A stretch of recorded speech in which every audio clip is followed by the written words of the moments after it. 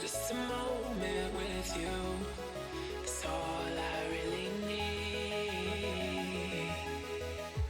When the light's shining through, all I see is you. It's all I really need.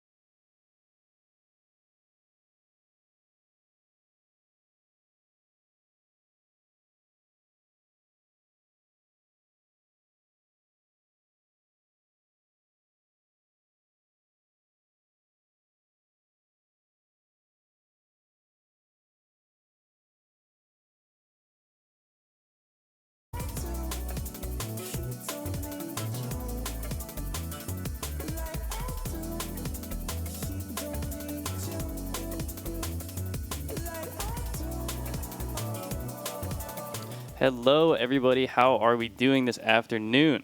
Today, we have got the playoffs, the lower semifinal for the LCS. Now, what are the two teams we have today? We have RWT versus Gank top, two very well-known teams with some very well-known players on them. So, I'm going to give you the bit rundown on RWDT.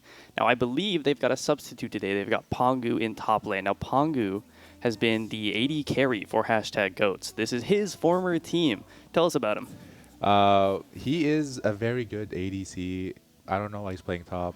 maybe because he's a top lane that got placed into ADC, but he does have a pretty good top pool, including Nasus, scale, all of that. He's very good at playing to scale and playing to even out the lane without losing it too hard. Except for the one time we went against Tony and he absolutely lost it. So we'll see how that goes again. And heading into draft already, actually, RWDT first ban Tryndamere, a respect ban to Sky Cerberus. Back at them is the Jarvan ban. Jarvan has been a signature pick for Winter. He has been destroying this tournament on Jarvan. He destroyed me on it. Respond with Nico, pretty standard, a common pick for the support of WeGank top. Yasuo again, these are targeted bans, these are specialist picks. Yasuo is for the Blue Fire. He is very good on his Yasuo Yone gameplay. Hwei, again, another respect ban, another target ban. That's going to be the Flip-Flops Hwei. Flip-Flops, notably, a very strong player in this tournament. He has been taking out high-ranked players left and right as a silver. Probably the most sleeper pick in this tournament, in my opinion. Very underrated pick. Did not expect him to put up such big performances against way higher rated opponents as he did over the regular season. Now let's see what this last ban is from WeGank top. It's a bit confusing this time. RWDT, they shift their roles around a lot. You never really know what to expect. So let's go ahead and see what this last ban is out of WeGank top. The Yone. Again, you see the Yasuo Yone. These are power picks for Blue Fire. It is things he's great at. Yesterday, Blue Fire, 20 kills on Yone top in that lower quarterfinal. Mel, first pick. Possibly a flex. A comfortable pick for Death here. Could go bot lane. It's been seen a lot. Now, if I'm WeGank top, I know this is a flex pick, so what am I thinking? I'm thinking maybe I can pick a mid lane, maybe I can pick another flex pick. You know, I have a very strong top laner, so I'm going to take it as far back as I can. I'm looking to blind my lanes that are comfortable and can respond to a Mel either way. First pick is the Galio, a super, super safe pick. I believe Doomblade has been playing this throughout the entire tournament. It's a strong pick. It's really, really good at team fighting, and it has all the impact you're looking for. And it is very good to also neutralize the Mel with Galio's very high MR that he gets naturally just from leveling up. And now we're going to go for our second pick, possibly blinding the jungler here, because I don't think they would like to blind top or the ADC just yet, and definitely not the support. Senna, Flip-Flops has been known to play Senna ADC a lot. Very comfortable on it if he's not on his way. And we go to the second pick here in RWTT. Now, this Senna pick has been a very common pick for Flip-Flops. When he runs out of champions, it's something he likes to play. Now, I'm not going to say he's out of champions, but it is in his main pool, you know, his top 4. So it is likely going to be that Senna 80 carry. Maokai, extremely high prio for RWDT. It has been played, I believe, every series so far. And they have played it with the Varus. However, that has been the Varus of Death. Now, Death, running mid lane, probably not going to be the Varus unless they want to play Varus on another member of RWDT. We have seen the Maokai pick all over LCS2 as well, not just in RWDT. My own team, we picked it a lot during our playoff run. It is a very good pick. It has a very strong engage. And there comes a Dr. Mundo pick. Now, I'm excited about this. Oh, the Lee Sin. It's Winter's Lee Sin. This is deadly, deadly, deadly. He is so good on these carry junglers. He is the player to look out for on RWDT. I believe yesterday he had a series where he was 24, 0, and 35, I think it was, across the series. Just a monster on these carries.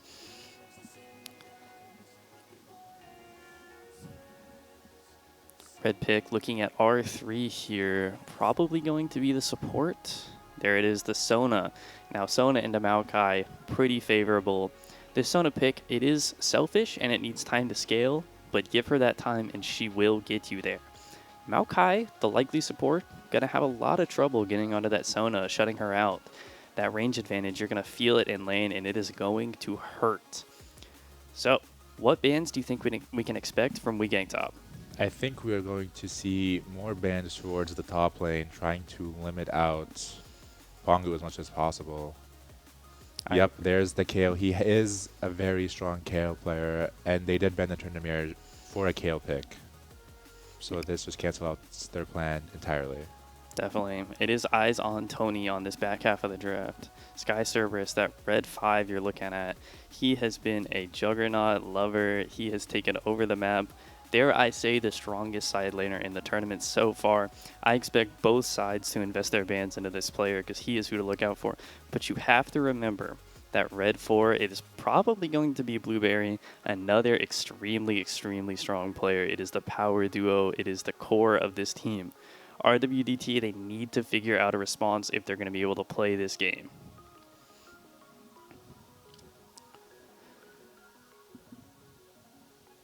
We get the Renekton ban. Haven't known Pongu to play a lot of Renekton, but it's still a very safe ban. Renekton is a strong early game champion that can scale very well into the mid to late game, dealing devastating damage to the ADCs in the backline. Definitely. A strong blind pick and a strong flanker surely destroys my game as an AD carry. You know, there's a Renekton behind me. That's the fight, man. That's just how it goes.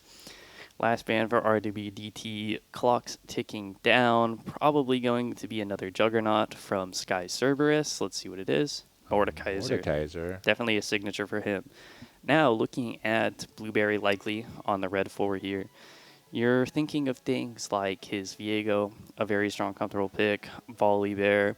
These AD carry junglers are his signature. He plays them a lot, and he is exceptional at them, especially this Viego. Now, the Galio makes me think we should go Viego here. We have a strong engage core and a strong duo. The Vi, a similar idea, this diver, and he has a duo dive with the Galio so he doesn't get blown up. From experience, he will be playing Lethality Vi, getting ready to one-shot the Mel and any other backline that RWDT has. Yes. He loves this Lethality Vi. He loves to one-shot you. It is what he lives for. Now this Jace, I believe we saw Blue Fire warming up on it. Oh, the Pantheon. Likely mid lane. Locked in. So this gives us a couple things. We think Mel 80 carry likely, and we think Pantheon mid, or it's Pantheon top blind. So that is a lot of options, but we have a lot of flex picks moving around. Pantheon, Maokai, Mel, all possible to flex around the map.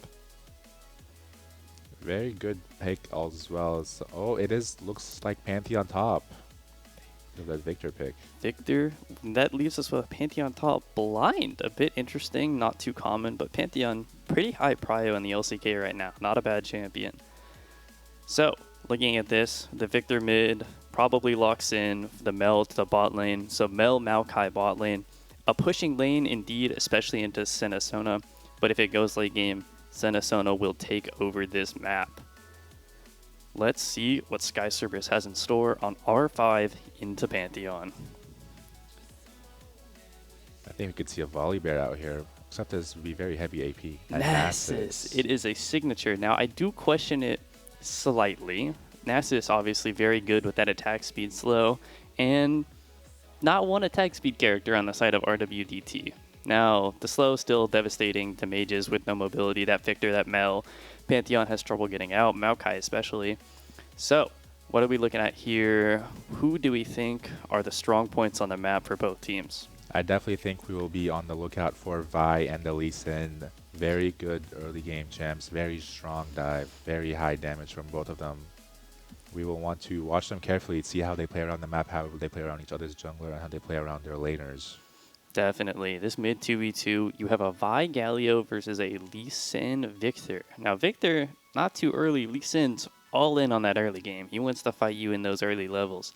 But I do think Vi Galio, potentially a much, much stronger skirmish. The Victor, he points out a laser, he shocks you once, and he's out of damage. Galio has taunts and knockups, and Vi has so much CC. You might just get chain CC'd, blown up, die. That's the Scuttle fight. We have a lead on our hands. But the other thing to look out for, what's going on in the top lane? It's the Nasus versus Pantheon matchup. Pantheon can absolutely poke out the Nasus in the early game and deny him the wave. And deny him the wave, deny him his stacks, and we'll see how Tony has to play around that. Awesome. So we have a setup map. We've got a mid-jungle duo to look out for, a bot lane to scale heavily into that late game alongside their Nasus. Can RWDT close this out before the scaling kicks in, or will we gank top see it through to 35 minutes? Let's find out soon.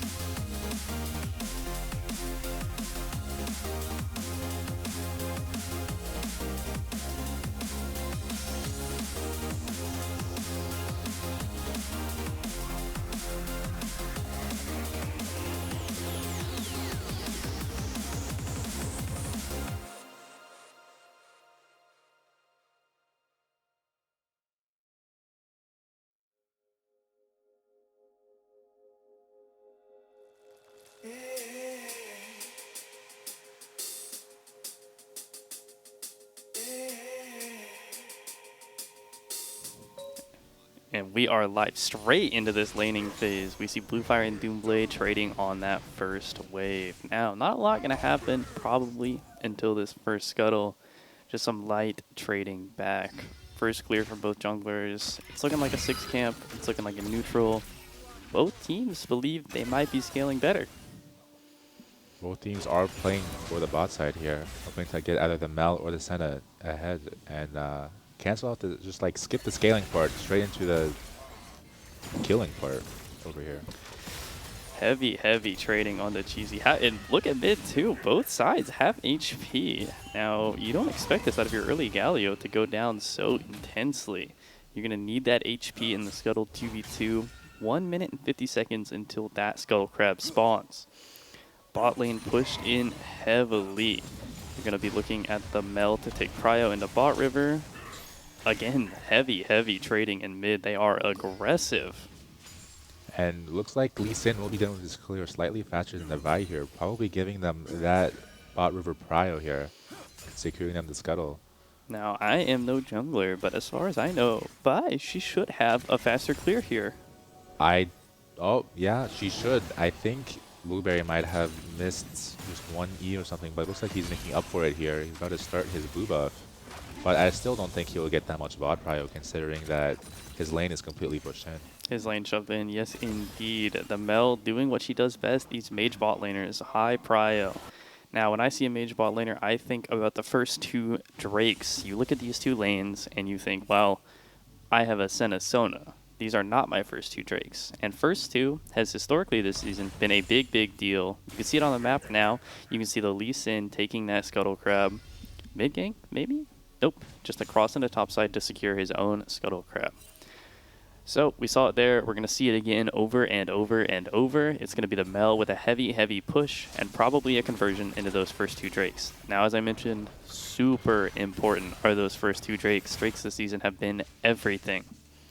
Drakes are very important. Grubs, though, are not to be taken too lightly either. They're very great pushing tool here. Very good to put pressure on the towers if you can't get Drakes. Also makes the Herald and Baron that much stronger when if you secure them for your team. The top lane here, we have Pongu very low. Sky Server is trying to poke him out of the lane, but unable to do anything as the wave goes under his tower. Trading so heavily on that top side. When I see Pantheon, I think, oh, that's an early solo kill. That's a flash forward. Pongu, 200 HP into a Nasus. We might have a problem there. You will notice Nasus 19 CS down heavily, but it is the trade for HP. Another trade on this top side, flip side out of place. Rooted onto Yukina. Big damage coming back from this double range lane. Death finds the root, looking for the autos, the resets, the execute. It is Death with first blood. Amazing play here. We get the Yukina going in with the Maokai to bait out some of the utility from the Senna, rooting him, and then we get the max range root from the Mel into the Q, just popping that Senna with the Mel's passive execute. It was beautiful. That root couldn't have been from any further. What a shot from Death. Mid lane here is Winter behind. Doomblade dashing out. Q's going to connect. Connected it will. He is dead and gone. Doomblade, a response. Pongu here getting poked out by Sky Cerberus. I think he has to get it back here. Sky Cerberus did get a sneaky back earlier when the wave was pushing, and he got back with a refillable and a Ruby Crystal. Very big advantage over my 200 HP Pongu over here. He is so low. That level 6 now, not doing a lot in the 1v1, might give him the chance to recall. Pongu, probably in his interest to take his back, ult back if he needs to, catch his wave. You know, he needs to reset this condition at the moment. It looks like Sky Cerberus might just flash forward or dive him. Absolutely, especially with his ulti up and this much mana to his name. Will be a fairly easy dive for him. The root again, landing onto Sona. Half of his HP gone instantly. Reflect onto the root again. CD's Blueberry here already, looking for more CC. Can they find it? Good damage onto both. Flip-flops chasing here. Winter arriving. Can he find anything? No vision on Winter. They don't know that he's here unless he walks up into There is a ward into that mid push. You can see the ping come out there. They know he's here. Death probably looking for that max range root. Can he find it? Nope. Just going to be a recall and a reset for the bot lane of We Gang top. Pongu still in this top lane, still decided not to recall. Very risky and greedy on his part. If Sky Cerberus gets any just like intention to dive him. It just is a free kill for him over here. One Nasus ult and it's all over. Q landing, gonna take it. Has that kick. What's he gonna use it on? Chain CC'd so hard. Kick comes out. Vi ulti denies it though. Straight on the blue fire. Rooted up is Doomblade. That Mel execute. One more auto. There it goes. Blueberry flashes forward under the turret. Now left 1v2. Rooted up. What can he find with no HP? It is over for him. A 2 for 2, I believe. Lee Sin walking up, opening through mid into the mid lane. Looks for a gank. Lands the Q pretty well, but he did not expect... Sorry, but the Vi did not expect to see the bot lane walking to the mid lane. Probably to guard the Scuttle Crab or start the Drake, and they trade out the mid laner and the jungler. Where you're going to see off that play, both junglers resetting towards their top side. Now it is eyes on this first Drake, a huge important factor. Let's see how both teams respond. Now you see Vi and Lee Sin, as I mentioned, both on the top side of the map, pathing down. This top lane is an island. We are not seeing anything going on but farming and farming and farming more. Huge reset on Pongu, already coming back with a tunneler and a longsword with boots as well. I don't think he will get there in time to cancel Nasus' back. He will also have his own huge buy here. Some trading happening in the mid lane, Wade pushing into Deathblade. Sorry, Doomblade. Now, both sides for RWDT, both sides being that mid and that bot lane, pushing again. As I mentioned a few minutes ago, it is the pushing lanes. It is what should happen. Pings into the river. You know, it has got to be that first streak. It's the only thing that makes sense with this much prio. Blueberry, he knows that. He's got his bot side camps, but he knows it's not his fight with his lane states. So he's going to look up to these grubs, maybe a top gank, see what he can get done. Clearing out the vision in the ward and apps and going to start the grubs. He knows that nothing will happen. The bot side is under tower farming and he cannot get that Drake at all. And as I was saying, that Lee Sin queues onto the Drake and is starting it with his bot lane moving up to help him. Yep, there's that early Drake. There's that mid-bot prio. This is what your draft does. Sky Cerberus ulting. He is trading forward and fast. That Wither so devastating. 2 more Qs here. Here's one. He has flash. Is he going to look for the flash auto reset? Here it is. There it is. Ooh. Under the turret, and dead is Pongu. Now, this Nasus. That is a little bit expected. You think about scaling, but level 6 Nasus, a huge threat. You've got to show tons of respect to. And was also Bluetooth auto. Pongu's flash did go through, unfortunately, so that cancels out. Oh yeah, I did not see that Pongu's flash traded there. Here we can see it again from the Sky Cerberus POV. It's probably going to hit this minion, and... oh, he just starts the fight. Simple as. It's the ulti ease for the armor shred and just starts walking it down on Pongu with that W Wither. Absolutely devastating him with these Q hits, having already almost 100 stacks in 8 minutes. Flash for flash, gets the Q kill. And that was all that she wrote. Let's reassess the map. Let's take a look. 1k gold lead to RWDT. Nothing crazy. That's 3 long swords in the grand scheme of things. You know, it's not a huge deal. These team fights are playable. It's 1 kill. But it is the scaling. So 1k gold lead, not a huge deal. But if it's still 1k gold lead in, say, 20 minutes, Senna, Sona, Nasus, these are late game problems. They are a threat. They do want to shut them down early, but even then, it is just a matter of time until they start doing their thing in the later game. Again, big fight here in the top lane. Sky Cerberus down to half HP. Pongu slightly healthier here, looking to maybe close it out with some empowered abilities. Pongu doing a fair amount of damage off that last trade. You would have thought it might be over for his lane as long as his Nasus can fight. It's hard, but he's trading well there. Sky Cerberus half HP, Pongu a little bit above that. It's a good trade in numbers. And no Nasus ulti, no Nasus flash. Pongu still has Ignite up, but he's choosing not to commit. Goes toward the river, but we will see what happens. Vi is in the top side, so we might get a gank here. Lee Sin near the middle side of the map, clearing out vision, and heading to his bot side where his Raptors are up. No more camps for this Vi. He's got to look for something, or it's just dead times. He's probably going to take a look at top here. Pongu, the ward, you will see it soon. There it is, Blueberry, ultimate connects already. Going to be knocked up, pushed back. He is gone instantly. That ward did nothing for him, man. I think, did Vi even sweep that ward or just walk through it? I think she just walked into it. She queued over that wall and ulted. I couldn't react to that. Nobody could. Here here is the root already. Winter on bot lane responding fast. He knows where the jungler is and he knows he's safe. They are all under that turret. A little bit of damage more. Mel, the execute. Can she find it? The ult will. It is a 2-0 for RWDT. Now this is what you worry about. This early game Lee Sin is all over your bot lane. And to note, Senna, Sona, I believe are both bottom 5 base HP characters in the game. They explode. And boy do they explode fast. 1 CC and it is over. Especially with Lee Sin doing missing HP damage with his Qs. It's just devastating damage. Instantly Full item as well. You see that Eclipse? Oh yeah, it's just chilling on it there. We also have full item on the Vi as well, so not too much of a gold lead there on the junglers. They're both doing very well with their clears and their ganks. Now you see both teams, almost everyone finishing up that first item. This Mel, a little bit behind, traded in for a Oblivion Orb, that anti-heal. And here we have mentioned it. What's the anti-heal going to do this fight? Reflect, not finding too much value. Flip-flops autoing him down and down. No Mel ult from last fight. Can he find the trade back? No. You see the Vi creeping in through river. Could it be a dive? Root onto Yukina here. Damage, more autos. Not enough. Both escaping just on 1 HP.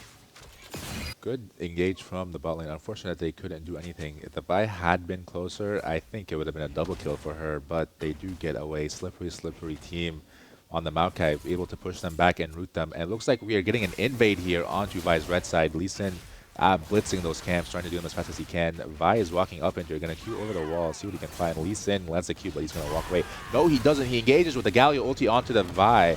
Vi knocks up the Lee Sin. Doomblade goes in. He's getting ready, absolutely them. Taunted the Lee Sin. We have Pongu ulting here as well. It is a big, and Nash is walking down. It is a 3v3 in the top side jungle. Winter lands the Q onto Doomblade. Doomblade falls. Pongu chasing the Vi. Vi gets on the tower. Winter dives under the tower. Pongu gets the kill. And we have Skyster versus 3v1. He is stunned by the Victor, but he looks like he will live. He has his ulti up, and it is a 2-0 onto the side of RWDT. What a fight in the top side jungle here. Wow, and you just love to see it from Winter. These early game aggression junglers, it is a treat to watch. He is all over you. He just walks in, he knows he's got it. You're going to see this kick here is going to do a lot for this fight. Makes a lot of space for him. And we have Pongu here, just stunning, and he will get that sniper onto Blueberry. Watch this. Blueberry low in the execution range of the Q, and he hits it. Absolutely huge snipe on Pongu's side. Hopefully putting him back to the game a little bit here. Oh, while we were in replay, that second dragon taken for RWDT. Again, I say it again and again. It is the pushing lanes. It is the first 2 Drakes. Now, we gank top. They are on a timer here. They've got 5 minutes to make a stand at this next dragon, or the game gets out of hand. If they cannot secure 1 Drake, that puts Soul Point on the RWDT. That is your win condition. Yeah, Soul here is going to be the Mountain Soul as well. Very big, allowing them to handle these longer fights without getting poked out too heavily. That shield from Doomblade trading forward here. Half of the HP off of death. Wow, no trade back. Nothing at all. Blueberry hovered down mid lane for just half a second, looking for a little angle here onto the Mel possibly, but she's recalling behind the wall with her Maokai. I'll be heading back to the bot lane. Yep, back to the standard clears. They have reversed, if you notice. Lee Sin now clearing up, Vi clearing down. They were tied together for a while, but so far into a game, junglers, they could be anywhere. And I'm mistaken. Blueberry is clearing wolves up. And Sky Cerberus just doing his thing farming. I wonder how many stacks he's at. Does it say? It's that 258. 258 before 20 minutes. Lord. This Nasus will be a huge problem coming into the late game. Looking too at a second staffing champion is Flip-Flops. 35 stacks, I believe it is, at minute 15. Now, pro play Senna, it is considered a good timer to be about 60 stacks or more at about 20 minutes. So Flip-Flops behind schedule. However, you do trade much more coming into that mid game. You'll have time to stack up more wave, more fighting. This Senna will have time to find it, especially with how much time this Nasus is going to buy. Sneaking the Herald here, Sky Cerberus hits the Skyr Bloom to see that Winter is on it, and he will back away knowing he's on vision, seeing the Vi walk down towards him. Completely giving up the Herald, just letting it reset. Blueberry looking for that space. Oh, fight in the bot lane here. The Sen ulti going to come out for the shield. Blocking forward, Yukina. What CC can he find? Disengage. Cheesy clicking forward, trying to find that space. Root blocks him up. Again, nothing, no kills, but a lot of HP lost. You can see here, Flip-Flops is a level up on death here. Yeah, Wonder this how is a that level happened. 10 one-item BF sword. Here it is, Blueberry dashing forward, no flash on this Pongu. Ultimate, will it come out? Will they look for this dive? Nope, gonna cancel it. Pongu survives to tell his tale for another day. Now, it is a lot of damage onto your top laner, and we know Lee Sin had formerly cleared top. Probably gonna be looking down. We can see it on the map. Blueberry, his signal may be to start this Herald. Yeah, he's recently looking for an invade. We'll find nothing here, but it looks like he's going to flank. He's gonna these find your bot laners. lane right There under the it is. turret. Wardhop kick all over your bot lane. Cheesy 1 HP. Can they find the damage? Melmark not on there. Gonna find the Q again under your turret. Flash Winter. He is doing my God. everything. Doomblade here to try to salvage. What can you do? You're so weak into this Lee Sin, running under his turret. 4 members looking at him. I don't think he's long for this. He is not long for this world. He's going to get absolutely no. Oh, It's just a recall. Winter's just recalling. Okay. Diving a Galio, risky. It could just end up getting you killed. 4-man taunt, and it's all over. And where's their top turret? I think Nats is munched on it a little bit. We have here the replay. Warthog into the kick. Very beautiful from the Lee Sin. You don't think he's going to commit here, but he hits that Q onto Flip-Flops. QE kills her flash. Autos with his empowered auto. Executes the Sona. Oh, Sky Cerberus ulting for that HP. Gonna find the Q. Sky Cerberus is down. Queuing away is Bloom Area. Winter gonna chase. Can he land this Q? Pongu ulting. Q connects. It is Winter time and time again. This Lee Sin is devastating. Pongu hitting another Q snipe here, executing Tony Sky Cerberus with that missing HP damage. Very good from Pongu. Absolutely skilled sniper here. Now let's take a quick look at our map state. You see 12-4 on the kill count, but only a 2k gold lead. What's going on here is that Sky Cerberus is farming hard. He is approaching 10 CS per minute. I believe he's at 9. He's got your entire top turret. This Nasus is a problem. So long as he does not get one shot in these fights, he is surely going to be a menace. And we have here the laners have swapped. Put the bot lane to the mid lane to the bot lane. We'll see Bluefire and Doomblade continue to go at it again, trading. But trades are more favorable for Doomblade here now that he has those Merc treads and that Radiant Hollow. Definitely. He is so tanky towards his magic damage. And heavy magic damage they do have on RWDT. This Delta Mage, you're going to start feeling it when these magic resist items come through. You look at the inventory of Doomblade and Sky Cerberus. As I mentioned, weakening top, they need to take a stand here. A third Drake is devastating, and Sky Cerberus, he's still top. They have to do something about this scaling, or the game is out of their hands. Doomblade poking around, so tanky, not really going to find anything onto him. Blueberry fishing, no steal, head back to mid. Senna ultimate. Very long Galio right here. If Blueberry had gone for that seal, a man after my own heart, trying to land seals the same way I land them, would have been very exciting to see him try it, but just chooses to live to fight another day. Now I do believe Flip-Flops just attempted to Senna ult steal the dragon. Senna ult does not damage dragons. It does not. It cannot do that. Now, small knowledge check, it happens to the best of us. Heat of the passion. Heat of the moment, hoping maybe to shield Blueberry into going, possibly. Perhaps. Your motive. I like to believe he wanted the dragon. I like to believe he wanted the Drake too.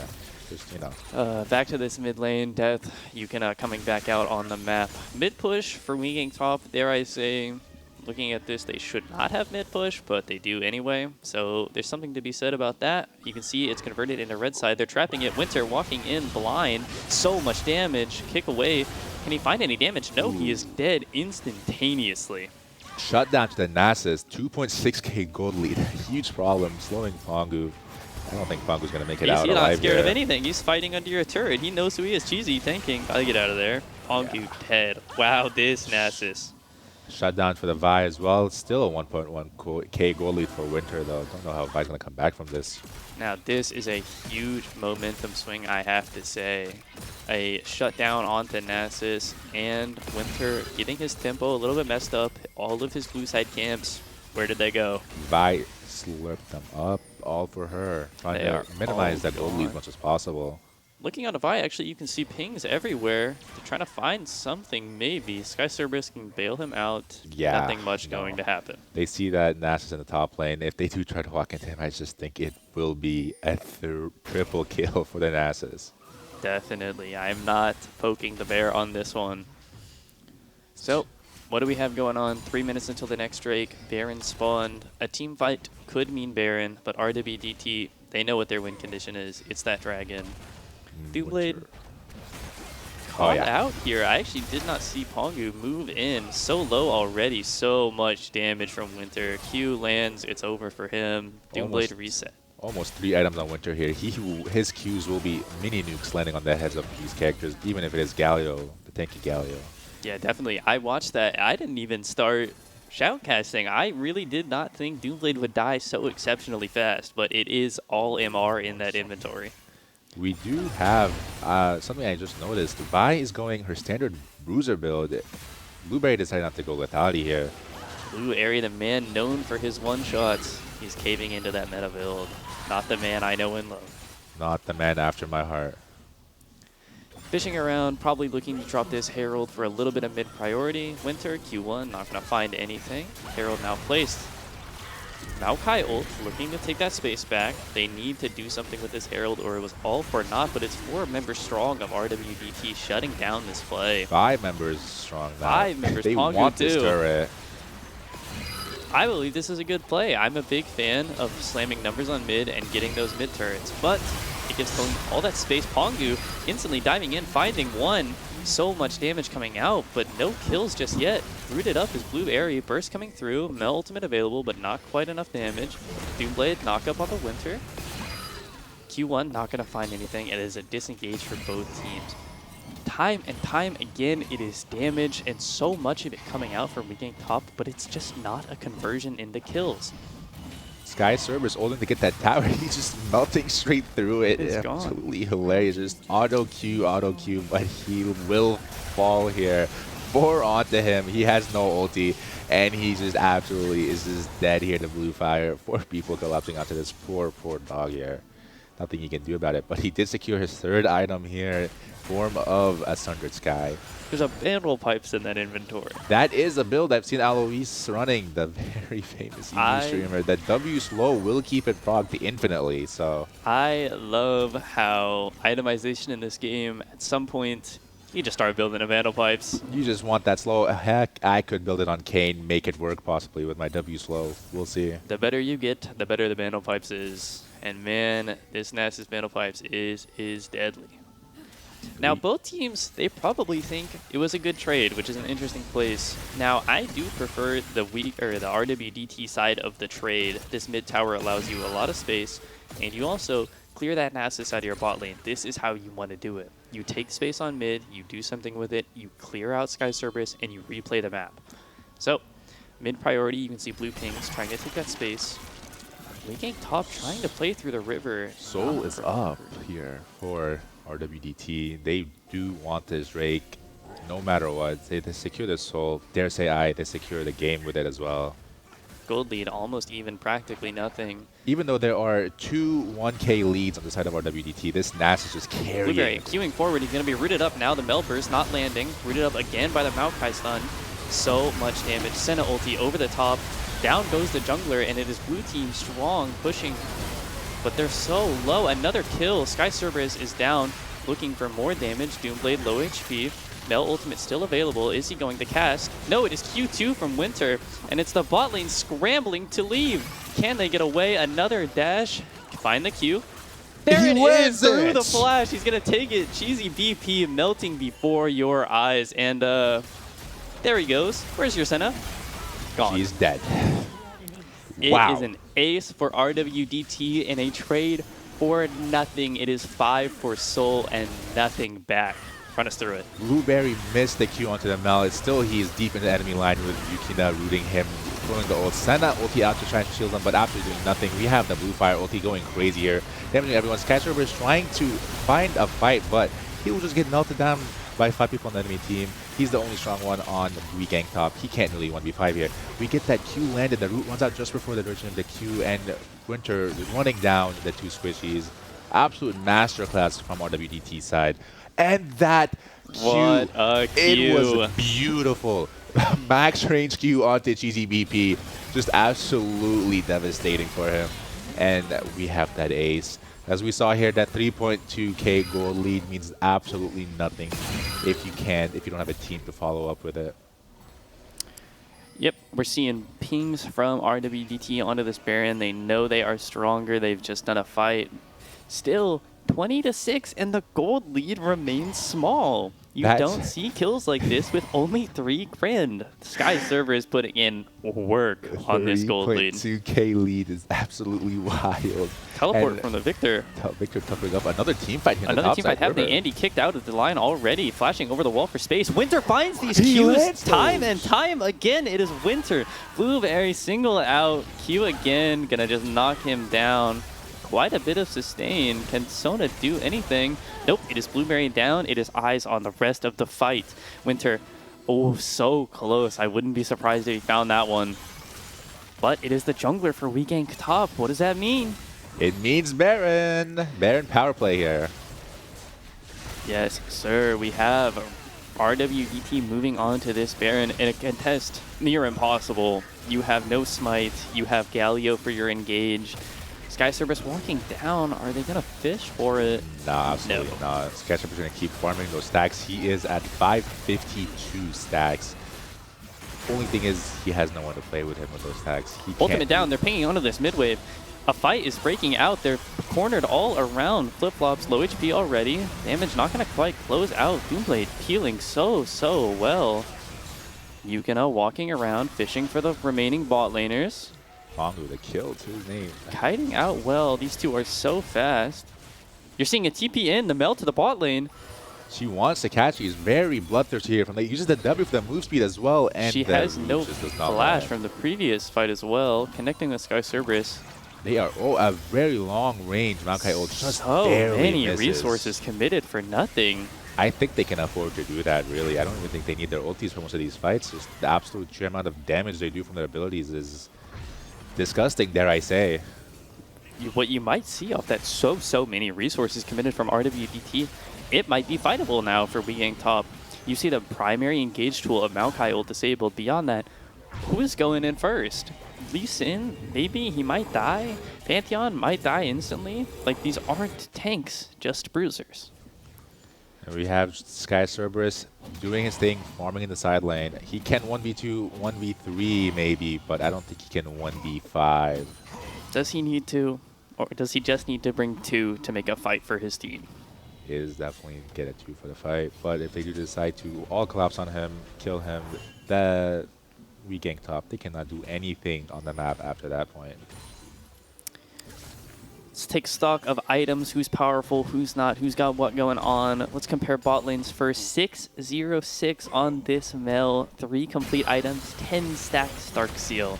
She is so strong. 1 combo onto any of your squishies and it's over. Probably half a combo and it's over. Yeah, and EQ, they're dead. I don't even think the ult is needed. Definitely. Maybe E-ult. It's just, you just got to pick 2. But it is just sieging this range advantage for RWDT. Q landed, isn't going to feel him. Nope. Just going to let these minions clean it up. It is classy. It is cheesy down instantly. It is the Mel route. Time and time again, they are finding these core skill shots. The fight, good engage from Doomblade, but the pocket's too heavy from RWDT. Too much gold, too much damage, too much health. Baron minions on top of it. Just got to wait it out. 30 more seconds on Baron. Flash forward onto Sky Cerberus, ulting to find more HP. Not a lot of damage just yet. Blueberry queuing forward. In the middle of it all, he is gone instantly. No choice, no chance of living. Looking to end this game is RWDT sieging forward into that base, 5 members strong to 3. Cheesy BP respawning. Flash forward is Doomblade, 4-man taunt. What can it mean? Sky Cerberus so low now. Wow, 3 people on the side of RWT very low. I don't think they can end the game here. They're just going to back up. That Doomblade dash forward, 2-man taunt. Rooted up is Pongu. Can they find the damage to close it out? He's so low, a little bit more. The Senna auto maybe just did 0. The bone plating saved him there. Bone plating proc saved him from that Senna auto. I feel like a broken record. It is the 4th time I believe we have seen WeGank Top take a fight that looks good and so much damage, and nobody dies. I just think that the gold leads on the side of RWDT are way too meaningful here. We have the 3.2k gold lead in the mid lane, canceling out SkyCerberus's 3.5k lead in the top lane. Yes, indeed. It is one lane alone canceling out the whole gold lead SkyCerberus has created this game on his shoulders. Nasus, in theory, should have an easy time playing into these champions. I believe it's possible for him to take over in these fights, should he not get bursted immediately.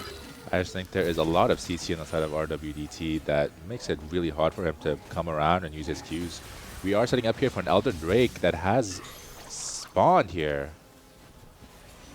Yes, Elder Drake up already. Red team, WeGank top. Oh, misclick from Bluefire. Blueberry, where are you? You are caught out. But is he turning on to Winter? Only half of his HP in the full combo. Q2 gonna land, takes it here. So much damage, dead immediately. The kick already taking his head off. It is no jungler for WeGank top, and it is a free Elder for RWDT. They are going to take this, take your base, and take the game, dare I say. Yeah, I think it's WeGank top. Unless there is a miracle somehow, I don't think they can do much here against this coming mid push. Blueberry in 20 seconds. Even if you hang on that long, the Elder is going to be devastating. Especially with all the bursts from Winter. No towers left for WeGank top. Open Nexus. SkyCerberus, what can he do? Ultimate's going to find a little more HP, but 20% of it is gone to the Elder. 2 gone already, 3. It is the fight for RWDT, and it is the first game taken. Flash combo from Blueberry. And we have the 5-man Victor ulti. Dare I say it's the Fortnite Storm closing in on the enemy Nexus here. What a beautiful game for RWDT. Can WeGank top bounce back in this series? We'll find out. We'll find out. Good game from both of these teams. Very well played. Good attempt from WeGank top and very well played on RWDT. John, if you can hear me, absolutely goated Qs over there, my man. Good job. What a masterclass from Winter. I said it at the beginning, these early game aggression junglers are his signature. He destroyed this game, these Qs. I mean, I can't talk enough about it. It was beautiful. He's hitting through flashes. He's hitting everything. He is taking over this lobby. No Drakes to the enemy team. If the cameras were on, you would have seen me jumping for joy at those Qs landed. I mean, from Winter. What a treat to watch. You know, it is a shame. I'm friends with both these teams. I love to watch them play, but I also love to watch great League of Legends, and boy, were they performing.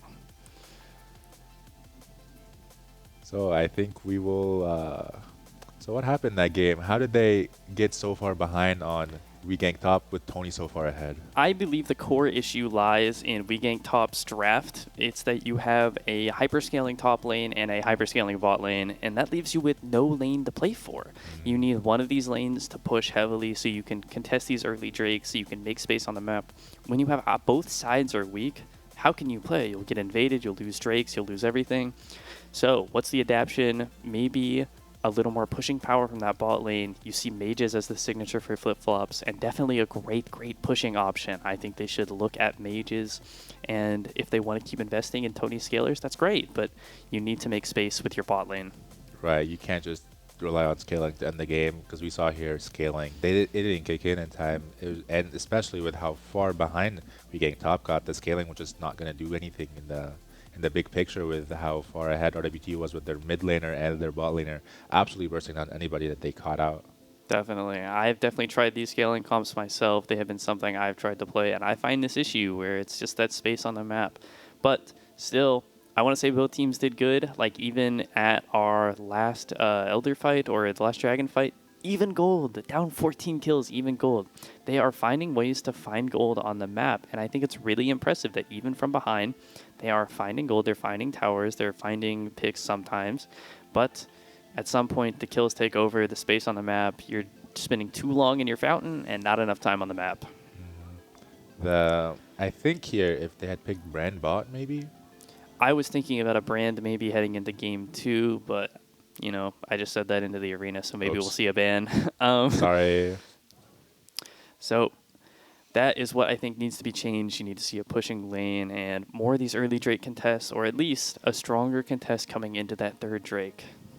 I agree. We can't just really give them the third Drake for free. It's going to make it impossibly hard to fight the fourth Drake with 3 Drakes stacked and with also a top objective FALLSEYY secured for the side of the early gamers, because what can they do? And with the grubs up, the grubs secured for one team, the pushing power is absolutely relentless, and then what can you do? You just really have nothing to do, and the Drakes are completely gone for your side. Definitely. Now, heading into game 2, will we see Winter put up a second masterclass on this early aggression? Will he snowball, or will we gank top, find it, and move into a strong scaling composition and convert this time into a game 2? Do we have a series on our hand? Find out.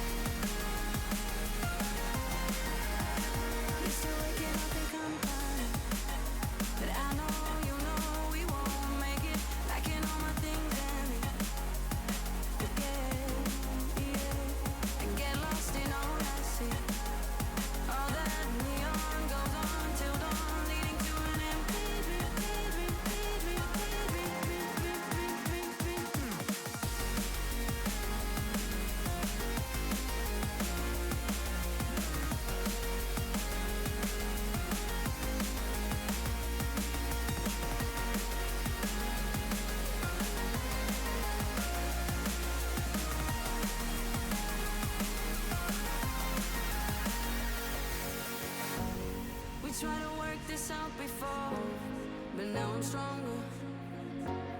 Ignite the fire once more, but I don't want you. Tracing city lights, make it right. I don't wanna press play.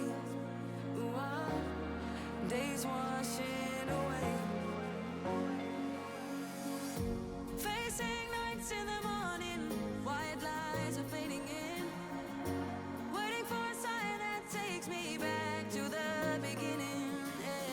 No time for guilt or pleasure. You know I can't do that. I wish that I knew better, better, better, better, better.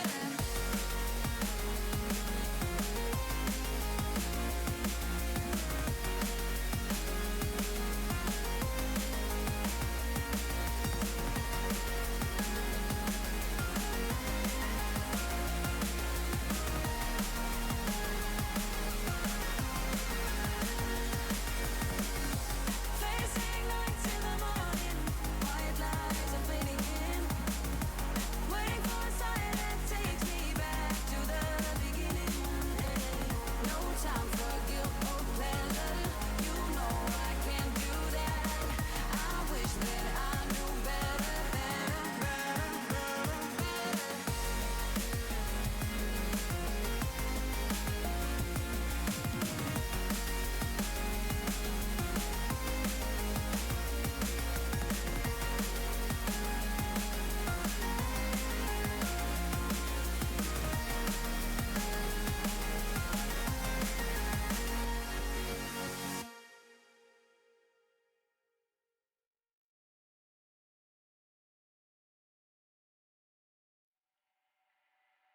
Sedates me because I don't wanna face me. I'm afraid of what awaits me. I've been showing you a fake me. All my thoughts are toxic like poison, and I wear a mask to hide that I'm broken. And here in my head are lingering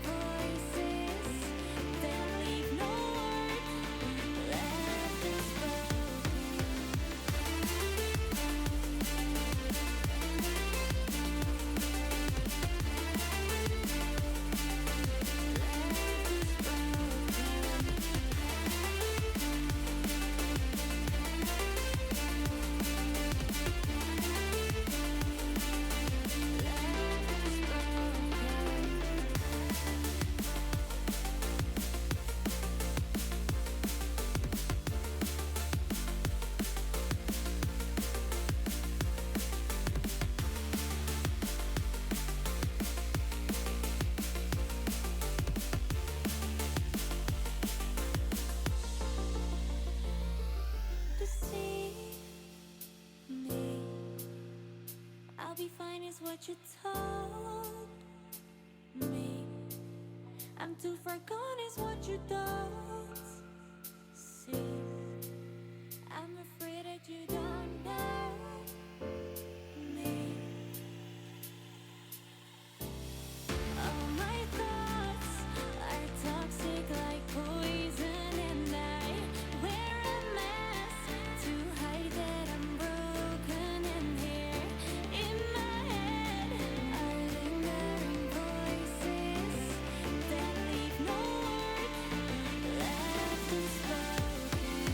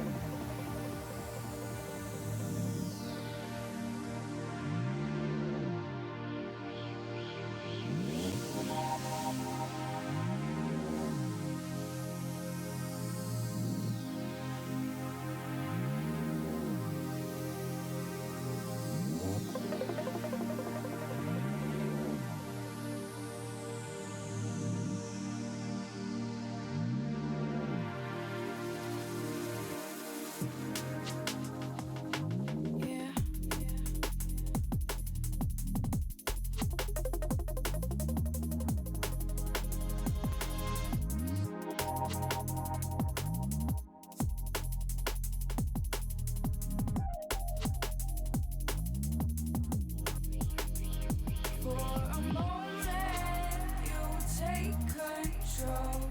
You take control. What it feel like? What it feel like? Your hold on me, boy. But I like it.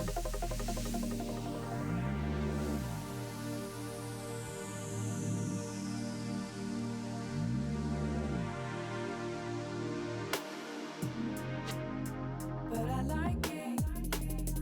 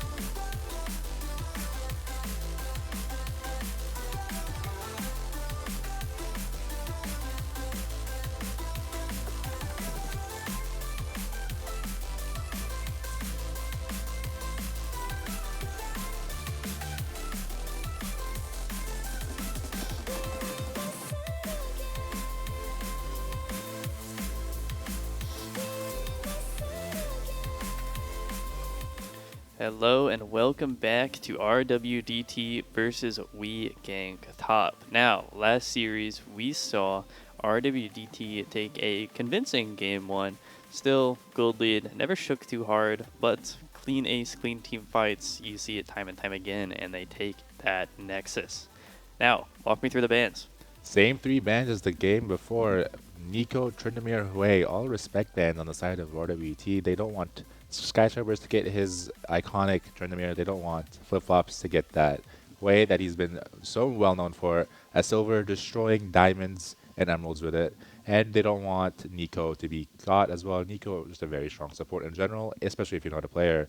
And then we ganked top. They banned Jarvan for Winter. They banned Yasuo for Blue Fire. And this time, instead of a Yone ban, we get a Braum ban. Now, Braum for RWDT has been something Yukina plays a lot. I believe he's played it something like 10 out of 16 of his matches this regular season. Whole lot of Braum. Instead, it's the Rakan blind. Now, a lot of teams will not prefer to blind their support. They'll prefer to give it counter. RWDT believing it is their best course of action. They want that counter pick elsewhere. They believe it can be well used across the map. Yeah, Rakan still pretty good substitute for Braum. Kind of the same like gist of the game. Ult them all into a big knock-up. Very good support, very good peel, very good survivability. I like her Rakan pick here. I like Just to see what Rakan they paired a up lot. with.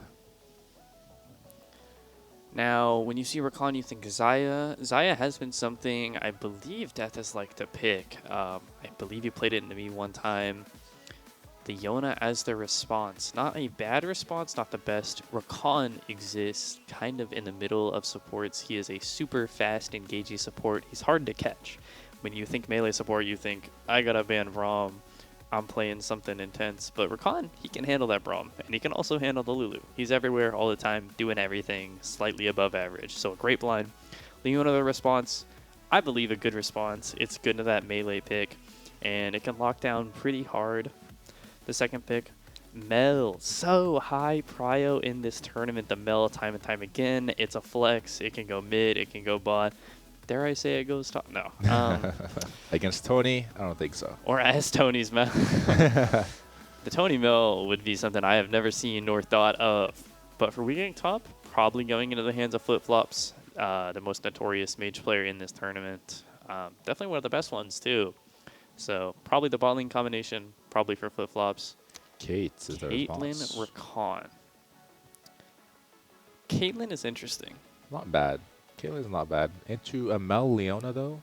It is a very heavy pushing lane, and I do believe it has a bit of trouble with that Mel, but RWDT has chosen to take pressure back in the bot lane. 2 heavy fighting, heavy early pushing bot lanes, and Aurora.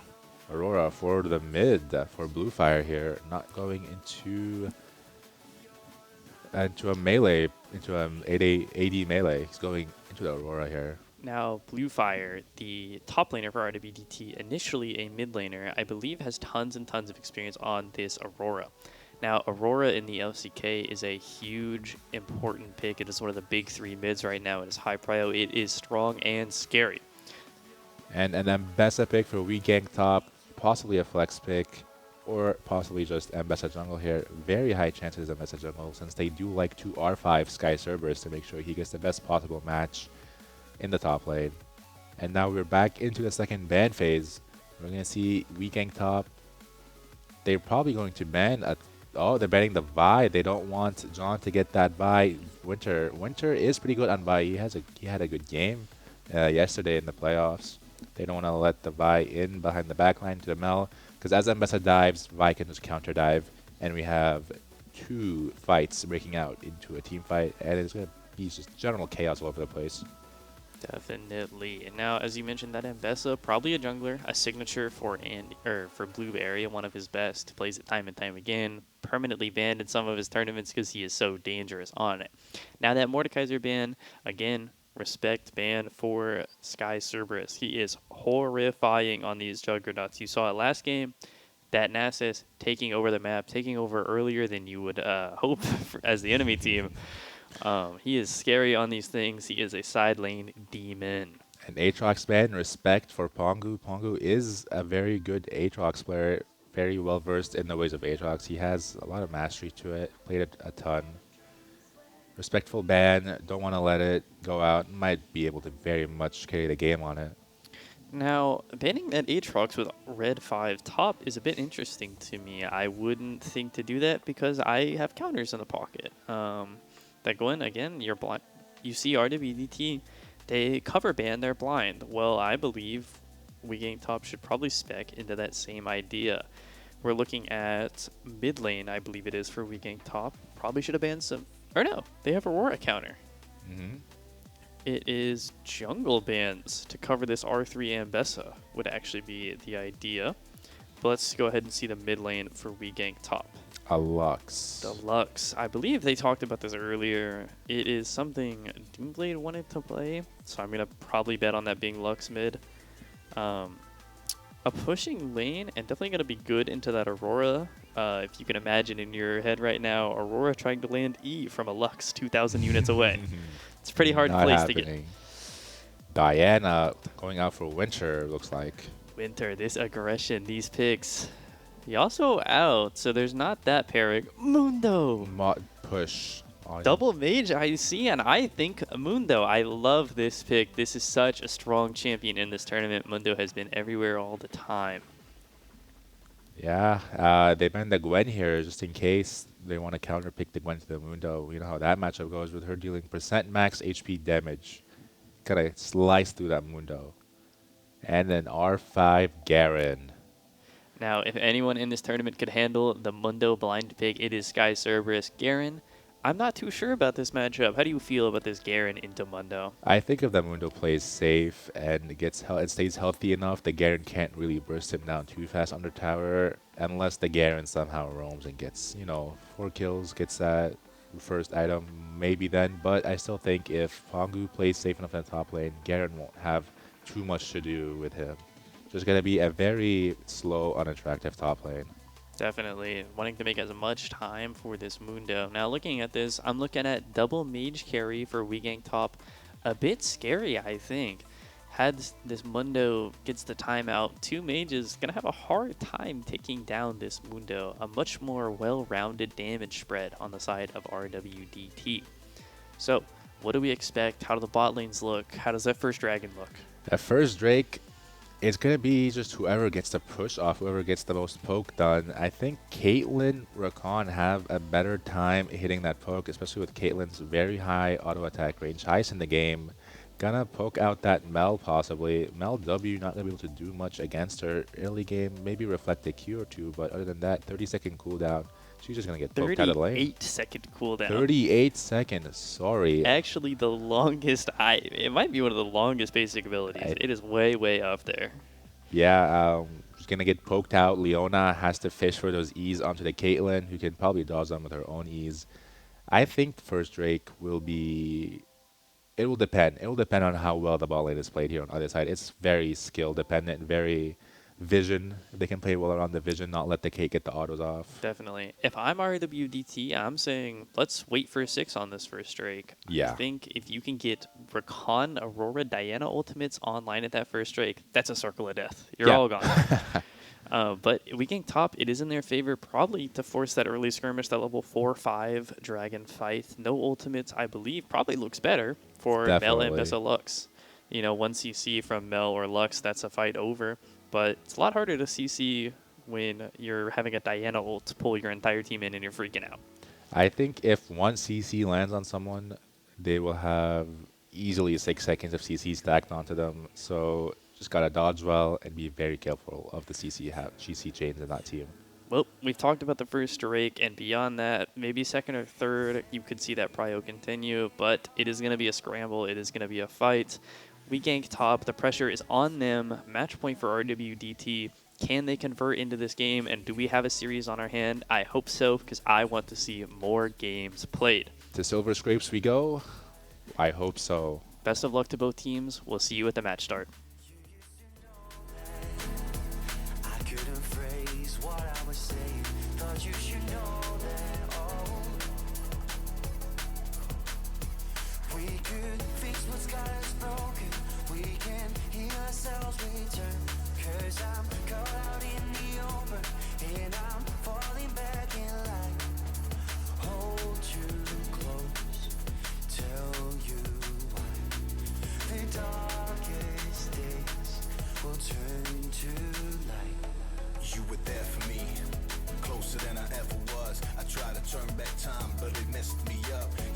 time is just a quantity thing. No running from the hour or the second you're in. Forget the past. Everything we said and done. Shouldn't think of who we were or what we become. All those times are gone, cause when clouds are sick or rainy, don't make room for the sun. Wish we could go back to the days we weren't strangers. Wish we could go back home.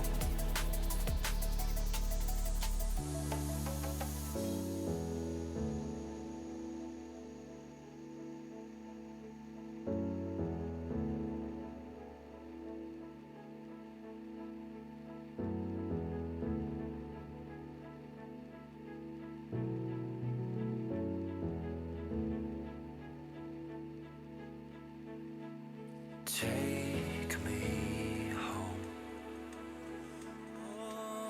Turn to light. Take me home. Turn to light. Wish we could go back to the days we weren't strangers. Wish we could go back home. You used to know that I couldn't phrase what I was saying. Thought you should know that. When I came to you, a broken soul was all I was. Lost my faith in all that's good and pretty things like love. I mean, I'm just a simple guy, you see, running from my problems in this world of vanity. You know it. Two broken souls like one, dancing with the rising sun. You see, all those times are gone, so help me catch my breath, cause I've been running too long. Wish we could go back to the days we weren't strangers. Wish we could go back home. You used to know that I couldn't phrase what I was saying. Thought you should know that.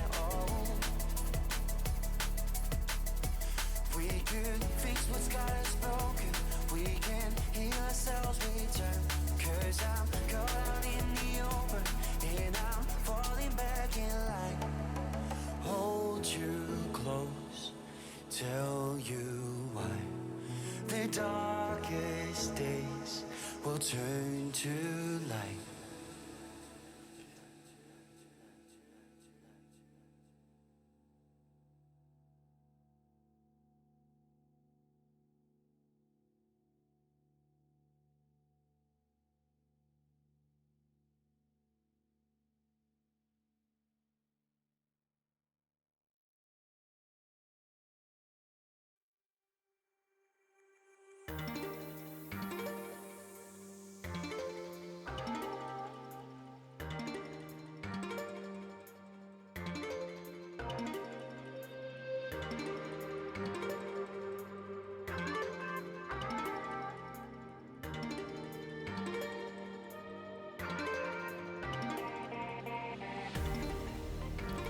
Let's hop onto the Rift here. Both teams exiting 5 people on Winter's screen. Oh my god, they do want an early cheese for the winter.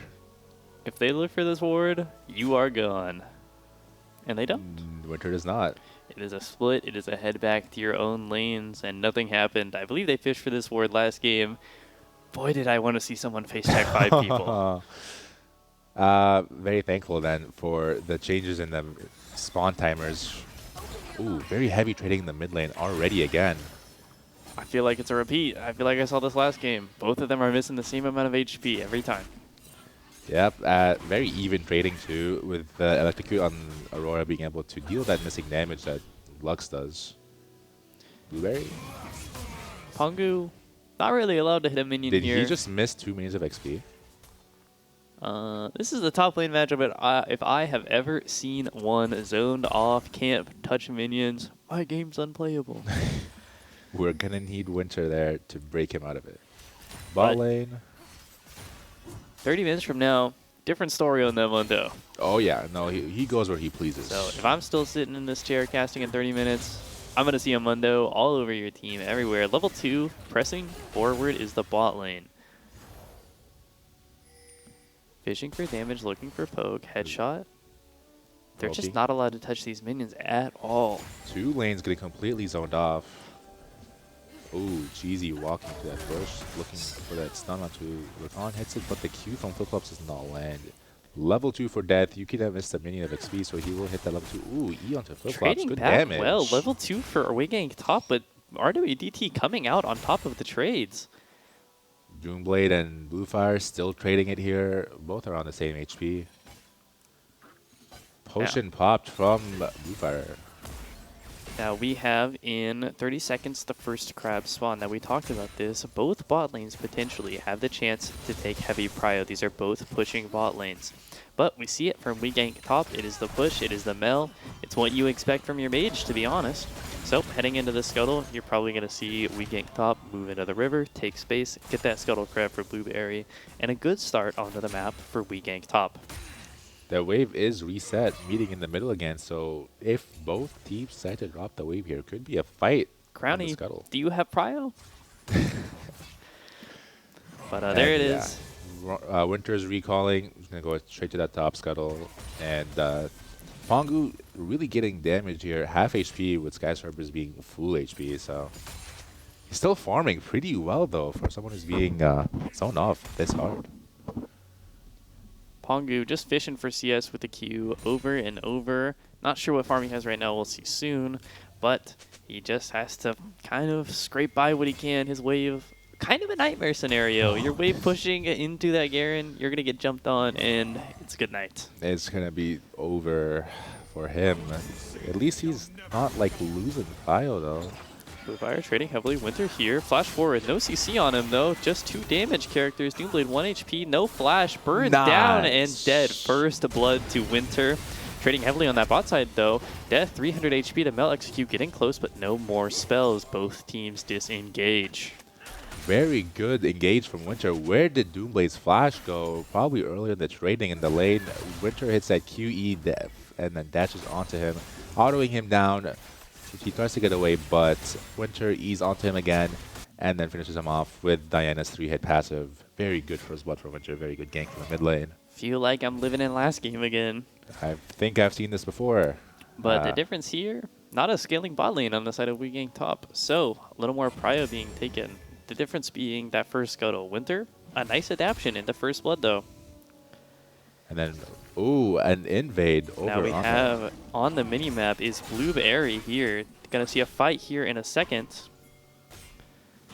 Walking in, Winter throws the Q, finds vision, takes it anyway. Blueberry in the push, W to open. Not a lot of damage coming out from Blueberry. This is Even definitely trades, Q2 Diana ready. favored. Diana, both teams out of cooldowns and just gonna disengage. Very even trading, both at the same amount of HP here. And Winter gets the big raptor. Actually, very good for him. Secures the camp. Doesn't let Ambessa take the CS. -1. No. Oh, dashing forward is Bluefire, 1 HP, and needs one more auto, one more passive proc, anything, any damage. And it is The Doomblade ward. down. Solo kill for Bluefire. Great ward, great ward. Gets that last auto off here. It is great. I love this aggressive trading. This mid lane, so fun to watch. It's such a treat to see such an aggressive mid lane, especially 2 here. We have the ulti and absolute whiff from Doomblade onto that Q, and then he just gets ran down. He has no binding to stop Bluefire from just autoing him down. Devastating for the side of Gank top. But going to start that dragon anyway. They know their bot lane has the prio. On the reset is the Aurora. It looks like a free dragon, but Rageblade Chemtech Drake. A lot of damage here. Oh, yeah. Look at that lane gank. The Diana top lane. Oh, just heading back to camps. No, yeah, the wave is just too much on Sky Cerberus' side here. I don't really think that they can get a lane gank through, especially with Sky Cerberus being level 6 here. It is a nice and easy dragon for Gank top. Definitely a different story than last game where you saw these heavy pushing bot lanes take over. Flip-flops, you know, it's not a lot expected from a silver player, and he's sitting there 1v2 holding prio. This is incredible. An amazing performance. This guy needs to hit the comp ladder as soon as possible. Definitely. I've spoken to him. He's one of those players where he just doesn't enjoy ranked as much as he does playing the game for fun. But, you know, in the middle of having fun, he clearly figured something out. Invade on the top side here. Diana hitting that red buff. Mbessa is walking to the jungle. Blueberry though. on the way. They don't seem to know, but a fight's going to break out. He does. Oh, Level if 6 he for would- Blueberry. Ultimate available. We're going to see a fight here. Smite to Winter Gets gives him a landed level it 6. nice.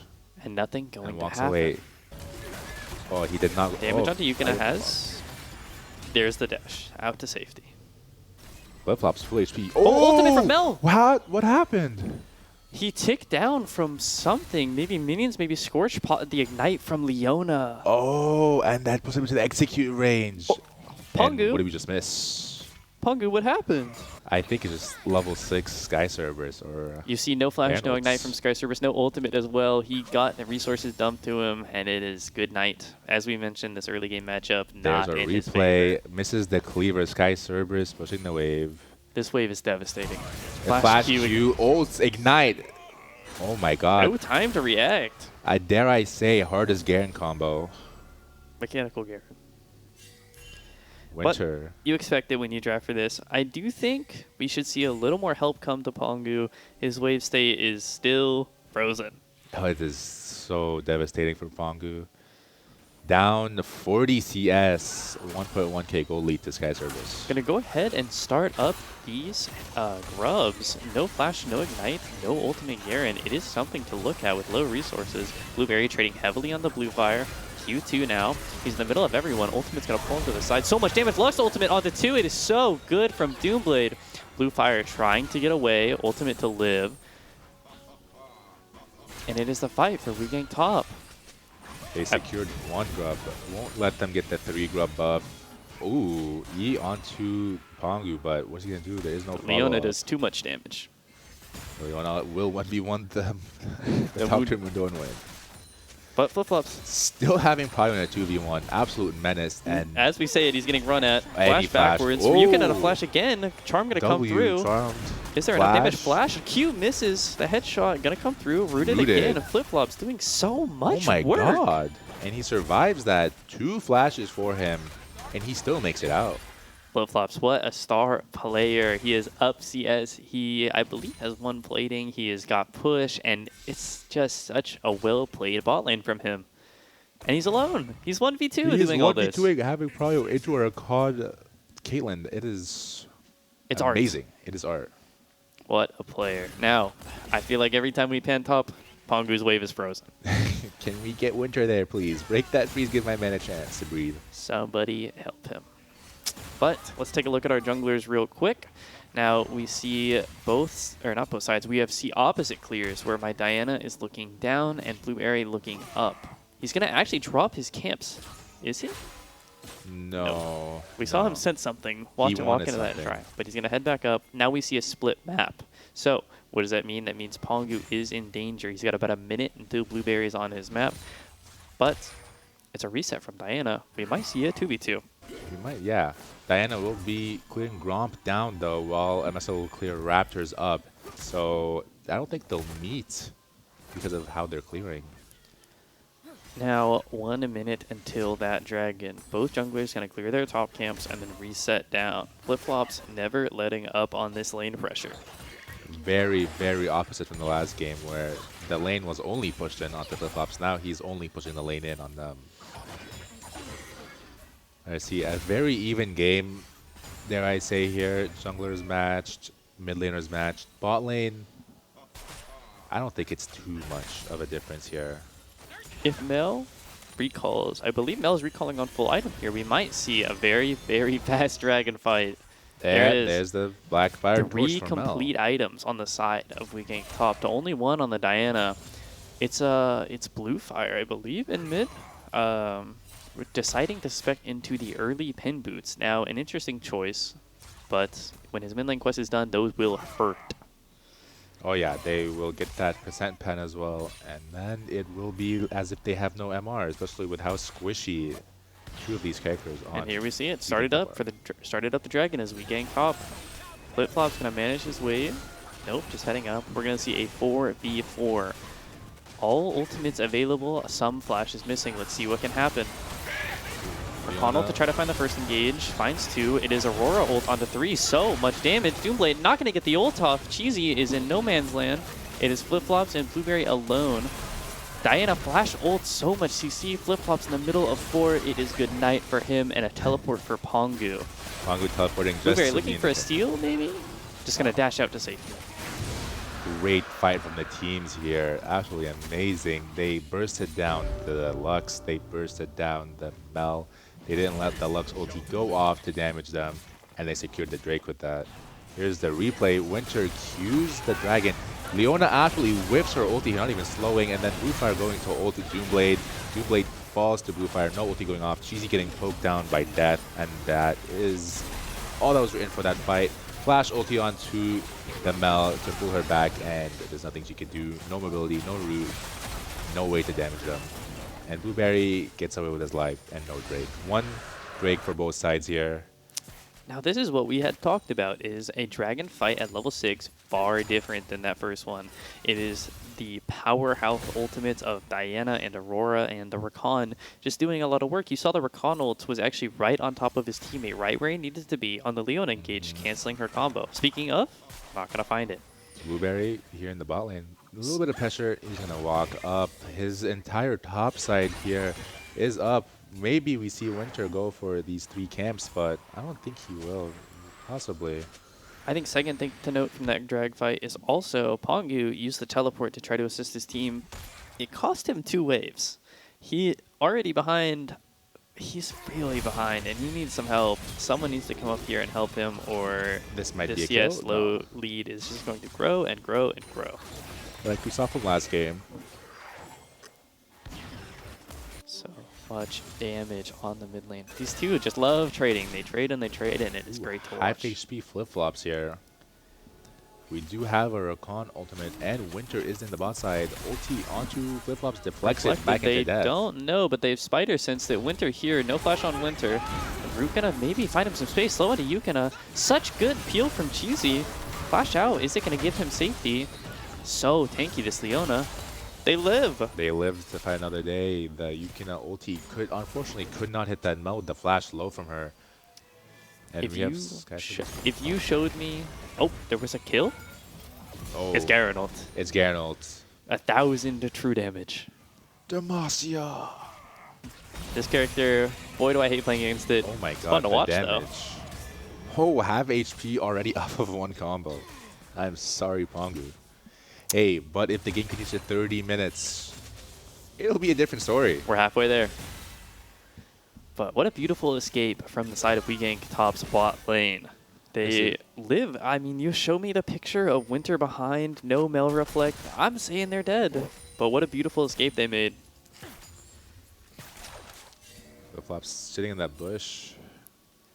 We have Mbessa clearing up yet again. Not gonna look for a gank. Just farming here. Wanted to get strong for those later game fights. Definitely. Speaking of later game fights, let's talk about scaling a bit. Let's see what's up. Now, primary scalers, I would say Flip-Flops, the only really hard scaler I would say is Mel, the chance to one-shot squishies, but kind of does that all the time. Yeah. Sky Cerberus walking in a fight, dead instantly.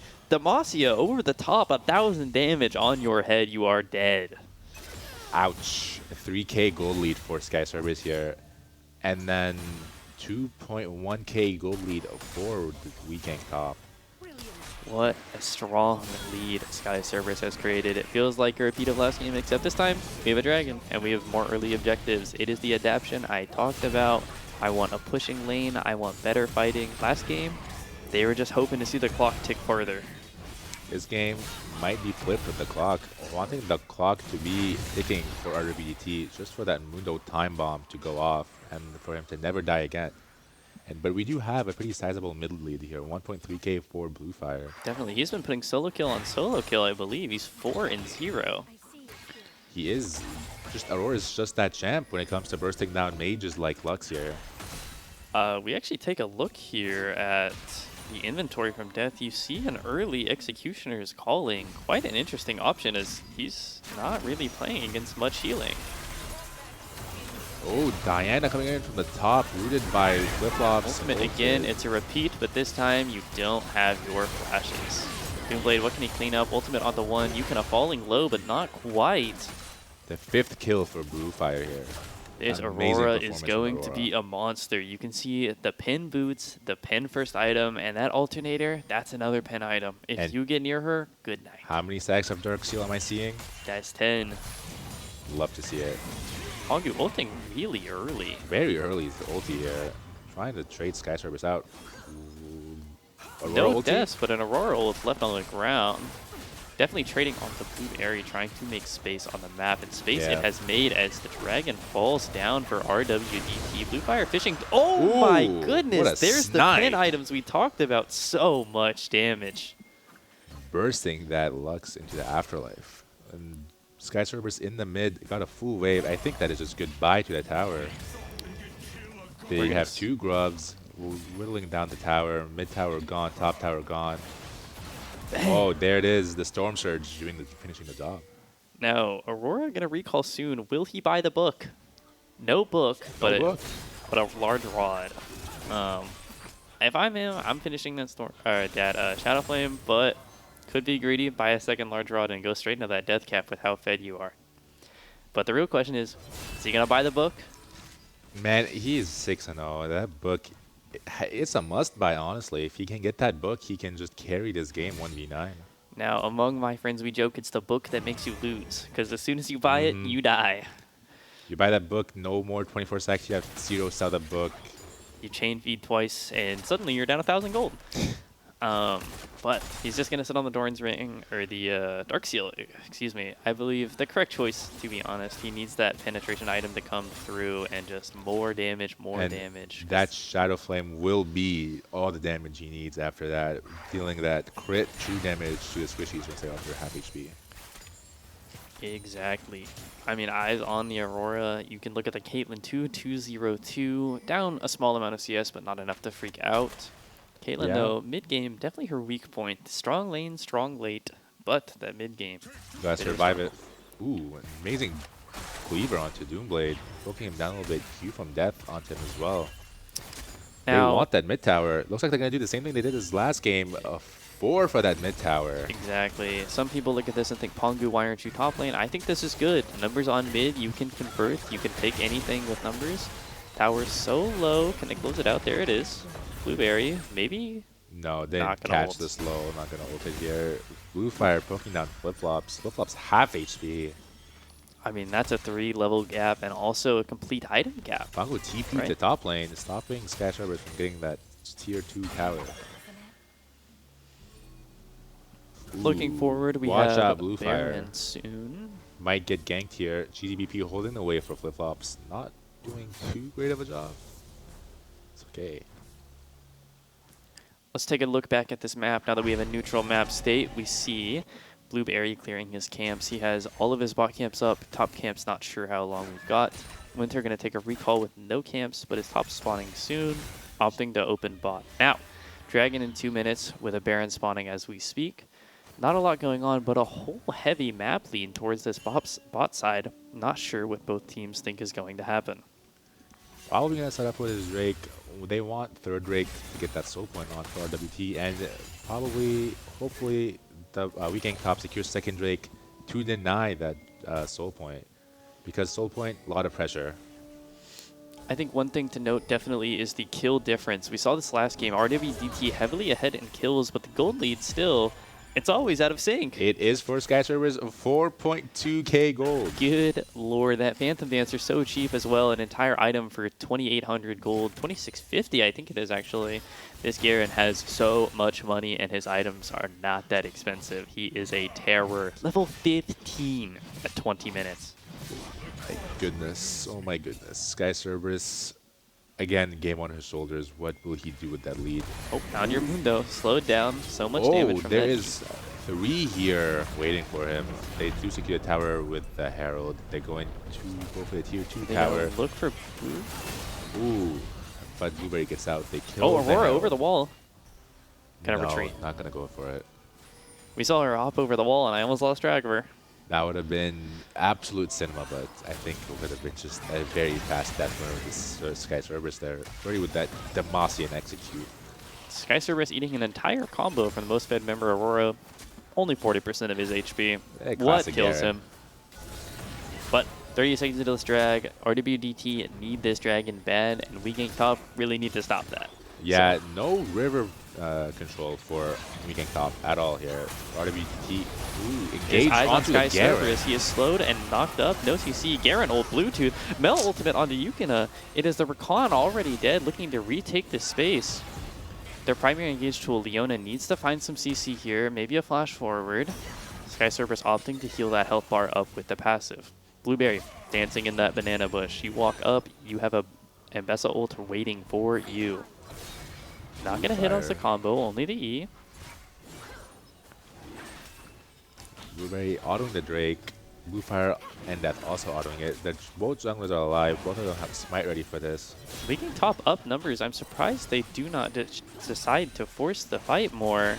Cheesy walking forward. Winter. It is an ultimate onto 2 from Winter. Cheesy half HP already.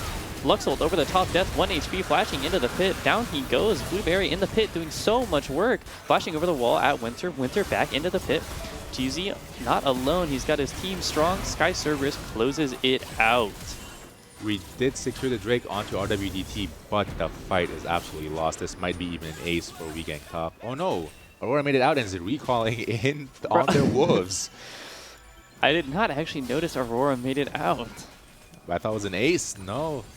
Looks like we secured the Drake for 3 members. Here's the replay. Winter goes in, ulti's Cheesy. But we do get a sneaky loot from Deathblade onto Death. And unable to burst him down, Death flashes to the pit where he gets taken out by Blueberry. But Winter is able to secure that Drake. 50-50 smite. Winter takes down GDBP, gets taken down by flip-flops to execute. You can tanky enough to survive Blueberry's full combos and make it out under the tower to survive. And I don't know, Aurora doing Aurora things. Ended up at their woods, recalling, living, denying the ace, securing the Drake, and a 5k gold lead for Bluefire aggressing on the flip-flops. Q1 not going to land. Has the E available. Flip-flops dodging. Root up. Q. Not too much damage. Only 1 item completed. So much damage. Bluefire. Shutdown for Bluefire. Just doing the work. 7-0 and 3 by the book. That was oh my god. I did not expect all that damage to go through that quick. Aurora passive scaling, so intense. Yeah, here's the replay. Just UW absolutely exploded. Fantastic. Wild work. Let's take quick stock from the previous Dragon fight. We had 1 kill onto Leona, 3 in the team fight, 4 with the Yukina pick at the beginning. But Dragon over RWDT. Soul points. Soul point as noted. And this is an Ocean Drake Soul. Ocean Fantastic. statistically Ocean is statistically the weakest dragon at an 83% win rate, but 83 huge number. It's still 83.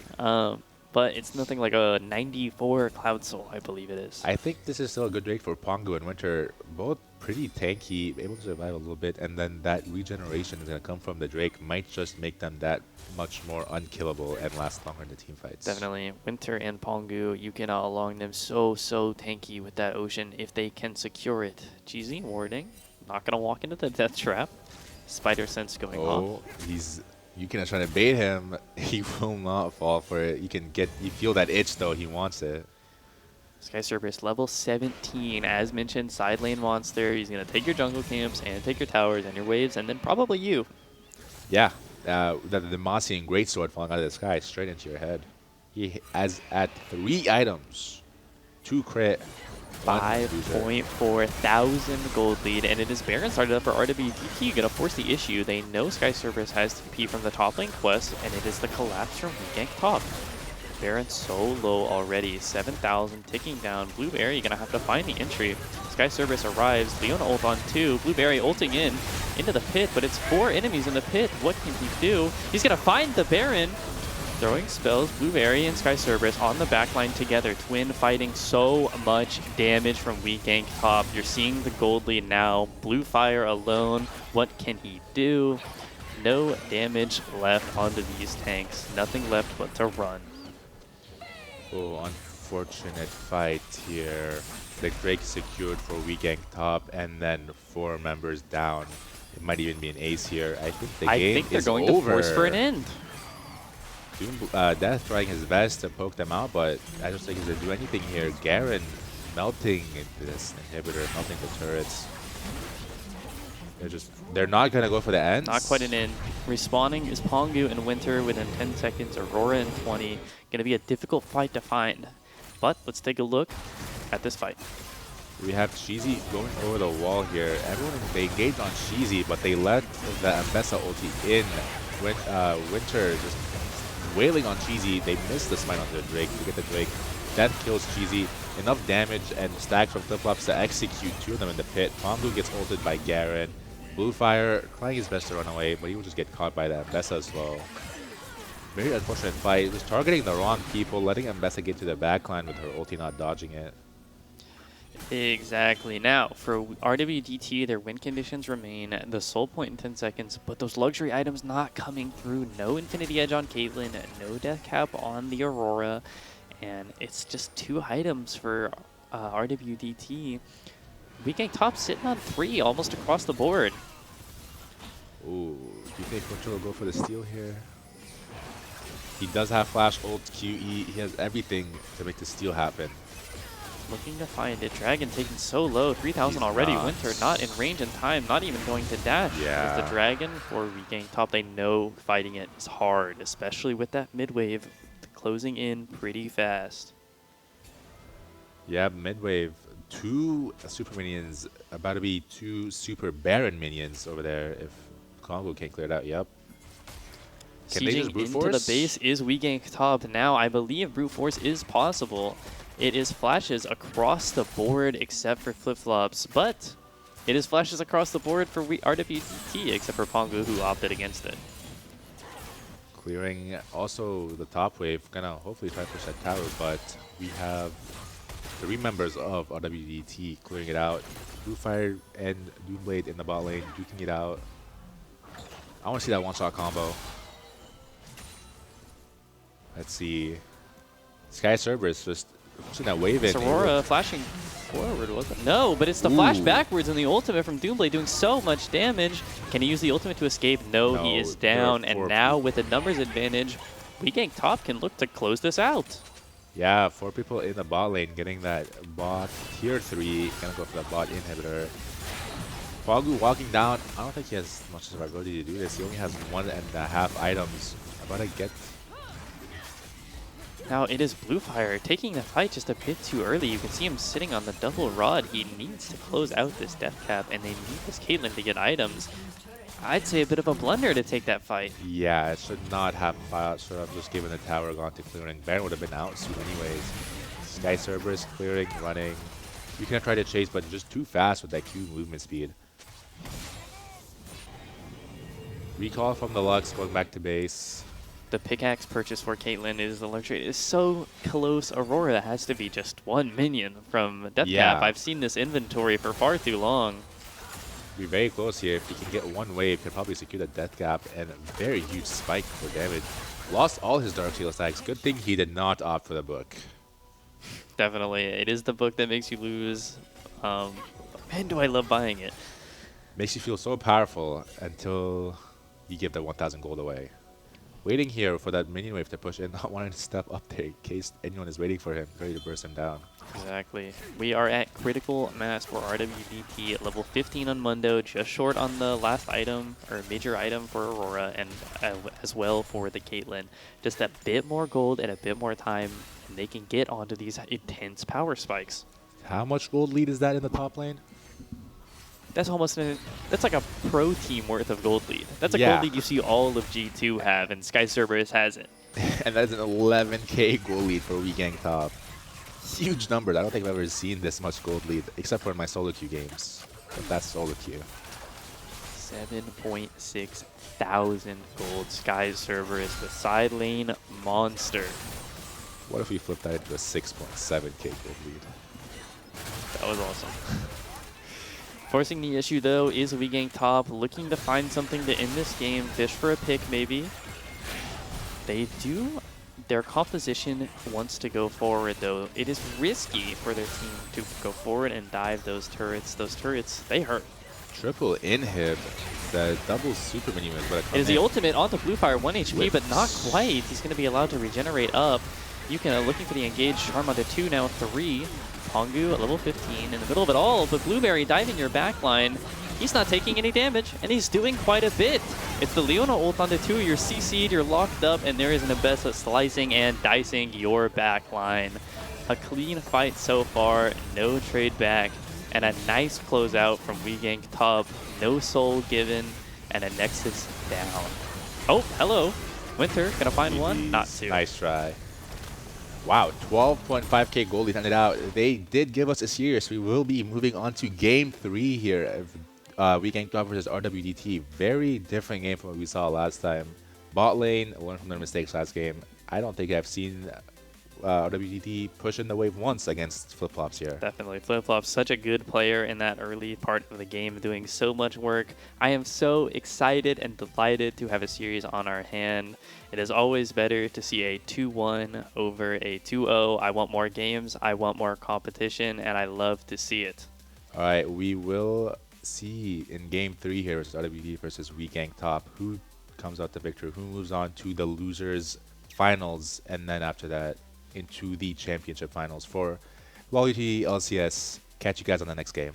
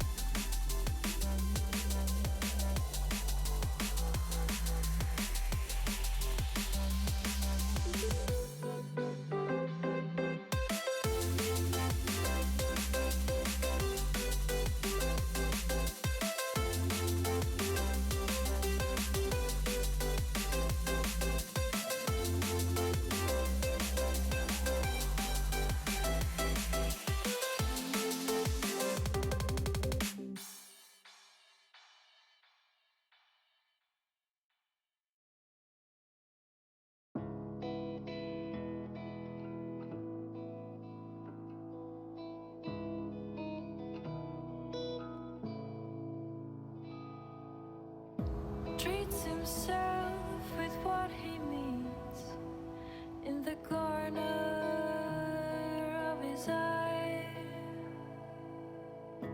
Release the world's intensity to catch the beauty of it all. You catch the beauty for us all. Smile will always know.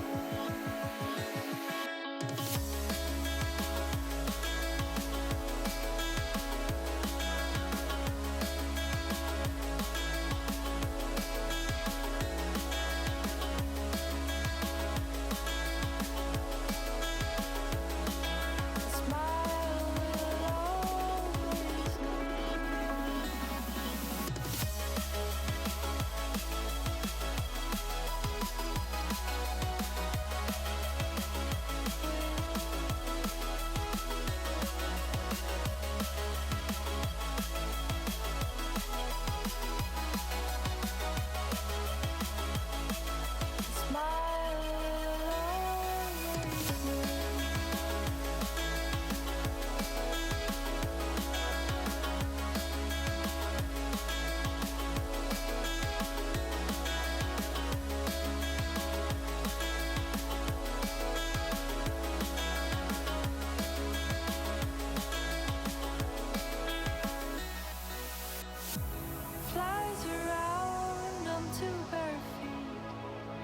the style of evermore,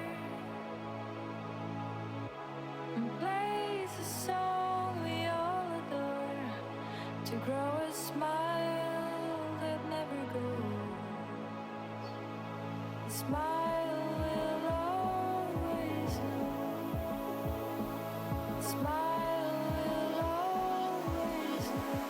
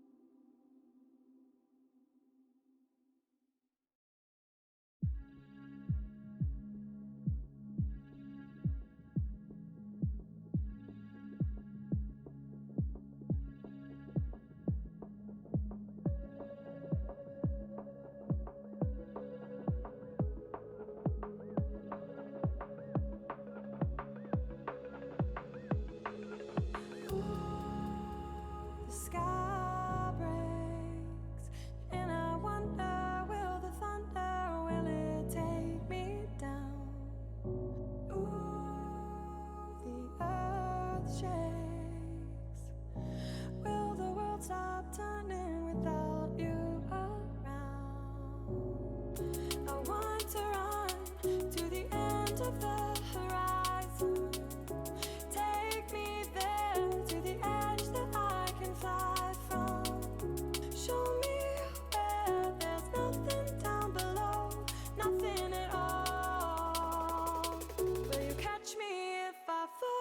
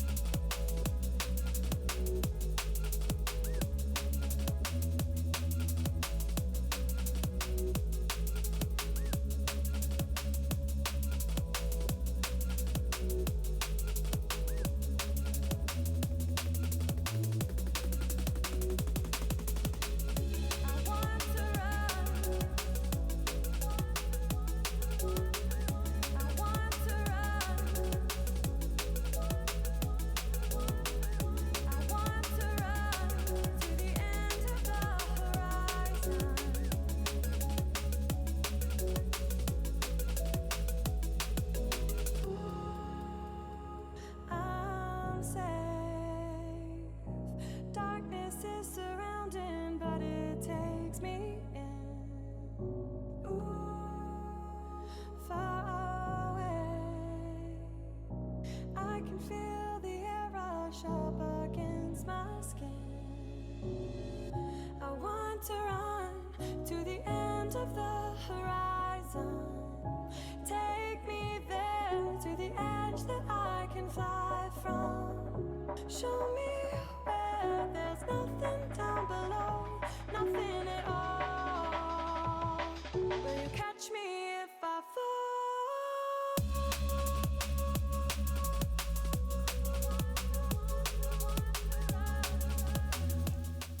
Hello and welcome back to the final match, the Silver Scrapes of Gank Top versus RWDT.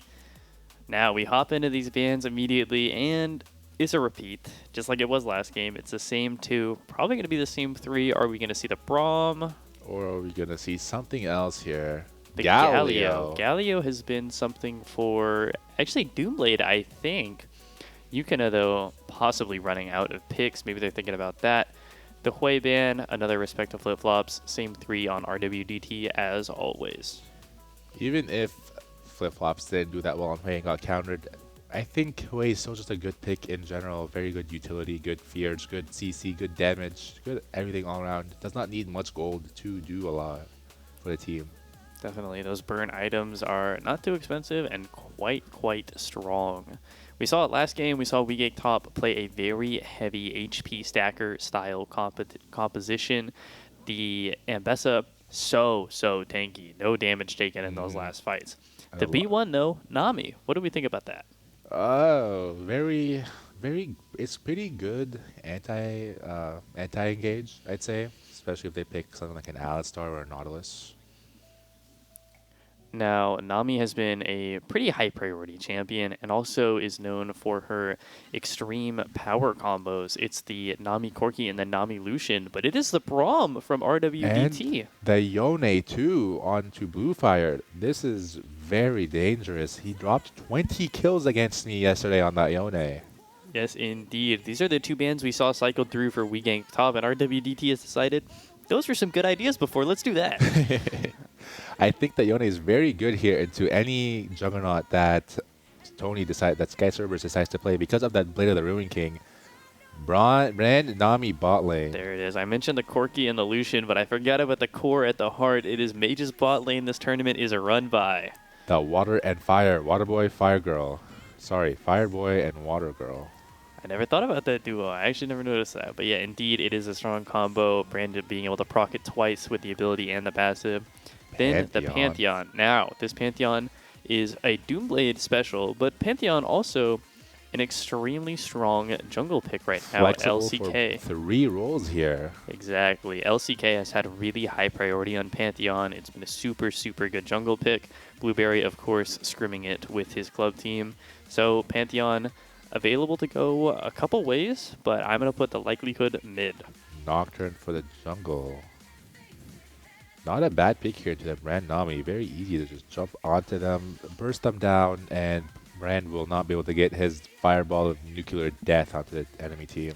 Definitely no mobility all around for the side of Gank top. I mean, you have a W forward, but where does that get you in a Nocturnal? Forwards. Exactly, not where you want to be. So Nocturne looking pretty strong, especially to take down this Brand Nami bot lane. The Zenzao ban, they don't think this is a Pantheon jungle.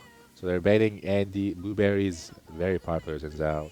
Kale ban, they don't want the scaling pick onto Pongu, especially since it is one of his more played champs.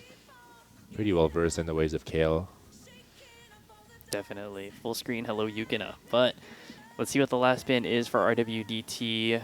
The Malphite ban. Are we thinking about a Silas? Are we just worried about how good a champion is? You know, we've locked Yone Nocturne. We still have to pick a bot laner.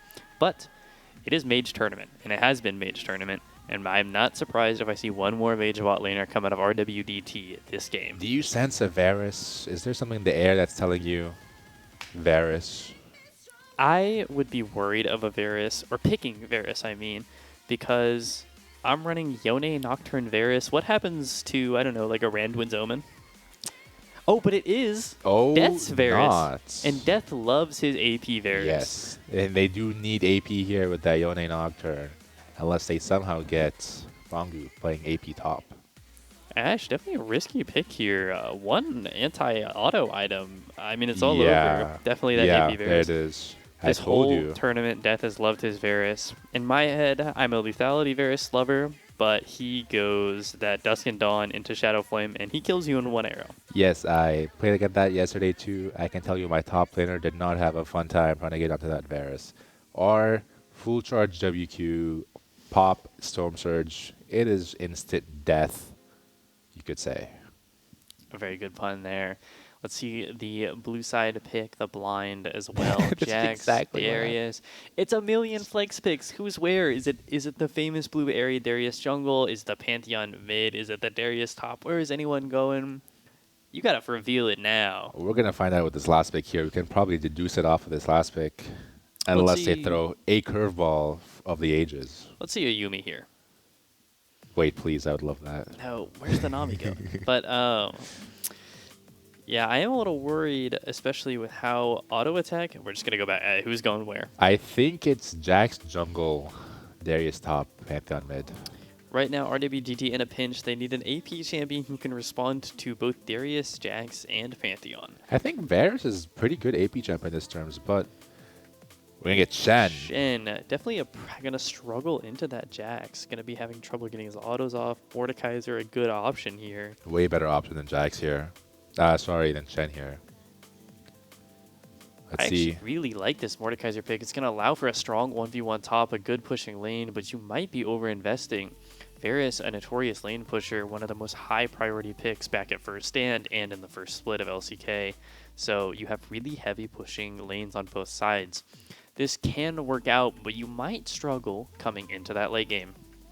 Yeah, I think that this will all depend on how far the Varus and Yone are able to go with their lanes. If Yone is able to get ahead and get that Bork and second item up and running, probably that shield bow, I just think he'll be able to 1v1, 2v1 anyone and absolutely demolish them. And if Varus is able to get that AP Varus also up and early, he will kabloom their Jax Darius if they try to engage on him at all. Mordekaiser just there to probably take off pressure on the Varus to Brazil, Pantheon, Darius, or Jax if they try to get that Varus out of the game. Nocturne, Nocturne over here getting ready to just jump onto Brand and Nami if Pantheon dares press W onto any of his teammates. Definitely. It is going to be eyes on bot lane for the first part of the draft. That Brand Nami, such a heavy pushing lane, such insane priority with that enhanced Brandy, especially the Nami damage. So much damage. But can the Varus cut it down, and can they take these early Drakes home and then convert it out? Let's find out in the Rift shortly.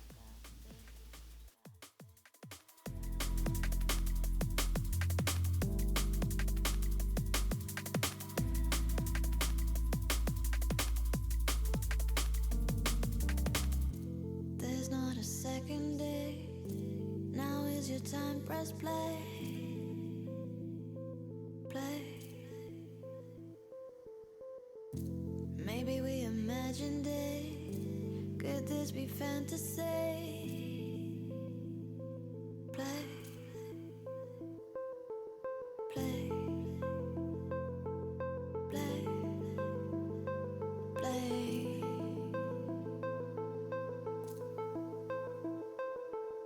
Free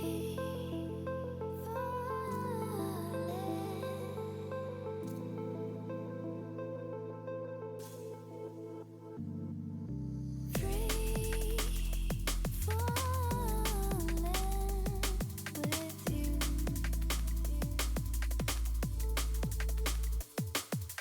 Free falling with you. Free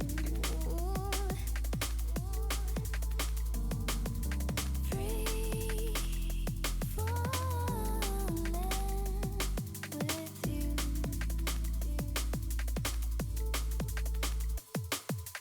Free falling with you.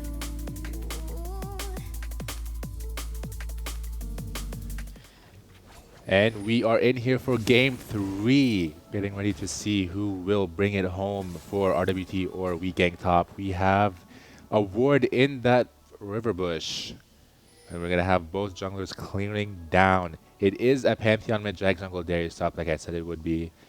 We will see how this goes.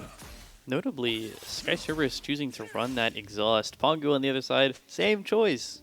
I love to see it. We have, what's that rune called? I forgot his name. Phase Rush? Phase Rush on Darius, yes. Pretty rare. Definitely something not too on meta, but he believes he can use it to close that gap and aggress early. We'll see here, Blue Fire and Doomblade duking out of the mid lane. Yone, pretty weak early game. Maybe we can make something work out here against the Pantheon, but it is very risky if Pantheon is able to land some good hits onto the Yone. Couple good pieces of Q hit and a couple CCs from the W, or maybe even just 2 from Doomblade and Ignite as well. I mean, you're dead. This is the point of Pantheon. I'm going to fight you early. I'm going to take you out, you know? Exactly, yes. But Blue Fire very well versed in the ways of Yone. Might see it coming, might be able to play it. We have Flip-Flops and Cheesy pushing in that lane onto Death and Yukina. To be expected from very early game, but Varus can probably bring it back later. Blue Fire, Doomblade here, about the same HP. Exactly half on both sides. Let's see, about to hit level 3 on both sides. Level 3 first for Doomblade, Blue Fire level 3, no all-ins, no big fights. Sky Service level 3, Pongu down a level. What's new? Big wave pushing in for Pongu here. Let's see how well he can CS this. As we had mentioned, it is the brand Nami. It is these intense mage picks that fight you early. Take a look at Death's health bar. So low. He's used his pot. He's used to be lower. Did you know that? Am I seeing this right? Where is the Doran's ring on Flip-Flops? My brand has no items. My brand has no items. Quite interesting. He had his wave pushed. He needs to take a bag. I wonder if he knows. I don't think he's noticed just yet. Quite an interesting start, managing to get priority with no items. I thought that brand W didn't do much damage. Yeah. Wow, quite something you see. I've done it myself. I've forgotten items before. My worst was when I bought a support item on Senna 80 carry back in the day. It happens to the best of us, but that might decide a little bit of early priority. We did get the Scuttle there, bot side for Nocturne. Blueberry choosing not to fight it. Maybe he knows he has no items and less damage on his bot side. Dash forward. Low mana on Doomblade. He can't sustain this lane state. But it is one crab for both junglers and an even map state again. We do have a bit of a wave push here. We backed on the brand finally. Got some items. I wonder if he bought his starter item too, or he's just going to completely forget it and use that 450 gold for something else. It is a question indeed. I do believe it's probably in his favor to go ahead and get that Doran's ring. It's a very, very good early item. It's, I believe, 900 gold worth of stats without a passive. So definitely something to look out for. The bot lane for we Gank top taking their back here, wave pushing into them. We will see. Sky Service Pongu. Not a lot happening here. Pongu has learned his lesson. Do not interact with this guy. Do not let him get me low because I will die. Feel like I've seen this screen before. It almost looked like Pongu's wave was going to move into Sky Cerberus, but no, down CS instead. But a wave state much more bearable. Very, very low Doomblade here. Bluefire looking for that kill angle. Jax is not able to help out here, clearing his camps. Clearing up. No, He wait. is clearing up. Why is he clearing up? I thought he was clearing down. He seems... Oh, it was when he crossed mid and he had reversed his clear. No Doran's Ring. Straight into Blasting Blasting Wand. wand and boots. Is going to struggle with this mana. This Blasting Wand... Oh, on Blueberry, Ooh, on the good Bluefire. The flash. flash so fast. Insane reaction time for Bluefire. Blueberry going to his camps. I believe Flip-Flops is purchasing an early Rallies. 100% he's getting out allies. I do believe that's going to create quite a mana issue for Brand as he levels up those spells and they start costing 90, 100 mana. Yeah, that will be very rough for him. I don't think he's noticed yet that he's missing that Doran's Ring. Unless this is just... I think we'll see this in the LCK coming up then. Might be the strat. Toby probably did this. We're going to see a Rocket Belt on 5 members of We Gang Top. Wait, that would be huge. Rocket Belt onto Pongu maybe? Man, this Rocket Belt taking over pro play, but no great Rocket Belt users here, just Flip-Flops maybe, but he seems to be opting away from it. 3 And here there in you the see the bot lane. Brand E expand so much damage, especially both junglers in the spot lane. Flip-Flops face checking towards Winter, but his jungler is below him. Nothing gonna happen, both teams fast enough to exit. Drake is up here. I think it will be a Drake for We Gang Top. Not much they can do here in fighting. I think Jax out damages Nocturne early, right? I believe Jax also wins due to the counter, but let's see if that's true. The Braum stun trying to connect, but he's dodging it with the autos. One more auto stun now, half HP, so much damage early. Flash. The Varus arrow damage, flash from Winter. Is Doomblade now ulting in? Yukina low, 1 HP. Gonna fall down. Bluefire looking to trade on the Cheesy, 1 HP, not gonna confirm. Doomblade trying to kite out, but it's those early spells from Varus chunking for hundreds of damage. And I take back what I said. This is a first Drake for RWDT. Great team fight from them. We got the Jax queuing onto Yukina, getting him, not letting him run away. Yukina does get stunned, but that last auto from Death stunning the Jax, he flashes away, Winter flashes after him and gets that kill with empowered auto. Doomblade ulties in, but Yukina's able to survive. We do get a flash from Cheesy, but he flashes straight still into Bluefire's ulti path, and then the damage from Death's passives on Varus is just able to wipe out Doomblade. Great fight here. Cheesy shaking his head in the corner. He wasn't happy a He second did not ago. enjoy that. We didn't get the Drake actually, just went for a reset here after that big fight. Possibly too worried about respawn timers coming back too fast and a refight. I understand the thought. Yeah, makes sense. I would also do the same here, probably reset. We were pretty low from that fight. Reset items, clear down. Have an advantage for Drake now though. Ruby Crystal into the inventory of the Brand, as we mentioned earlier. It was This- probably going to look at our allies. This is our allies. An interesting choice. I know pros have opted away from mana mythics, especially with the rise of the demon that is Proto Belt. No mana on that, but still opted into. So let's see if this pays off, or if my Brand has no mana after the 3rd spell. Maybe a Seraph's angle, tier angle, who knows? Perhaps indeed. A strong combination. 1 no mana util item, and then 1 mana Bluefire item to missed keep the you up. cancel back. He tried to go for it, but not close enough. Bluefire, Doomblade 6 the back. Cheesy with that gosh darn emo.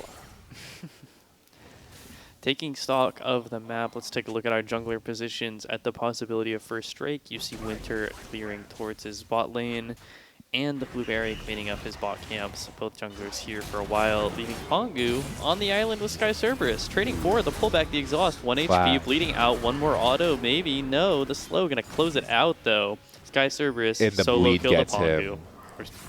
Unfortunate. Nocturnal now on the bot lane, flashing away his flip-flops, but he's so low and he has no bonus health from that Doran's Ring. But it is the tidal wave from Cheesy BP doing a lot. Stun onto Yukina. Low now he is. Burning, bleeding, explodes there. Can they find any more? No, they're going to go ahead and disengage. No pings onto Dragon, notably. Are they thinking about it? I think they should be. No smite advantage on either side. Very even smite. There it is. We see the Jax jump onto the Dragon.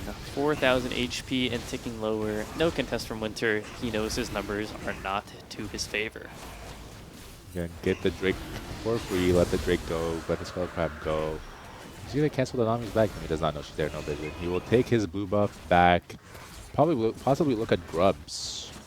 Definitely Let's next see. objective on this map is the Grubs, and both junglers need to reset back up and take a look at this map. We see only top camps, no reason to come down, and now you're going to start to see Sky Cerberus's lead take over.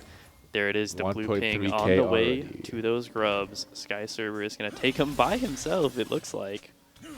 Yeah, 1.3K Nope. gold lead already with a 50 CS lead here. Good lord. Repeat it. Brand no mana, by the way. Repeat it again. It is Sky Cerberus with a heavy CS lead, zoning you off. Freezing. Winter taking a look at mid. Ultimate now. Ooh. Good flash Good gonna allow flash. him to live. Blue Fire so low. No flash on Blueberry. Fear not gonna come. It's just too fast. Gets out of that fear range pretty quick. Doomblade looking to push a wave in. Blue Fire will get a recall. Does he have TP up? He does have TP up. Will to TP catch this. And wave. take a look at Pongu's wave again. Frozen pushing into him. Sky Cerberus going to take advantage. The pull coming in now. Stacking up 3-4. There's 5. Bleeding out. No heal this time. And RIP. again, he bleeds to death. It is going to be those Grubs taken by Blueberry. But it is an ult mid looking for a response to flee now. No ultimate on Yone. Maybe a dash forward. Ignite now. Winter ticking down. Again, bot lane fighting across the map. It is the brand ultimate to come out, but now it's death with the response. So much damage. This arrow going to close out the AP on Varus. Again, those spells do so much damage. What an ulti. Max range it looked like onto the Nami there. Just catches her out, kills her. Nami ulti not able to do enough CC for him to stop the arrow from coming in. Yone pushes the wave in. I'm gonna go for that back. It is fights across the map, but also an even trade across the board. It's one in top, one in bot, but the objective to the side of we gank top, and you're going to start to feel those rack up over the course of the game. Hopefully they're able to just do away with Sky Cerberus in later to the game, able to CC him long enough to not get his stacks up and to absolutely decimate the team with Noxie and Guillotine. That very strong ultimate. Now you will notice Sky Cerberus's items. He has opted into that lethality move speed and mixed items.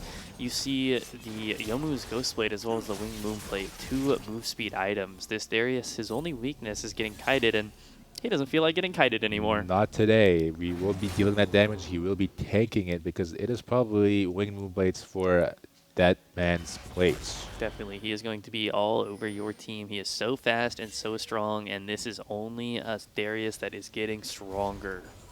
We have first item here on both junglers. I think Blueberry is recalling for that first item. Probably a Triforce. And we have the Hextech plate for Winter. Next objective, Drake in a minute 50. Teams will probably start prepping for that very soon. Bluefire and Winter in a standstill. Bluefire level up with Winter. Winter with Doomblade very low. Can probably get a kill here if he's able to bait out the EW. Wave getting frozen yet again. I think it's just a repeat from the last game. Pongu scraping CS with Mordekaiser E the pull. I mean, a devastating place to be as Pongu, but you know, you're up against Sky Cerberus. It's not your game to win. You're just trying not to lose. Taking a look, Blueberry here. Flash on Yone, gonna opt to ult out immediately. Ultimate from the Nami, not gonna catch. Bluefire, a nice escape, but the cost of his ultimate. Now, Nice CS from Pongu. I like that number a lot. my caster. Flash forward from Sky Cerberus Oh, to he used push, the gonna E pull to him back. A disengage. well-placed E from Pongu to let him live. And then he's walking back up. Now you will notice that Yone ultimate probably not going to be up in time for the soul, or the dragon, excuse me. Maybe at just the same time. Knock up now, W. No follow-up, no ignite ready for him. Will not go for that because of the E. Very strong. Very well used E's. We have the Rylai's on the brand with a Dark Seal and Fated Ashes. Still no mana. He will run out of mana in these team fights, I'm sure of it. Yeah, definitely. If these fights go too long, your brain is going to be out of mana, and that's your core damage, it looks like. Especially into any HP stacker, which is kind of all of them. Death's first item has HP, and these melee champions naturally have more HP going around. So you have to look out for that. Now, dragon spawning in 3 seconds. Let's take a look at our map and see what we have going on. We have Blueberry, 3 more camps on the bot side to clear. Winter gonna go ahead and actually pull that dragon, control ward on it. He knows they have no info, but the pushing bot lane for Gank top might be the difference. Pongu teleporting into bot lane here. They're looking to take a 5v4. This dragon ticking down so low. There's a ward in the top of the river. Gank top seems to know, but Blueberry, he likes his red buff. There's no way he's able to contest that with 5 people waiting down there for him. Definitely let the Drake go 1-1. Okay scenario here. Pongu using that teleport to secure an early Drake to respond 1-1, but at the cost of, well, his entire turret. Sky Cerberus is strong here. He has been given space to breathe and, like, take over the map. He has gold, he has plates, he has XP, and he's probably going to just fight you here if he feels like it. Yukina ulting forward, knock up on the flip-flop. Blueberry here for the re-engage, though. Nocturnal, death immediately down. Next target onto Yukina, 1 HP, so low. Blueberry exhausted, but it's not enough. Sky Cerberus with the teleport, Winter, and your good night. That movement speed from Sky Cerberus, oh my goodness. This Darius is fast, but it is the flash from Doomblade again to escape the Yone ult. Is he going to dash forward? He finds the knockup, couple more autos now. Mark is there, and he is down. Solo kill for Bluefire. Really good play from Bluefire. Here's the replay for the bot gank. We get the Winter ulti going down, but Sky Cerberus is TPing. It's only a matter of time until he gets there. Winter will kill the brand, flashing onto him, gets exhausted. We have Blueberry chasing Varus with the tower, and Yukina just burns down. And then Sky Cerberus comes here with his absolutely absurd amounts of damage and explodes Winter. Yes, as we said earlier, opting in the move speed is this Darius, but, you know, past the fact that he bought move speed, boy, does he have damage. And he does so much damage in these fights. Level 13 at 16 minutes. And a 3.2k gold lead. Let's see how high it goes this time. Last time was about 7.8k when the game ended. Exactly. I mean, it is a side lane dominance. I feel like I'm repeating myself. Might be because I am, but he is so strong on these side lanes. He knows how to push a lead. He knows his limits perfectly, and he plays to them. We have a Rylai's onto the Mordekaiser and a Rylai's on the Brand. Really very slow-moving team fights if either of them had their abilities. Brand building more HP. I think he's building, definitely building Leandre's next. And Blueberry doing that Herald 0 contesting for the top side. Pantheon ulti ready to go if anything goes down, but I doubt they will be contesting at all. Exactly, it is a uncontested Herald over to Gank top. Couple camps on the map for Blueberry, but still, this is his best objective. You have eyes on Winter, and that Tribush there is the ultimate.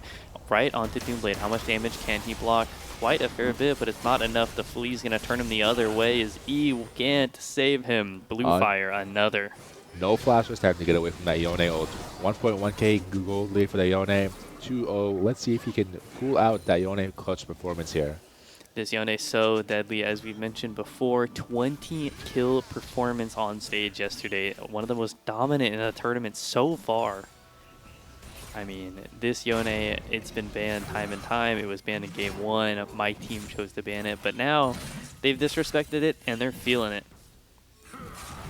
Sky Cerberus pushing the top tower. I think he's going to get it here. They have grubs, and he has a wave. Fight going on. Flip-flop CC'd up. That arrow does so much damage. AP Varus just taking your head off. Blueberry maybe looking for one onto Winter, but no team. But is the ultimate from Doomblade deep in the backline. No mana for Bluefire here.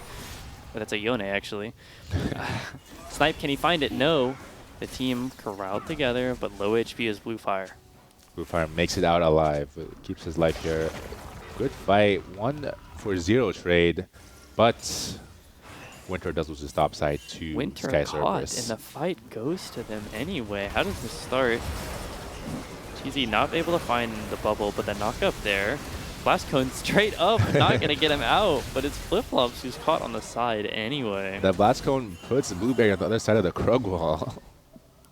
And Blast Winter gives him a little bounce, and then Doomblade unable to do enough damage to kill Bluefire.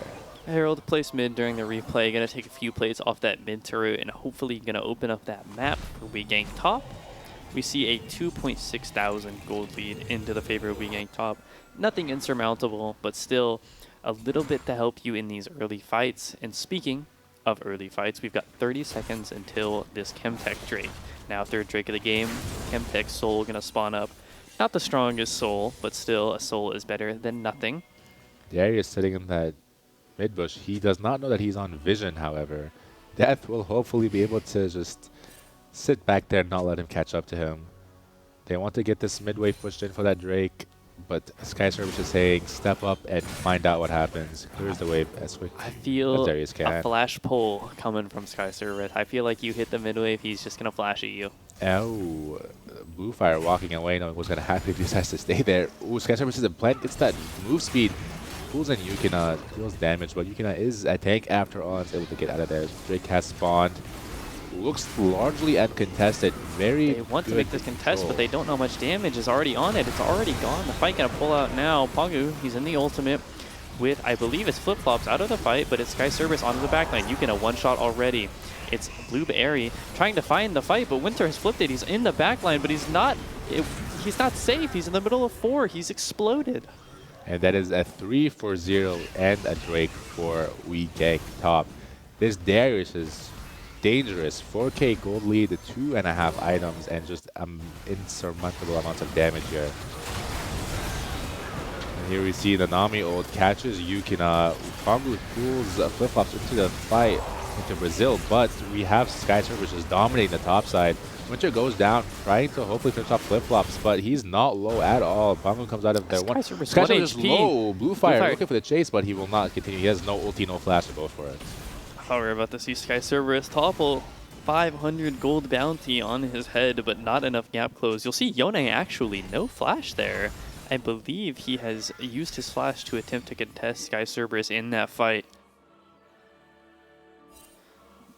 Here is that fight. Here we can see he was there. We have Bluefire's flash up, so he is going to use the flash in this fight.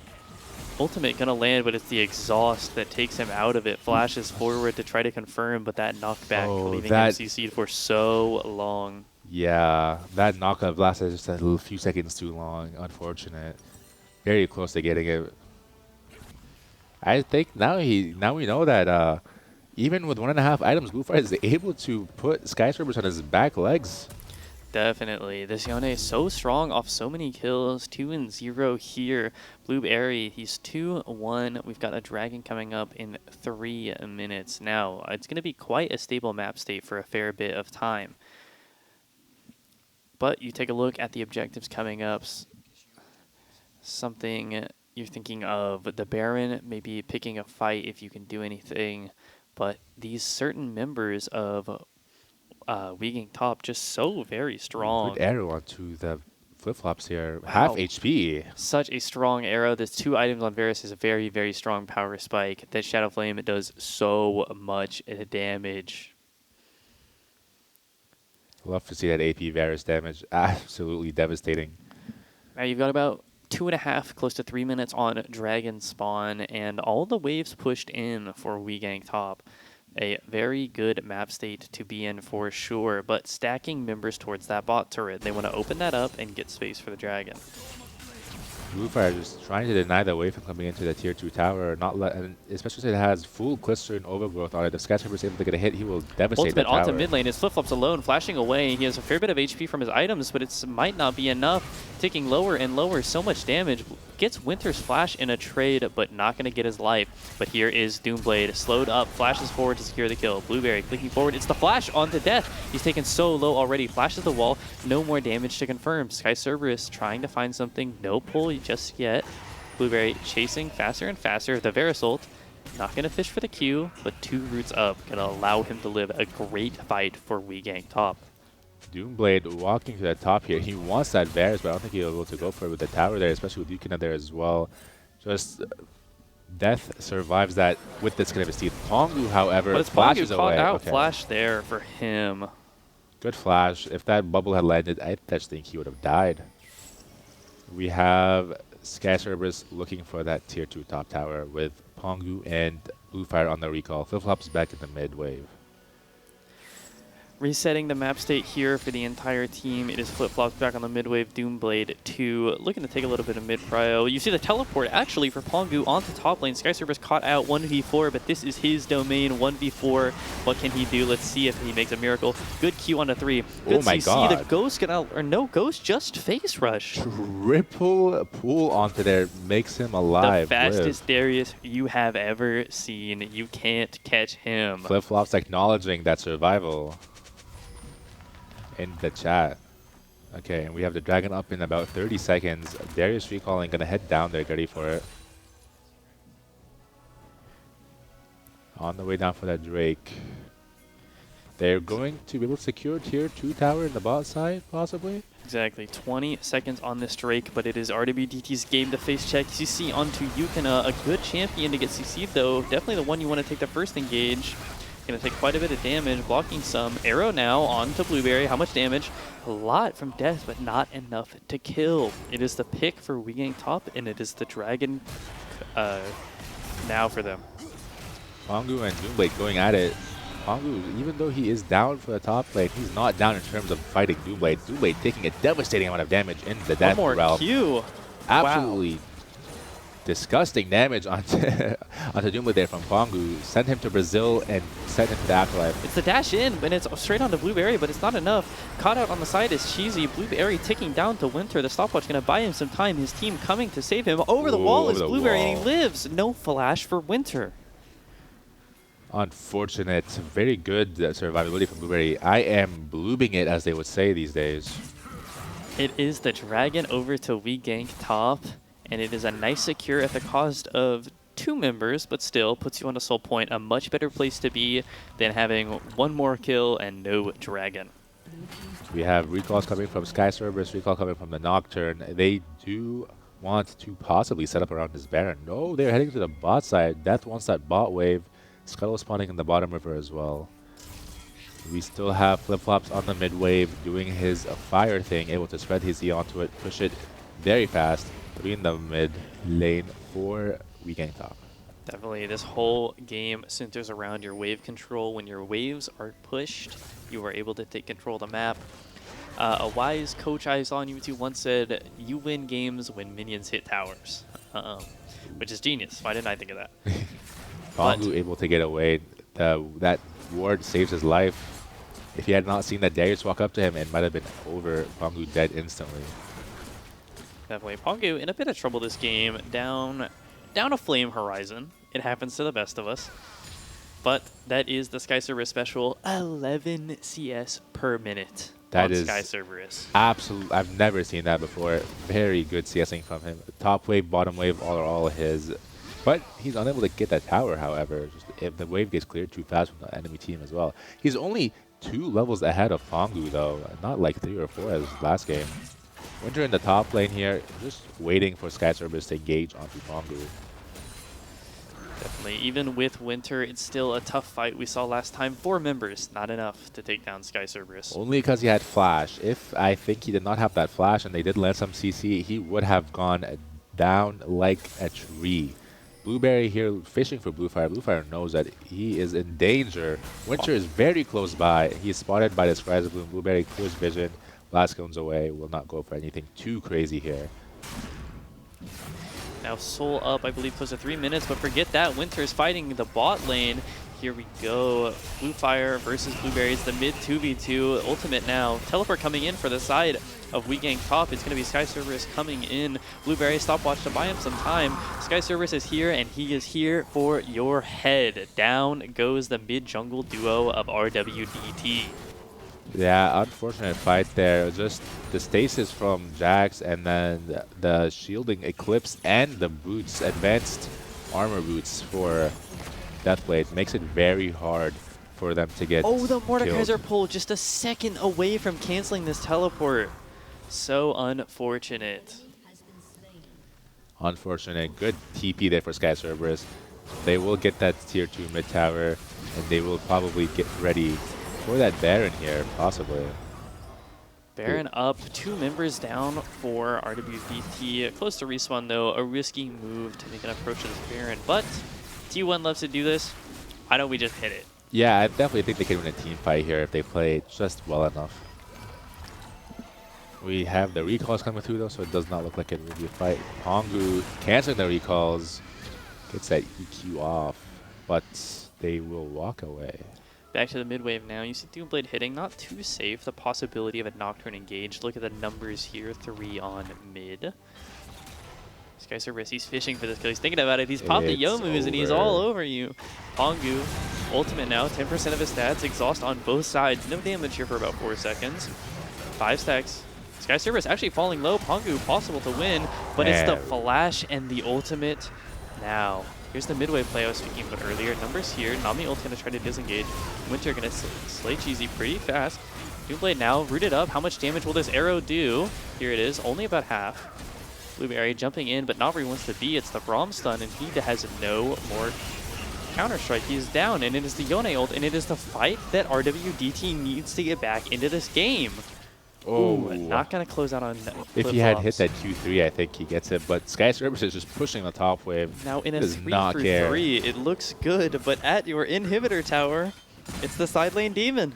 Here's that fight with Pongu, gets him into the domain, dealing great damage until he gets exhausted. He's just running circles around him with that phase rush and that ghost blade. Gets very low, but that flash Q into the ulti just wipes out the rest of his HP. 1,400 damage on that ultimate. Now the bottom side of the fight here. Yone gonna have to do a lot here with flash and ultimate. Here's the arrow here from Death, doing a lot of damage here, half the HP. Blueberry, just not where he wanted to be. That blast going, unfortunately blast going to the team there. Dies to Death, and then Bluefire is over here chasing that Brand. If that barrier wasn't up, I think Bluefire would have gotten flip-flops there. Dragon up now, a hugely important fight for the side of Weak Gank top. They need this dragon, but they're not in time. No smite here.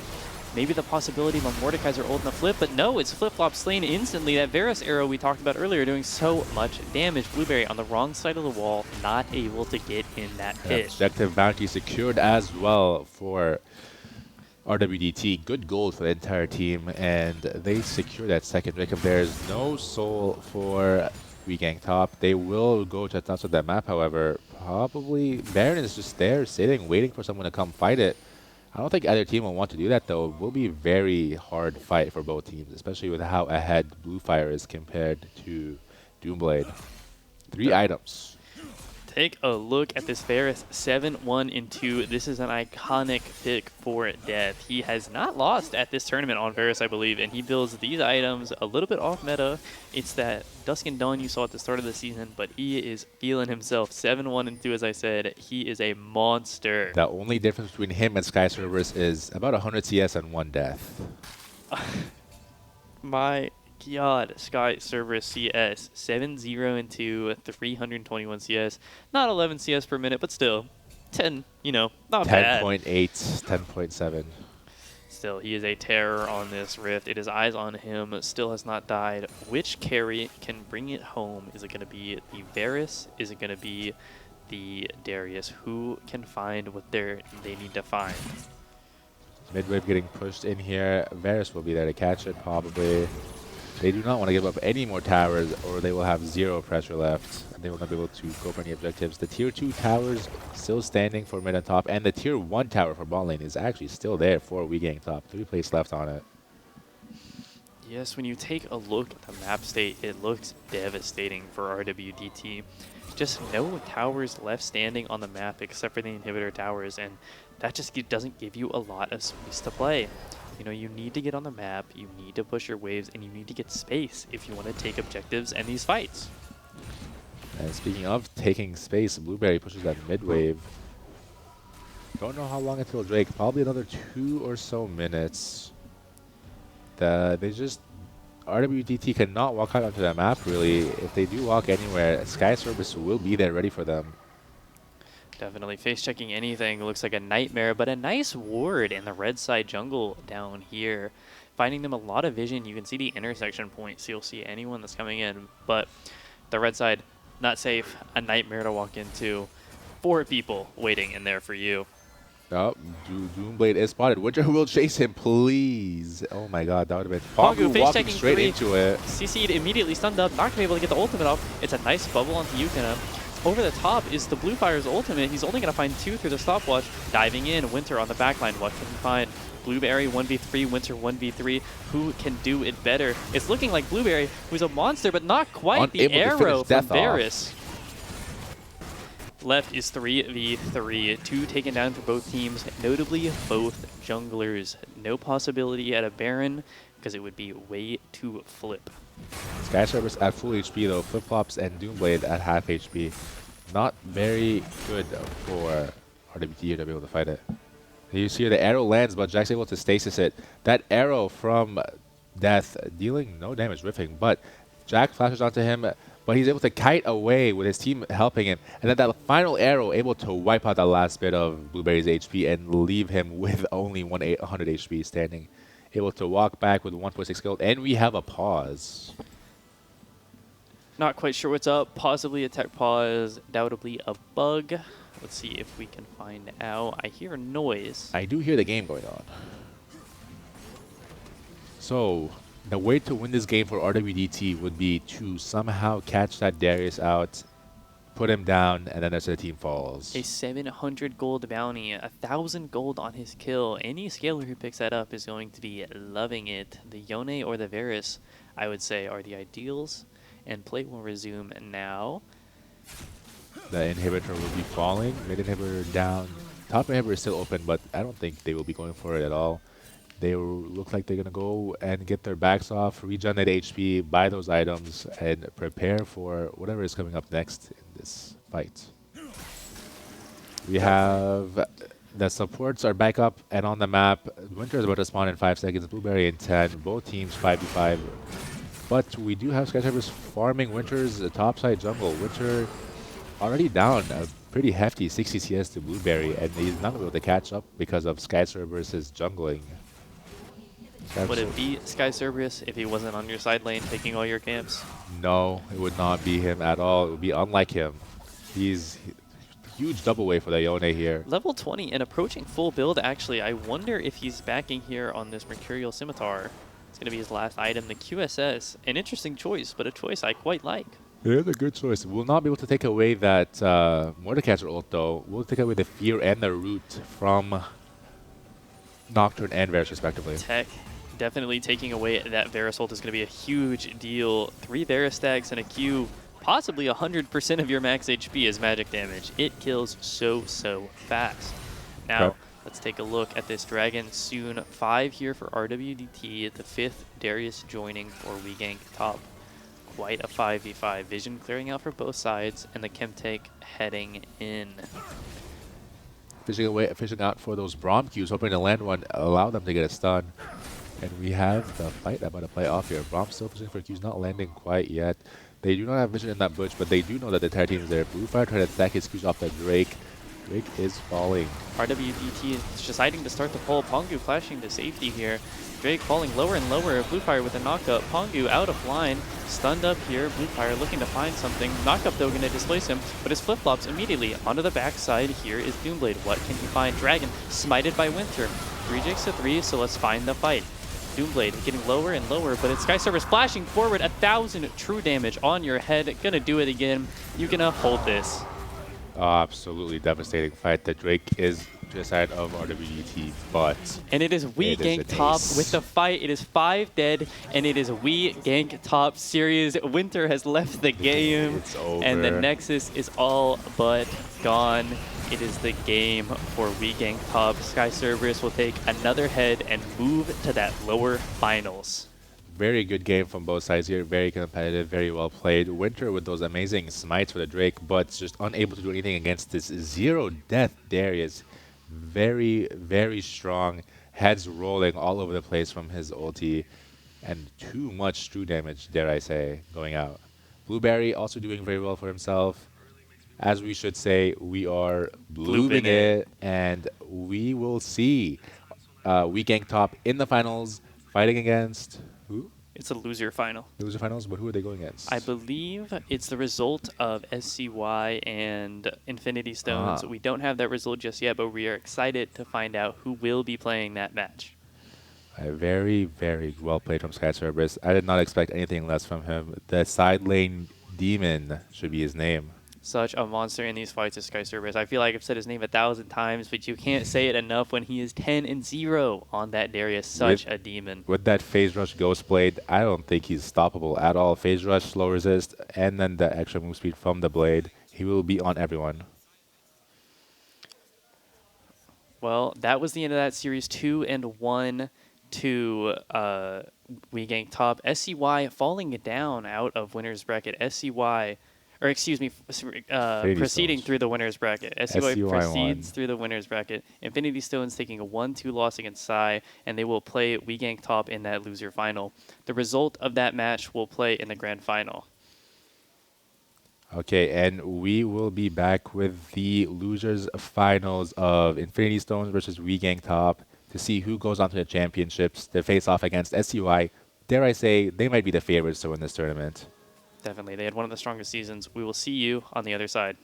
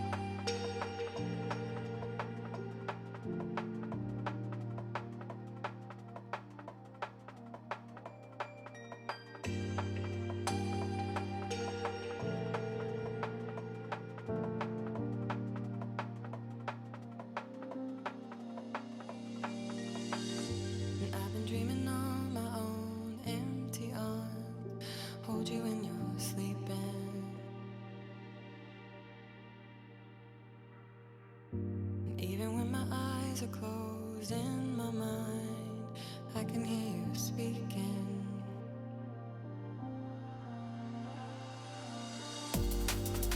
I'm laying here with my issues when I only want to be with you.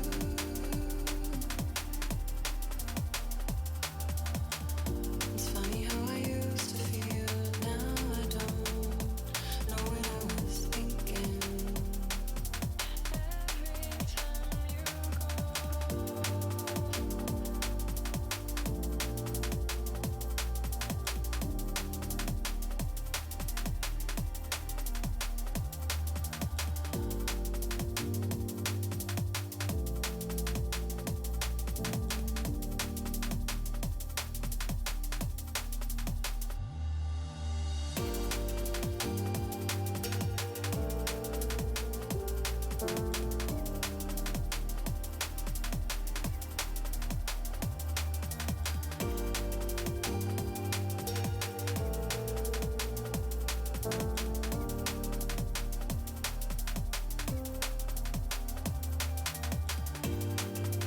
I'm laying here with my issues when I only want to be with you.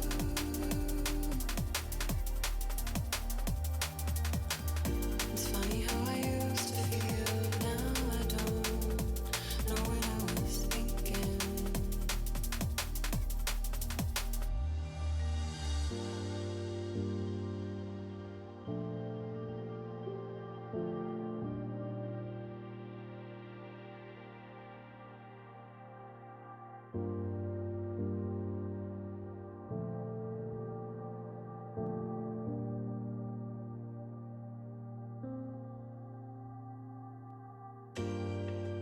I'm laying here with my issues when I only want to be with you.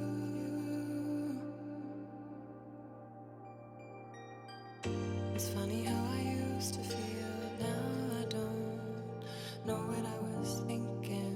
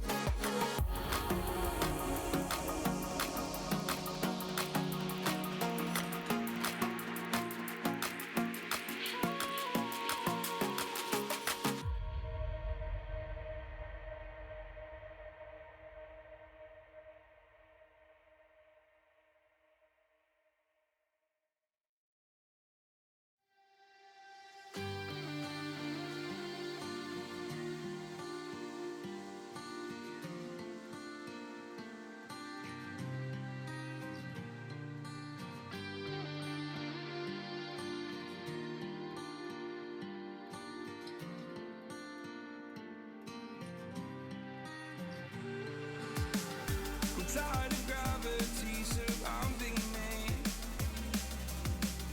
I feel the forces of my mind, but there's a fire in my heart.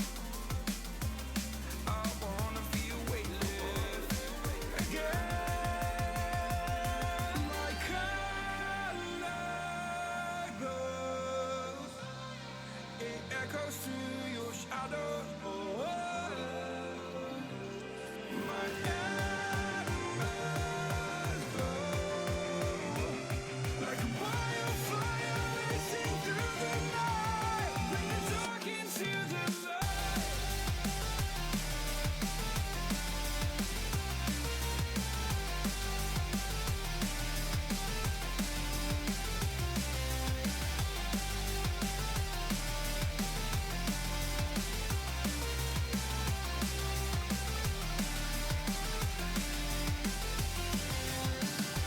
Searching for alchemy inside of me. I feel alive again tonight. I need to trust my fragile mind, 'cause I know I can make this again.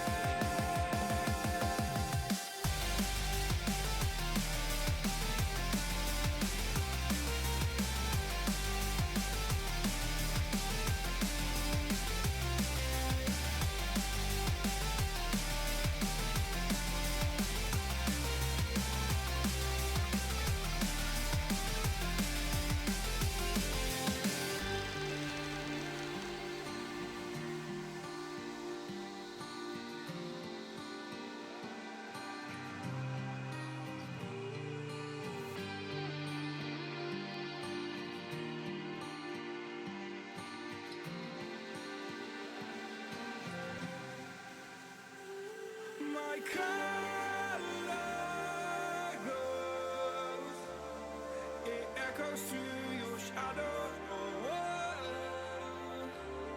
My embers glow like a wildfire racing through the night. Bring the dark into the light. Bring the dark into the light. Bring the dark into the light.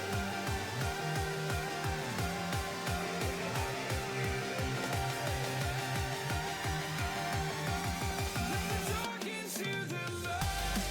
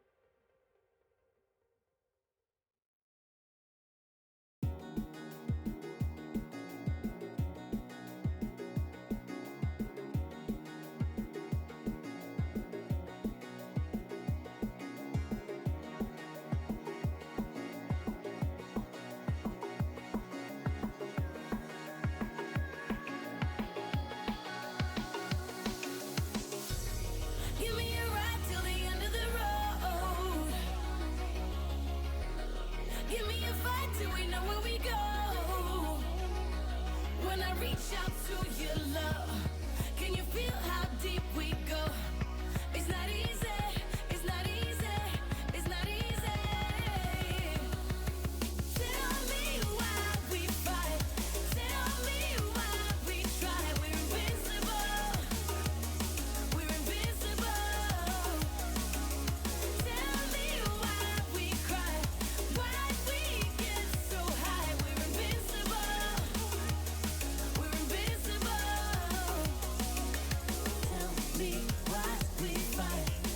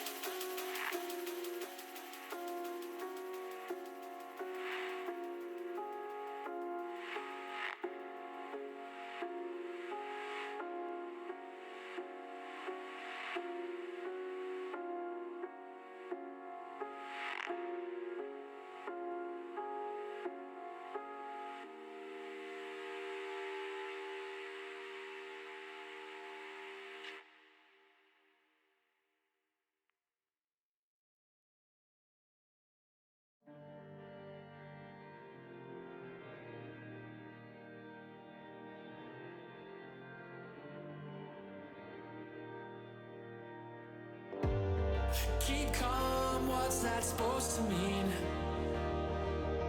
If I had the chance, then I'd crash and burn. Kick back, wait for the dopamine. I do my best, but I never learn. Good God, what was the point in all the trouble? If I had any more doubts, I'd take you down. Good luck, there's never enough left in the bottle. If I had any more doubts, I'd take you down.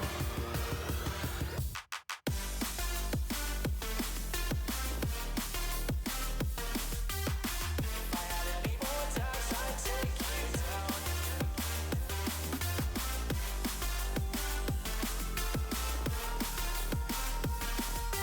If I had any more doubts, I'd take you down. Good God, what was the point in all the trouble? If I had any more doubts, I'd take you down. Good luck, there's never enough left in the bottle. If I had any more doubts, I'd take you down. Keep calm, what's that supposed to mean? If I had the chance, then I'd crash and burn. Kick back, wait for the dopamine. I do my best, but I never learn. Good God, what was the point in all the trouble? If I had any more doubts, I'd take you down. Good luck, there's never enough left in the bottle. If I had any more doubts, I'd take you down.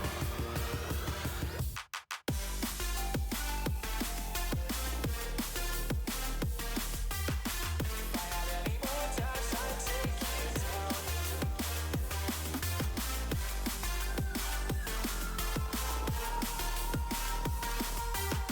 I had any more doubts, I'd take you down. Good God, what was the point in all the trouble?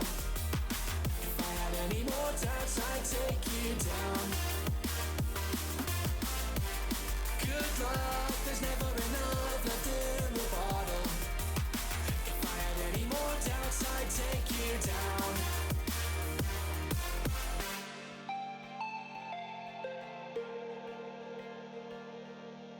If I had any more doubts, I'd take you down.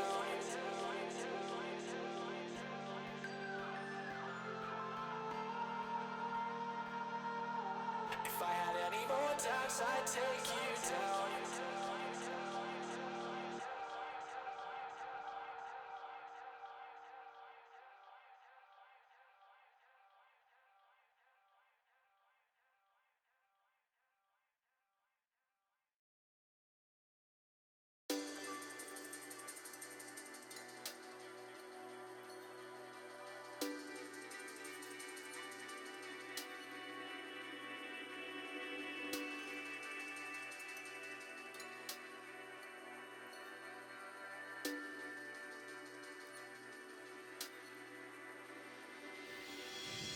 Hello and welcome back to the LCS. Today we've got our lower bracket final between Infinity Stones and We Gank Top. Now we saw We Gank Top last series and we saw quite the performance coming out of Sky Cerberus, the top laner on We Gank Top. A complete 1v9 in that final game.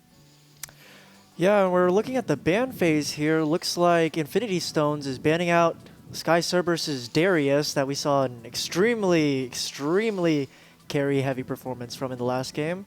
Looks like both teams are targeting some mage carry picks. Definitely. We Gank Top, you'll notice they banned the Akali, the Maroon Snail, Dunce one trick. Not exactly a one trick anymore, but definitely by and far his best pick. The Olaf for KDC going to be taken out, and then the Victor, I believe, possibly a flex pick, but also definitely one of Maroon Snail's best mid lane picks. Now that Mbessa is a respect ban towards the Mbessa jungle of Blueberry. Now, the first picks for both team, Infinity Stone's going to take away the Viego. Now, KDC, a smaller pool to work with, but what he's good at, he's great at, and it's that Viego is one of them. And then, of course, the response on red side, we gank top the Nico. The man on mid lane, Doomblade, formerly Nico Footlover 69, back on his signature, and the Leona support to pair with it. Okay, looks like we might get a Sylas pick from the Infinity Stones, perhaps in the mid lane on Dunce Kai, looking to steal this Nico and Leona ult. And if Viego is able to capitalize on fights for Infinity Stones, could turn the tide very easily. Definitely. Sylas, such a strong pick. I would put it in number 2 for Dunce's champ pool. One of his best, and those are 2 great ults we're looking at. The Nico ult into your team are going to be taking over these fights. Now the Braum here, Braum an extraordinarily strong support on this patch. Not necessarily the best blind, but into that Leona it is devastating. When she goes forward in lane, she is not getting out easily. And Infinity Stone's ADC is quite versatile, plays many different currently meta ADCs. Looks like we have a Brand ADC pick for WeGank top. Leona Brand, very oppressive combination in the bot lane. I'm curious to see how Infinity Stones are going to respond. Definitely an interesting choice here for the support of WeGank top, not to opt into Nami. Now, Brand Nami has been a historically very strong duo, especially in this tournament, a very high pick rate. The Brand for the AD carry of WeGank top on flip-flops there. One of his best picks, one of the best mages in the tournament, dare I say. So, as I said, odd choice to skip on the Nami, but we'll see how it pays off. Aatrox ban in respect for JXU. So we're looking at a Nasus ban targeting Sky Cerberus, which is very interesting since he tends to play very bully, early, mid-heavy champions in the top lane. Definitely could be worried about getting outscaled maybe, or shutting out Starlit Hearts here on the AD carry. Ezreal ban, respect to the most played pick from Starlit Hearts, one of his signatures, one of his most played, something he's definitely confident on here. Also, Ezreal would have been a really good pick for Infinity Stones here, due to all the CC from WeGank top in the Leona, Nico, and Brand. So, curious to see what Starlit Hearts is going to pick. Last ban here on that Garen, another pick. It's so hard to ban out Sky Cerberus. So many picks. You just have to ban what you don't want to deal with. Treat him like he can play everything, because really, the guy can. If it's a Juggernaut, if it builds HP and damage, he can play it, and you should be scared of it. So let's see what we got here on WeGank top. Likely the jungle pick, likely the jungle Jax. Something comfortable for Blueberry. Definitely something he's played a lot. Not too sure what we're going to play on R5 here. A lot of picks open, but the Jax good into the Viego and good enough into the Sylas passive, but definitely trying to lock down that Viego. Yeah, I mean, I feel like we're just waiting to see what Tony picks here. Sky Cerberus has just been an absolute powerhouse in the tournament so far. Looks like we have a Sivir from the Infinity Stones. Great choice with a Spell Shield, and how every single WeGank top pick so far has some form of hard CC. Definitely. Sivir, such a strong pick into these mage picks. Outscales obscenely hard and is able to lane pretty well, especially into these high-range Brand QE on the wave. Now, Sivir definitely thrives into these melee-style compositions, and Nico has range, but she plays like melee. So we're looking at three melee indeed for WeGank top, possibly and probably a 5th for Sky Cerberus, and the Cassante blind coming down for JXU. Now, Cassante blind is a very good blind, very much played in the LCK, and definitely something JXU prefers to play. Of his 3 tanks, Sion, Ornn, Cassante, he chooses the Cassante. Just waiting on Sky Cerberus's last pick. And it's going to be the Volibear. Great dive potential for their team and can be really punishing if Infinity Stones lets one of their squishier carries be caught out. Definitely. Pretty good lockdown here with the Leona Jax Volibear. Like, all 5 members of WeGank top having CC on their team. I will say WeGank top has a little bit of disjoint between the Brand and the rest of the team. The other 4 members clicking forward, Nico, Rocket Belt, Flash into your entire team. But Brand might have trouble getting away from this Viego Sylas dive. Now, Go ahead. This Cassante actually might be a really powerful pick here because due to his W making him unstoppable, it negates a lot of this hard CC that WeGank Top seems to be building, and also allows him to jump on this carry. I mean, I've yet to see Sky Cerberus's Volibear, but I mean, given how he's played, I am assuming that it's going to be extremely dominant, at least if they do end up playing around the top side. Definitely. This is a Volibear pick we've seen before, not too much in this tournament as it's decreased in priority over the recent patches, but definitely something he has a history on. Now, taking an eye to Infinity Stone's comp, you look at the members like the Viego and you think Viego is definitely one of the most important characters on any team he's in. He needs resets, he needs support to get that first pick, and he has a fair potential for that with Silas passive and Sivir hitting a Braum passive, Viego double marks. It gives a good chance for this Braum, the Braum passive, I mean, to hit as many people as possible, lock down targets, and chain those resets. I'm curious to see what's going to happen with these skirmishes topside between the Cassante and Volibear. Definitely a lot of fighting there between Cassante and Volibear. So we hope to see a bloody lane because those are two people I love to watch fight, two mechanical players, and I hope they trade heavily because that is what they do. Now, talking quickly about the bot lane, you see a Brand Nico versus a Sivir Braum. Now, Sivir Braum, a heavy scaling lane, but the Braum's strong into that Leona. Or, sorry, it's the Brand Leona. And the Leona's going to have a really hard time playing into that Braum. So we might actually see a Sivir Braum be able to take priority and fight that first Drake. And with that, that is the draft. We will see you into the match, and we will see how this game gets started. I fell into you right from the start. Just promise me you'll be who you are. 'Cause I feel I'm losing you. Oh baby, deep in my heart, I fell into you right from the start.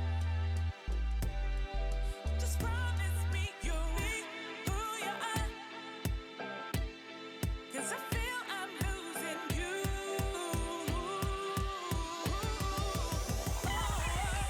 Deep in my heart, I fell into you right from the start. Just promise me you'll be who you are. 'Cause I feel I'm losing you. Oh baby, deep in my heart, I fell into you right from the start. Just promise me you'll be who you are. And we are back on the Rift once more, one more time, second to last series of the tournament. We have got WeGank Top versus the Infinity Stones. Now the setup from WeGank Top again, trying to catch out anyone who wants that ward, but nobody taking that bait. Yeah, especially with the Leona kind of looking here top, if there was anything to be caught out, could have seen a very fun skirmish early on, but so far, things are proceeding as normal. Definitely a very simple map start. Let's take a look at both of our junglers who have started on the opposite sides of the map here. Now we have got a Viego clearing up and our Jax clearing down for WeGank Top. Now, the Viego clearing up tells me he believes in JXU's ability to take priority and be able to convert into Scuttle Crab or potential top objectives such as those grubs, but those are 7 minutes away. Maroon Snail already trading so aggressively. I mean, so far it seems that for the Infinity Stones, Maroon Snail is kind of one of their more leaned on carries, so if they get this Silas ahead, he could be extremely powerful in the mid to late game. Definitely. Speaking of, let's take a look at both teams and what they're working on and who they're working with. Now, the top side of Infinity Stones has been a very, very strong core 3. JXU and Maroon Snail are kind of twin carries in a way, where both of these players, both on club team, have made big impact in their ability to carry. So you look at your top 3v3 and you know that's a strong set of players who know how to just fight you and fight you well. Now the bot lane? I mean, it appears that the Brand Leona are playing extremely safe into the Braum Sivir, especially since Sivir does have that spell shield, so they're kind of being wary, maybe trying to bait it out. But so far things are looking too crazy. Getting some good poke from the Braum here, but Brand, of course, with his E spread, getting some damage in. Definitely. On the other side for WeGang Top, a team composition fully invested into that dive. Now, we also have another top side heavy team, with Sky Cerberus and Blueberry being two of the most dominant players in the tournament. Sky Cerberus, notably, as I've said probably 30 times today, side lane demon. He knows how to play his waves, he knows how to take your towers, and he definitely knows how to fight you. Bot lane is a boulder they rely on as well. Flip-flops, he doesn't mess up too much. He barely dives. He's always beating people, and it always feels like an upset. But how many upsets can you get before it's the expectation? This guy has been phenomenal. Looks like we're paused game right now, possibly technical issues. Possible technical issue, unlikely bug, but maybe someone's keyboard or mouse, we're not quite sure. I can hear messages in the chat, but we're not quite sure what's happening. We will update you as we find out. But either way, let's get back to the teams and the comps. What do we think is the team fight plan for Infinity Stones? I mean, I feel like for Infinity Stones, they might just kind of rely on this Sylas to get picks, maybe steal a Nico ult, which could be extremely good in a team fight, especially with Volibear frontlining with the Jax, and could also possibly catch the Brand in the edge of it. But chances are the Brand's going to play super far back, have the Leona wrapped around his finger and protecting him. Definitely a lot of Sylas ults here that he could work with. The Volibear ult, the Nico ult for dive, the Leona ult to, I guess, more dive, but better on the CC, or maybe even the Jax ult just to live, you know? It looks like we're having some small skirmishes and trades. Sky Cerberus trying to get some damage on the Cassante, but this Cassante equally trading. Blueberry and both junglers mid here. Not much gonna happen. Nobody looking to take a flip fight. And top lane back at it. This is what Massive we talked life about. steal. So much damage, so much trading, so bloody on both sides of this top lane trade. And man, these are fun to watch. I think at this, oh, looks First like we blood had a in the kill mid lane. Blueberry coming back, not expecting Maroon Snail, or Maroon Snail not expecting Blueberry to come back and play that fight. He thought he was gone and gone for good. With that, we have a reset from Blueberry back to the jungle. He goes, and here's a replay. Okay, looks like Maroon Snail was trying to get a kill on here, but Blueberry was able to hover and capitalize on that. Looks like top lane still just duking it out. Yeah, Maroon Snail just taking it a little too far, not considering that Blueberry could just walk back and take him down. I respect the aggression, I respect the urgency to get it done, but it was just one step too far. Okay, looks like we're getting a reset from WeGank top. Nothing much happening bot side. Starlit Hearts having prio for Infinity Stones. Again, top lane at this point, I think it's whoever gets 6 first to decide what's going to happen here. Let's take a quick look at this map as we've got the dragon in 10 seconds. You'll see a split map again. Hold on now, Sky Cerberus going forward. You can see that Cassante's kind of low on mana, but doesn't quite have the damage to follow up on it. Canceling a trade there. We see Blueberry heading towards the bot side, playing with his pushing mage bot lane, and KDC choosing to path up and play for his top side. Now, Dragon contest should not be possible for the side of Infinity Stones, and I think WeGank top knows this, and we're going to see a dragon in the next minute. So far, though, both teams playing quite passively. Minimal gold lead so far, but once level 6s start popping up, that may be prone to change. We can see KDC actually flipping his clear and just heading straight back into bot side. He pings on the way into that bot push you can see in the corner there. He is looking to recontest this dragon. He does not want to give it for free. Looks like we might see a fight for bottom Subtle scuttle. skirmish. Doomblade not in time, starting his movement. Bot lane first move though. Here we go. KDC looking for the pick. No CC just yet, but the crab handed over. Level 6 there for KDC. Maroon Snail as well, looking for something. No flash Silas, no flash for the Nico ult. Gonna take his recall here, Blueberry, and head back up to his top camps. KDC resetting to that red buff. I think the Silas grabbing the Nico ult here was a great idea, especially for drag fight. I mean, the Leona and Jax are going to just try to be in there, but the Nico stun will largely nullify most of the CC and damage the Jax at least can do. Definitely. This Nico ult so powerful, defining her character, especially in pro play. Nico ultimate so good, it turned her into a support, and a very good one at that. So we'll see what he can get done. The timer, though, on his Nico ult ticking away. He doesn't have too much longer with it. Well, they might have to force something here, but, I mean, lanes aren't really fighting too much except for the top side, but, I mean, again, we talked about this Pathmaker earlier. failed to connect. No continue on the trade there. Passive fully stacked for Sky Cerberus, though. He could take a look at this. It appears that Cassante has already rushed a Bramble Vest. Wise decision to keep this volley from sustaining in lane and also getting that little bit of lifesteal on there, but looks like Infinity Stones will be starting the Drake. Uncontested at that. Now, this is not the expected outcome when you play something like a Brand Leona. These are very early game champions. Hold on now, Maroon Snail diving into the mid turret just too far. Solo kill for Doomblade onto the 1000 LP mid laner.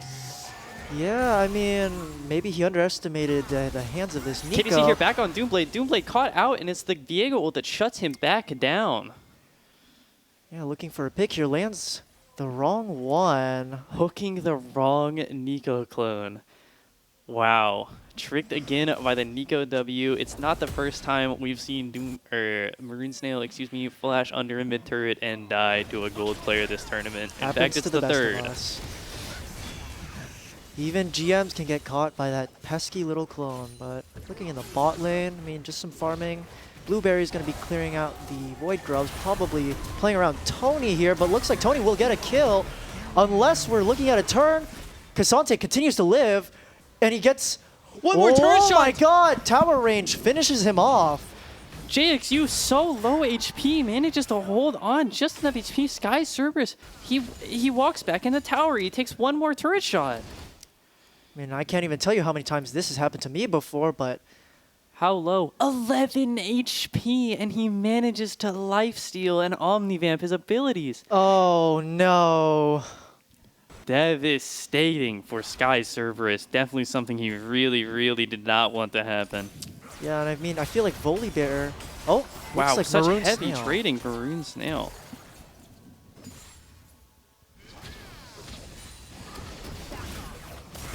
Great spell shield from Starlit Hearts, canceling out that brand poke. Have tempo and prio.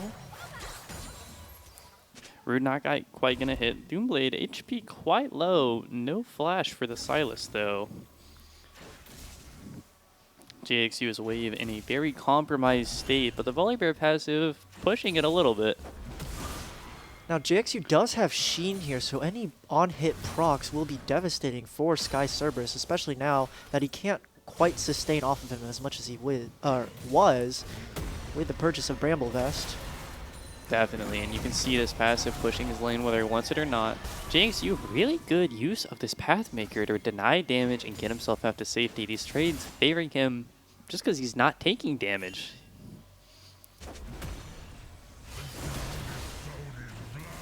Auto for auto, blow for a blow up here, but this anti-heal already 500 value, practically winning trades on its own. Yeah, I think Cassante pick even blind into Sky Cerberus was a very safe choice. I mean, he has a lot of escapability. It's hard to kind of bully him early in game because he has so many shields and escapability. JXU trading well, has the knockup, can he find it? Gonna look for it, pulls the knockup, ultimate up, ready if he can land it. Knockup again, stun now. Ultimate ready, he's not choosing to use it. Dash in for the shield. There's the all out, gonna find the W, chunks him heavily. Flash there in the Q, it is over. JXU finding a nice solo kill down 30 CS to recover his lane beautifully.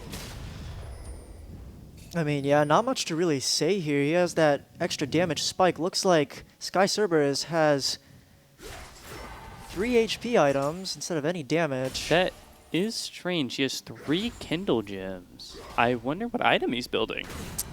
Maybe Warmogs to perhaps outstay Cassante in lane, but I mean, this Warmox Cassante is 2 belt, I believe, or 1 belt, 1 Kindle. I'm Oh, that's quite right. interested in what he might be building. Perhaps it's 3 different items and early component. he knows something that we don't. He perhaps. definitely does. However, it might be wrong.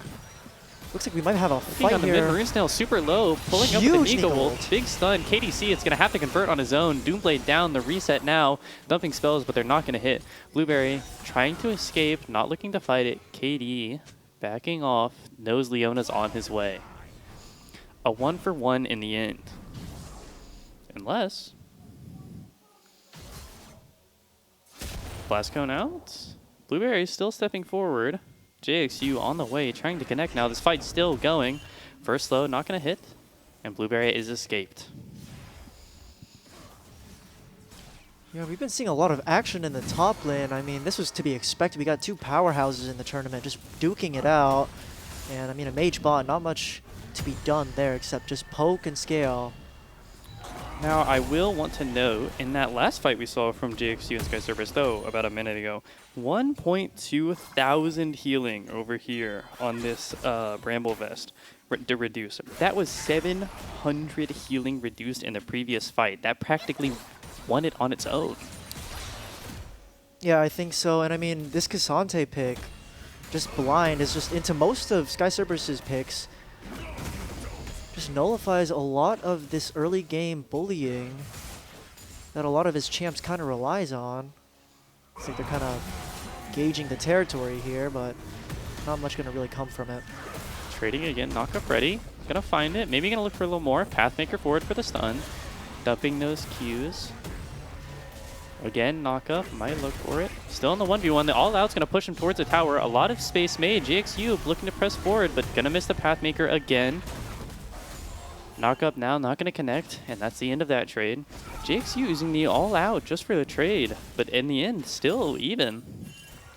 Man, I don't think JXU really has to risk much here. It's a massive lead. However, Maroon Snail maybe Onto the catching Nico something now. here. CC'd, but not a huge trade. Nico ult not yet available. Only 2/3 of the way done on the Silas timer. We get top posturing towards this dragon a bit. They think about it, but they're not sure it's a winning fight. At this point, I'm surprised we're not seeing more ganks on the side of Gank top, given how, I mean, their top laner just kind of relies on splitting and getting very ahead early. Looks like might be looking something bot, but Now, you will notice about bot lane is very scaling Sivir. A Cole with only 4 stacks left, but something I'd like to know. My brand also has a Cole. Now, what's going on there? Gank top just making plays that are known to only them, and that's the best part about it, because if we don't know what they're doing, then The enemy can't. yep. I mean, he's going to have 350 gold soon, but it's the Oh. engage from Doomblade 2 CC there. Already dead is the Mr. Piney, and Blueberry looking for more. Karu half HP, the support going to burn down quickly, and it is 2-for-0 for the side of Gank top. A clean fight. Well, looks like Gank top will be able to grab this drag for no contest. Gonna look to instead trade towards that mid plates or maybe any top camps that they can scrounge. JXU back at it though. Looking at this massive Nico ultimate here, catches both Sivir and the Braum. Sivir burns her spell shield for nothing though. I mean, they just have so much CC, there's only so much a single spell shield can do. It's Tony ulting out to try to live. JXU looking very dominant. Though down 30 CS, these fights are always in his favor, but ganked now by 2. The flash away, but his team is here. Everybody corralling towards their half of the map. No kills on there despite the 3v3. Now, I'm surprised they didn't go for Herald there, given how most of them were on the top side, but perhaps they thought the Jax was going to stay.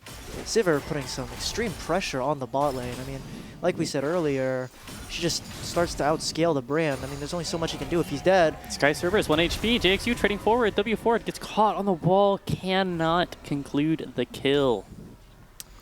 I mean, this This Cassante has been just such a dominant presence in the game so far. They try to gank him with 3, but I mean, there's only so much they can do. If there's just the concept of anyone else on the team helping out, it's just like they don't have a chance of killing him. Exactly. I feel like I haven't even seen the camera anywhere else. So much action up there. I'm not complaining, though. It's very entertaining to watch. Exactly. Not a bad thing, just what's going on, you know? But we will see the first item come in for Sivir. She's starting to be a problem on these waves. Definitely a lot of damage. Even though the brand does have 2 assists, I don't think he really starts coming online until he builds Blackfire Torch. Surprised he built Rylai's first. Maybe trying to get a slow on this Braum with his poke and perhaps engages, but we'll just have to wait and see. Rylai's has definitely been preferred for flip-flops throughout the tournament. He likes it. He likes the utility. It lacks haste and damage, but I think he knows his team is full of damage and he just needs the help of face checking now. Faker senses the jungler, but it's too far into the push. Maybe now. Blueberry CC'd up. Leona ult onto 2, but it's the first one down already. Karu is next on the chopping block, and there he goes. Mr. Piney flashing backwards, trying to escape, and escape he will in 2-0 for WeGank top. Yeah, another 2 assists for the brand. I think they're playing that really well.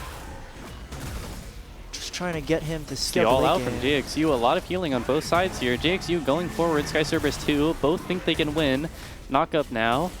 Looking for more damage, more Qs. Not quite. He has one more Pathmaker. See how much damage it can do. Not going to use it. But it's Sky Cerberus on the upside of the trade. JXU no longer in his all-out form, so even though he's a little bit low, he'll be tanky enough to kind of...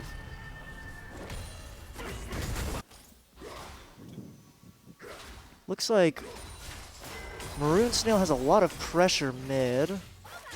Jax is roaming in Infinity Stone's top jungle, might be caught out here. Definitely Blueberry caught clearing in the wrong side of the jungle. KD and no damage just yet because the counter-strike half HP, but doesn't matter. He's in 1v3 and he is gone, and 1,000 gold shutdown for KDC.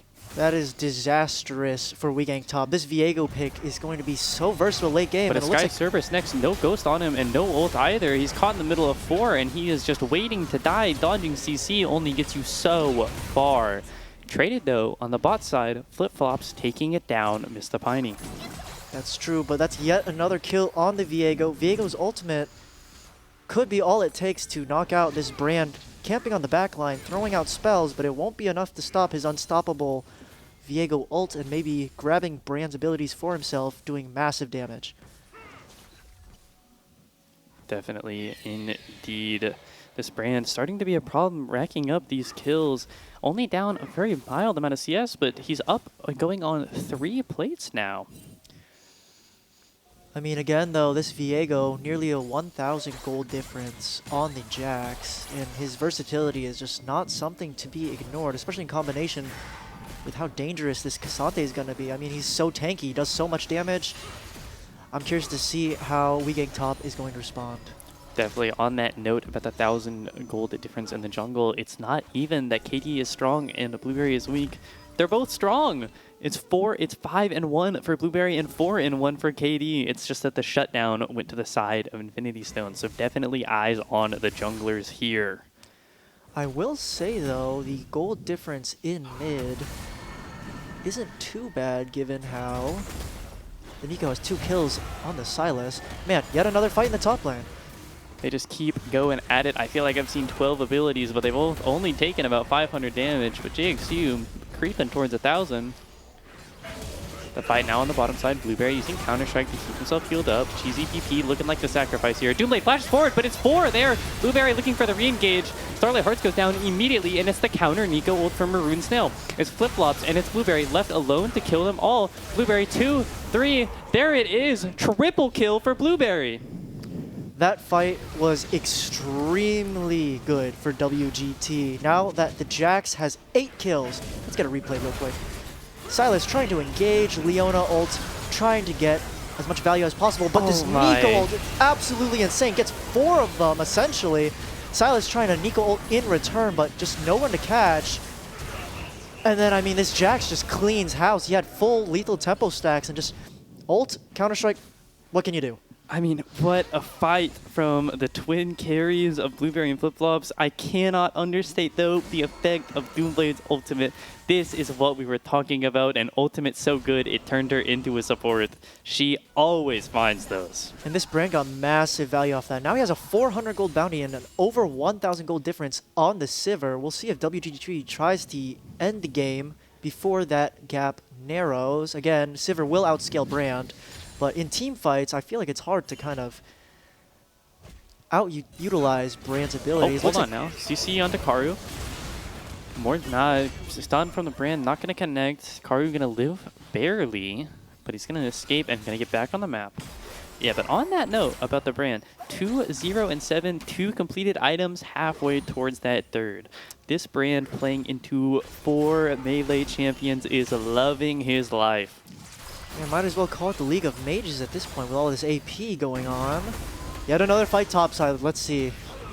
How's it going to go this time? I think I'm watching Trading again, UFC. trading autos and blows one more time. Knock up again. The shield from Sky Server is doing so much work. JXU actually on the losing end of this trade. He needs this knock up and all out. Not going to find it. Let's not forget, though, once he gets below that half health threshold, his all out will be stronger than otherwise, and he'll get more value out of it. Definitely. He is now at his strongest, funny enough. Doomblade playing confident in the Maroon Snail, not afraid of anything. No amount of LP difference scares this man. He is not afraid to win. It also helps that he does have Rocket Belt for an easy escape if necessary. Definitely. Chovy figured something out. But Rocket Belt still a staple of Nico's items. Her first item on support, definitely the most common option here. Looks like WGT taking first tower. Good value on the Volibear, narrowing that gold gap that was so pesky. I mean, this Cassante had some really good plays early, but once Volibear starts coming online, there's only so much you can do. Definitely. It is interesting to note 30 CS stiff in top lane, but it feels like so much more, doesn't it? I was mistaken. That first tower was on the bot side.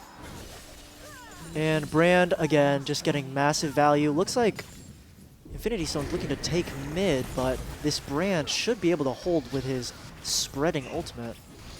Blueberry a little bit alone here, caught between a rock and a hard place. KDC a little scared of the fight. 4 members strong, but still not looking to take a random skirmish. I will say, though, this Jax can kind of play however he wants. He has Triforce and Sundered Sky and a Seeker's arm guard. And his team has been very good so far about following through with skirmishes. Mid tower falling down low. 3 members on mid. I love to see it. I love putting numbers on mid and moving around the map. This is great rotations and great sieging from Gank top. It does appear that the Volibear has now taken that tier 1 top turret.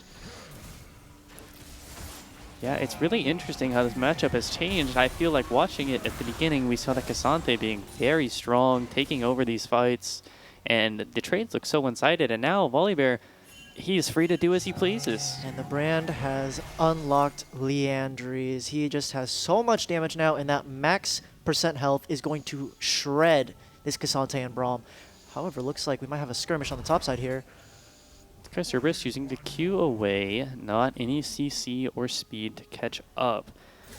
Now, 25 minutes into this game, we're working on our 4th Drake here. 1 minute until the Mountain Dragon. It's going to be the 3rd Dragon possible for Gank top, a huge milestone towards winning this game. How are we feeling about this Dragon fight? I mean, I think WGT is really going to play around it. I mean, this Volibear, even though he is down in kills and assists, he has been extremely tanky, and I feel like now it would be kind of impossible to 1v1 him with anyone on the team. And if they get that Mountain Soul, it'd be really problematic. The Cassante's not going to be able to bully him as much. And I mean, he's just getting massive value. That gold gap is just completely nullified now. Yeah, absolutely. We've seen this top lane shift, and we have seen the power shift into the bottom lane. Let's see what Brand can do if there is a fight at all, and it's looking like a 4v4 unless we see teleports from the top laner.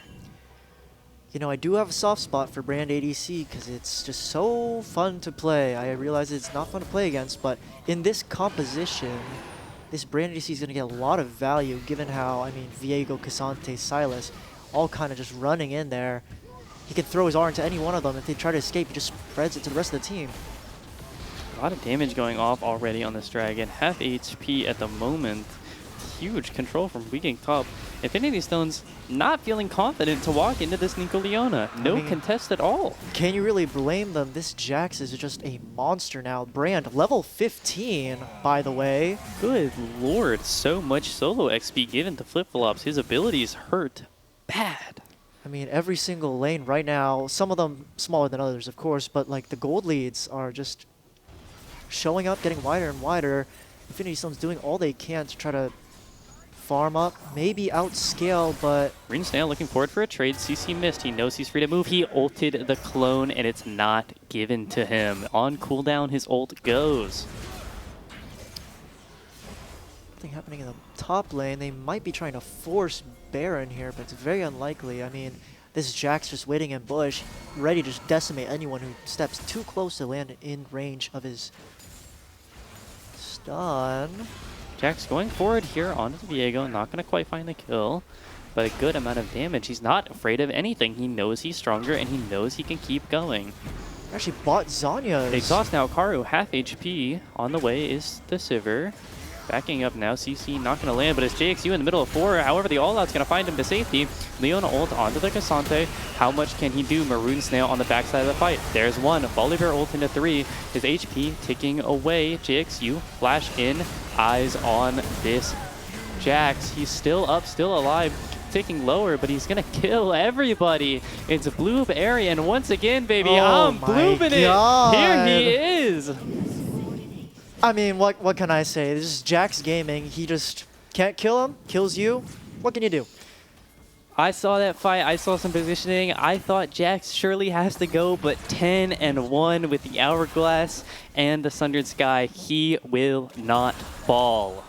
Okay, looking at this fight here, he's just taunting all 3 of them. Unfortunately, not able to save the huge ultimate from the Leona. I mean, what else can I say? He just jumps on them, stacking all this damage. They're trying to fucking negate everything, but it's just not enough. The Volibear as well, cleaning up as well. This Sylas not able to really capitalize on any good ultimates. Jax jumping on, getting another assist for the Volibear. Extremely strong. Leona will fall, but massive value. Such a good fight. I love to see the style of team fighting. I love to see 4 people going forward, and I love this style. I don't know, I'm just so in love with Dive. I love to see the HP bars go up and down and up and down, and that is what Sylas, Viego, Volibear, and you know, this Jax, that's what they do, and it's so interesting. In that last fight, Infinity Stone's really trying to jump on the Brand. They were scared of what he could do, but they totally forgot of the extremely strong Jax and Volibear, and there's only so much they can do once the Brand is dead. Definitely, though. Brand on that arm card now, a lot safer in these fights. He has a little bit of survivability. Jax, too, with the Zanya, still even safer there. A lot of HP, regen, resistances. You'll probably soon see the Nico opt into an arm guard for that even more ultimate power. I am curious to see neither Jax nor Volibear building Dusk and Dawn, given how that item is extremely strong in the current meta. Maybe they're saving it to just put the nail in the coffin. We'll see. Possibly could be the heavy AP style composition from their bot side. You know, needing to opt into a little more AD, but still, you see the Hourglass on the Jax. He's feeling it. Sky Service, though, possibly caught out here. First engage gonna be on KD. Can he find the CC? Yes, he can. Prom passive now layered on top of it. 3 members strong on Sky Service. He needs to get these Ws if he wants to live. Dodging a lot of CC, but not all of it. It's the path make from the Cassante that locks him down. A Volibear ult will not get you over the wall and will not save you. I feel like he should be dead, but he keeps going. There it is.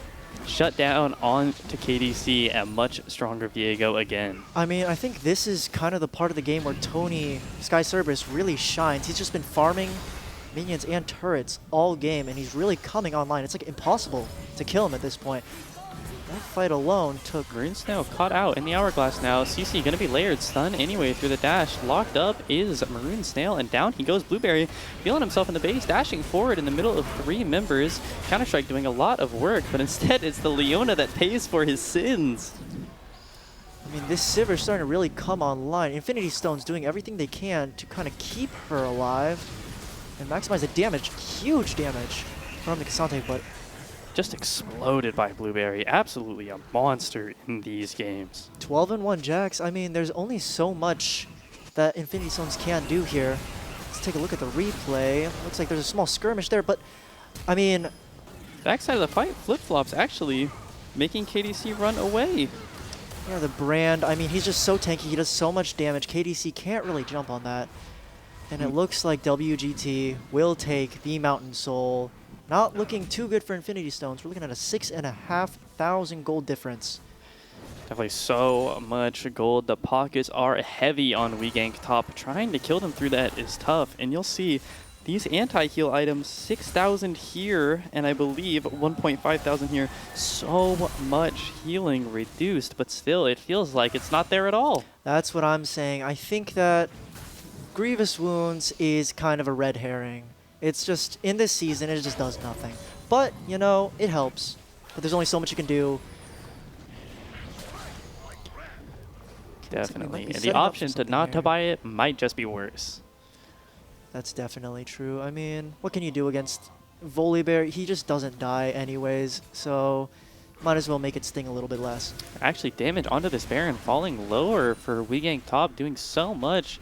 Not quite able to get vision is Infinity Stones. How low is that Baron now? Halfway, looking for the turn. Gank top, they need to find it. Reset on the Baron, but flash forward from Blueberry. 3 already, he's in the middle of them all, but his health bar just doesn't really move. Nico ult onto 2, Hourglass for both. So much damage, the brand passive spreading everywhere. It is Sky Cerberus in your backline, and it is Blueberry once again all over your team. Clean ace for Gank top as they march towards the end of game 1. I do think that a Baron angle would be good here. They might just take this tower and then rotate for it, or they might just try to end It's right 40 here. seconds. I think it's over. I think they just end here. I mean, yeah, Once this Volibear tower is just so falls, strong. no platings remain on the Nexus towers. They will fall so fast. Yep, and Jax is passive. Stacking on these towers, they just melt. Shredding through Gank top, a clean 5-0 on this last fight, and an excellent team fight to close out game 1 of this best of 3 series. I mean, just a masterclass in utilizing a lead from Blueberry. His mechanics, his positioning, everything just really sealed the outcome of this first match. Definitely. I believe final KDA looked something like 14-1. That is devastating from him. He is a powerhouse, not to mention the work done on the side lane by Sky Cerberus and that bot half of the map holding it down strong. I think this brand actually got a lot of value. It's a really safe pick, especially into a very dedicated ADC player like Starlit Hearts. I mean, brand is just kind of safe. Play back, throw some abilities out there, and then just let them do itself. It just Exactly. blows up everything, especially into a very melee dive-heavy composition that Infinity Stones played. And I mean, just this Jax was out of control. Just absolutely nothing they could do. And if they do take care of that, this Volibear cleans up everything. Snowballed such a hard lead in the jungle. Notably, heading into game 2, the Sivir is out into mages. What will we respond bot lane, and how can we recover these topside skirmishes? Let's find out in game 2 of this best of 3.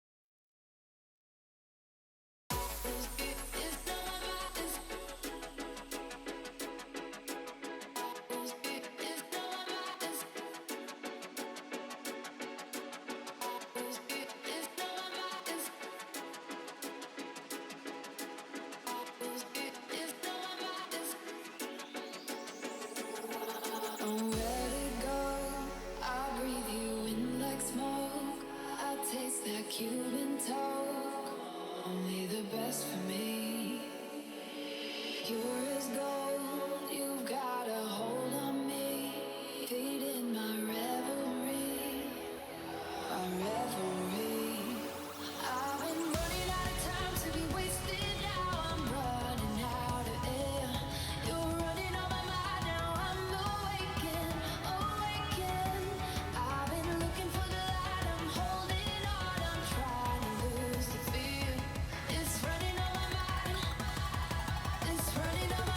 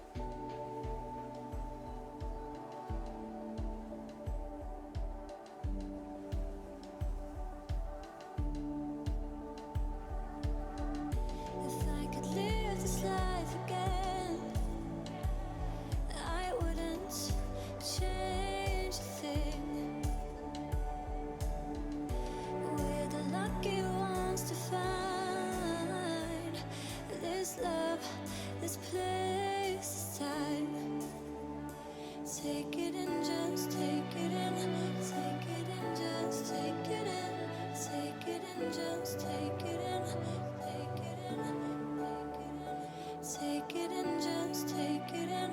Take it in, just take it in. Take it all in.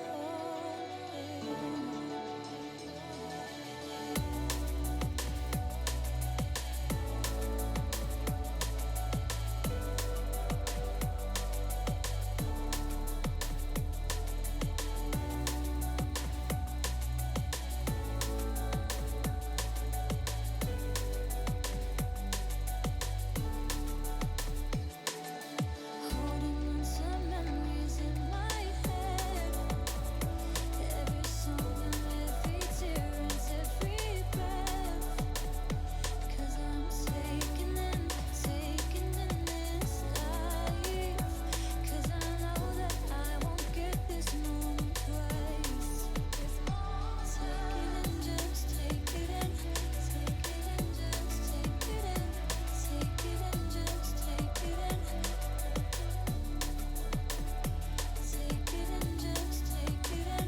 Take it in, just take it in. Take it all in. So here we are, fading fast, and our hearts are. Hello and welcome back to the show, the LCS Game 2. Hello, bros. Game 2 of the lower finals. Now, on red side, we have the Infinity Stones, and on the left, on blue side, we have Gank top. We Gank top with a solid win in Game 1, a great team fight to close it out, and we're looking at the same 3 bans on both sides for both teams. What do you think we're looking at this game? Honestly, at this point, I feel like Infinity Stones could just go pretty versatile. I'm thinking that they're maybe looking for a more mobile ADC. Granted, Sivir does have her spell shield, but that just wasn't enough. However, Brand is no longer on the table, nor is Jax. So there's a little bit more leeway in terms of ADC picks. Definitely. I believe from my look of the draft, one of the core issues for Infinity Stones was that they had no early pushing lane on top or bot. Now, the top lane was, of course, the JXU blind pick on Cassante, but the bot lane was the Sivir counter. Now, one of the sides of the map needs to make a push to make room for the jungler to make those plays. So I hope to see an adaptation from them where they can make a little space to play with, fight objectives, find early skirmishes, and make their stand on the map. The first pick for Gank top is going to be the Mel. Where do we think this is going? See, that's the fun part, because this can be flexed both mid and ADC. I mean, she's pretty intuitive and does a lot of damage. Looks like maybe a Nico in a different lane for Infinity Stones. Now, definitely, Nico has been one of the best champions on Infinity Stones because of Karu on Infinity Stones, who is one of the best Nikos, dare I say, maybe even the best Nico in this tournament. His Nico support has been devastating. He always finds those team fights. He always finds that CC. He does it every time, and it's such a strong pick. The Ezreal to go with it. Starlit Hearts, Mr. Piney, you know, one of his best picks across the board. He says, back against the wall, give me Ezreal. I will say, though, maybe this is according to Gank Top's plan. They left it open because they have the Mel, whose W will reflect possibly some very crucial poke. Yeah, everything out of Ezreal. All of Ezreal's damage reflectable. All of it can be sent right back at him. Those early Qs shut down. But if you're reflecting Ezreal Q on a 38-second cooldown, that's a big window to play on. Let's not forget that they have a Nico on their team, too. That Nico route could be extremely, extremely tide-turning in team fights. There's definitely a Karma to go along with it. That signals to me a look at Mel bot lane. Mel Karma, a strong, heavy pushing combination. Now, they're also shutting down the possibility of Nico mid. While unlikely a pick for Kai, sending a Ezreal Karma bot lane is an extraordinarily strong lane. But Karma, man, what a strong champion. The most prioritized champion in the LCK right now. So strong this early push. Uncontested in the entire game. I mean, great pick as well, that Karma. I mean, Mel can just chase people down, root, and it does seem to be WGT's playstyle to just kind of keep going until there's nothing left. And speaking of keep going, we've got more dive. A Galio ult on top of anyone that might be in danger. It's peel, and it can be dive if you look at something like the Ambessa Galio. Ambessa, of course, out, but more than one champion in this game knows how to click forward. Also, if this Galio is empowered and sped up by this Karma, he can land a great taunt on the enemy team, possibly also knocking this Nico out of commission and preventing any huge Rs like we saw in Game 1. Definitely. Doomblade's Galio, something to look out for. Definitely another signature. I feel like I'm saying signature a lot, but I've seen these players time and time again, and I see a lot of things that I see repeatedly because they know they're good at it and they play it twice. But Ari, a bit of a curveball here for Dunce, excuse me. Dunce is known for his great early aggression, his Akali, so great, his Silas, so great. But over time, he's learned these mages. His Victor now, a huge threat.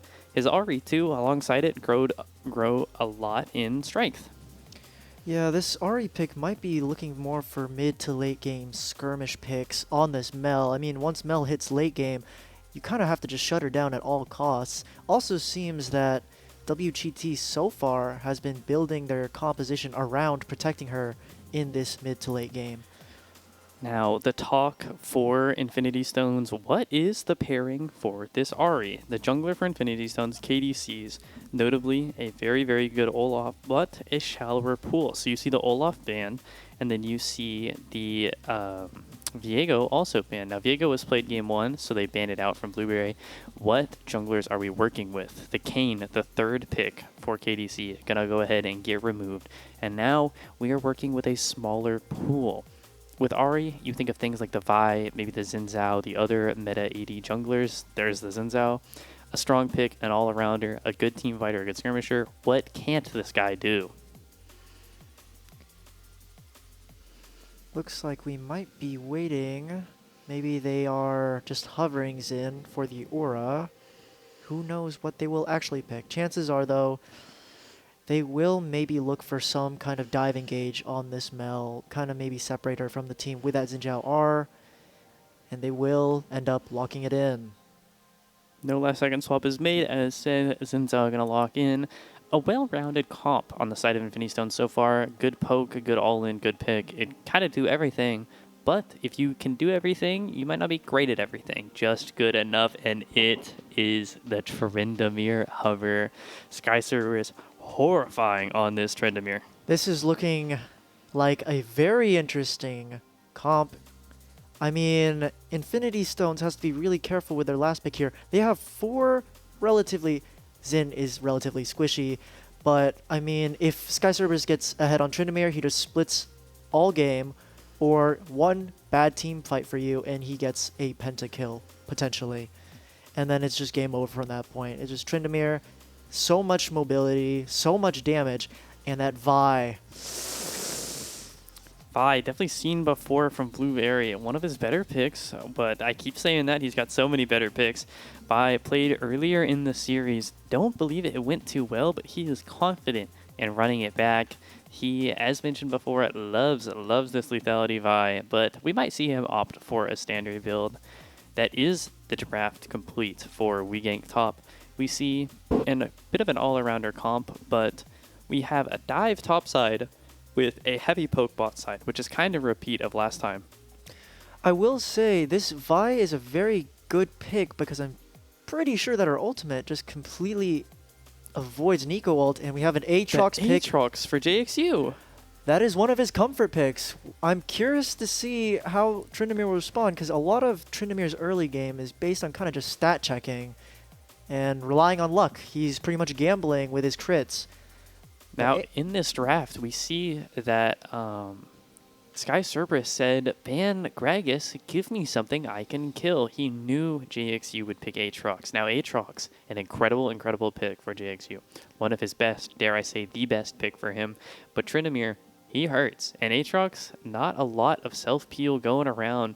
A lot of fighting potential, but he might just die if that slot machine decides crit, you're gone.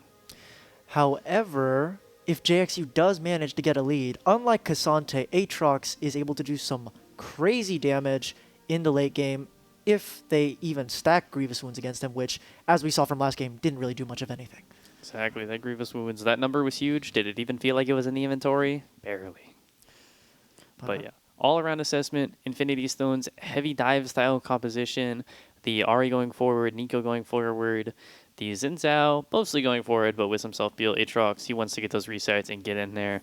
And then on the other end, to be honest, a really strong peel composition from Gank top. Now the Tryndamere, of course, Sky Cerberus gets to do whatever he wants. He kills everyone, and he gets to pick as he wants. But everyone else, the Vi has CC and point and click. The Galio has peel. The Karma has peel.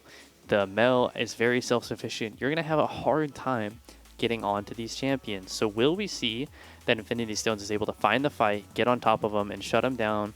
Or will Gank top be able to live and turn the fight? Yeah, I mean, it looks like this game's just mostly going to be based around pure mechanics. Like, unlike last game, they had some really good ultimate CC synergy, a lot of good combos, but this game it looks like it might just be decided on skirmishes, who gets ahead, and if they can get any really good picks. Exactly. Both these teams, great fighting power. I love to see the adaptation from Infinity Stones. We have nice pushing lanes. We have an Ezreal to play on. Will it be able to outpush the Mel? Only time will tell, though this Mel has shown confident and great results over this tournament. You can see that Sky Cerberus has pulled out his signature Hail of Blades Tryndamere, looking to perhaps early game cheese in that first bush. Oh my goodness, looks like we already have some crazy poke on the bot side. And Cheesy BP, where's your health? Where'd it go? To Two be fair, Ezreal Qs. it is Ezreal. Doomblade taking Electrocute. The auto W auto always procs that. Such a very good early trade. Mid lane, Do has trouble having push on the Galio. A great pick overall for defensive standing. These bot laners losing so much HP, but 200 missing for everyone across the board, and we haven't even played a wave. Yep, I mean, both bot lanes have a lot of poke potential, but I think the Meld kind of just ekes out Ezreal's lane safety due to her W. If Ezreal is able to get those longer fights with lethal tempo stacking up, passive stacking up, you know, maybe a Scuttle skirmish, he's definitely going to be able to get through the Mel, whose Q and E have much longer cooldowns than, you know, 2-second Ezreal W, or Q, excuse me. That's true, but Karma can just empower her and she can run away super duper fast. Boy, do I love Karma. What a fun support to play against. But yeah, looking out, 3 minutes to first drag. Looking far forward, though, we will see this bot lane duke it out. Who can get that early bot lane prio? Who can get...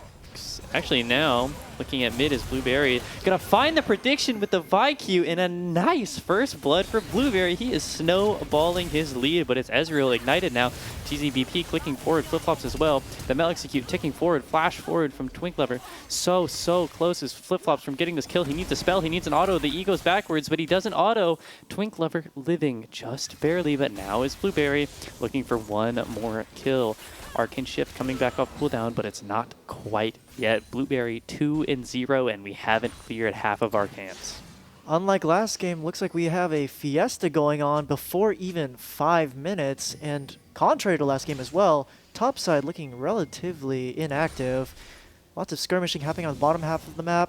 Perhaps it is Infinity Stones trying to mitigate the impact of the top side, but I mean, we already see 2 kills on the Vi. Extremely problematic, especially for this ideally mobile Ezreal, but could get easily locked down. Definitely so much mobility on the sides of Infinity Stones, but how many dashes matter to a Vial? Not many. Not many at all. You notice as well, Blueberry opting in for the Hail of Blades Vi. That is such a scary option for a 2-0 lead Vi with a serrated Dirk. You're going good night. It's the over for you. Yeah, I mean, this bot lane is just going to have to play super safe. I'm surprised that they're actually kind of pushing like they are, especially into a Mel Karma, with the possibility of feeding the Vi even more. Good poke, though. But Karma Shield ate the entire thing. yep, so fun. So fun. Still, Ezreal remains a strong pushing lane. Those Qs and that passive keep his attack speed up and his damage high. Still just going to come out faster than Mel's rotations. Haru hitting those roots again. He's nice on this Nico, as we said in draft. Definitely one of the best, if not the best Nico here. Sky Cerberus falling low to JXU. I think JXU's actually been playing this lane really well. If Sky Cerberus can't really get tempo and get ahead by an early game cheese, he kind of just, I mean, it's Hail of Blades Tryndamere. If you can bait out the proc, he kind of just, his damage plateaus. Not much happening in the mid lane, but curious to see how top lane's going to evolve in the next 10 or so minutes. Possibly a dive looking up here. Blueberry choosing to head into that top river. You look at the wave state of top lane, you think maybe it's diveable, maybe it's invadable, something going on for Blueberry. Charging the Q, charge not going to land. Vision on Zinzao, and Sky Cerberus is down.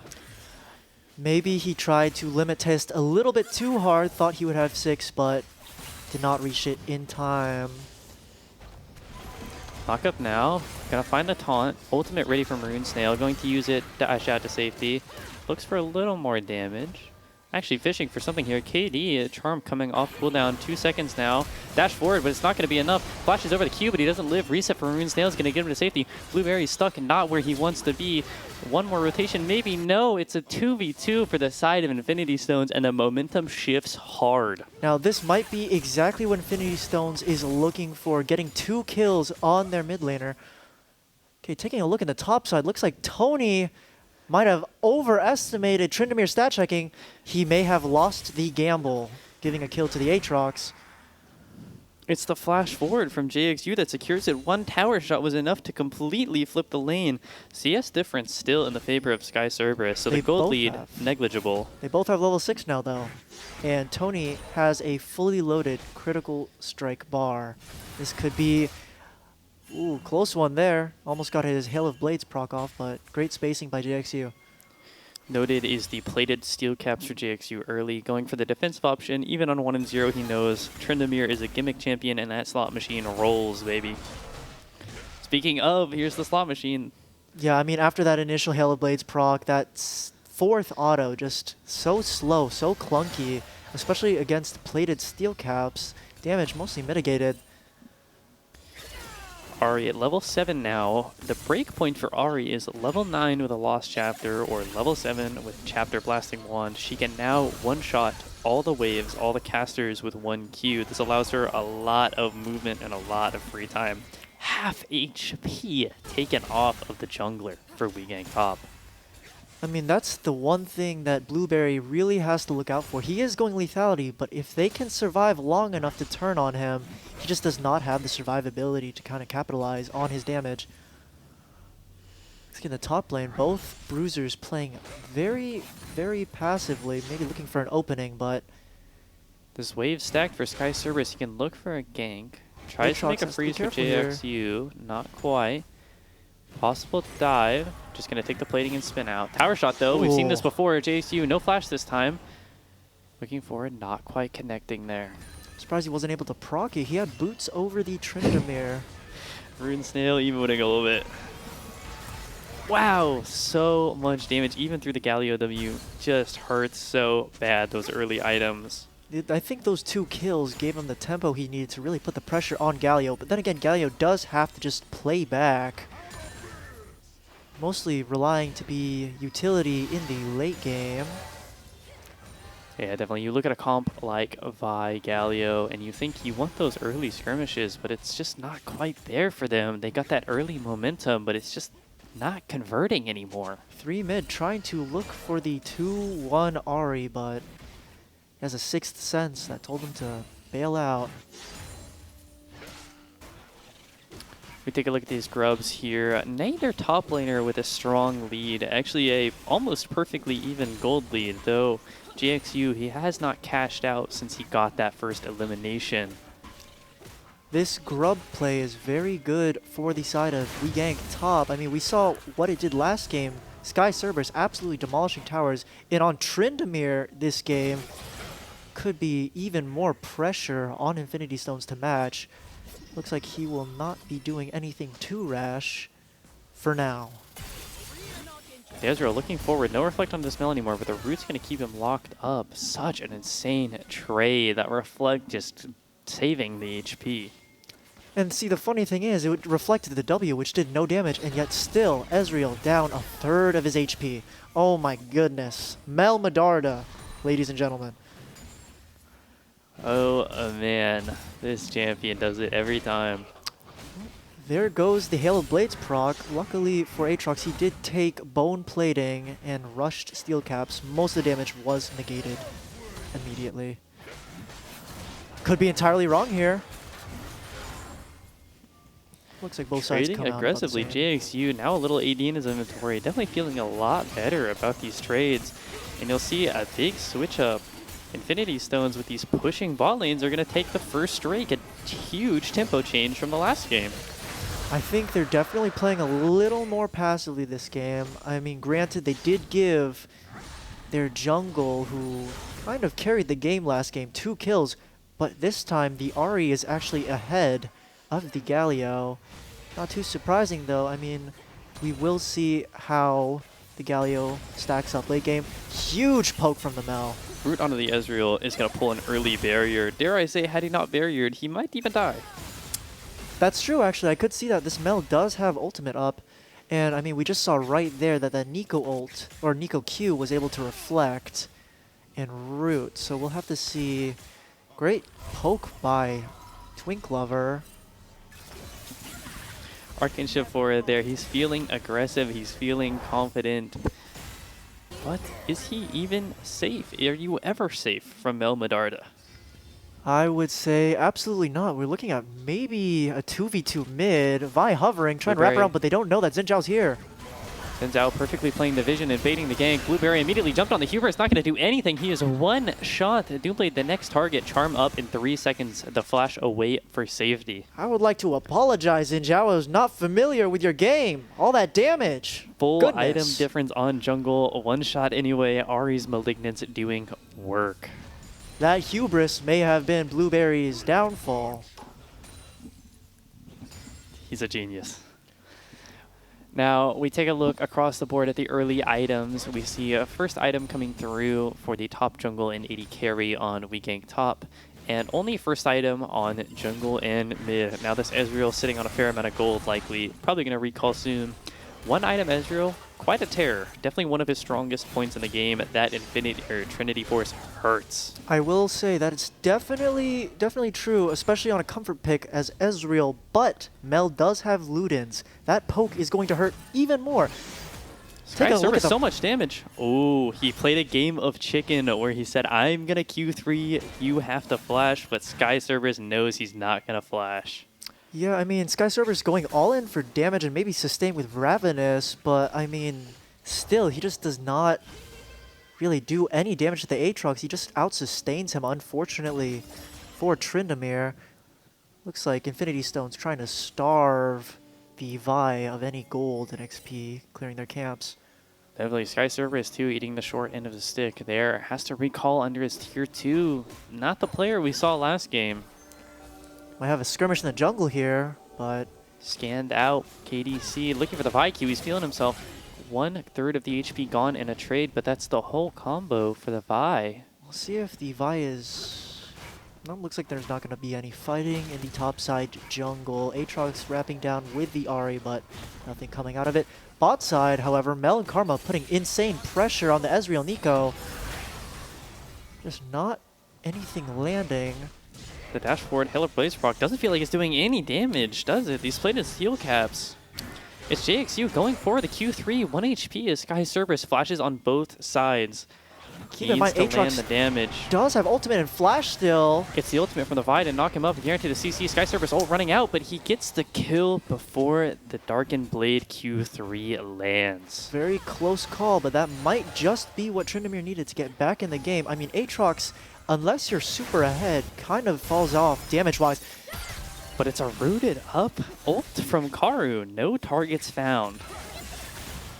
Hit by the Mel root to deny any movement. Maybe they... Oh, but it's the dash forward. Oh. He's Mystifying, looking for the trade forward. He's already low HP. Flash from Flip-Flop's not going to get him to safety. Maroon Snail chaining these resets now. Charm, Cheesy BP, caught, found, and taken down here.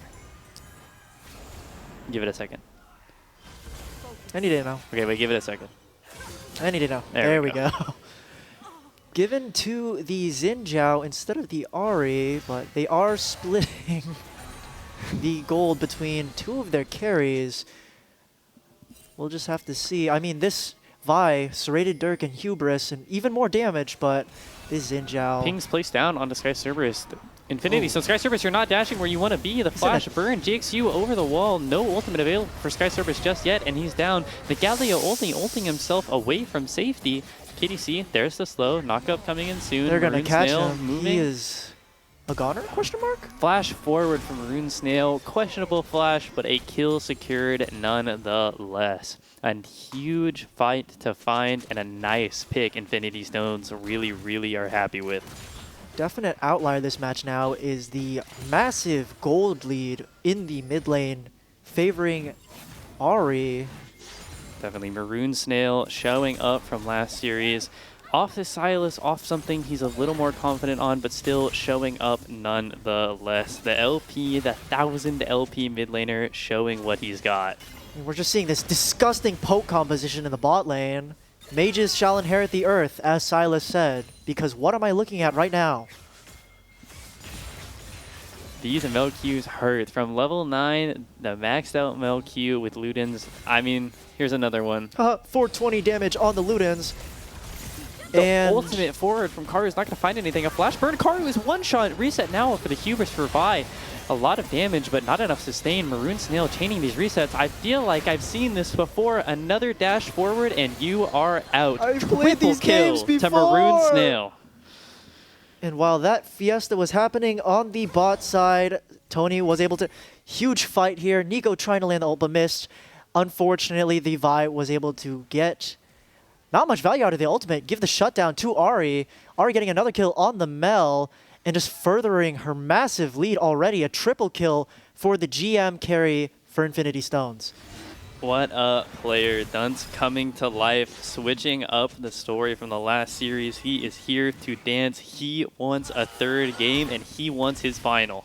I mean, I said this before the match actually started, but I think that WGT was looking to play towards Mel, but now that Ahri has fully come online and does so much damage, it's going to take everything in their power to keep her alive. Looks like we might be looking at a fight topside for Herald. Karu caught out again. This Vi does so much damage. The under-leveled support. One more piece of damage, and he is out. That is probably going to be a Herald look.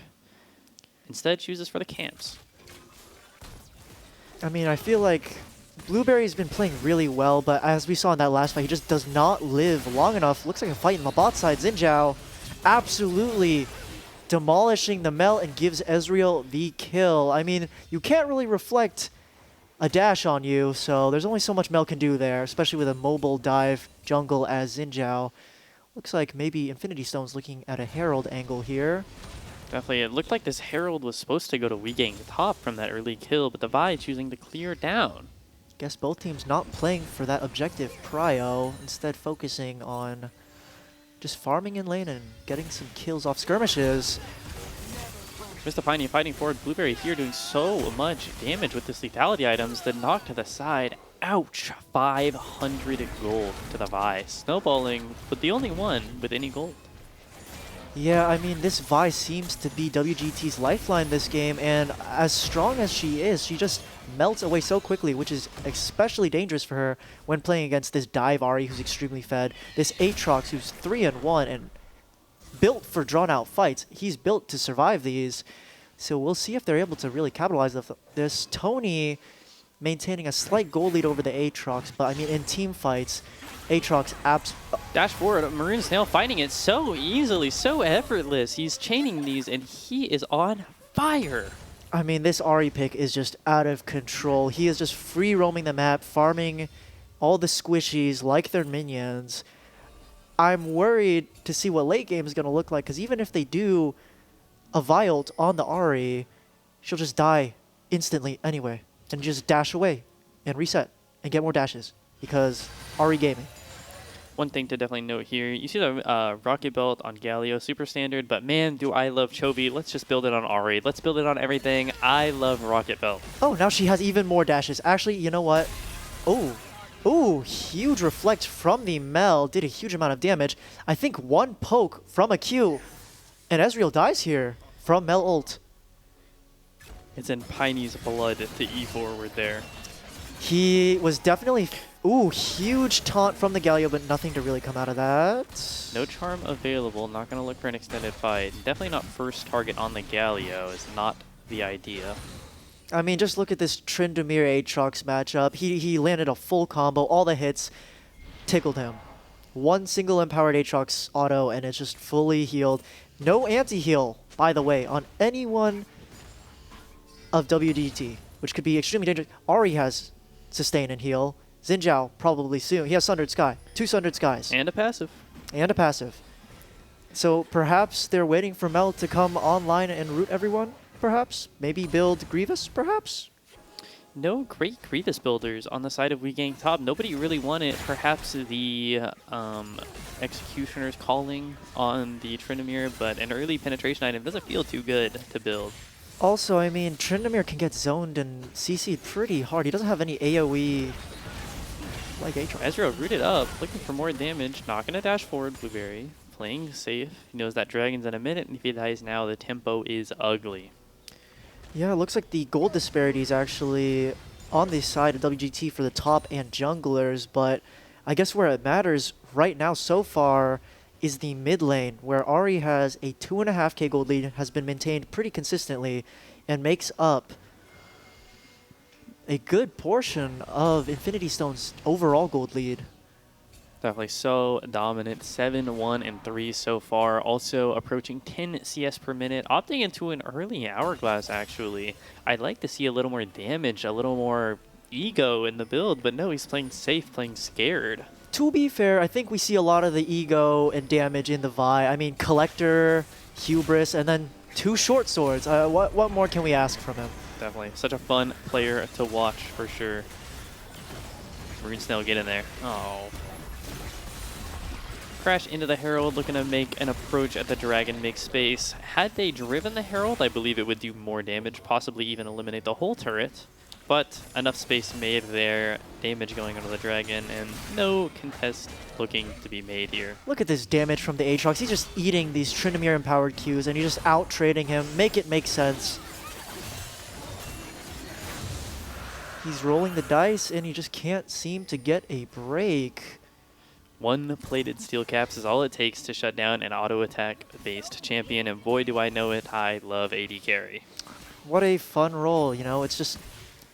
Ooh, great poke from Shoria, but Mel Medarda, you know, one single Q combo and you just disappear from the map entirely. So he has to really play it safe.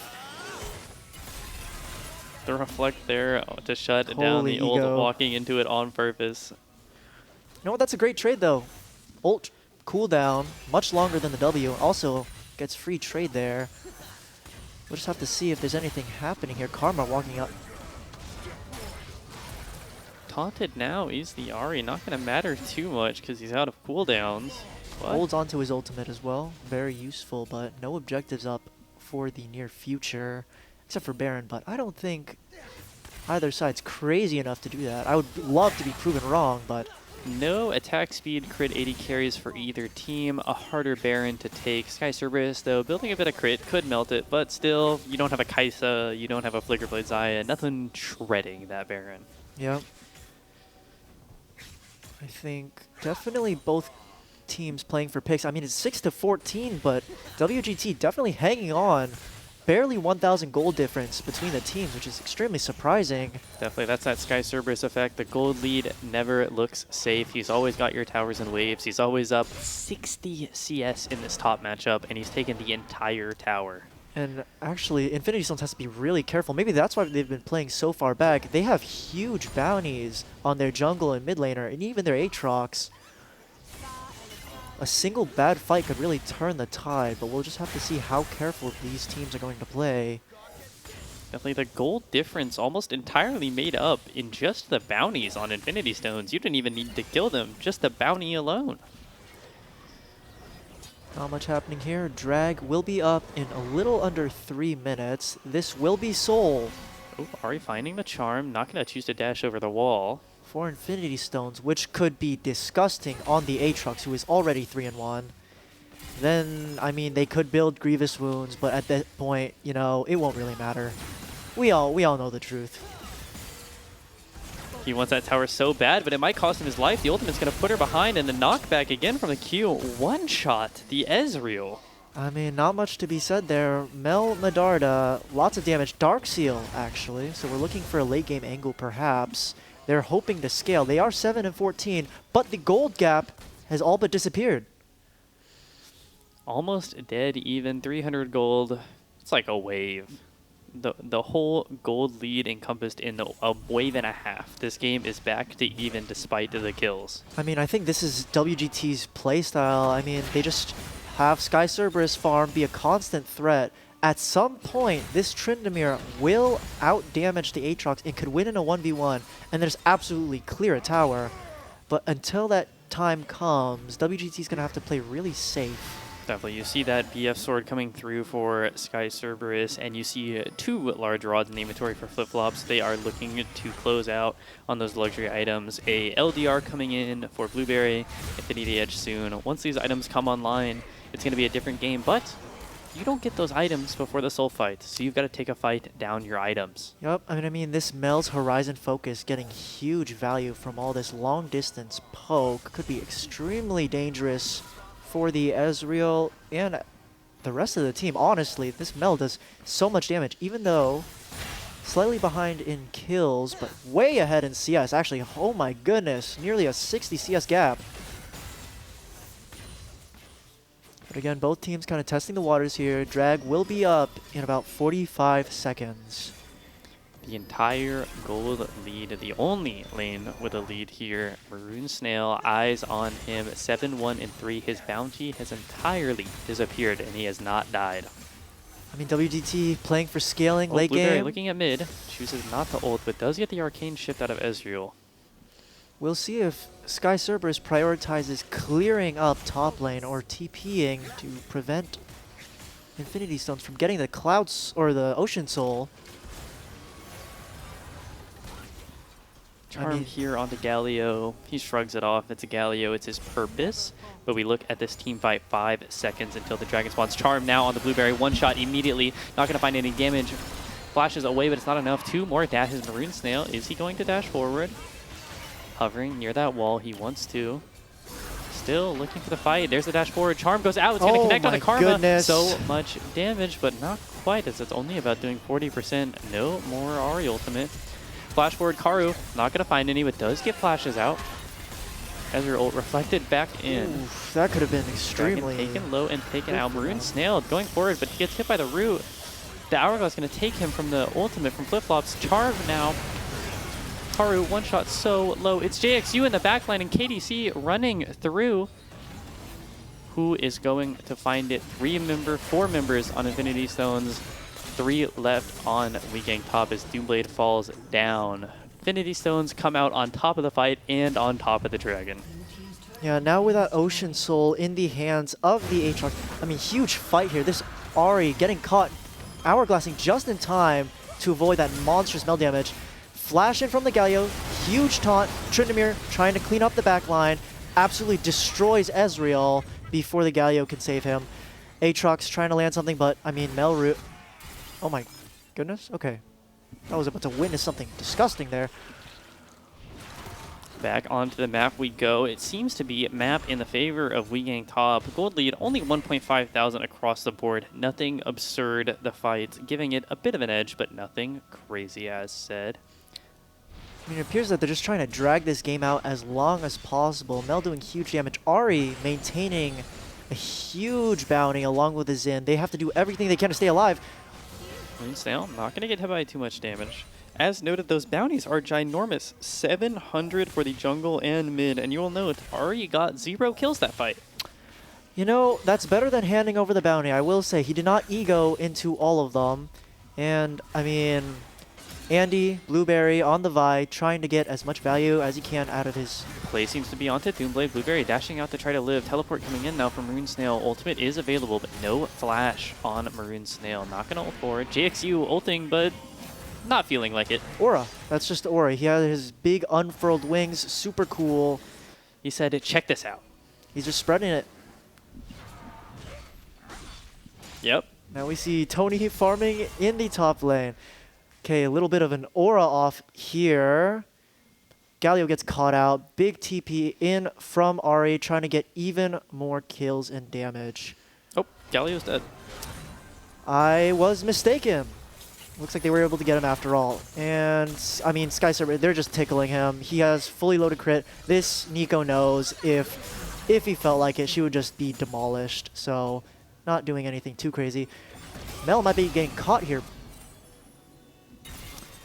If I'm not mistaken, that ultimate should have avoided the... Oh, it's back up again. You know what? Fair play. He is 5-0, so if something did happen, we think... Looks like Maybe looking for something. Guardian Angel on KDC. You can play a little cocky, but it's the ultimate onto the Ezreal. Completely one-shot by Blueberry. Mel ultimate going to find one and send KD into the GA. It's on to KD here, but no, he can't do it. Blueberry, 1,000 gold collected. That was such a good fight for WGT. That has been just what they needed. And it's also showing that their late game strategy is paying off. I mean, Vi just scaling based off of levels, building pure damage, able to live long enough to absolutely delete Ezreal off the map. He's not allowed to play the game. Definitely this gold lead still not out of hand, never swinging above about 1,500 gold, even though sometimes it feels so insurmountable. However, for the first time this game, it is now in the favor of WGT. It is true, a slight tempo shift, but nothing that you can't overcome.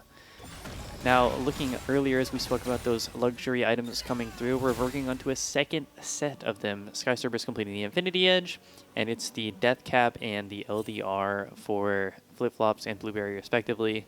Blueberry looks like maybe an Infinity Edge coming through, and then that penetration item for Sky Cerberus. So these damage numbers are getting huge, especially KDC no longer has that Guardian Angel. A lot less survivability in these coming fights. Yeah, it's definitely not looking too good for Infinity Stones here. I mean, the Sky Cerberus, huge gold lead over the Aatrox, kind of being an ever-present threat to both lanes and the backline given his dash. Mel starting to come online. 2.6 damage from Luden so far. She does have Horizon Focus. She does have Rabadons. I believe a single full Q combo onto any of the squishies except for maybe Xin Zhao would kill them instantly. Coughing Baby versus Hydrogen Bomb style. 10% damage amp from the Horizon Focus. It hurts. This Death Cap, so much damage. 7 Darksteel stacks. Just going to obliterate you. If she can get onto that level 16, which she is ever so close to, you can see an almost full XP bar. That ultimate kills you. Close call there from Maroon Snail. That is the ultimate, though. 2 minutes until Elder, so not going to be down for the entire duration of Elder. In fact, he'll have it back, and he'll have his Death Cap moving into that last fight. I am thinking they're going to have a big fight here. There are no shutdowns on either team, actually, at this point of the game. Definitely this Ocean Soul doing a lot of work. You see full health bars and full mana bars across the board. Blueberry, a little bit in no man's land. KD behind. Dashing forward is Blueberry, going to find some damage onto the Ahri, who's only half HP. This is really dangerous with Dashing WGT. forward They're is really the caught Ahri, out. but the ultimate comes through. Hourglass to buy him some time. The armor item doing work. Karu only going to find one, and it's going to be cheesy. KDC on the backline, looking at Blueberry. Can he find the damage? Blueberry knocking him back. KD, charmed stun, can't find it. Healing fair bit, though. Still healing. It's the Ocean Soul. Not quite. 2 members taken down on Infinity Stones for the cost of Sky Cerberus.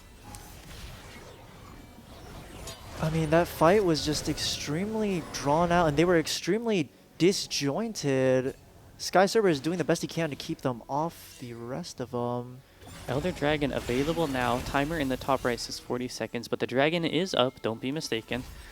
Now you see Blueberry coming back onto the map, trying to retake presence. KDC and Karu are down. Are Weekend Top going to force the issue in time? Huge ult from the Vi, but unfortunately Hourglass was up. Attempted Nico ult, but only really catches the Karma, who was able to get out thanks to the Galio. Sky Cerberus kind of doing his own thing, trying to 1v. Oh, And like it is the Elder fight. fight. It is 4 members strong here. Maroon Snail taken down in the middle of the replay. So we're looking at a 4 versus 4. Sky Cerberus not here. It is on the Blueberry to smite this objective. I don't think Infinity Uncontested Stones is the smite. WGT. Easy, but at 300 HP, are they going to go forward and look for it? Blueberry going forward. Ultimate going to connect now. On 2, it is the support for Infinity Stones taken down. KD, nothing left but to run, and run he will not. Double kill for Blueberry. Perhaps we spoke too soon. This full damage Vi is absolutely putting in the work and the damage.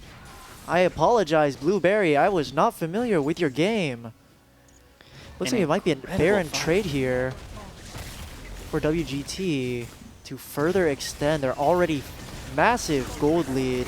4.3 thousand gold. I mean, Maroon Snail, what happened? Dead on Elder Spawn, 50 seconds when it was being taken. I wonder what happened. I mean, there's only so much you can do when an extremely damage-heavy Vi is coming after you. This Vi definitely got an early start, lulled in the mid game, but he is back, and he is back strong as ever at 9-4-5 on this Vi. And here we see what happened to Maroon Snail. Terrible, got stuck terrible into the positioning. teleport. That was so unfortunate. Mel was able to reflect the ultimate. No chance of a steal. We have 2 minutes and 35 left on this Baron, and a minute on Elder. Now, we gank top. They need to get onto this bot lane turret, and they need to force fights in the next minute hard. I think WGT is in really good form. They know what to play for, and they've been very disciplined in keeping at it. They kept up team morale even when they were down by a good amount, but they were able to kind of make up for it and just locking in, taking objectives, towers, minions. Unfortunately, no soul for them, but at this point, they don't really need it. They just go in and kill everything before they even take any damage.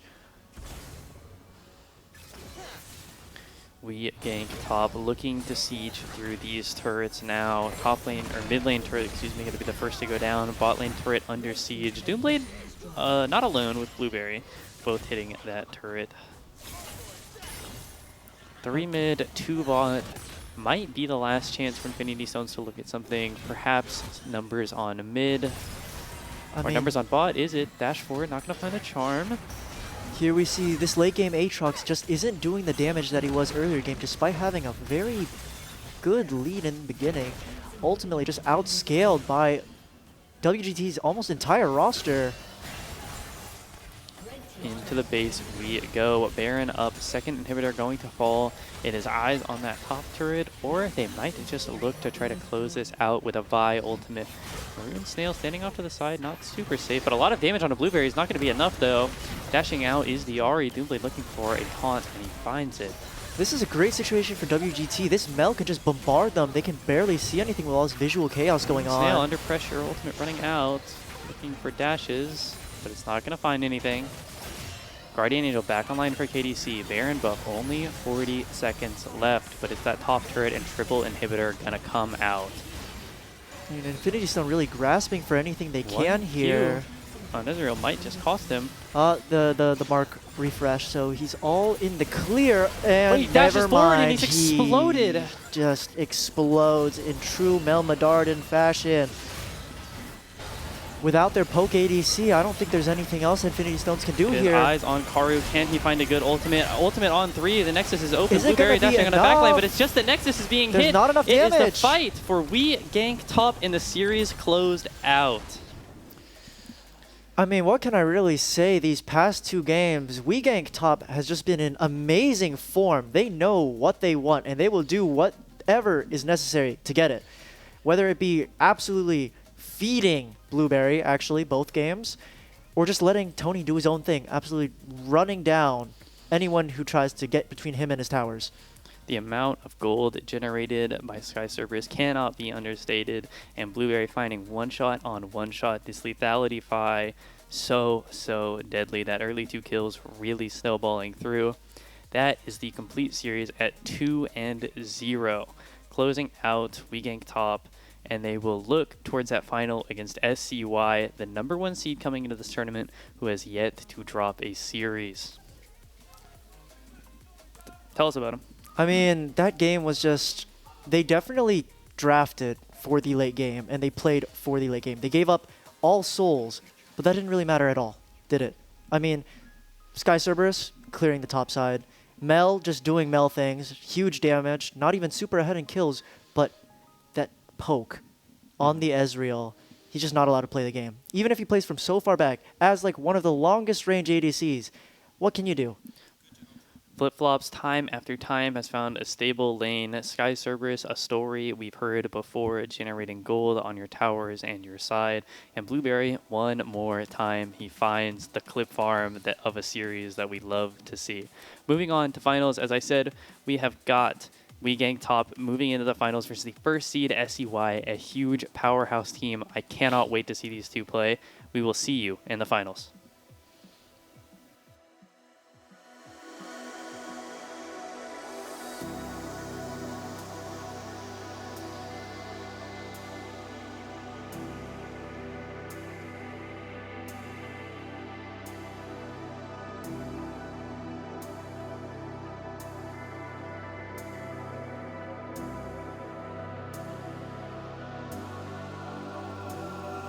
Stairs upon the temple I climb and I crawl and wonder how much further I'll go. Ooh, feet that fall apart till I walk on my ankles.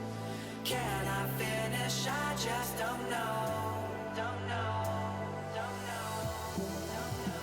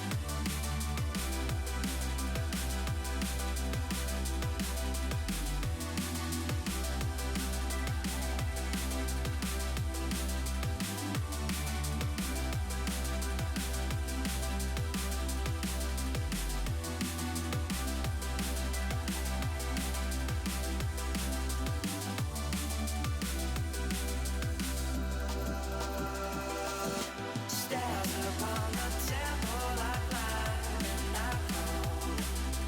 Wonder how much further I'll go.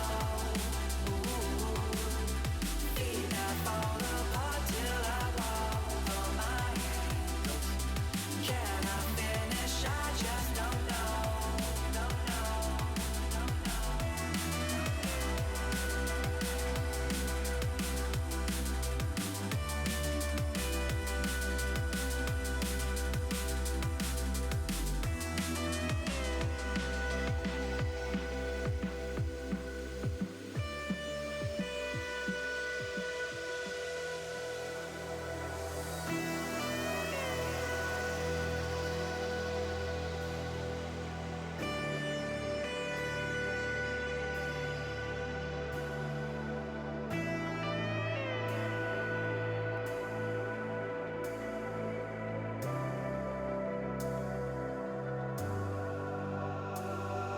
Stairs upon the temple I climb and I crawl and wonder how much further I'll go. Ooh, feet that fall apart till I walk on my ankles. Can I finish? I just don't know. Don't know. Don't know. Don't know.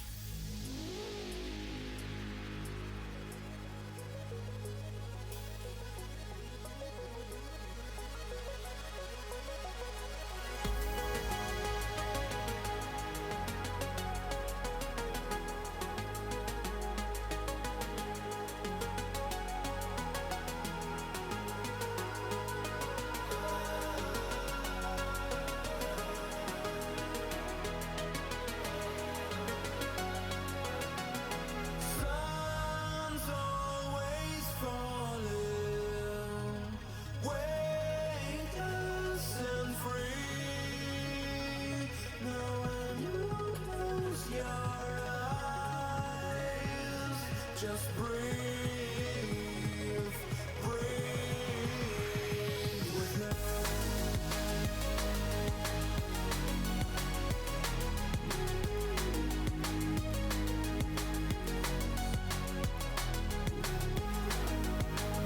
Love the way you feel it, over and under, till you return to the sky's always falling.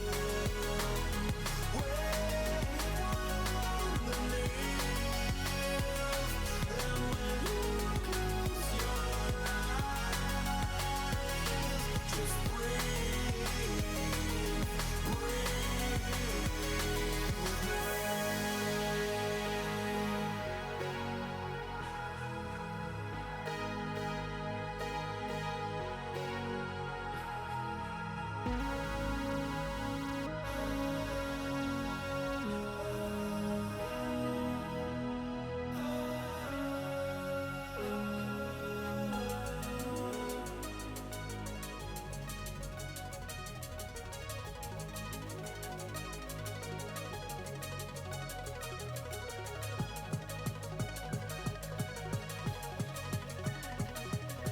Over and under, till you return to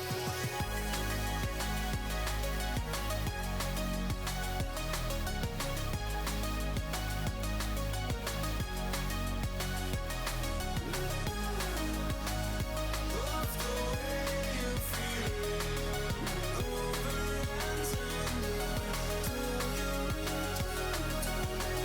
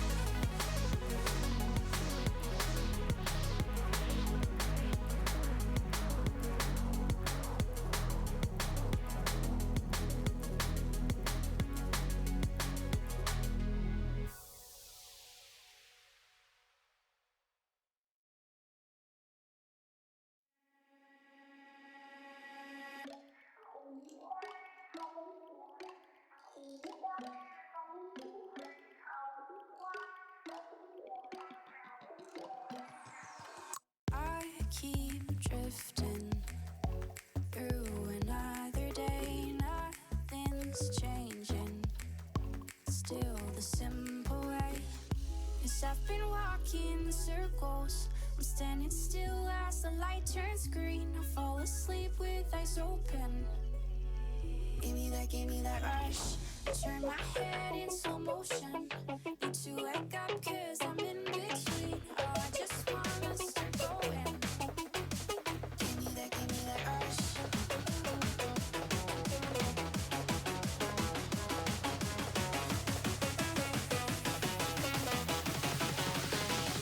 Give me that rush.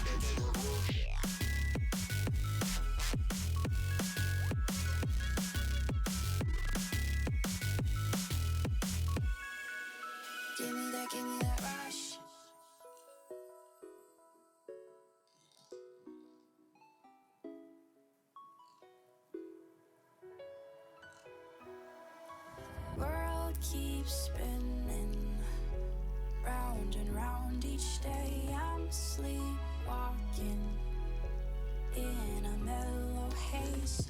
Don't wanna catch myself wasting another day, not a single night. Oh, I've been trying to chase it. Give me that rush. Wish I have wasted my life. When the time is right, don't wanna miss what I've tasted. Give me that rush. Won't you give me that rush? Give me that rush.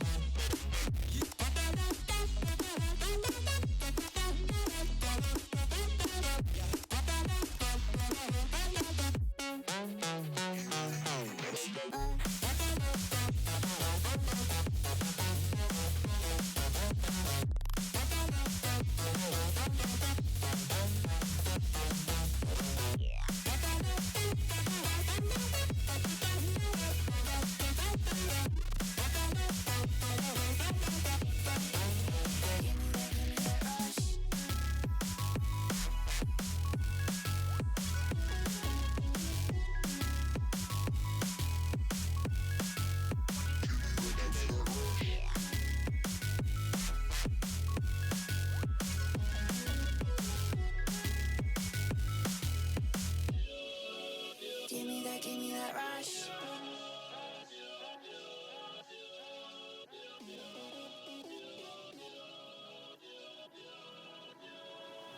Give me that rush.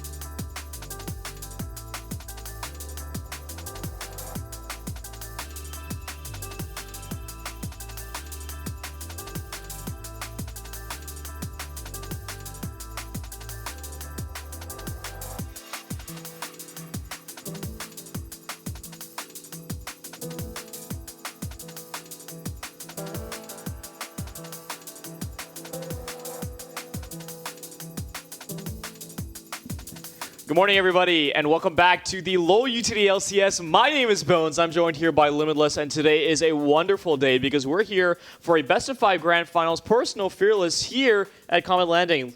Limitless, how are you feeling? I'm feeling terrible. I lost yesterday, and I'm feeling full of rage. And I've been relegated.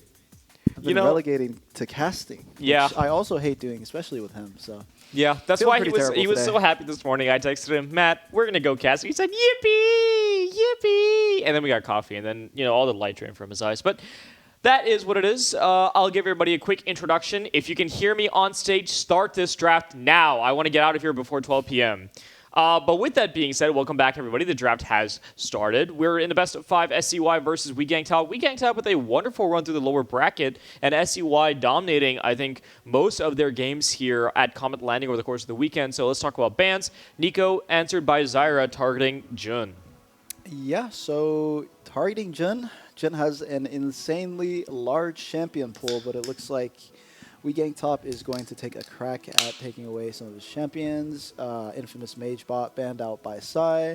And the Aurora instant lock-in doesn't even need a second to think about it on the side of Miku. Probably going to go ahead and take that mid. Yeah, I mean, We Gank Top is very clearly targeting one player here on SCY, so they really want to shut down the carry potential that Jun has here at Comet LANding.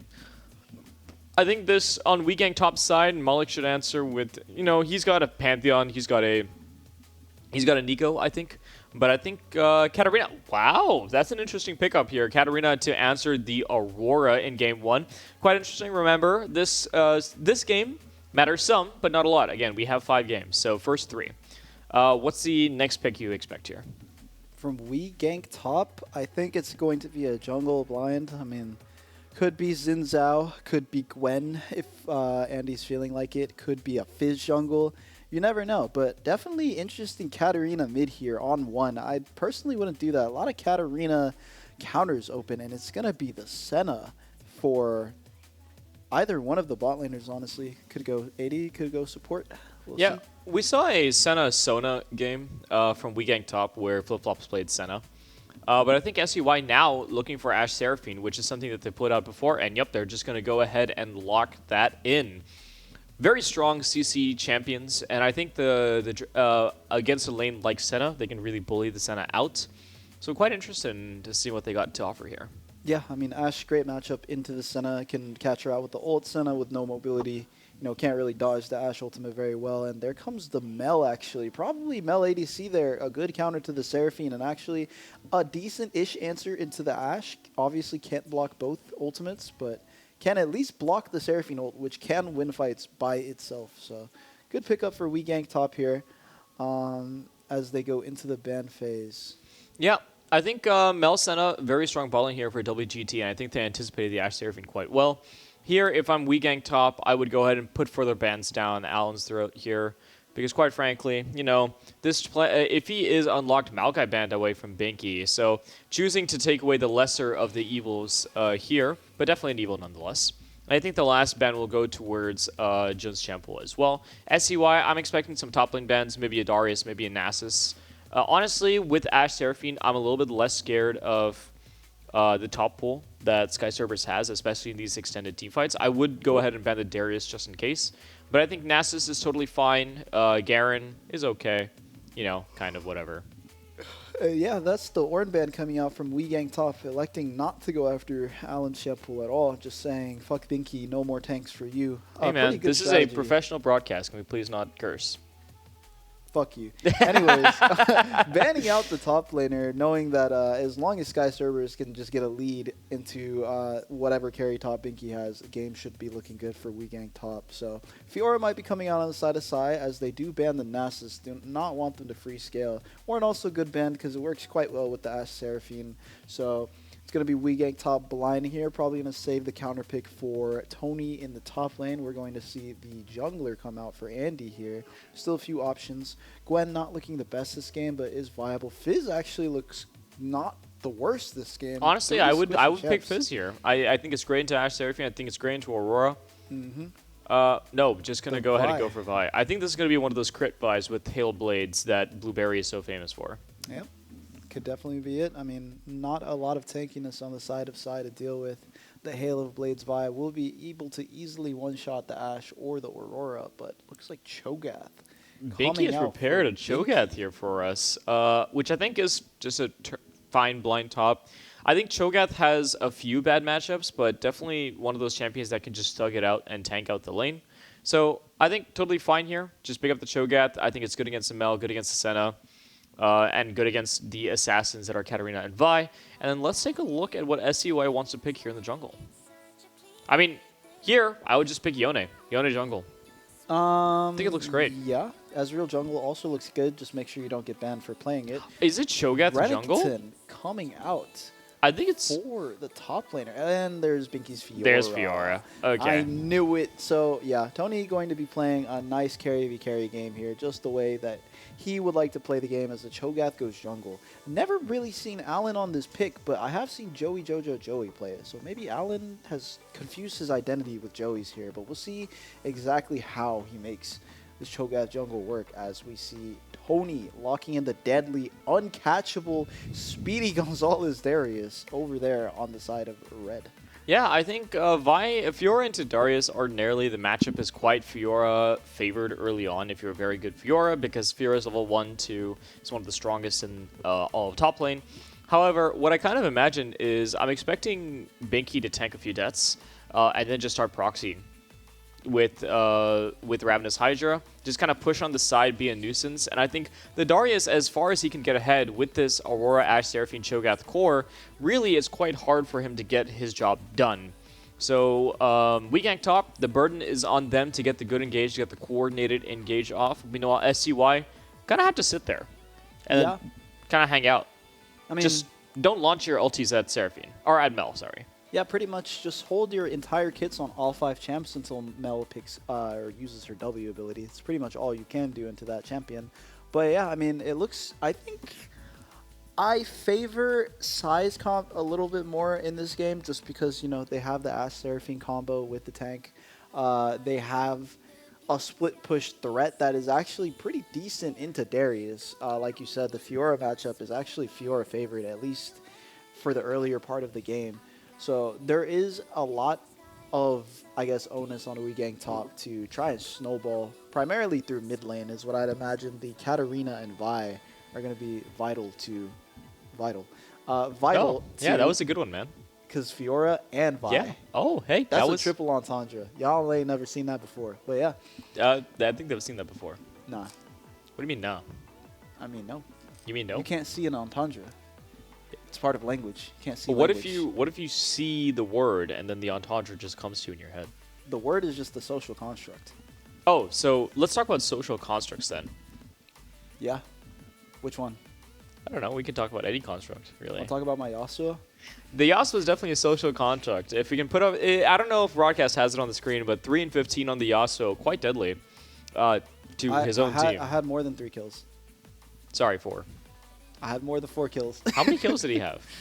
I think I had like 9 kills. 9 and 15, more respectable. Did you hit all 9 of those kills after you got to 10 deaths or before? I don't remember. I think before. You've seen it here first. Limitless is a troll. Do not pick up for the LCS. But with that being said, welcome everybody to the LCS Grand Finals. This is Game 1 in a best of 5. WeGang top versus SCY, and some very unique drafting here. Honestly, I'm excited to see it happen. Yeah, I mean, it's going to be a great game. We see Sky Cerberus already ready to try and screw over Miku's lane a little bit, electing to not even go to his lane, just running it down mid at Miku. Oh my god, Blueberry started the Q as well, which is going to hurt the clear a little bit. I don't know how I feel about that one. I mean, he's now like 5 seconds behind on his clear to Cho'Gath, which I feel like ordinarily he would out-clear and get to the crab first. So I think Cho'Gath actually has a pretty decent clear. I mean, yeah, but I don't know. We'll see. He'll be even faster then in that case, right? But yeah, looks like mid lane is going to go the side of Miku here, taking some health off of both enemy jungle and mid laner. Think he's having a hard time against this Darius. Scared of the level 1. Exhaust does make the matchup a little bit more unplayable for the Fiora, and the top lane can no longer take the level 1 all in as Calm getting some poke down. This is the one point of the game where AD carry can actually do something against mages level 1 when they don't have their abilities yet. So Yeah. nice on Calmed. It looks like Limitless is a bit of a mage hater. Oh, the E from Seraphine unfortunately not hitting there onto flip-flops. If the E did go through because of the Ashe passive slow, would have rooted. So unfortunate miss there by Rels. But that's okay. Both junglers are pathing into bot, but Cho'Gath significantly faster. I think it looks like top lane's going to be an island this game. Miku trading pretty aggressively with Doomblade, and the even HP trades, I think, favor the Katarina, especially early on, just because of the kill threat that the champion has. We'll see how Miku's able to navigate this matchup. Yeah, I mean, I think it's pretty decent for the Katarina, but ultimately, Katarina does have the refillable pot, while Miku has the 2 health pots, which is slightly up and sustained there in the mid lane. Katarina banking on getting a couple of kills this game, so we'll definitely be keeping a close eye on this mid lane, because depending on who dies first could decide the whole game.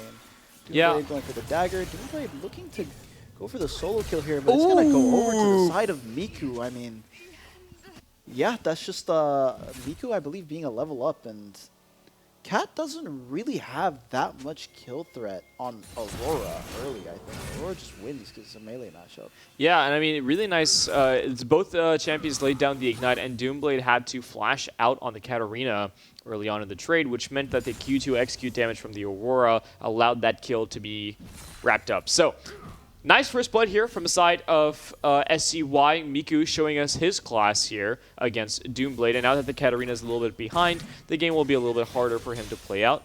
But the little bit of trading in the top lane, looks like Sky Cerberus got onto Binky. But I think Binky should be just fine. Yeah. Oh, has to flash away. Okay, Binky was not fine. Binky having to flash away in the top lane there. You can see the Darius up a lot of HP as Alan just walking through the mid lane, paying Doomblade a visit, no flash. But Miku trading quite aggressively. Wave is also pushing into Miku here, so I think he's just going to queue all of this, though. I would queue it, personally. But I'm, not a mid lane main. that's because you're a troll. See, I'm not a against troll. Why would you? against Why do you assassins- come into broadcast and then just make fun of me, I man? think you might I'm be a here troll. to broadcast LCS Best of 5 Grand Finals, and you're just here chilling, trolling me. What are you talking about? You're Broadcast, you're can we just stating- cut out his mic and you're then I sta- can just solo cast this? You're stating incorrect statements. It would be really nice if Matt also moved the mic closer to his face, because clearly nobody can hear him. So even if he is trolling me, nobody can hear him. Loser. All right, now you can hear me at 100% volume. Please turn Matt down. You should definitely freeze the wave into those assassin matchups, especially if they're melee, because they'll never be able to walk up and touch the wave. As you can see, Miku did precisely that, slow pushing the wave back and building a massive CS advantage, just like I said would be a good thing to do. That Bones didn't know was a good thing to do. Dies of boredom. Can we please get some solo kills? Some more. Stop freezing the wave. That's Start how you hitting get them. the solo kill, man. The only freeze that I need to be seeing is enemy carry screen frozen gray. Oh, I like Calm that. taking I the like root. that. Calm getting Cheesy hit VP? by the root. Matt, which one of us is play-by-play? I'm confused now. I'm just commenting on the play, man. Can you please stop commenting? Okay, fine. Hey, when the fights happen, that's when I get to have fun. The broadcast told us to get a room, but we're already in a room together, and that's a nice solo kill by Miku. We're trolling a little bit here on broadcast, but Miku really has just been dominating this matchup here early on with almost an individual 1,000 goal lead. I think he's pretty happy with that. Yeah, I mean, Miku playing the lane really well there, just going ahead and getting the solo kill with the level up. Nothing that Doomblade can really do about that one. 1k gold up for Miku, looking very good on his signature Aurora pick here that teams tend not to ban because, I mean, there's just too many champions, right, to ban on the side of Sai. You have Miku's 15 champion pool and you have Alan's 15 champion pool. And then So- you have Binky's Ornn and his Maokai. Yeah, so teams will take what they can get for sure. Calmed surviving the mage matchup in bot lane as well, so pretty good stuff there. It's a Mel Q to the head, but doesn't really matter. Alan looking for a play here, but not too much going on. Bot prio to the side of Gank top. Blueberry is already on the dragon, so Alan will look for his reset here, try to get a Sky head start. on Cerberus is tempo. behind the wave. Won't trade too aggressively. He's kind of just trying to zone Binky off of this wave so that he can generate that individual goal lead. But, I mean, really, this Fiora, I feel, even if you generate like a very large goal lead, this is one of those champions that add 1, 2, 3 items will just win against you on side, right? Yeah, so There is a point in this game where Darius will really start to struggle against the Fiora, especially if the Fiora knows the matchup, doesn't go for the parry on the pull, but rather tries to parry the Q or the ulti. Could be a good look, but typically when you're this far down, it becomes a bit harder to do so. I think I'm waiting on Binky. Oh, just needs level 7. Sky Server's going to pull him in. The Q is shield parried away, but there goes the exhaust into Binky. The ultimate is there, and then Noxian Guillotine will come down onto Binky. So nice solo kill there by Sky Cerberus onto the Fiora early on in the series. Yeah, really good usage of the exhaust button there by Sky Cerberus. Make sure that Binky has no chance of having fun in the top lane here as his wave is frozen in front of Sky Cerberus. Tower lands. Binky rooted out. Comet has the ultimate and is electing not to use it. Rel's walking up a little bit. Is that going to dink 6, I think, on a few more? No, almost halfway away. So it looks like maybe if SCY had both the ultimates, they would have taken the fight. But electing not to. And GCPP will have to go back to base. Right, and again, power of the Mel being shown here. By simply threatening the use of the W ability means that the Ashe Seraphine cannot fully commit onto the play, else the Ashe Arrow gets reflected and it looks really, really bad for Sai. So good for them to kind of wean off that play. Still a small gold lead in the favor of Calm here, up a little bit of CS. And Ashe Seraphine, you know, with how hard they scale, this is a really, really good spot to be in as long as they don't die. And they didn't. So now Vi is coming down with Vault Breaker, I think it's called. No, that's the Q. What's the ultimate? I'm sure my Cease and desist. Cease and desist. Is that what it is? Yeah. Well, I have a 3.5 million Vi main in my ear, so maybe I'll find out what it is. 3.2. Sorry. But importantly, it looks like Vi and Shogath are pretty matched on the clear here, especially after that early game fiasco. It looks like Blueberry has managed to catch up to Jun. I think Jun's spending a lot of time fishing alongside his teammates to try and pick up kills where he can. But okay, it looks like there's no vision on the side of WeGang top. SCY looking a little bit aggressive, and now Jun has come in from over the side. Will flash, silence something. I'm not sure what he was. I think he was silencing his demons, and the demons are silenced. They weren't there at all. Yeah, I mean, I think that's just a two-way jump scare. Alan jump scaring himself with his own flash W, and then the bot lane of WeGang top having to flash out. But Miku with another solo kill here in the mid lane just drops his whole combo on Katarina's head. Just simply nothing that can be done by the Katarina. Miku just up too much gold at this point. And yeah, it looks like the solo lanes of Sai are hanging in there, doing a pretty decent job. Binky's struggling a little bit, but I mean, the side of Sai just scales so well. As long as Binky doesn't give up too much more gold to Tony, I think things should be looking fine, but we all know how that goes in the top lane there when you're playing against this man on his deadly Darius Tryndamere. Yeah, So. I feel like the Sky Cerberus is doing really, really well to get these leads in isolation against his opponent. But if Binky can minimize the amount of gold that he gets in addition, right? Oh, hold that thought. Doomblade looking a little bit worse for wear, but nice dodge on the Cho'Gath Rupture. Will be able to keep his life. And now Jun, not really having the ultimate there, will not have gotten the stack either way. But jungle is perfectly even. I mean, it's a bit of a snoozer game one. Only about 4 kills in the last 10 minutes. But again, I think both these teams are quite nervous moving into the grand finals. So both teams are kind of hesitant to make the first move. Yeah. Oh, hold this thought. Blueberry in the jungle. Jun is going to find him out. Binky has rotated over. We'll look for some damage, and the parry's not going to find anything. Miku moved, but nothing to see here. Senna stacks at 40. A little bit underneath the regular, I believe it's 5 per 10 minutes. Oh, It's supposed to be at 50. He's supposed to be at 50 right now. Okay. Which Cheese is doing not a terrible job, honestly. 40 is okay. Yeah, it's quite good considering it's a double range matchup. A bit harder to get stacks off on the Senna there. No reflect. Abilities going wide from Cheesy. I mean, no reflect on the Mel means that the Ashe Seraphine has a timer here, but Doomblade on this timer behind them. No vision. Oh, he's gone all the way around. He's really behind them. He just pops out of vision. And here comes a Vi. Here comes a nice team play by WeGang top. Doomblade hasn't popped the ultimate, but the Cease and Desist will launch the Seraphine straight into the hands of the waiting Katarina, and that's a double kill for WeGang top here early on. And Miku hitting some plates. Yeah, so Miku probably going to go up another 1,000 gold here with that roam. Doomblade not really getting too much here. Nothing to really see, just waiting for his jungler to kill Calmed.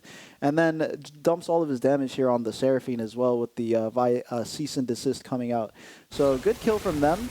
A bit of a weird roam from Doomblade, but it does end up working out in their favor. Janet Crystal is going to go down, and Miku's going to find a four-man ultimate here, and he's going to take it really low. Nice Q flash by the Vi to pick up the kill on Miku, and now Calm has to run away, even though the health bars are so low on Weegang top.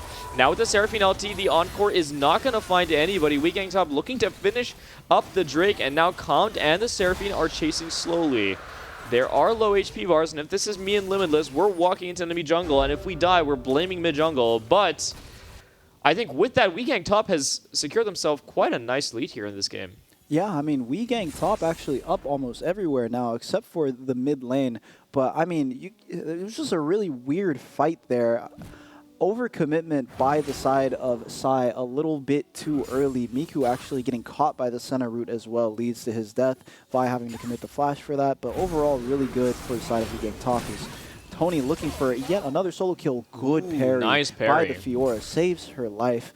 But, I mean, that was a pretty goofy fight. I think I saw like 5 skill shots miss in a row there. It was quite interesting. But it's like if we go back at the clips and we put like some Clown House music, we just watch like bum, bum, bum, ba-da-dum, ba-dum. Okay, it's Clown House music by Sky Service, picks up the kill on the Binky, and now nice rupture by Jun to get the kill back onto Darius. So 1 for 1, and he's going to smite the cannon. Classic jungler things. Classic jungler things. I mean, top laner doesn't deserve it, right? Top laner is dead. Yeah, so true. Have to smite the cannon, let him know who the big boss is on the team, who is the real Hey, carry. that's a double entendre because Cho'Gath is a big champion. He is a big boss himself. As we look at the bot lane, a nice W here hitting onto the both. Could be a kill angle if the stun lands, just barely misses Flip-Flops. Flip-Flops a player who is coming out of this tournament looking like the GOAT. I'm not going to lie, just constantly at least going even to mostly winning his lanes on these mage picks here. So very, very good stuff from him. He's playing mage, so I can't give him too much credit, but I will still give him his credit where it is due. Miku getting out, avoiding the cease and desist this time around. Yeah, we'll take a look at builds and itemization here. So it looks like Sky Cerberus going for that movement speed oriented build again, but my broadcast is going to hate this. There's a hubris on Vi, and I think my 3.2 million mastery Vi really hates when these exact items are on build. It's like Sundered Sky and then Black Cleaver. But I think Blueberry is having some fun here with the Vi. He's going to try and Vault Flicker over, not going to find anybody, and now Miku's turned on to him. Seraphine is here, but does have the Encore, so we'll see if he's able to pick up the kill. Encore goes out, but goes wide, and a whole bunch of nothing just happened on my screen. Yeah, I mean, both teams were looking really hard for a play, and both teams, again, I think missed 4 skill shots in a row. Allen looking to invade here. Blueberry kind of left homeless here. Not too much that can be done. Calm cannot move, though, as the bot lane. Hold on. Jun is here. There is a 3-man on the bot lane. Going to get rooted up, and Blueberry's going to get the damage down. The Melbadarda is going to be able to pick up the kill, but now Blueberry is taken down extremely low. What looked like a bad play for SEY might turn into a good play for them, as Weegang top isn't able to pick up the kill, and now the Seraphine extended a little bit too far.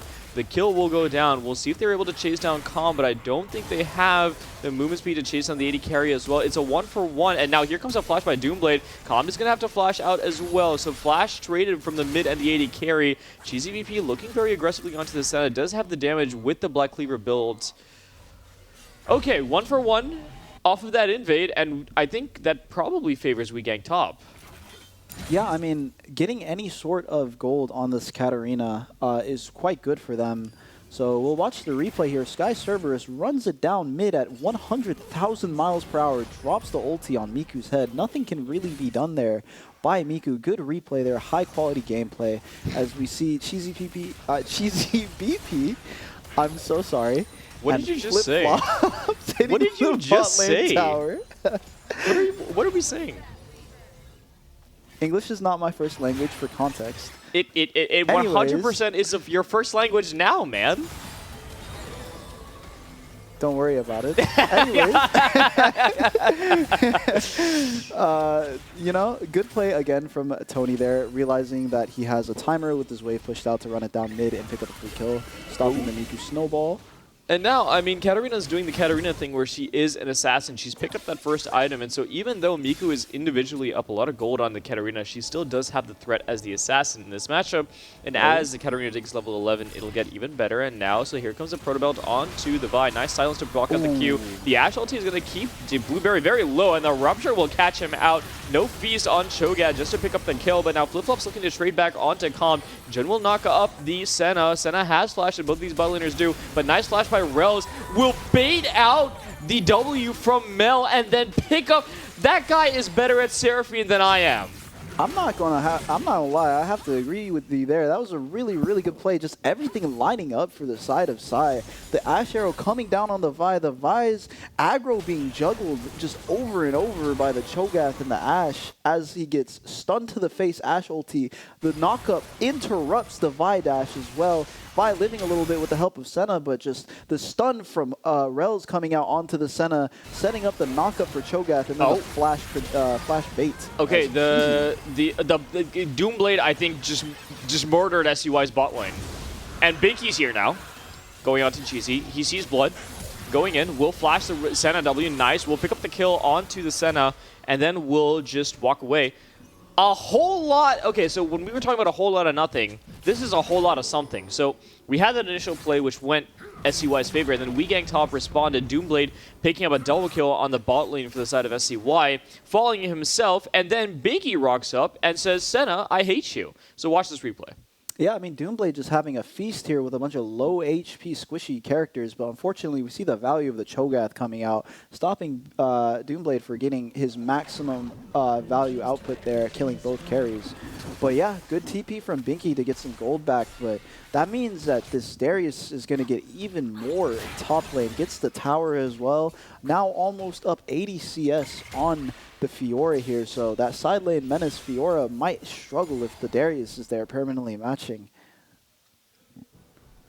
Yeah, I mean, 2,000 gold up individually. The Darius, Cho'Gath looks like he wants to make a play onto Sky Cerberus. The exhaust does go down, but there's two members, not just one. The ultimate will come down, and Jun has to walk away slowly, wait for the Darius ultimate to go off cooldown, and Blueberry will steal away the blue buff. Both junglers on even CS and on even item counts, but I think Blueberry does just a tad bit more damage than this Cho'Gath.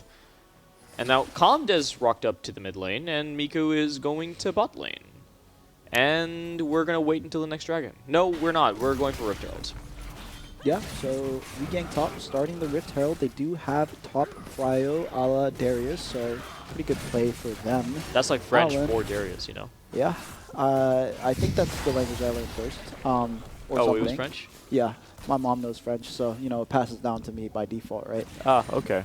Yeah, so, yeah, I mean, they will grab the Rift Herald for... We're learning more and more about genetics every day that we spend on this broadcast, really. We are. I mean, you know, UTD is one of those research universities, and I'm doing my own research right now on this broadcast, so...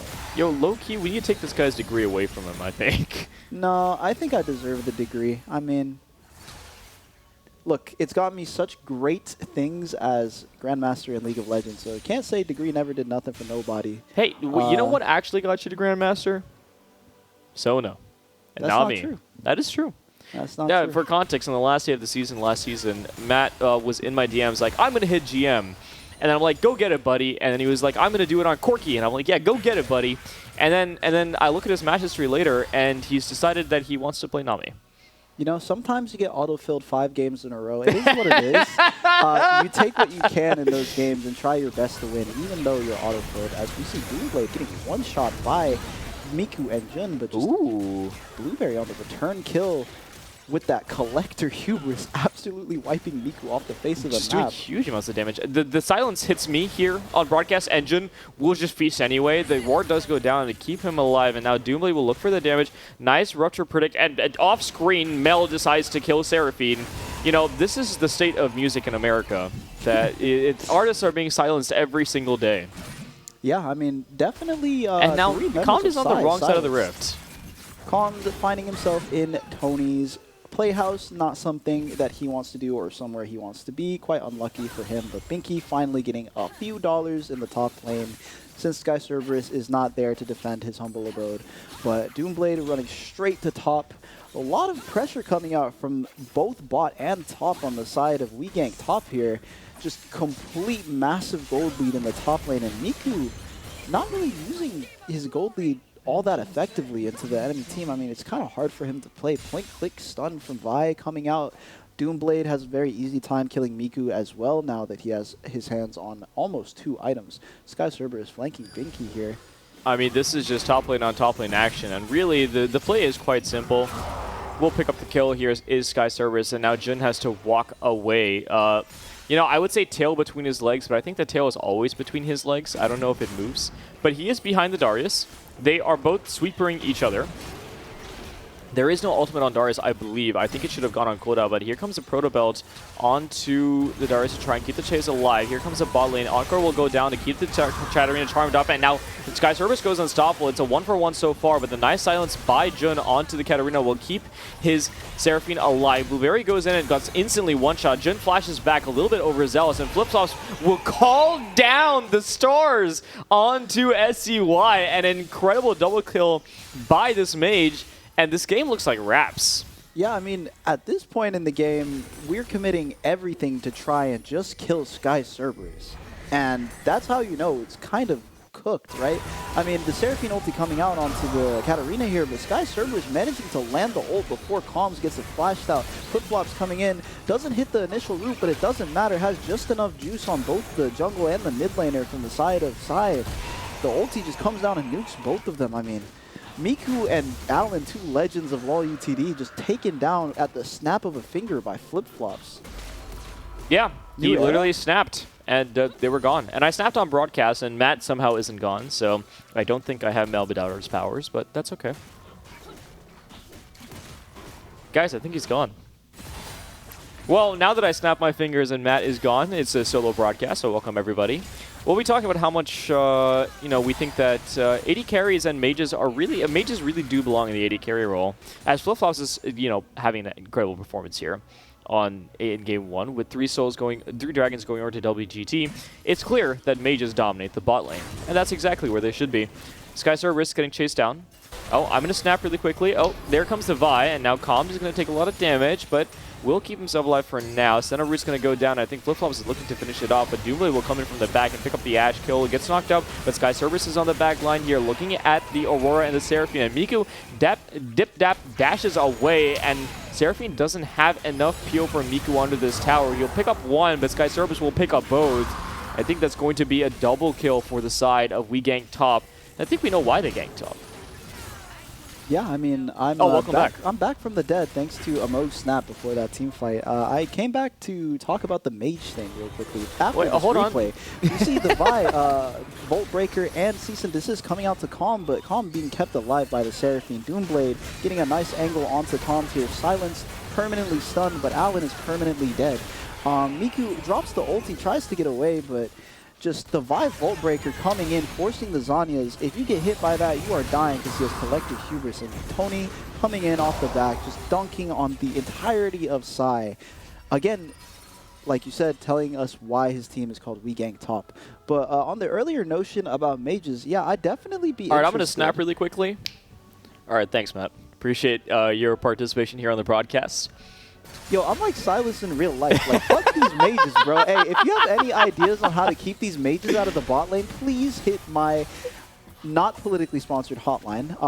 And tell me why did you add that? Nobody would have thought about it if you hadn't added that. Tell me how we can keep some of these mages out of the bot lane. Thank you very much. Indeed, Limitless actually reached out to me earlier today in the broadcast booth, and as you know, Sky Cerberus is going to drive his Ferrari straight at Jun, but Jun, you know, has about as much movement speed. So they're both just moving at Mach 10 towards each other. I think Jun might be like one of those like tank units from Civ 6, you know, he's just so massive and tanky. Just nothing you can really do even if you do see him in front of you. You just have to kind of leave him alone. Civ 5 is better as our broadcast. It's not broadcast. Please, there's a reason you're back there and we're up here. We get to say our opinions, not you saying your opinions. I think Civ 6 is better. I think both games are high quality, but not on release. Blueberry going in with the Q, elects to get himself completely killed. Ulti coming out onto Jun, wow, but doesn't really do much. 1-for-1. Mel ulti one-shotting Calm. Rupture finds the Mel. Okay, Mel running away, Cheesy BB on the outskirts of the fight. Flash coming out from Jun onto the Mel, getting rid of the Mel of the champ here on screen. screen, and Sky Cerberus has appeared to clean up the fight. You already know he is the finishing move, and nothing else really matters until you see him do something on your screen. Jun just barely not getting the TP off, is going to get caught out here by Doomblade. Really well played by Wegang Top, now up 9,000 gold, and I'm sure Calmed really, really loves his life right now. Playing against this Mel champ, down 2.5k gold, played the early game very well, set his team up for a lot of kills, but guess what?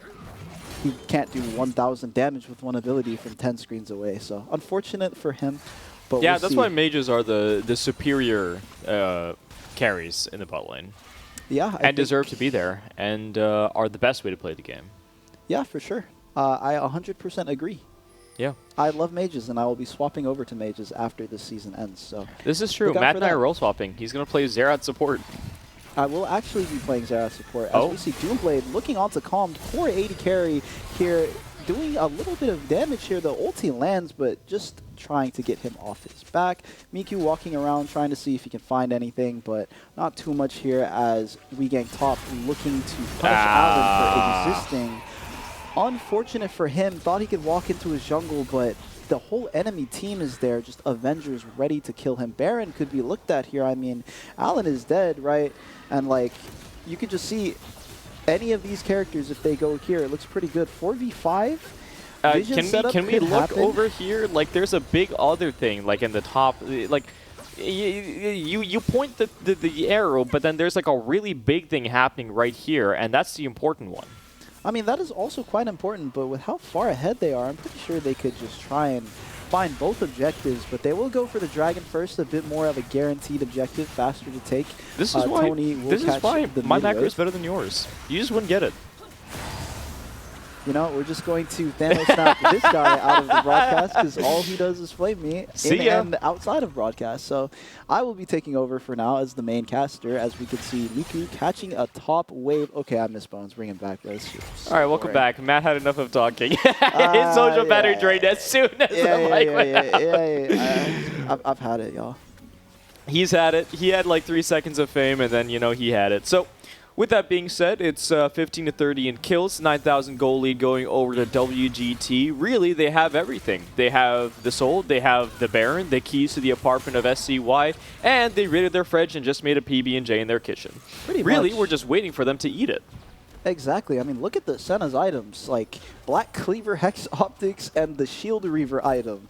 The support is up 4,000 gold. I mean, that's how you know your game is in a completely cooked situation. Allen Oh my God. cosplaying a statue in the bush, almost one-shotting Cheesy, but can't quite do it. Ooh, Sun comes down.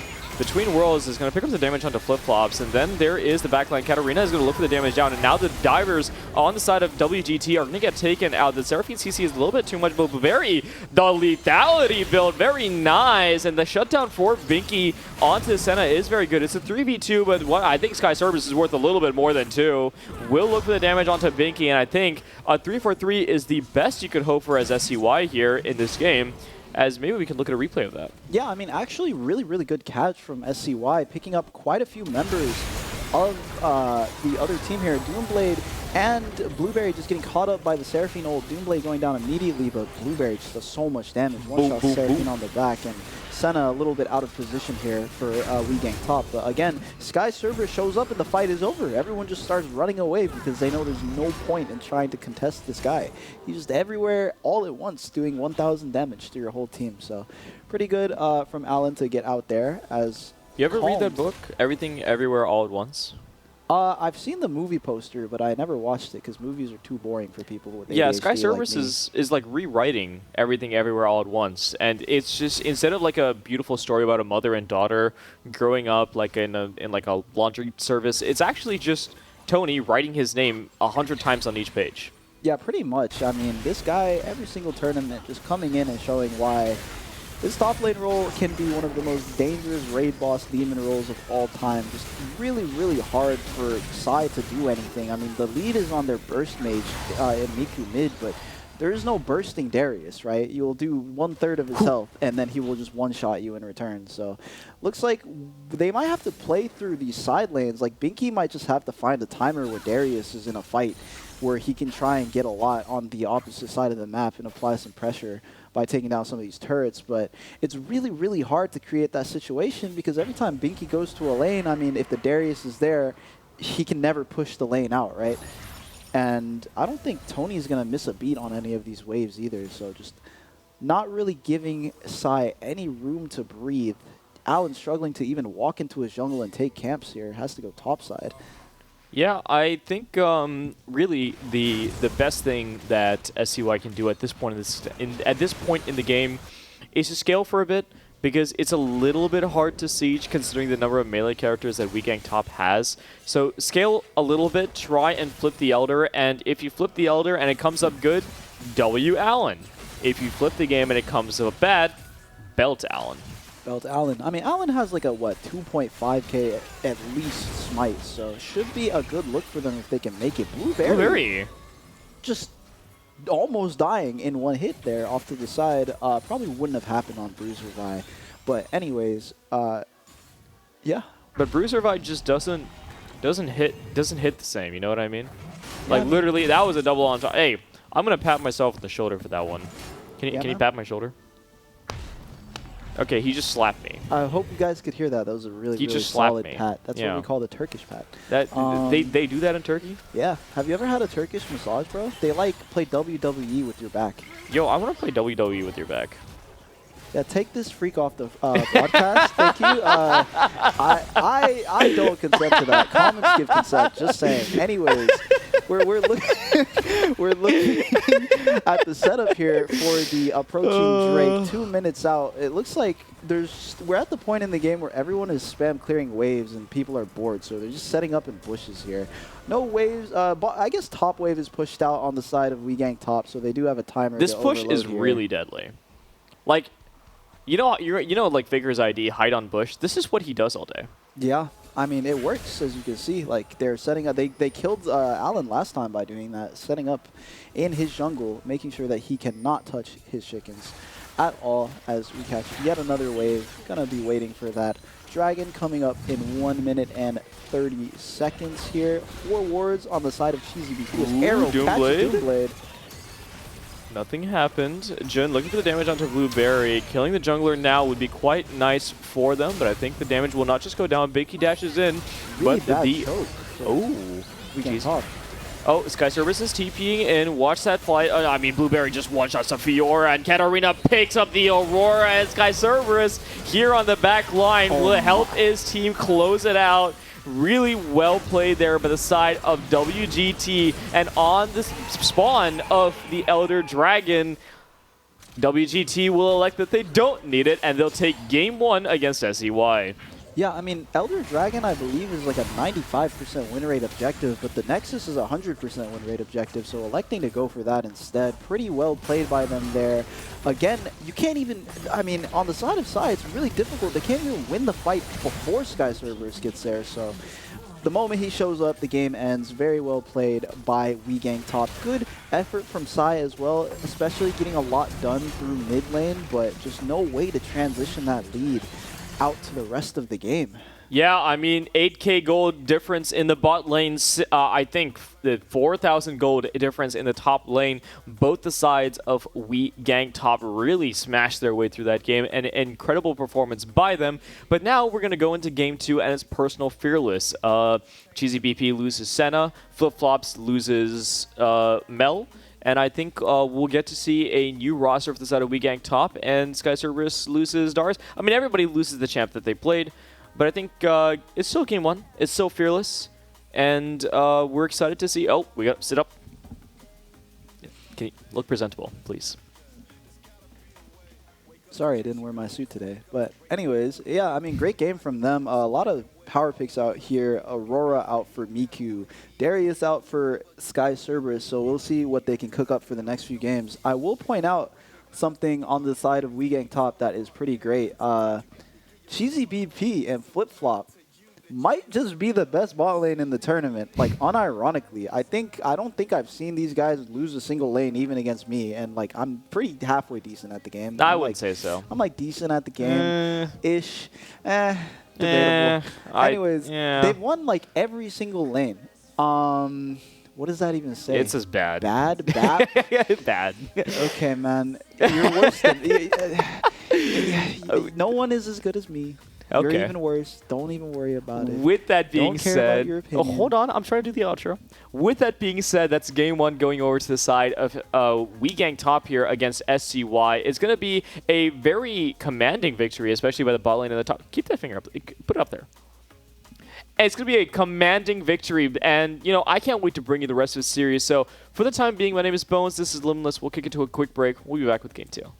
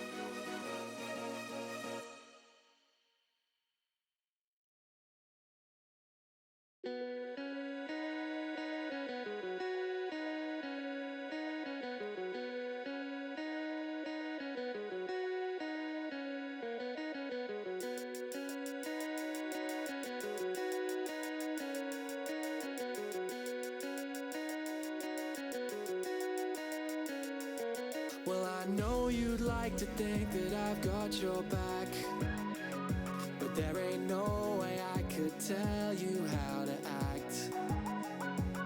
And these city walls will never hold us back. Yeah, we don't have to tell nobody that. Well, I guess things keep on changing. I keep on aging like never before. Things keep on changing. I keep on aging like never before.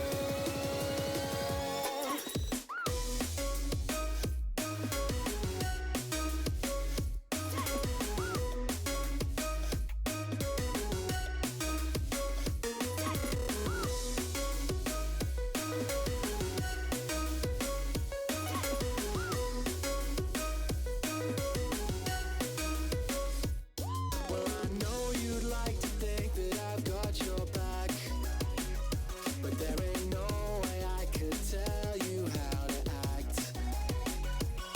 And these city walls will never hold us back. Yeah, we don't have to tell nobody that.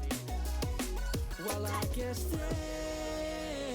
things keep on changing. I keep on aging like never before. Things keep on changing.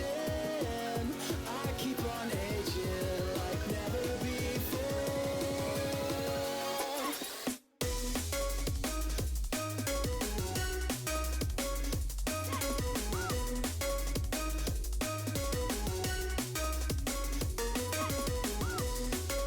Hi, welcome back. It's game 2 of SCY versus We Gank Top. My name is Big Boned, and this is Limited Brain Cells. We're here to bring you game 2. We are here to bring you limited brain cells. Yeah, game 2 going in. I mean, big power picks out. Darius out for Sky Cerberus. Miku out for Miku, or Aurora out for Miku, I guess. Miku out for Miku? Miku, I mean, the champ is just called Miku at this point. Who else plays Aurora at LOLUTD? I play Let's be Aurora. real. You don't play Aurora. I play Aurora. All right, Bones out for Miku, I guess. Oh, yeah. Does Miku have bones? Why don't you ask him? Miku, do you have bones? We're not sure. We'll keep track of that. I think he hates you since he's not replying. But anyways, yeah, Hui ban coming out. No more tanks for or no more mages bot lane for We Gank Top. They are sick of it, and the Ornn gonna be Oh my locked in God. immediately for Binky. No more carry top lane after that last game. Completely understandable. It is Tony. It's a bit hard. Just take the guarantee scaling with the Ornn there. Make sure it doesn't get banned out on round 2 of bans. Oh, and there's Obes. Hi, Obes. This is actually the first in-person event, I think, for Obes. Hey, buddy. I'll give you a little smiley face. I'm having fun with this drawing tool. Calmed? You can get a smiley face too. Here you go. Oh, you're missing an eye. Oh. There we Yeah. go. Like that. That's Miku. Hi, Miku. Hey, buddy. Shen, gonna be the pickup there for WGT. I think it's gonna be for Sky Cerberus as well, by the way. I think Sky Cerberus will play the Dusk and Dawn build on the Shen. I don't think this is going jungle, but we'll see how the draft ends up playing out. I'm expecting maybe Prio on a mage that they want in the bot lane. I think Flip-Flops has shown that he can play Brand as well, but Victor going to be locked in. I think that's for... I think it's actually for Flip-Flops. I think that's for flip-flops. I used to be, back in the day, a little bit of a Victor bot lane player. One of the only mages that I've ever played bot lane, by the way. Me and Jaden both share that talent. I suppose Flip-Flop does as well. And yeah, Shen probably going top into the Ornn. Good matchup for the Shen. Shen pretty good into some of these tankier picks. But it is still a flex. Miku picking up the Azir here. Nerfed champion. Not sure if it is the greatest right now, but Miku has mentioned that he has been putting in the games on it. And Xin Zhao as well, putting Alan back on something with a little bit more damage, a little bit more agency, a little bit faster than the Cho'Gath. So looks good for SCY, as the Poppy might come out here to counter all of the dashes on the side of SCY. Yeah, and hey guys, we can see some losers up there. That's 3 losers. 4 losers? All 4 of you. There's a 5th one. Hey, Jaden. I love Jaden. I love Jaden. Actually, Jaden's not a loser. I like Jaden. Yeah, Jaden is running the tournament. The man you see there on the far right, he is the GOAT. He's handled everything by himself with very little issues going on here. The only issue that I'm seeing is the Zed lock-in. Hey, it's not an issue. In mid lane, that is a goated pick. I love Zed. I think he's a great It could champion. be for Blueberry, by the way. It could be for jungle, but it is heavily nerfed, so we will see how that goes. They do have the Twilight Brothers. Yeah, inside the of Twilight WeGang Brothers. I think they get a damage bonus if they're on the same team, like a +1 damage to something or whatever. But okay, I think Varus ban for SCY countering out that bot lane. And I think SCY here, I think with the top lane out, we should look at taking away some of those enchanter supports like Sona and something else that GCPP might pull out. Just to kind of reduce the amount of scaling, or maybe something that has a lot of mobility so that the Ornn, Azirs, and Zhao can really come into effect fully. Here at Comets LANding, we've got a great crowd, really feeling the energy. Nami Man, I think Shout they out heard to me. my guy Sprite Bottle. He's been my day one for many, many years now. Especially And what's that to- other thing on the couch? That white thing. What is that? I think Can- those We're are getting a little zoom in here. socks? Oh no, that's a Doritos bag, but it's just upside down. Yep, there we go. I mean, we love all our fans. Thank you so much for showing up to watch Sprite Bottle and Ruffles bag. Ruffles, Highly I appreciated. just said Doritos. I just said I don't give Doritos. a Can fuck we about what lock you talking in? about. I don't give a fuck. Anyways, Threshman coming out from the side of WeGang top. Don't want to deal with the Hook Champ as the Oh, there's a Sona. Pizza Box. Respectable. Pizza Box also here watching. And hey, would you look at that? We have a living, breathing human also watching the broadcast, so that's nice. Galio Yeah. band. Galio is banned here, so on the side of WeGang top, definitely expecting an Enchanter. Probably going to look to go for like a Sona or something. And Sai, I mean, what options do they have into that? Rel's, I believe, could play Rel. It's not a bad matchup into it. Malphite, Where is anything going? Blind coming out here? The Silas is still up, but I don't think they can pick it on SCY. Where is the... Okay, hold on. It's Victor bot, Shen jungle, Zed juggles, Shen top, Malphite mid. Malphite mid, yes. We figured it out. I believe so. I mean, Silas open for the side of Sai. I don't really think you're locking in... I think you have to be a troll if you're locking in Silas here. I think you have to be a Limitless on his Yasuo. I mean, I'm down to pick Silas here if it's me, so... Oh, it yeah, looks good. because you're a troll. I'm not a troll, man. They should make a new Trundle skin, and it's just Limitless. Just mass face on it. Yeah, makes sense to me. I mean, you know me, I got that big ice. Always ripped out. Appreciate that, King. You keep losing you keep losing your drip, man. Like 2 separate times you've lost your drip today. What are you talking about? You just left it. Oh, now he knows what I'm talking about. Tristana Lulu coming out from Sai. A Yordle little bit bot of lane. a ancient bot lane, but quite a good one. A bit rough to play, admittedly, into the Shen Malphite. Trist not really a notorious tank killer, but they do have the Azir for that as well. Electing instead to go with the weaker lane combo of Karma. Might just be a bit of or weaker overall combo, I suppose. Not lane. Guys, Shaco's coming out. Guys, I think GCPP is picking up the Shaco support. I'm a bit baffled here by this one. I don't know where anything on WeGang top is going. So Okay, we'll put in our predictions. This is top. This is AD carry. This is jungle. This is mid. And this is support. yeah. GCPP, I'm disappointed in you. You know, as punishment, I'm not going to use your name for the rest of the series. I'm going to call you C. Boo. Yeah, I'm getting boos from both my broadcast and my partner. Tomato, tomato, tomato. I would say something, but unfortunately I can't. You know, I got to leave a good legacy as the last good president of LOLUTD. Boo. But anyway, it looks like SCY decided that they wanted to play in the LCK, and WeGang Top decided that clown music has started playing. So maybe we'll have that up for our game broadcast if we could have some clown music superimposed every time we see any of the members of WeGang Top. But with I did make music, and it's quite good, actually. I used to make beats back in the day. I like the EDM beats on my little computer. It's just a fun fact. I was like 6 years old. Yeah, this is the guy where you go on a first date with him, and he takes you to his room, and he just starts busting out his beat CD and just going crazy on the mix board there. So Fun fact, that I think that did actually happen. It was my first date with Matt. oh, the Valentine's Day? Yeah, Matt and I actually spent Valentine's Day together. Yeah, that was That was a good Valentine's Day. Was that this year? No, Oh. it was last year. No, because this year. Oh, yeah. No, because That was we last didn't do Valentine's Day together this year. Yeah, no. Amoga started cheating on me with, I don't even know what you started doing, to be honest with you. You just Matt was left. cheating on me from the beginning. Really. Yeah, Yeah. yeah. But anyways, we still have the draft here up on the screen just in case you want to look at these cool character models here. So I'll let's clear. talk a little bit about the Tristana, because I'm a big fan of the Oh, Tristana. no. personally. Put him back. Put it back. Whoa, Put it back. whoa, Hey, whoa, hey, whoa, put it back. whoa, Put it back. whoa. Put that Live back. kidnapping on Hey! screen. What is going on? We have One 4 of audience our members. We spectators had are 4 gone. and it's gone. What the heck? We killed our audience by 25%.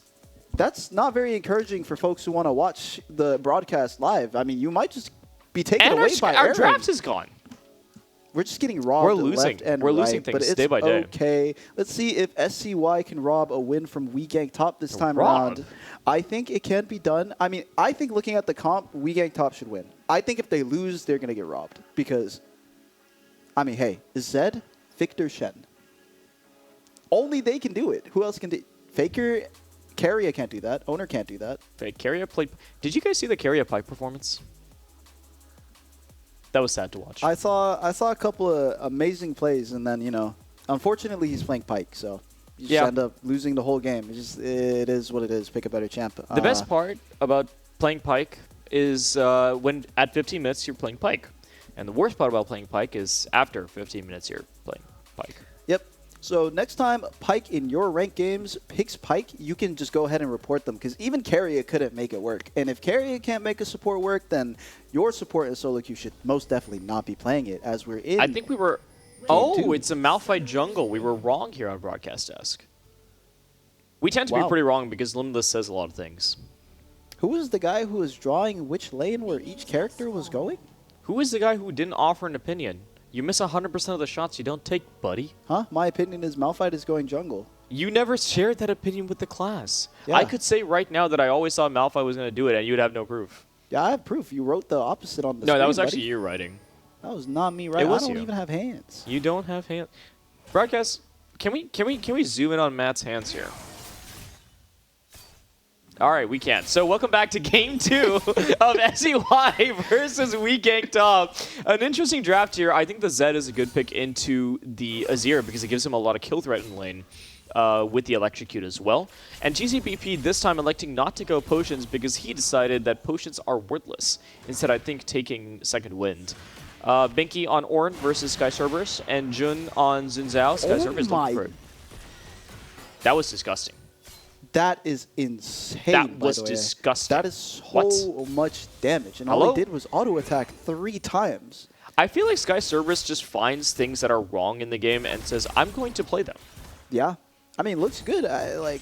That's top is 1 from minute 1, so very well played by Sky Cerberus there, finding a good trade. E goes wide from the Leona.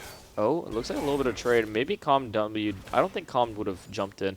Calm, from what I've seen of Calm, he's quite the he's quite good when he doesn't have to make a lot of risky plays because I think he's a very stable player. He's extremely stable. He'll farm well. He'll be useful no matter what.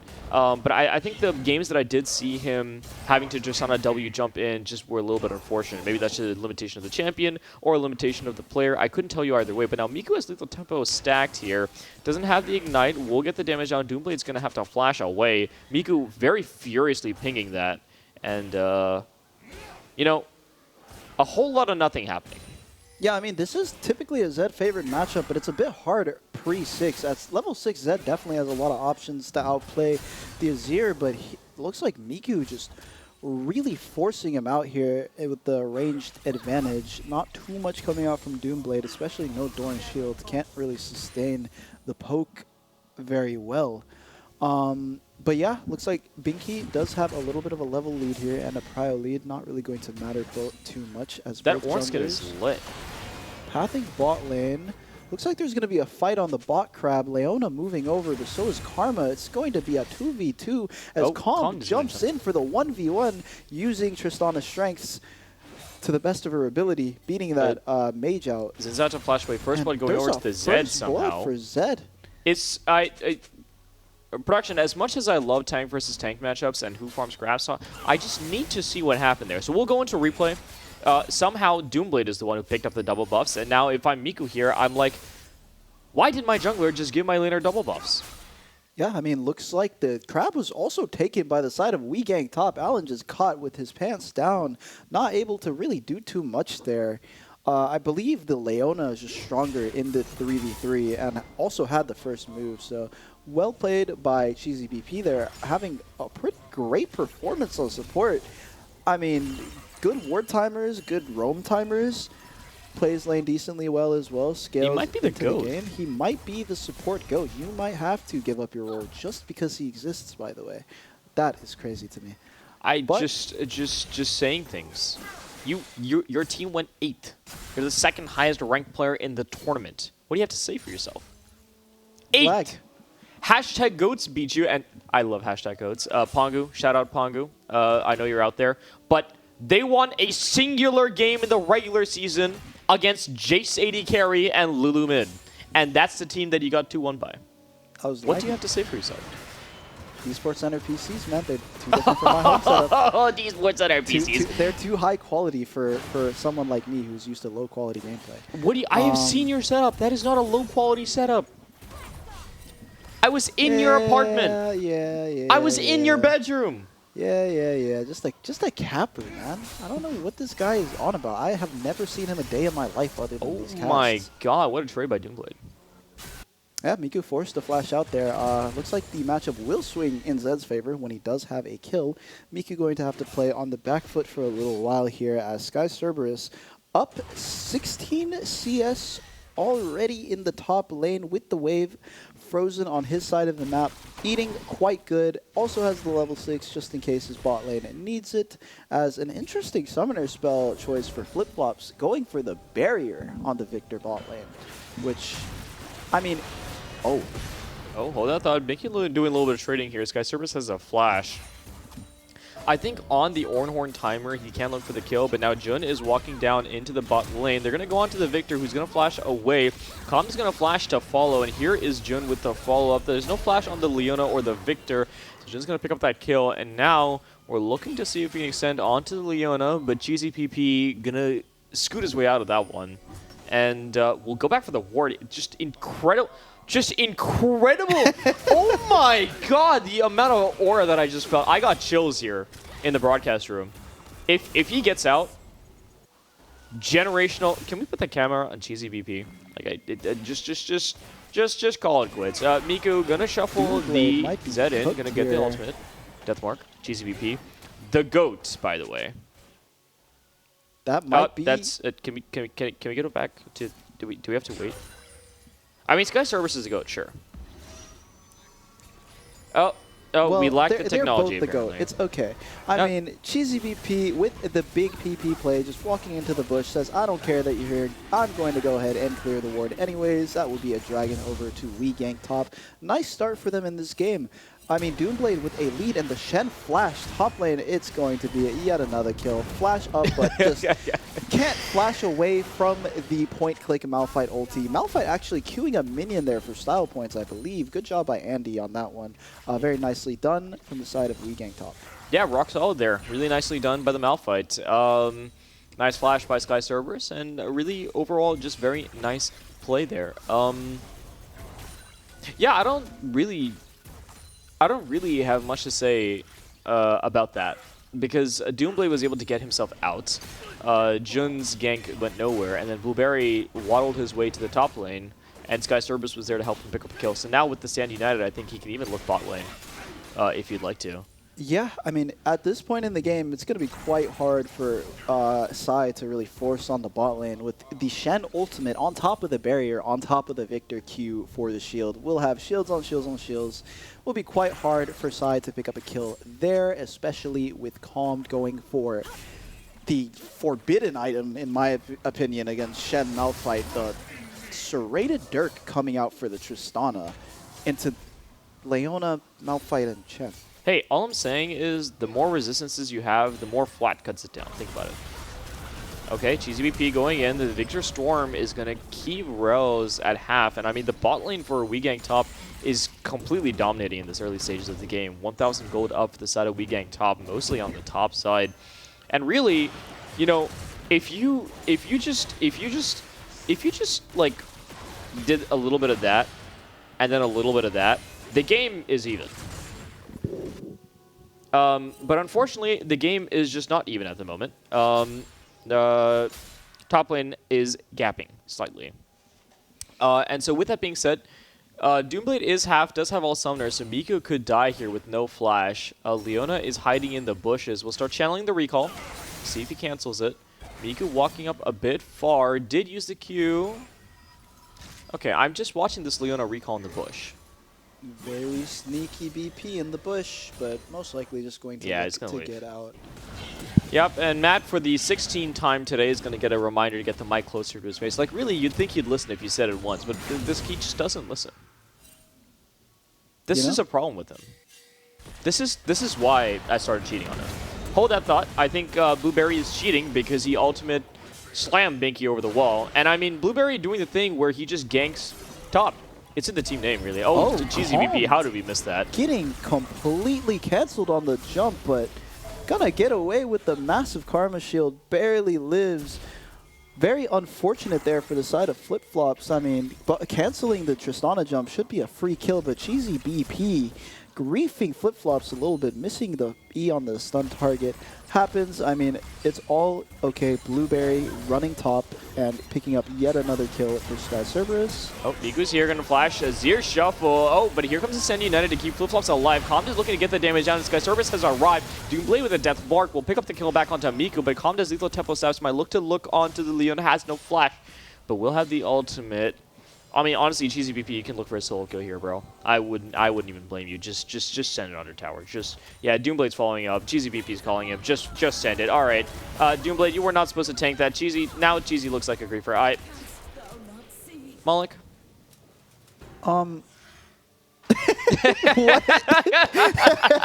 What? Malik, no. Doomblade. Wait, why did you bury her? To go for the classic run my support down play, going for the dive with no minion wave whatsoever, baiting Cheesy into dying, and then blowing his flash to die as well. Horned. And Sky, okay, well.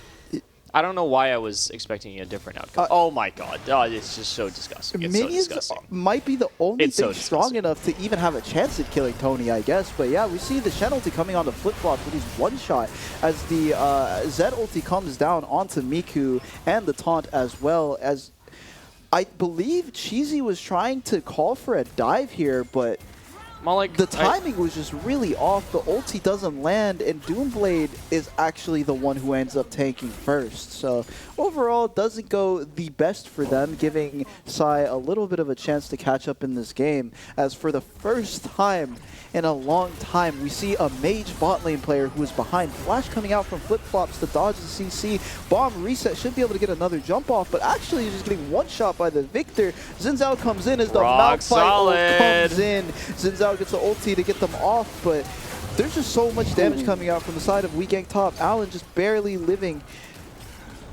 wobbling away from the situation, but it just seems like everywhere that this Malphite is, Alan can't get too much off of the play. And I think WeGang top has realized that as long as Alan is neutralized, the playmaking on SCY is really gone. So Blueberry even taking a back seat saying, hey guys, I got the Malphite in the bag. Let's put the Sins out in the dirt. And Jun doesn't really have any defense right now because without the Black Cleaver, he doesn't really have the damage to get through the Leona and the Malphite in one fight, especially considering the amount of damage that Flip-Flops is putting down in the team fight. So we'll see how the game progresses. But honestly, this WeGang top, I'm really liking the playstyle. Limitless is yawning, but I'm not as Doomblade goes in. The Death Mark goes down onto Miku, and he's going to use a clone to get back onto the Azir, but it's not going to give him a kill.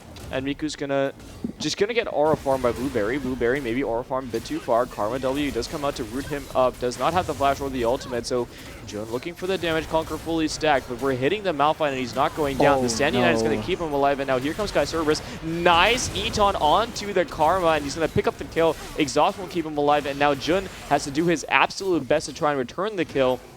But I mean, just a beautiful play by Sky Cerberus. Nice ultimate, nice E-drag.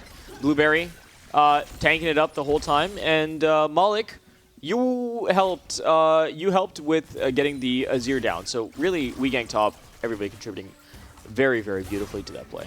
Yeah, and the flash coming out from the Leona. Oh my. Very, very close kill there. Calmed with the barrier up now, can maybe look to bait out the play. But we see here Doomblade going for the all-in, but the ultimate pushes him into the danger zone here as Rels comes in for the massive shield. Gives Doomblade no hope to pick up the solo bolo, as it is now a 2v1. Calmed just barely living, but Cheesy BP looking for another one. Not gonna happen this time around. Oh yeah, oh yeah, deaths on oh him, yeah, hit him. knowing that he is just exerting infinite pressure, almost as much as Tony in these games. Very nicely done by him. And yeah, we see Tony in the top lane again, trading away half of BP's health for literally like 2 cents. Very, very good stuff there from him. Again, good TP mid, good flash taunt. Saves the situation mid from going too poorly, and Binky dangerously low. The Shen Q is starting to hurt, especially now that he's got Titanic Hydra into Sheen. This guy he just wants to hit. He doesn't even want to do anything else. You know, everybody on WeGang top has a job. Sky Cerberus is the person being ganked. Blueberry is shutting down Jun. Doomblade is putting really heavy pressure onto Miku in this early lane to kind of punish the Azir. Flip-flops just pumping the DPS, and Cheesy is aura farming on them. And really, you could argue that Cheesy's role is not the most defined, but you could also argue he's doing the most because he's finding the CC onto Compt. Like, the engage, if a tree falls in the forest and nobody hears it, did the tree really fall? If the engage goes off and there's no one around you, was there really an engage, you know? Yeah. I mean, I think so in this case, because Jeezy BP just took Calm to half health by himself in front of 3 people. So, very nice there. Watch the Deathmark going down. Isn't going to kill Calm just yet. Oh, but there comes the damage down. Will pick up the Tristana, and now Jonah's looking for consistent damage onto the Leona, and the Ornhorn is going to keep her locked up for a little bit longer, even through the Protoplasm. Leona will get shut down, and the Aura Farmer is now the farmed. Yeah, I mean, Cheesy, still making the Leona champ look even tankier than it somehow already is. Lives there for like 20 seconds straight, but simply not enough. This time, Binky electing to say, screw my lane, I'm just going to TP bot and just make sure that we can at least get something on the one part of the map where we have an advantage. But the death mark from Doomblade, full combo onto Calm there, just completely taking him out of the fight. But then, you know, Binky's here, Alan is still here with half health, so play just looks pretty good for them as Sky Cerberus, no ultimate available to match the TP there from Binky. Instead gets a wave crash out top and 3,000 gold lead to his name, 16 to 7 minutes or 17 minutes in. Yeah, like notably, the entire gold lead that WeGang top has is entirely on Sky Cerberus's head. So really, if you just negate the fact that Sky Cerberus in the game, and we can do that here on broadcast. Oh, it's oh, there we go. He's number 1 and 2 and number 2. So really, if you take a look at the screen right now, it's a perfectly even game state.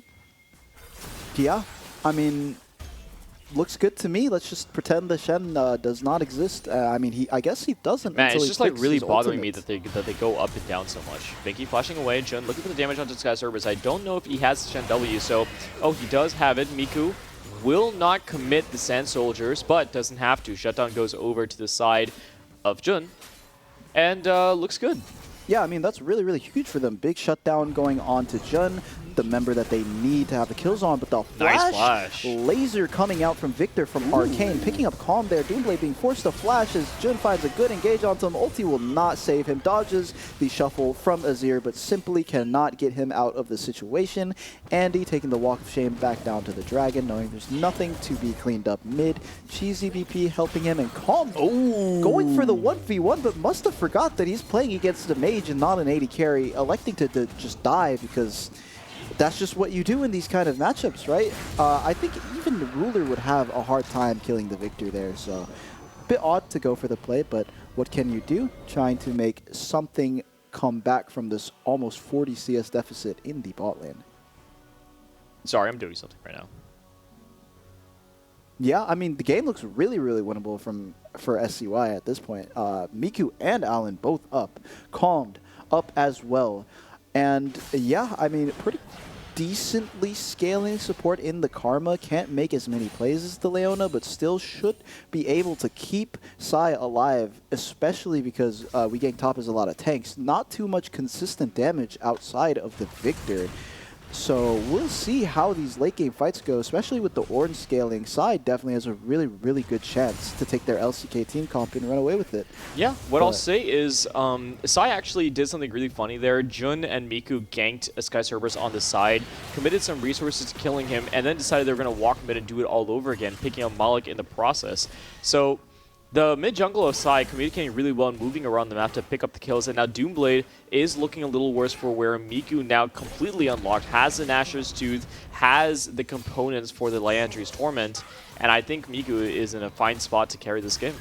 Yeah, I mean, this is the point in the game where Azir kind of transitions from being a cannon minion to a real champion. He's got the Nashor's Tooth and almost has the second item. I think he should have it. He took the turret. Yeah, so on his recall, he will have 2 items, will be very strong. Allen also on 2 items with the Xin Zhao there. Miku with his gold lead, and Calmed on his items as Calm jumps in, gets the bomb off on the Victor. Cheesy BP landing the stun on the Trist, but the buffer from the Tristana jumping out of the stun, and Cheesy BP has maybe bitten off too much for himself to chew, and is just going to have to choke down another death here. Yeah, I mean, this is great for the side of SCY. They're really showing us that the scaling that they have, right, in the Xin Zhao, the Azir, and the Karma, really at a certain point in the game will melt through whatever you put in front of them, and we're starting to get to critical mass here. And so now with this reset taken by Tristana and by the Azir, we're going to see them pick up items. And watch this replay. Nice buffer by Calm to get onto the Victor, and then Cheesy BP is kind of a sitting duck. The Victor Storm not doing enough damage at this save to fully one-shot Jun. Yeah, and with that being said, Blueberry's gonna summon up the Herald. Surprisingly, the only member of his team not to tank a death. He is El Malfito. Yeah, pretty hard to kill the Rock, especially with a Collector Tristana. But yeah, this is kind of the issue for We Gang Top, right? I mean, Tony is, in a way, could be considered their strongest player, and he's kind of stuck on janitor duty, just cleaning up whatever happens after the fight. But this time, instead of being on Darius, it's on Shen, so can't really do as much. He's going to flash away, and nice stomp by Sky Service to pick him up. That was a little bit too far, and now Blueberry has gone onto Calm. Will pick up the kill there, and now it's all up to Jun to try and see if he can get something turned back. But the Solar Flare by Leona will lock him down. Malik with a double kill, and Binky TPing in, unfortunately will not get there in time, and that's going to be a triple kill for the side. Okay, we're doing this again. I think it's time for them to go to the Baron Nashor, and it looks like they will hear my call and do the thing that is correct. Hear your Picking call. Picking up 3 kills on the side of We Gang Top. Really well played there, catching Miku with his pants down in the enemy jungle. You keep talking about like people with their pants down. Like I just really am concerned about your motives here. I mean, he had his pants down, right? He even flashed, thinking that he could get out, but Ornhorn coming in, knocked him onto 2. Ornn here, making sure they don't get the Baron, but it's not enough. There's simply not enough damage. TP'd in. Doesn't have the shuffle yet, but can. I mean, if I just send it, Miku, just send it. Okay, he doesn't see anybody.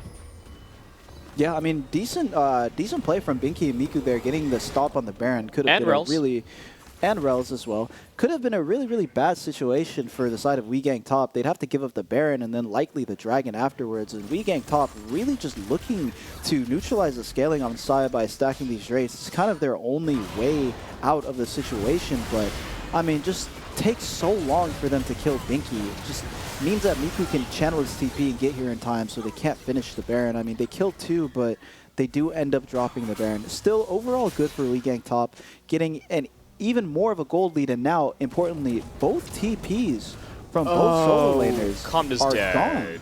Comd No is- more TP. Comd on is, either. stop. Comd is dying on your screen and you're talking about TPs, man.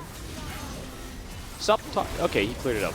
Now, Jin's going to look onto Flip-Flops. Flip-Flops has all of his summoners and is feeling quite secure. The Zinzao Crescent Guard will keep him alive, and now BP's in the back line. It's just a straight up front to back, and I think SEY might be winning. Shuffle to keep all the melees away, and Miku has to walk away. Deathmark is going to finish up the kill, but Doomblade is going to pick up the Ornn, and the melees are kind of left to fend for themselves. It looked like a really great fight, and I think it would have been if Comd was there, but you're missing an AD carry, and now the Malphite will just pick up another Mountain Drake.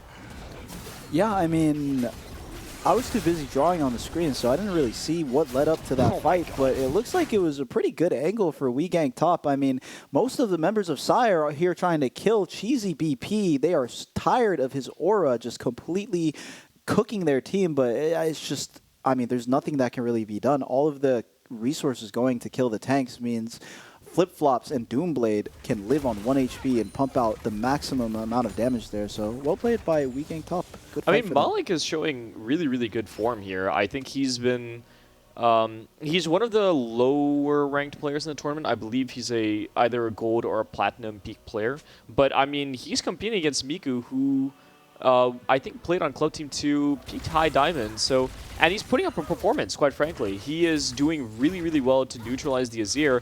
And honestly, I'm liking what I'm seeing here. Yeah, I mean, standout performances from pretty much every member of WeGang top here. I mean, like you said, Malik putting up a really, really good showing here against Miku on 2 of Miku's better champions. And again, the bot lane from WeGang top, we've already talked about it quite a bit, just really performing super well here. Slight gold lead on the side of Calmed, but I mean, Flip-Flop, such a stable player, doesn't really give up very many deaths and can reliably do his damage in the fights. And then Cheesy BP just willing to sacrifice his whole health bar so his team can get ahead. So good stuff by them. Gold leads on the entire top side of WeGang top now, making the game quite hard for Sai to play. Very, very hard for both Trist and the Azir to live as ultimate comes out onto Calmed, and he gets the 80 carry experience. Shouldn't be catching the wave that high, something that I've heard many, many times, and Calmed gets punished for it. Yeah, usually it's me telling him that because I'm with him, and then we both get ganked, and then we both die. And then I blame it on Matt because I can. Yeah, I mean, it is usually my fault, so feel that for Calmed. A bit unfortunate for him as he's working towards his 3rd item. Sky Cerberus with the E for fun, just to position himself to get an auto attack off. Not really too much that Binky can do here as the Baron is being started up by WeGang top. Yeah, and I mean, it was a peanut butter and jelly sandwich, and now I think it's a tuna mayo. Looking for the Baron here. There's no real threat to stop them unless Binky calls the Ornhorn here. 3,000. I think they can look to just finish and then turn to take the fight. Sky Cerberus on the front line, and here comes the Ornhorn. Can it find the good value? Will knock up 3 members, but with him half HP already and the Victor Storm raging, there won't just be enough damage. Miku has not been able to find the impact, and the impact from Sky Cerberus onto Miku's head is a massive dent. A double kill by Flip-Flops to pick up the kills on that back line, and Blueberry is just a brick wall in the face of SCY. A triple kill by this Victor, flashing in aggressively. A quadra for the mage, and Flip-Flops is flip-flopping his way into a 2-0 victory for the side of WeGang top. And really, let's start ganking bot, guys. Yeah, we might have to open an investigation into this Flip-Flops guy. I mean, he's playing quite well, putting out, I think, like the maximum amount of damage he can here, just unloading everything onto the Ornn, getting the ulti to grow in size and stature, and then just going for the backline here. Really, really good play from him to run under the tower later in this clip to finish off Calm. Oh, watch this flash. I just got to see it. I just got to E, and then he's going to Q, and then he's going to hit him with this. Hit him with it. Just slapped him. I mean, really, really great play here, picking up a quadra kill on the Victor. I mean, it looks like this guy can play like every mage. I'm not going to lie. Mel, you got Victor, Hui, Brand. it's kind of hard to deal with a champion pool like that as an AD carry because, you know, we don't really know what to do against non-AD carry champs in the bot lane. So Cheesy PP looking for Allen here. Allen has to run away with his tail tucked between his legs as they are now down 10k gold. They are down a Baron Nashor. And very, very soon they are going to be down an Dragon Soul with Mountain for Malphite Shen Leona. It's not looking good for Sai. As some would say, no bueno. No bueno. This is just not good. Can't. I mean, where's the Lord Dominic's regard? I think he's regarded that Infinity Edge is going to be his best item here. That's unfortunate. That is truly unfortunate. As Rel walking in to the whole enemy team doesn't matter. Cheesy Actually, BP. does that build into Lord Doms? Nope. Are you does sure? not. It looks like it does. Oh, it can. It can. It can. He might be going for the Lord Doms. Would be very, very much needed. They are going to need to kill these tanks. Allen finding Cheesy, but is it actually quite strong? top, Has finding 3 them? items. Oh, and now straight on to the Azir, and Miku is going to have to push Doomblade away. Now Jin is going to pop the ultimate, looking for the damage on the Doomblade, but now Blueberry's going to go legendary in the back line. And I mean, without a back line, what's a front line? Triple kill for the Malphite, and we're farming Quadras today. Really, what's a Shuriman god to 4 or 5 non-believers? I mean, I don't think a god can beat a mountain, you know? That's a mountain. That He is just a mountain. stands- He just stands there. That's a lot of health and armor to get through. As Binky. 11-0-10 on the Malphite. Yeah, and he's got the Zhonya's, he's got the fully stacked Dark Seal. He is a problem. He pretty much soloed Miku from full health by himself in that fight. And it looks like it's going to be game over here for the side of Sai as Doomblade getting yet another kill. And that'll be it. I mean, it's unless Calm can, you know, maybe almost break the almost. No, nice. He almost broke the Malphite shield, which is impressive. I will say it's quite impressive. That's for quite that impressive without the Lord Dominic's. So, I mean, with that being said, that's going to be a 2-0 so far for WeGang Top, and looking poised to pick up the best of 5 win here in this series. It's late, and I mean, it looks like WeGang Top kind of just wants to go home. Yeah, I mean, I think they might just give us a quick 3-0 here so everyone can get to their home. I mean, I don't really know what changes Sai can make at this point to kind of put this back into their court. Like, that game was perfect for them. They were scaling. They had a better comp. They had mid and jungle ahead. They had bot lane ahead. And Tony is not on a 1v9 carry pick. And they just couldn't find a way to deal damage to the Shen and the Malphite. It was just too hard. It took too long for them to kill the members of WeGang Top that are tanky. And I mean, Flip-Flops and Doomblade just get to farm them at a certain point in that game. So great stuff from WeGang Top there. And yeah, we'll see what plan Sai has to kind of try and reverse sweep the series, because this is do or die time now. They got to win 3 games in a row. Yeah, and I mean, I think Sai can do it. I think they've got a very capable roster. They are one of the most dominant early game, not playoff. What's the other word? Preliminary, regular. They've had one of the most dominant regular season runs with 12 wins and only 2 losses. So I think if any team's going to pick it up and bring us back to 5 games, it's going to be SCY. But for the meantime, we're 2-0, and WeGang Top is looking to gang top one more time and take it home. So with that being said, my name is Bones. I'm joined by Limitless. We're on the 3rd game in a best of 5. We'll see you in a second.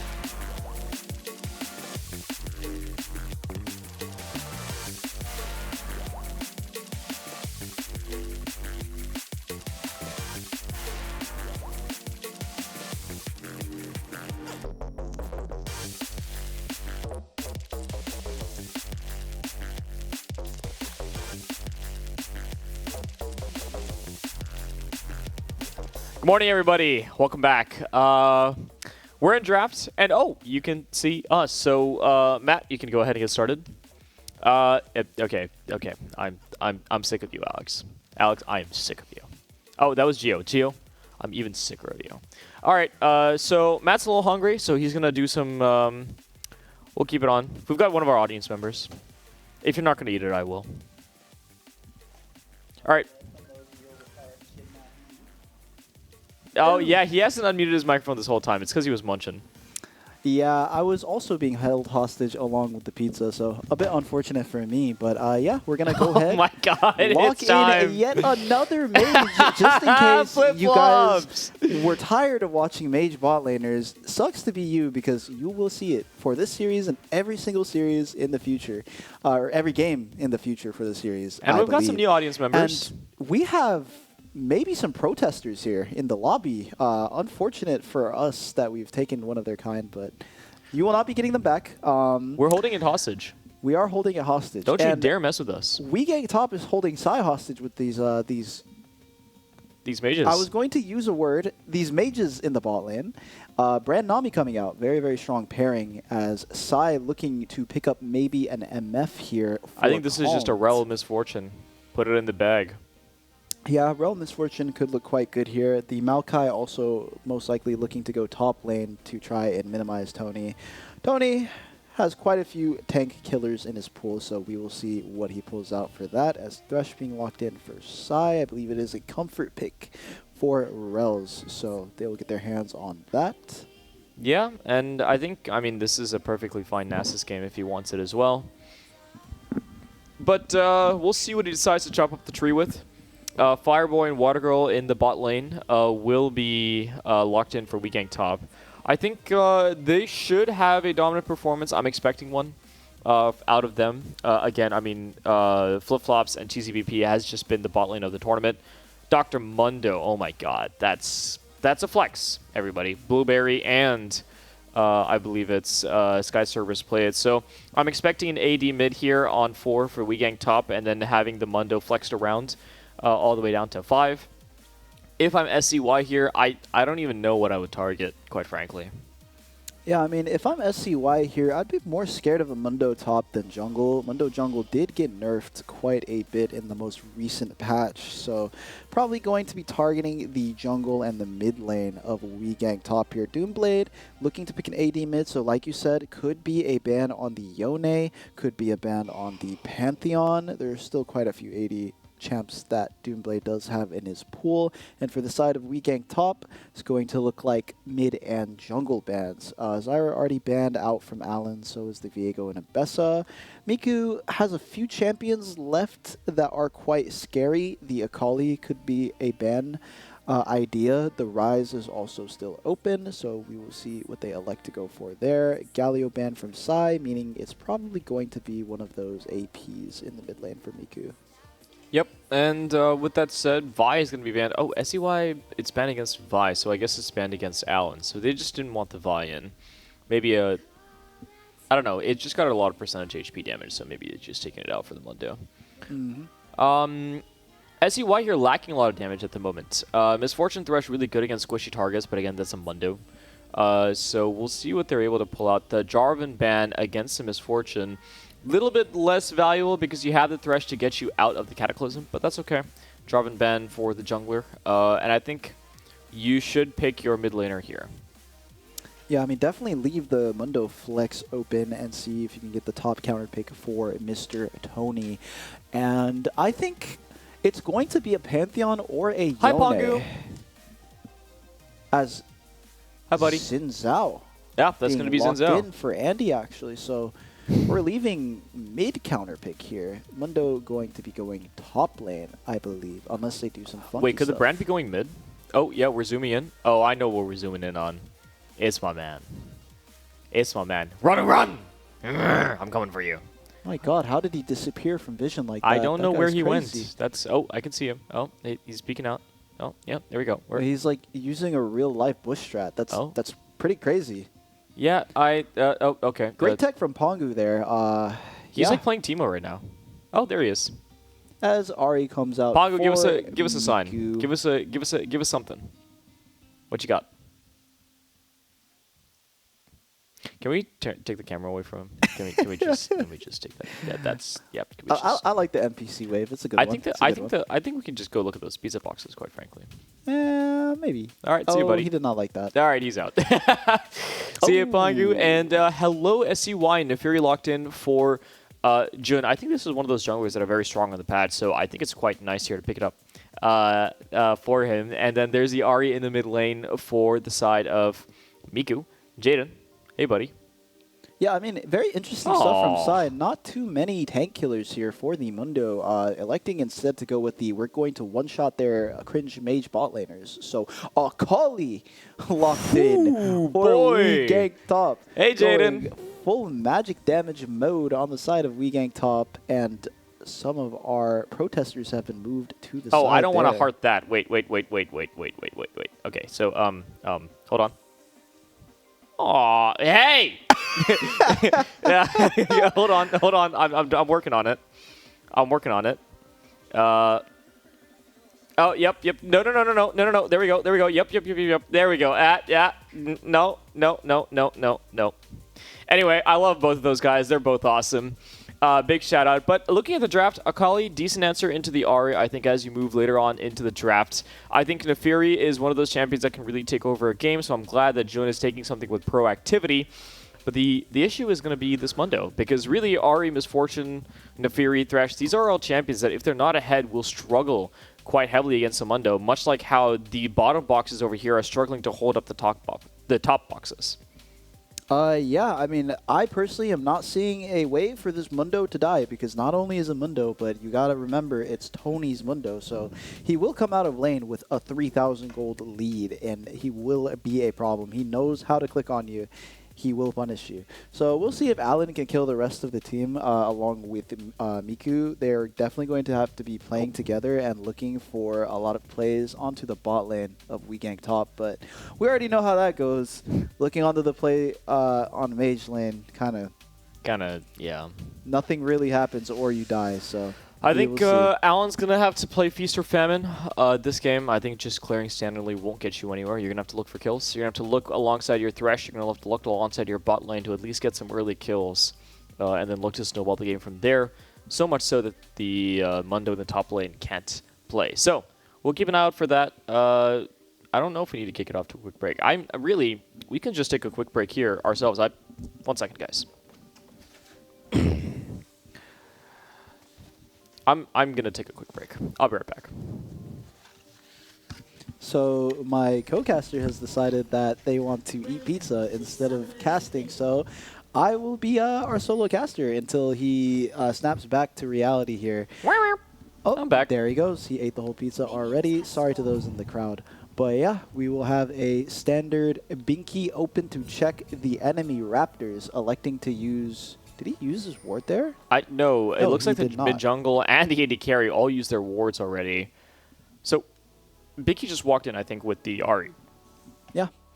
I will say the one positive for side that I do see in this game is MF is a pretty great answer to mages, especially with the Bloodthirster build. They should be able to sustain after they get that item and has the move speed to dodge a lot of these mage abilities. But it looks like Calm will actually be going for the full lethality MF here with the first strike coming out, meaning that Mundo, again, might just not die this game. I mean, the only one who can really do percentage damage to it is like Ari with the true damage from Q. But Maokai technically has some percentage HP damage, and so does Jun if he builds the Eclipse. And I mean, we talked about the Feast or Famine playstyle, and right now Jun is he's feasting on the bot side for the side of WeGank top. I'm trying not to get too excited to alert Blueberry to the fact that his bot side is like disappearing like popcorn chicken at a family restaurant. Alan electing to go for the I'm just going to ruin your game plan strategy here, taking the whole, well, not the whole bot side. We'll probably leave the Wolves up there, but going to go for the blue and the Gromp. Could look for a gank bot lane as well. Snowballing this bot lane will be really, really huge, because if MF and Thresh do get a lead, it will be quite hard for Nami and Brand to ever contest the wave again. He's level 3. He's looking for a gank. Watch this in the bot lane. Watching for Thresh, watching for him. Down. Here we go. Flash hook misses, and unfortunately Jun is not going to pick anything up. Flash by Nami. GZVP will have to flash away, and quite unfortunate there for the side of Jun. I think he could have picked up the kill, maybe if there was some more CC that landed from Thresh, but unfortunate. Meanwhile, he will just go back to clearing. Yeah, and we can see here, I mean, there's not really a lot of options for Blueberry other than to just simply walk into the enemy jungle. We already know from the gank and the blue buff on Alan that there is something funny happening bot lane, so there's absolutely no way Nefiri can be on any of these camps. So Xin Zhao going to go ahead and take those camps away from the Nefiri, punishing him a little bit for that trade. But actually elects to go for the crab first. So Alan will actually get access to his camps and might be able to jungle. He might go for the 3-quadrant jungle here as a result of that. So yeah, Blueberry put extremely far behind. Now the important thing is, will he contest the Raptors respawn? That's going to be the important question, because level 2 Raptors, if Blueberry is able to pick those up from Jun, will be very stabilizing for the side of the Xin Zhao, will help him get back into the game. But if he doesn't get these Raptors, it's a big issue. Oh my god, Jun. Jun, you did not protect your Raptors. He's going to pick up the red first. Oh, it's just a disaster, isn't it? yeah, I mean, this looks pretty bad for Alan now, because that means he'll drop both of the crabs to the Xin Zhao. Pretty good lead from Blueberry there. Good awareness to walk over and take these camps. knows that Will he take the there's Raptors? no way that Neferi can be here because his clear Oh, is check the so Raptors. slow from the bot Nope. dive. I think they should see. I think they should see the Zinzao now. So I think Jun should know at least his red is gone. So maybe he'll pick up his level 2 Raptors, which is good for him. But losing the red buff is quite unfortunate for the side of Jun. Yeah, definitely. And I mean, top lane looks about as we would expect. Sky Server is picking up his health canister there. A couple briefcase to the back of Binky. Ghost available, no flash, so no flash auto E to get the kill there. Alan, getting tired of losing his camps, will come in and Blueberry smite smited it away, though. Blueberry smited it away, I think. Oh, that did go to, yeah, that went to Andy. Oh, So nice. Andy doing quite well for himself, and Jun kind of a little bit out of options. He's going to go ahead and pick up his bot camps, and then can look bot once again on the flashless Nami. But WeGang top should know it's coming and take their resets appropriately. Yeah, TP being forced. Well, I don't even know if it's necessarily forced from Binky. Binky just electing to TP top to catch this wave. Bot lane going decently well for the side of Psy here. Nothing to really complain about. I mean, not really too much they can do in this lane other than all in. Short trades will be neutralized. Doomblade hits 6 before Miku. Oh my god. Charm lands. Flash from Miku. away. Doomblade still has flash up, so and Miku just TP'd back to lane. That's quite bad, actually, for him. Yeah, and I mean, this game state for Miku, he has to base again and lose another wave. So Doomblade, even though he's going to base and lose a wave here, it doesn't really matter all that much because both the Ahri and the Akali will miss at CS. And with no flash, the next time that the Ignite is up, Doomblade can look for the solo kill onto the Ahri. And now Jun, looking onto the bot lane of WeGang top. Rel's walking up aggressively, will hit the hook, will drop the lantern for his jungler, and Cheesy again does not have the flash. Should have anticipated this gank, but it's okay. Is going to go over to the Misfortune first blood for Calmed, and it's a step in the right direction for sure. Yeah, really, really good stuff there. Rel's hitting the hook in the bush, but I mean, poor Binky is just trying to attempt to crash this wave, but if Alan is on the boss side of the map, that means Andy has to be on the top side of the map, right? You have to play a little bit more careful there as Binky, but will get picked up. So 6 minutes in, we have a almost 1,000 gold lead for Tony. Oh my god. He might be up almost 40 CS, but, you know, we won't talk about that. We'll try to go 5 minutes without mentioning the bleed in the top lane here and just try and focus on the rest of the map. See what Psy can do. Again, a lead for Calmed. This is looking good. Miku, stable, looking good. Alan picked up a kill on an early gank and actually even despite that early game with Andy. So that's also looking quite good. And Rel on a playmaking support. Surely we can pick up a win here with the lead off of bot lane, and surely we can kill this Mundo, right? Yep. And so with that being said, first dragon going over to SCY. Early dragon stacking against a Mundo is always good. You need all the scaling power that you can get, especially as you play this early game dominant comp. Wave's going to crash for Binky, I think. Not sure. Sky Service, yeah, going to crash it for him. And now WeGang Top's plan should be quite simple. I mean, really, you just have to write it out. You don't even have to contest the next Drake, but the Drake after that is probably where you want to contest. And that's where the Mundo, the Brand, the Nami will really come online. Because once the Nami has picked up the Imperial Mandate and Brand has picked up the Rylai's, it becomes extremely difficult for any of the members of SCY to move, much less do anything. But as I say that, there's a small invade by SCY into WeGang Top's jungle. Doomblade sitting off to the side. No flash on the Ahri. Blueberry and Cheesy do know what's up. They will chase them off of the blue buff. Nothing for Alan to pick up there. But looks like there might be a play onto flip-flops. Flash coming out. MF ulti goes down. The hook's onto hook Nami. lands onto the Nami. The flash will come out, but simply not enough to get himself out of that situation. And now Alan looking to contest the Gromp. Blueberry with very, very little options for support here. Either Doomblade is going to have to move, or they might just have to 2v3 it. Ahri on the move. Miku coming, but Sky Server is... I won't speak. Okay, 1v1. Hey, Solo Bolo. Solo Bolo, well done by Binky there, getting something back in the top lane. That's awesome. And I mean, with that, Binky will be able to maybe look to pick up his first item. The Sunfire Cape will give him much needed damage against the Mundo, especially early on. In return, though, the Mundo will look to complete I believe, what's it called? Hold that thought. Blueberry's going to get hooked. Rels is going to go back in, and it's brother-on-brother action here. But Miku is going to pick up the kill back onto Blueberry. It won't be Rels.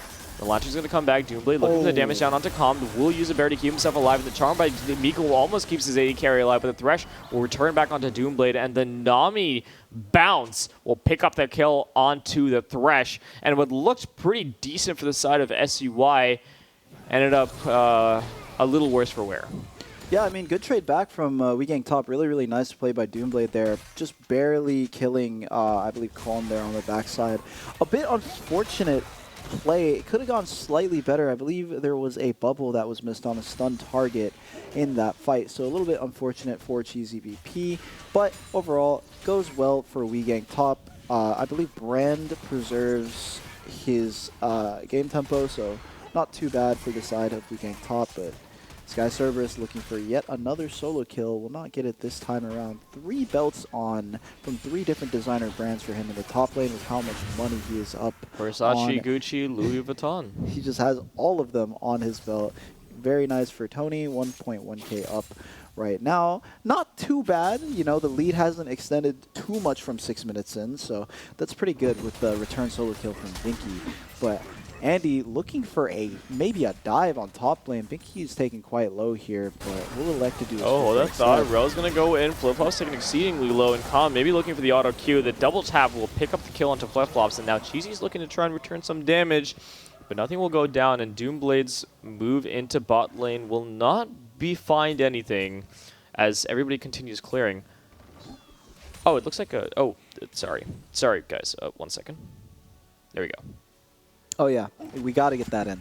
So, yeah, I mean, really good stuff here by Sai. Honestly, we I can take guess this off. this is kind of the way that they want to play. They just want to keep abusing this this bot lane here. Hook Champ pretty good against Nami notoriously, so can build a lead through bot lane, and it's very, very easy for them to kill with the MF and the Neferi for now.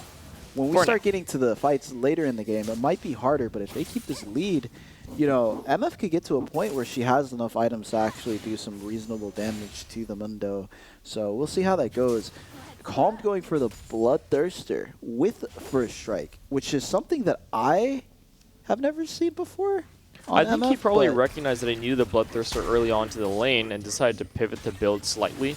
I think the First Strike is not terrible. Obviously, you want the damage jam from PTA to proc so you can get the damage on Mundo, but hold that thought. Nice play and hook combo by Rels. Jun will go invulnerable for the Nami wave, and he's going to pick up another kill. This ball lane is just being farmed here, the side of SCY, and I think now he's going to go back onto Blueberry. Sky Service is going to pick up the soul kill on Binky in the top lane, beginning Mundo's reign of terror. But SCY now biting back and picking up that second Drake. Yeah, I mean, really, really good look from Jun there, and we see Sky Cerberus here with the 1v1, walking him down, walking in front of him, hitting him with some paperwork, and it's just going to be a solo kill for Sky Cerberus in the top lane, who I will stop talking about because, you know, we know how the plot goes, we know how the story ends with that, but all in coming out from Malik here in the mid lane on the Akali. Not too much to be found there. Ari will just dash away. Alan looking to cross into the top side of jungle. Doesn't know that Andy's in the bush though. Oh, hold that thought. Blueberry looking for the damage down. There is no flash on the Neferi just yet. We'll have to dip and dodge away, but now the charm comes out onto Zinzao looking for damage by Miku, and the Spirit Rush isn't going to be procced. I think doesn't really have it up, so just a little bit trade of HP there. I mean, if I'm Jun here, I would just clear this Wolf camp, this Grom camp, open into bot side, look for the kill onto the bot lane one more time. The Nami, their flashes are coming back up, but really you can make a lot of plays. You can have a lot of proactivity with the Thresh, and I think just pick up more kills. Just play through your winning lane, hit B right now, and try and stack that hubris. Yeah, and something that will... Miku picking up the kill onto Doomblade. Very nice. Very nice. So something else to notice here, a little bit more of anti-mage bot lane propaganda.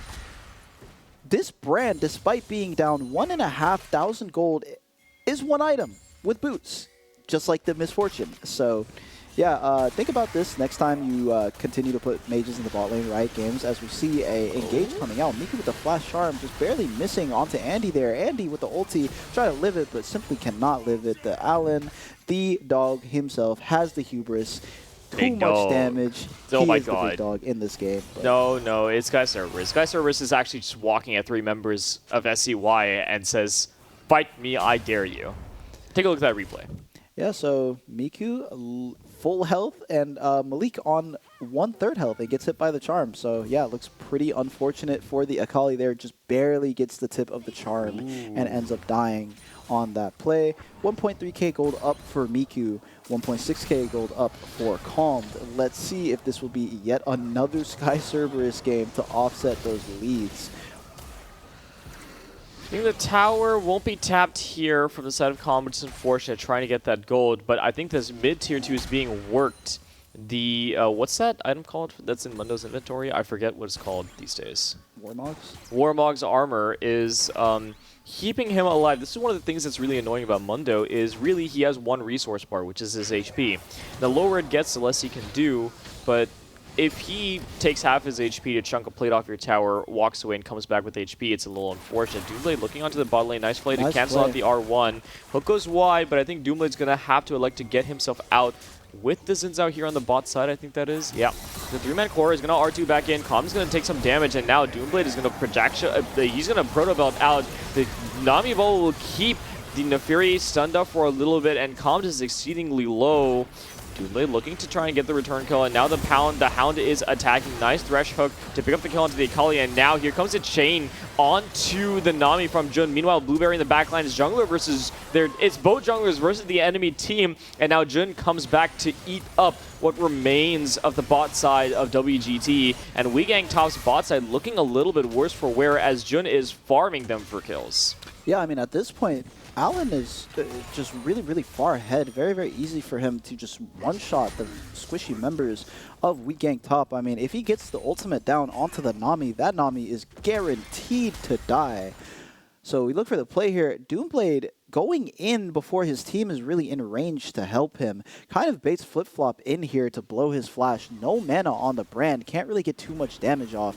And then at this point, he doesn't really have a lot of options because Neferi will simply kill him, and I mean, Nami just walking too close for comfort to this Neferi, and it's just, Allen is just completely running them this game.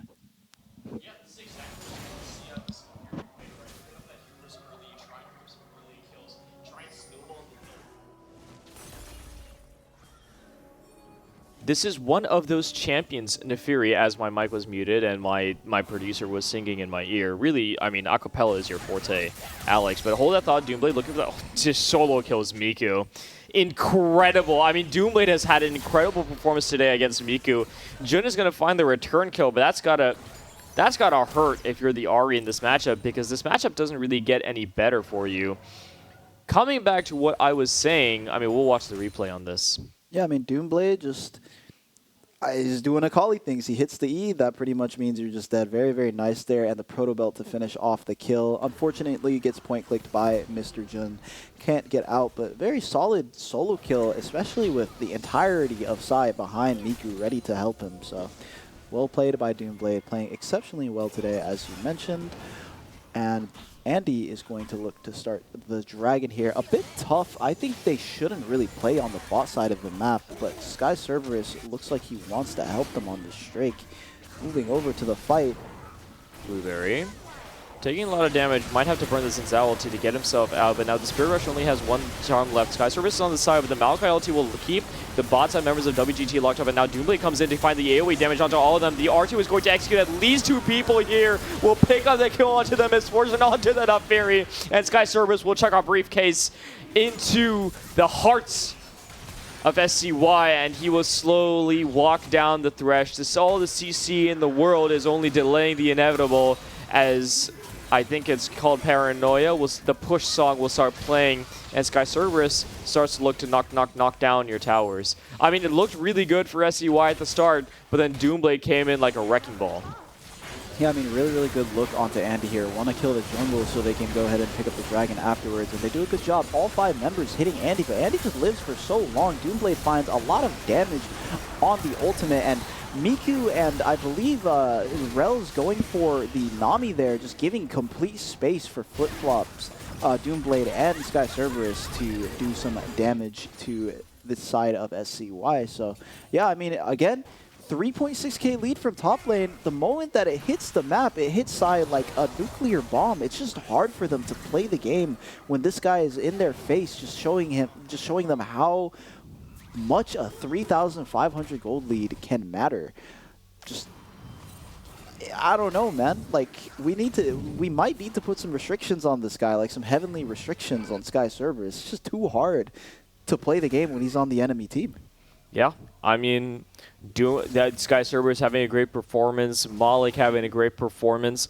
I mean, this WeGang top roster, when it was originally formed, didn't really have the greatest start to this season. I mean, their playoff, their regular season wasn't anything particularly good. They were kind of like a high middle of the pack team, but as they moved into the playoffs, they've been really dominant all throughout, and they followed a very, very simple pattern in all of their wins. Right, you have a mage bot lane, some sort of scaling support, an assassin mid, and Sky Cerberus on a bruiser, and this magical formula seems to have worked quite well for them in these past few games. And right as Sky Cerberus starts to knock down the tier 2 of SCY, you look at the gold lead, and yeah, it looks pretty even, but considering that a lot of that gold is onto the Neferi and will have a hard time killing the Mundo, you have to wonder, will they need to get this Dragon Soul in order to match the damage output of WeGang top? And will WeGang top look to deny them that to guarantee themselves more scaling? Right, and I mean, there's another critical piece to the puzzle here on the side of Psy, calmed with the Lord Dominic's Regard, second item. Bless up. We may actually be able to get through this Mundo's health bar at some point in this game, so good on him for doing that. 1k gold up still in this mage matchup. Very, very nice. Lyandrius, Flip-Flop's going to flash away. The ultimate by the Neferi goes onto the Brand. The Nami W will keep him alive. Nice bounces, and then Blueberry's going to flash into the full enemy team to get his ultimate damage off, and will pick up Calmed, and here comes Jun, but now Doomblade has come onto the side to try and pick up some kills onto Miku. Will look for the damage down, but one charge of Spirit Rush is left. Jun doesn't have an ultimate charge, but here comes a hook onto the Akali. Rels might have gone a little bit too far, been a little up more than he can chew, but all that's going to happen is a 1-for-1, and that was an incredible heal from Nami to save the Brand, quite frankly. Yeah, I mean, Nami keeping the Brand just barely alive there, and also keeping the Xin Zhao living forever in the backline as he can barely get the W off to snipe Calmed and pick up the 1-for-1. Really, really good for the side of WeGang top, since, I mean, Sky Servers get so much time to just continue building this lead up in the top lane. But looks like he's going to get run down here. The ultimate coming out shouldn't stun him on this timer because of the passive. Sky Servers would just walk away. All of the resources of Psy committed to that play as well, which means they will lose mid push. And chances are Nami will be able to set up the vision on this Baron here first, considering that they haven't, Psy hasn't been able to open onto the map quite yet. Yeah, and so GZ may be looking for some wars. Will find his death. So nice trap by Jun there onto the Nami. Knows that they want to pick up the wards, and he will punish them for it. The Dragon coming up in 58, and I think everyone's going to start hitting their recess to prep for the Dragon. Sky Cerberus notably on the bot side of the map, and the Maokai does not have the ultimate. Used it earlier to try and pick out the Mundo, so the value of the Maokai diminished slightly here for the side of SCY. We'll see what they're able to pick up. But with the Dragon coming up in 38 seconds and Jun opening up on the map, does not have 3 items, so taking stock. Top lane is the biggest scab. Malik going to use the Rocket Belt to get onto Misfortune, but Calmed will just walk away. Yeah, I mean, pretty cool Matrix dodge there from Flip-Flops. No vision in the bush, still dodges the Thresh Hook. Malik looking for a play onto Calm, but simply too fast. MF has 500 move speed or something if you haven't hit her. Really, really hard to catch up to that champion, but we see Psy actually getting the setup here first. All of their members are here and ready. Sky Server is electing to hit the tower instead, actually going to get some gold back on this play, so pretty good from him. They can't even collapse on him because he's so tanky. They might collapse on Blueberry and GZBP, flashing by Binky to get the ultimate down, but here comes a disengage by Nami. Blueberry sunned up, locked up, and will have to burn the ultimate to try and keep himself alive. Will go straight into the enemy team, so the invulnerability means nothing. The charm onto the mid Doomblade will ensure he won't find a kill, and Flip-Flops is separated from his team. Doomblade will try and find the return, find anything really, but will not find a crumb. And SCY will take that win, and they'll eat it up. and that's going to be their first sandwich of the series. Yeah, really good. I mean, closing the gold lead and making sure that they don't lose any of these objectives. Actually getting a gold lead off of that with the mid lane tower. Won't be able to pick up the Drake or the Baron, though, because of how chunked out the Neferi is. Really good play here from both teams. I mean, Cheesy avoiding pretty much everything there on the engage, but that means that, you know, Blueberry is going to be on the receiving end of a lot of the damage. The MF ult coming out doing tons of damage to Flip-Flops and Doomblade, and Doomblade just simply doesn't have the damage to close off the kill on Jun there. Sky Cerberus not really able to contribute very much to that fight, but Sai back in time for this Drake. We'll spot it away. Leashed for them. Looking onto the Nami. I mean, I think with this kill, he will pick it up and now look back onto the Mundo with the Binky. With Binky here alongside him. Can look to try and shut him down just a little bit, but Flip-Flop trading some damage onto Rel's means that the team is split and they won't go for it. But now, with Nami down, they can't potentially look at the Baron. Yeah, I mean, they have the pick, they have the Drake as well, one off of Soul, really good stuff by Sai, and they will look to walk over to the Baron pit and start setting it up at this point. I mean, again, very unfortunate stuff, just members of Weekend Top getting caught way before Sky Cerberus is even on their screen, makes it really hard for them to play. Neferi just makes it so easy to point and click on the Nami, to point and click on the Xin Zhao, and it's just really easy for them to get these picks. Very good stuff from the side of Sai. Yeah, Jun now at 3 items will be the tank shredder, or shred maybe the rest of the team around the tank. So I think SCY is elected. They're going to kill everybody but the Mundo, and then they're all going to hit the Mundo, and we'll see if that works. Yeah, I mean, that means Tony is going to have to play to be at these fights a little bit earlier to create some space for his team. Clearly, his team just cannot really walk in without him quite yet, but he's still putting a lot of pressure down in the side lanes. It's just Sai is moving to the plays first, right? I mean, Maokai can engage from so far away compared to Mundo. Ari can get into range really fast, and Flip-Flops caught here. Flash, ultimate reset will jump over the Nami wave, and that's going to be a double kill going over to the Neferi. Won't get another charge, and now Doomblade in the back trying to assassinate the AD carry, but with both charges of the ultimate burn, Doomblade has nothing left in the tank. The gasoline is low, and this 3-man core of SCY, the jungle and the bot lane. Nice hook by Rels to find out the Xin Zhao as well. Will extend the play, will not take the hook, but that's going to be, again, 3 more kills going over to this bot lane. Another hook hits by Rels, and really this Warden is chaining up We Gank top, and Binky the whole time lumberjacking the tower away. Binky finally getting some gold back. Very nice. So they pick up another Double in the mid lane. Again, just this Neferi is just so hard to play against. Flash doesn't matter. Point and click damage. Point and click for half your health. I mean, no one is coming to save the Fishy, and there's nothing that can be done. Good look from Allen on the mid lane there onto Flip-Flops and Cheesy BP, who are sporting an unfortunate 2-11 in the bot lane here. This combination, despite being quite strong, the brand Nami is just too hard to play into the Neferi and Thresh. It seems like no real way to put out any pressure against those champs. Yeah, and I think SCY is now in a great position to take out the rest of this game. 3.5k gold going over to them. 3 elemental drakes, and the 4th coming up in 2 minutes means that they have their plan set out for them. They just need to pick up that drake and move to try and shove Sky Cerberus off of their towers. And as long as the Ari can match the Mundo, it might be okay. Here comes the first ultimate onto the Mundo. He's going to get charmed up and locked up, but I mean, the Blaze Bar isn't really moving. In fact, I think he's getting healed. Now that Comd is here to try and turn the fight. Sky Cerberus is going to have to ghost away, but the charm by Miga will bring the Mundo to his death. And now, I think with the TP down from the Maokai, they will defend their bot tier 2 and maybe look for the Baron. Yeah, I mean, great stuff catching the Mundo out there as 4, and I mean, if it's 4 people hitting 1, it's just too impossible for him to live even with his gold lead, so good luck from them. Weekend Top doesn't really get to trade too much for that play either. I mean, nothing off of mid lane and nothing off of ball lane either, so just a free shutdown on the Mundo for the side of Sai. Really good. And I mean, at any point in this game, I feel like they should be able to set up the Baron with their vision control and just pick them off as they walk into them on the Baron.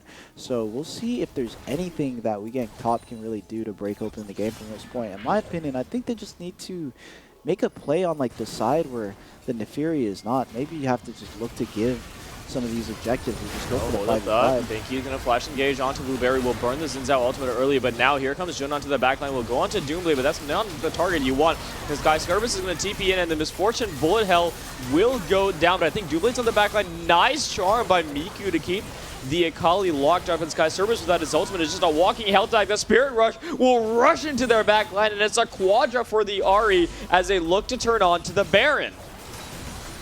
Yeah, I mean, they could also just go for an end here. They have their wave. I mean, It's a bit no hard. timer There's for 2 towers. 20 seconds. Looks like the team is a bit split on the decision. They will pick up the tier 2 and also pick up the Baron. Probably transition that into the Dragon on the reset, and then should be a pretty closed and shut game at this point. I mean, we see Sky Cerberus can't even live at that through these fights. Like, the Xin Zhao is... I mean, the back line of WeGang Top is just struggling to play against this Nefiri. He just does so much damage. MF ulti splitting them off from contributing, and I mean, there's no one who can help the Mundo. Doomblade way too low off to the side, and the carries of WeGang Top simply can't hit. I mean, they're all chunked by the MF ult. Just really, really good ultimate placement there from Calm, and Miku finding the Akali here on the back end with the charm really, really nice, and then can just run them down because the MF ult chunked them so much. Really standout performance from both Miku and Calm here. And Alan, my god, 24 KDA in this game. We might have to update the spreadsheet. We might have to update we this will have spreadsheet. to. We might, you know, it's. They picked up the Soul. Infernal Soul going over to Jun and the rest of the dogs here on SCY will mean that they will all hit like incredible trucks. This mid-jungle duo, Miku and Jun, showing the class, showing the form that they had in the play-in stage. Now, Blueberry looking a little bit homeless as he lives in Los Angeles where the rent is too high and he doesn't have the amount to pay. We'll have to walk away. Now Jun looking for the engage. We'll use a W to try and engage onto Cheesy. We'll use it. Cheesy VP will put the tidal wave down, but he's just going to go godlike, and it's an incredible, like, insane amount of damage that you wouldn't think would be on a point-and-click ability. Double kill going over to the Brand, not to the Brand, to the Nefiri, and the Brand falls. Sky Cerberus isn't able to get back from the base, and I think this is SC2I's push to end the game. 10,000 gold up, will pick up one inhibitor. Doomblade on the side, doesn't really have an angle to get in. Blueberry doesn't have flash, but will have to use a Crescent Guard to try and keep his Nexus alive. Here comes the Mundo. It's 3 melees and some melee eaters. Miku has charged the Spirit Rush. Doomblade is going to go in. We'll get chunked to half, and Calm will use the Barrier to keep him alive. And now Blueberry left with 0 options. Rels looking for the hook onto the Mundo. Will find that Nami instead. He's like a sushi chef serving up some dinner. Miku is godlike, and that's going to be game 3 going over to SCY. We have a series on our hands. We do have a series. Potential reverse sweep coming out. I mean, they just built such a lead that Mundo just simply doesn't matter. I mean, they just have the damage to rip through. And like you said, they just kill everybody else. And the Mundo is just left standing around confused. Where did his team go? Yeah, and with that win, I think SCY has found a combination that works. Some playmaking bot lane, gank bot, 4 bot, all through bot to try and put every member except for the Mundo behind. Because if you can't beat him, beat everybody else. You know what I mean? Exactly. And with that being said, I think we are going to go to a game 4. A lot of the mages out for flip-flop, so wondering what he's going to pull out in the upcoming games. But with that being said, my name is Bones. I'm joined by Limitless. We're going to kick it off to a quick break. We'll see you in game 4.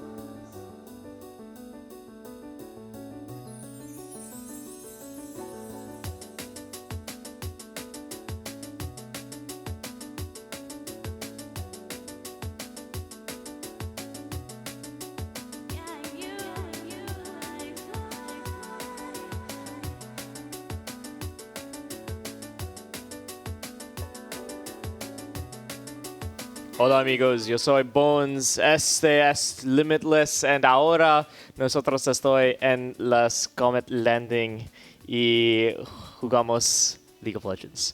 Ben bunun ne dediğini hiç anlamadım ama biz şimdi oyuna gireceğiz. Welcome everybody. Sorry for the introduction in a different language. It was his idea. Hey, we both did it.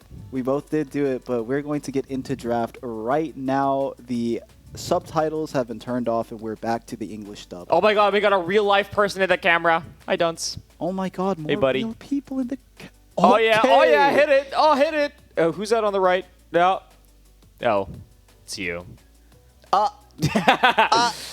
Hello there. All right, so we got Zyra banned, we got Viego banned, we got Nico banned. Yeah, keep going. Yep. Now, Dunce today is sporting glasses, which I haven't seen before. He's 6'7", 6'7" in the crowd. Yep. You're really cool, man. Braum banned. Oh, there's a champion up. There's a champion up here. Mbessa is up. I think WeGang top might be looking for Mbessa first pick. Mbessa is Yep, up. there and it it's is. locked in immediately. I think that's going to the top lane. I believe No, it's for that Blueberry. is definitely going into the jungle for Andy. Oh, we forgot Big about Mbessa. And, oh my fanatic. god. And we've banned Nico instead. Fair Oh, enough. Diana no. coming out for June Este no es in bueno. the jungle, a C-tier jungler, actually. And Yone the Diana. as well. Very, very cool stuff. We get to see two anime main characters all on the same team. June and Miku looking to hard carry this game as well, so good on them. But they do trade it for Andy's deadly Mbessa. Senna coming out for... that would be for flip-flops. Flip-flops. Pienso que esa escena es para flip-flops y entonces WGT necesitas tomar su soporte también porque Sona es posible para remover Sona in the second phase of the bans. Yeah, I don't know why my co-caster is glitching out and speaking in a foreign language. Me personally, I would never be mama. You know how it is. On God, he's just said mama. On God, he just said mama. Yeah, so Senna probably going to go to the 80 carry role. Sona probably going to come out for Mr. Cheesy PP here. We'll see how that goes for them. Talia actually going to be the lock for Miku? Doomblade. Miku is on the other Doomblade. team. Oh, that's interesting. Should have stayed in Spanish class. No, buddy. what the hell? Should have stayed in Spanish class. I'm going to show you what the Spanish do. What does that mean? Bard locked in for Rels. I think this is one of those champions that I've heard a lot about for Hobes. And you know, I'm getting kind of hungry. Jaden, do you mind bringing that pizza to me? I'm getting a little peckish. I kind of want some pizza.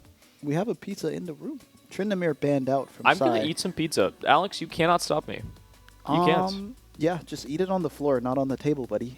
Anyways, yeah, Tryndamere band coming out from side. Do not want to run into the Tryndamere from Oh, Tony. Delicious yeah. looking pizza Oh, on yeah. that plate. Sprite as well. Oh yeah! Oh What the yeah! f- He what jumping the- on that thing. Hey, I Wait, respect it. Wait, And we got a nice shot of some leg too. that's crazy tech. He ate it from the back. Wait, what are you Excuse my doing? language, but like, what is going on here? Why are you eating it like that? Okay, I'm blooping it coming up on the screen. I guess that's how Dunce feels about this draft. I mean, I think I feel pretty similar. I'm looking at blooping this it. pizza eating technique, and I'm just more concerned about that. Like, forget the bands. Jaden, why are you eating like that? You're a freak. You know, we love to encourage our officers here with great and, not discriminatory language. He a freak. Look at Caitlyn him. coming down. Oh my for God, the he's side jumping of down on side. the. He's doing it again. Please eat it normally. Please. Dunce, do something, bro. Stop him. Nautilus, good answer to the Bard. I think WeGang top looking for more proactivity in the bot lane. Caitlyn Bard, a very strong combo. I mean, SCY's draft isn't that bad. Yeah, I think SCY's draft is quite good. I mean, there's a lot of ways to get onto the Senna and the Talia here. both immobile characters against Bard. Bard, Caitlyn, also a very, very strong pairing in the bot lane. Garen locked in for Tony here, blinding the Garen top. Very, very problematic champion here. I cannot wait to see what he does with this one, and the Mbessa up as well. Nautilus coming out to close out the comp. Looks pretty good from Gank top. Doomblade on an AP mage this time, so we will see how that goes. Also taking it away from Oh my god, the Mr. Malphite. Niku, but Malphite, it's Binky. available. Binky. Binky You're does rock have solid. Yeah. All right. So, I mean, I like this draft from SCY.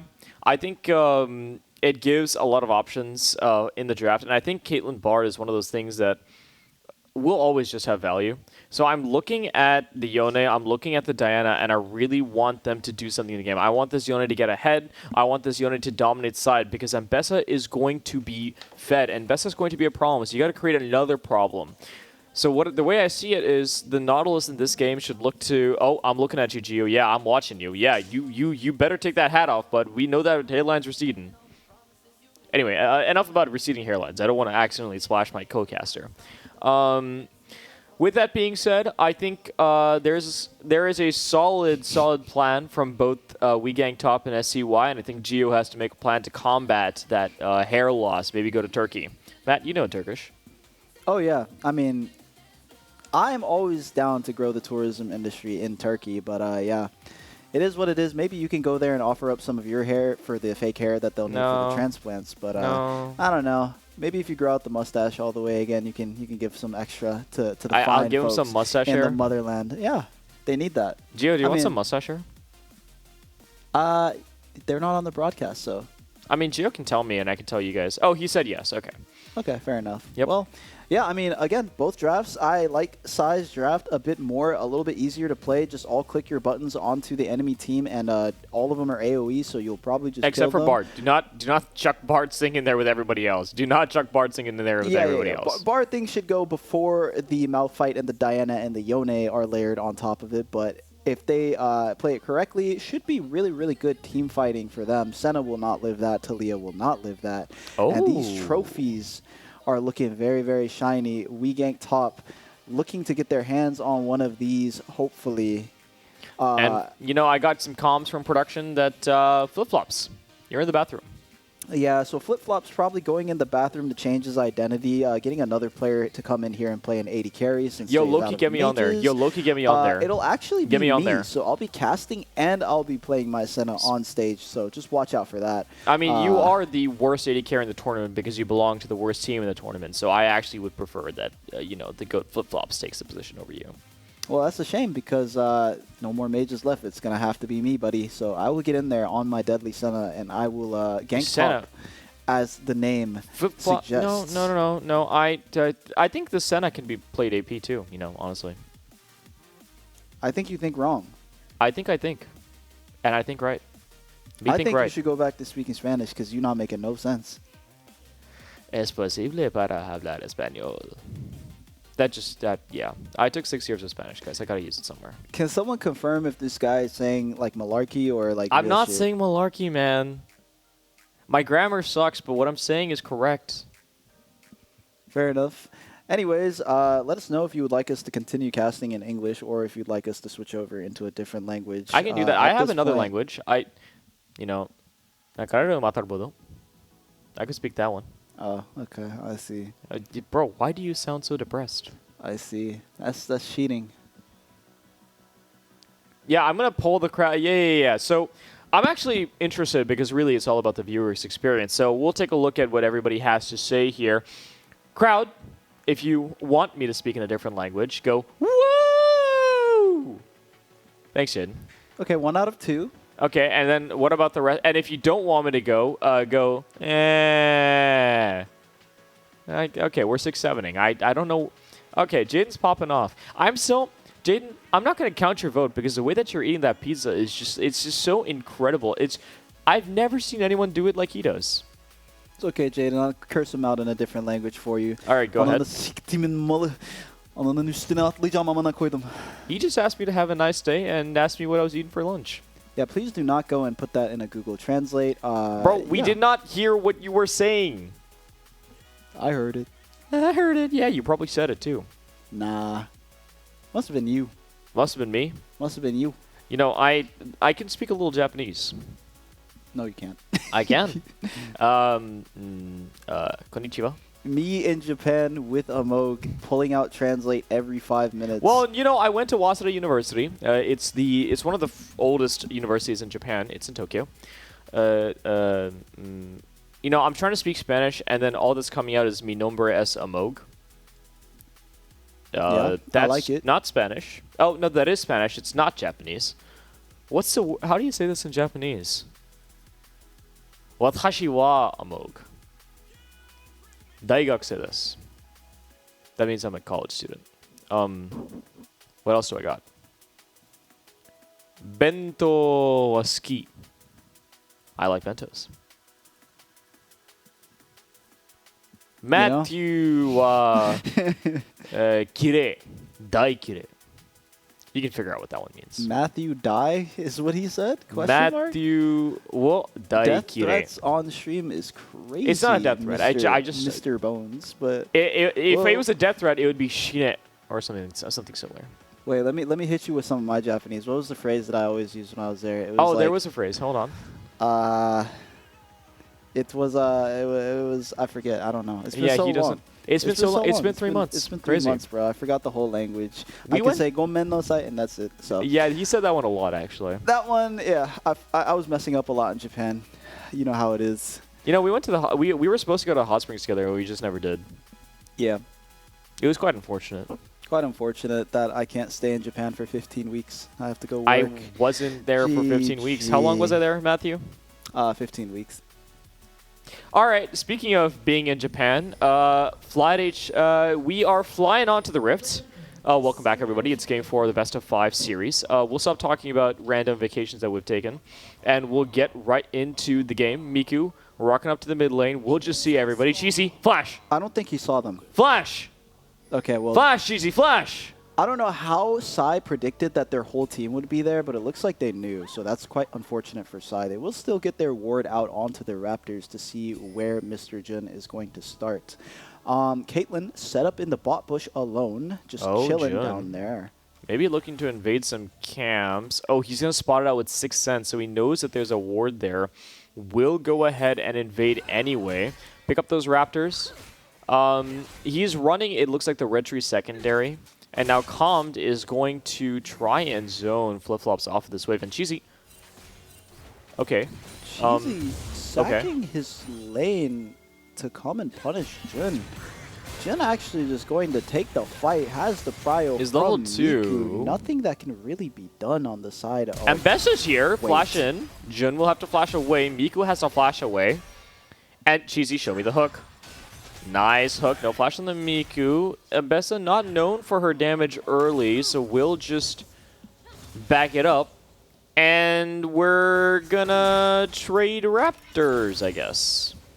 Yeah, I mean, not the absolute worst for flip-flops. We'll still catch the whole wave under the tower, but I mean, the lane, bot lane for Weekend Top should now be completely unplayable. I mean, Nautilus going to be stuck a level down into a double range matchup. Sky Server is taking a pretty good trade into Binky here. It gets outplayed by the E. Calmed, half health in the 1v2. Concerning, but not the end of the world for them. And yeah, I mean, both junglers now kind of have this weird clear. Like, their camps are sequenced so poorly because of everything that just went down mid lane. I think by the time that Diana finishes her red and her Krugs, her Raptors are going to be back up. I'm like 90% sure. Yeah, so interesting stuff there. Caitlyn Bard will look to get the push and the crash. The what? The push and the crash into the tower. But the word you just said was not related in any way, shape, or form to what you were trying to say. You know, sometimes we have a little slip of the tongue there. My bad. Just speak in Turkish, man. No. I Just won't. speak in Turkish, man. I refuse. It's fried for you. No. We're watching quality gameplay here. Rock versus You're Big watching- Man with sword. National Geographic. Okay. If we're National Geographic, we got to be top line producers. Cheesy Oh, that BP thought- getting oh my into God, the he's bush in there. unspotted. Bard's Calmed, gone. About to eat the hook of his life. Just kidding. Cheesy BP electing to take his recall. What the? Okay. Where's the hook? All right, we are watching National Geographic. Malfights. It is natural. Okay. Production. Can we please just? Okay. Oh, we're here we back go, up. here we go. Oh! Walking up. Walking at him. Nice The flash. flash coming out from Calm. Really well played by Cheesy. We're back on National Geographic. Wait. Okay, Bard. They're really throwing hands top lane though. They're Oh. really throwing hands. Oh, top they're throwing lane. hands. Oh, we're back Oh on my National goodness, the Geographic. Ignite could come out, but no Ignite from Sky Cerberus here. Doomblade being taken to a no What is this HQ. map? Andy being forced out of his level. What? Okay, Nautilus is back. I think there are more invade shenanigans coming out from Allen here, but Wait, stop the back. Stop the back. not Rels? anything crazy happen. I mean, Andy is up a lot of camps, and his camp respawn timers will be mostly normal compared to Jun's here. Jun falling quite far behind to go mess with Andy's game plan. Bit tragic, but nothing too crazy other than a slight lead in the jungle coming out as a result of that. Nothing too crazy. We're watching. I don't. If it's Malphite versus Garen, who's Predator and who's the prey? I mean, how do you cut a mountain? I think With a big sword? Garen is the prey. I'm not Okay. gonna lie. Well, Cheesy. what Cheesy? Show me No the hook. flash. Caitlyn throws it. Bard. Wait, Bard. Oh, Calmed was like, oh, do the Bard thing where you portal me, and then the Bard was like, no. Yeah, Zed emote's coming out because I would also be quite confused at what just transpired. Hook Ha, goes ha, ha. wide, but I mean, Calm kind of malfunctions and walks back into death there, so a bit unfortunate. Jun Another is just invade randomly from in the Jun. bot. Okay, man. Just like, says, I don't care about my clear. I just want to make sure Ambessa's clear is the worst possible experience ever, taking away this Gromp and then probably just going to look for a reset or his own camps. Darkseal picked up by Allen. we're watching National Geographic. Yeah, Here I is mean, not. Can I get my thing off, man? No. What do you mean, no? I'm trying to do a bit here. And the moment that I get the bit off, the bit will be over. You're extending the bit. Yo, you sound mad. You should calm down. He physically jumped in his chair, by the way. He saw me walk towards him and he jumped. My Anyway. co-caster may have been reaching for things he shouldn't be reaching for. I was not doing anything of the. We're just lying. We're just lying. We're just lying. He was reaching for the pizza hostage that he had earlier. That's He's why. just lying, man. Anyway, so we ganked top up about 800 gold. I think most of it is on the top side. But the Nautilus has been really proactive. I've been liking what Cheesy's been doing on the Nautilus, looking for the hooks whenever possible. And the Bard is kind of just ping-ponging around the map, not really sure what his game plan is. But Flip-Flops hasn't yet been punished for being off of a mage. And Jun has decided, we're going to Dragon Stack. Yeah, I mean, good dragon pickup from You're them watching here. National Geographic. But it's a bit rough because, I mean, we gank top bot lane has priority. I suppose Miku also has priority, so at worst it will be a 3v3. We gank top now being privy to this Drake, but nothing they can really do. And Bessa will We ganked have... top, no, it's SCY being. Did Andy just. Can we get an instant replay? Did Andy flash? Yep. Can we get an instant replay from Andy's POV actually production? That would be really nice. Because obviously Andy, the club team jungler, knows what he's doing and is very well familiar with what his stuff. So we'll take a look at the replay. I mean, hey, that's 2 seconds off of his clear, not going bad. on to the Caitlyn, doesn't have the flash. The Sen ulti is going to come out nice. Root to guarantee the Sen ulti damage. Calm is going to pop the barrier, and the flash by Flip-Flops to guarantee. Blueberry doesn't have the flash, and Rels will just bar portal out. Yeah, I mean, this is kind of like the Caitlyn experience, right? You just sometimes you can't really do anything, and it seems like in this lane, You're watching Rel's National leaving Geographic. the Caitlyn to their own devices leads to him getting caught on repeat. Can't get the trap out onto Senna in time, and will just go down there. No flash. And now 400 gold down. This is pretty good from WeGang top. I mean, again, top lane up as expected, but this time the bot lane is up, and not even on a mage. They're up on an 80 carry. Very, very nice stuff from Flip-Flops and Mr. Cheesy PP. We will see how they can transition this lead with the Mbessa. Should be looking for a lot of plays on the Caitlyn and Bard, I believe. But currently, Mbessa just going for the grubbies here. Probably going to look to do another full clear back down. But yeah, Sky Cerberus has Prio to come help out with this as well.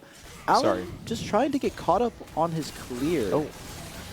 I think now the game plan is a little bit warped here because the Caitlyn isn't really a viable, not really a viable win condition at the current state. So I think really the focus should be around mid lane and getting this Yone through the early game, because once he has Blade, he'll be able to take over the game. And I just want to get him to his Blade power spike as soon as possible. And it looks like he'll start getting a little bit closer. Cheesy, back in the bot lane. You're watching National Geographic. Oh. Oh, here comes. There's a hunter. Oh, okay. On to Sky Cerberus. Diana Woundball going to come down. Wow. Demacia is Sky Cerberus and will flash away. And Jin committed to the flash earlier. Does not have the Diana dash. So Sky Cerberus will be able. That's a heist. That is quite the heist. Sky Cerberus living with a solo kill in the 2v1. I mean, Binky has the ulti, Binky has the W, but that's about it. Not too much else can really come out from Binky. Alan using both of his dashes to maximize the damage there, so can't follow the Garen after he flashes. Very well played by Sky Cerberus. And yeah, I mean, it's looking like kind of bad for Sai. Bot and top lane both behind. They will really have to try and play off of Miku's Yone, which, don't get me wrong, it definitely will have angles to hit some great ults and carry some of these fights, but hopefully their team will be strong enough to follow up. Flash coming out from Doomblade, very nice, getting out of the Miku ultimate, though I'm not sure if it's necessarily needed. Okay, he comes out, stunning Miku on the trade, not bad. Should be able to walk away after this E reset's almost taken down, though. Wow, that's a lot of damage coming out from the Yone. And the Bard Portal. And he's going to flash away. Cheesy BP taking the Bard Portal. Might have sealed his fade. Moonfall not available for the Dyna. Actually is, but isn't going to... No, it's not available. It just came up, I think. Yep, and Sky Cerberus now doing the the Garen, where he just proxies for the whole rest of the game until he's level 16. It's not even National Geographic anymore. It's just Garen. It's just Garen on his own, man. But yeah, I mean, great stuff from Rels there, actually making use of that portal trick that you were mentioning earlier with the alcove, but has to commit his flash to get out from that play. So not bad. Miku picking up quite a sizable CS lead in the mid lane as well. Should pretty much have prio for the rest of the game. Very, very hard for Talia to deal with this champion at this point, where he can just ult onto your head and one-shot you. So hopefully Miku can sort of whip Alan into making some plays. Oh, going on to Calm, has to burn the barrier, has a flash, but the dredge line will not connect fully onto Calm. And now Rel is looking to return the damage. The flip-flops will just back away. So that is all of what Nautilus could do, and the Caitlyn survives and keeps her flash, which is very, very big for Caitlyn. Yeah, not bad from them. I mean, a good look from Cheesy BP, but very, very hard for anything to come out of it. Both Senna and Nautilus on no mana, can't really follow up, and the Bard still has all of his HP and exhaust, so could have went really, really bad for them if they continued committing to the play. Miku trading out Doomblade from mid lane and taking his reset, getting that slight tempo advantage for whatever play comes next. I'm pretty sure it's going to be that dragon. Rels looking for some vision clear. It looks like he wants to set up for this dragon here. Cheesy, hit the hook. Oh, no. Rels, okay, yep. Senna looks like he's running down the Caitlyn. Caitlyn forced to net, but no angle for Cheesy. Big fat wall in the way. Miku. I mean, this is Blade. 2-3. I think mid lane might be Jover, as they say. And yeah, another Who's dragon they? coming out from Alan. Who's they? Huh? All of them. No, who says it's Jover? They. Them. Okay, who's they? They and them. Both of them. Okay. But TP coming out from Binky for this play. I think Why? a bit grief. I mean, no real reason to TP to this play. Dragon is already secured. I mean, there's no way Doomblade can rotate to try and make the fight happen. So Sky Server is going to build up a couple of $100 here in the top lane. Whoa, it's breaking my immersion. Hold on. Yone Fate Sealed is going to go onto Doomblade. We'll find the last Q. The Yone's kind of unlocked here on the side now. Yeah, I mean, Yone is going to be a problem. Actually, might also be able to contest the Garen inside, but I mean, just the E into ult, there's really no recourse for Doomblade there. Can't really do much after the ultimate from Yone lands. Good solo kill for Miku there. And this Caitlyn being 0-2 is kind of a problem in the bot lane. I mean, typically, you want to win lane when you pick the Caitlyn, and not too much lane winning going on here. Rel's electing to run around the map, which is, I mean, it's not the worst. They have gotten 2 Drakes with no bot pile, but No flash on Jun, and now they're just gonna hit each other. Moonfall's gonna come down, and now here comes a Bard to try and keep his jungler alive. Nice. The Bard Temper Fade is gonna keep them all stunned up for a bit. A nice Q will keep them locked up. Miku is here now, doesn't have the ultimate, but look for that damage. Nice exhaust by Rels to keep Blueberry locked up. And that was just incredible play from Rels. We'll find the Q as well. Binky going to use the ultimate to extend the play earlier on, but just very nicely done by the Bard. I think keeping them locked up in the way that he did allowed Jun to keep himself alive and continue to extend that play, so it netted an overall 2 for 0. yeah, and it also allows Yone just enough time to get into range and hit the guaranteed WQ3 knockup, which makes the fight really, really hard for WGT to play at that point in time. And Bessa not as strong in this fight as I would have imagined. I mean, the Doomblade combo comes out here, but no damage on the Mbessa ulti. Yeah, and with that, you can see Miku is able to follow up from the Bard CC and will just look to take out Blueberry. Has to flash away, but you can't run from Yone. And it's going to be just a straight-up kill. Both top laners are going to rock up, and then they're going to rock back. Malphite quite literally doing that. You're watching National Geographic. And I mean, 1,200 gold lead here in the mid lane for Miku. That is the man that you want to have the money on your team. Very, very strong carry champion. Can pretty much just 1v3 the squishies of WeGang top if he gets a good ulti angle off. So we'll see. They have a lot of setup, the Bard ulti and the Diana ulti and the Malphite ulti, if they can all group together. But I think this game will kind of be a bit hard for them because the Garen will be looking to run the side lanes. And I'm not quite sure if Yone will be strong enough to match the Garen in the side lane. But he is definitely strong enough to make Doomblade have a hard time in the mid lane picking up any sort of CS or positive trade. Yeah, I mean, with both of the bot lanes not falling, it's 16 minutes is quite late for mid laners to be in the mid lane. So now the Yone under a little bit of threat. I think WeGang top recognizing that Miku is a problem. He's going to flash onto Doomblade, and now the Nautilus ulti is going to come out to keep him locked up. And here comes a Bard to make sure his mid laner is safe. So flash from both mid laners straight, and Nautilus having to burn the ultimate, but now Jun is on the bot side. There is no Nautilus here to extend the play, and Flip-Flops will have to flash out, though. The Moonfall will keep Flip-Flops into range, and the Caitlyn Q will pick up the kill, but nice play from the side of Flip-Flops to trade 1-for-1 onto Jun. Jun extending a little bit too far. Yeah, that was really, really good for him to get that trade kill there, forcing Jun to use Flash and to commit under the tower. A little bit rough. I think he could have maybe gotten out if he didn't try to sidestep his Demon's Air in the play, but overall still works out quite well for the bot lane. Miku, we can see going for the play. I mean, the moment he has Flash, he just sends it. Sees that whole enemy team is on him, so has to flash out and ulti out there. But, I mean, pretty good play from Flip-Flops. I think he was trying to dodge the Diana Q, so he doesn't get the reset, but W comes out and lets him land the ulti for that extra little bit of damage that he needed to kill him on the tower. Popping off. Oh my god, the tongue is the out. Emote in the bottom left as well. Beautiful stuff. Flip-Flops my god. Yeah. Mine too. No, Except I you thought play I was your mages. goat. What the fuck? Huh? Oh yeah, you're right. You don't play mages. I love you, Bones. Yeah, I love you too, Anyways, yeah. So This is the reconciliation part where, you know, we broke up with each other earlier on stream and now we're getting back together. We went through some marriage counseling yeah, on stream. on stream. We'll stream that as well after this series concludes. But Yeah. yeah, GZBP, I think he's setting up. I think he doesn't know that he's on a ward. Figures it out now. Decides he wants to run towards the enemy base. I think instead of Bart can away. portal Getting in. caught Yeah. out. Oh, Flip-Flops caught out a little bit out. Yone face shield is going to find two, and now it's all up to Blueberry to try and turn this play around. Bard ultimate onto Wow. his brother. Rels will not find Blueberry. He'll kind of mess with them a little bit here. as the Dragon is going to go down. And he's going to hit us with the OK.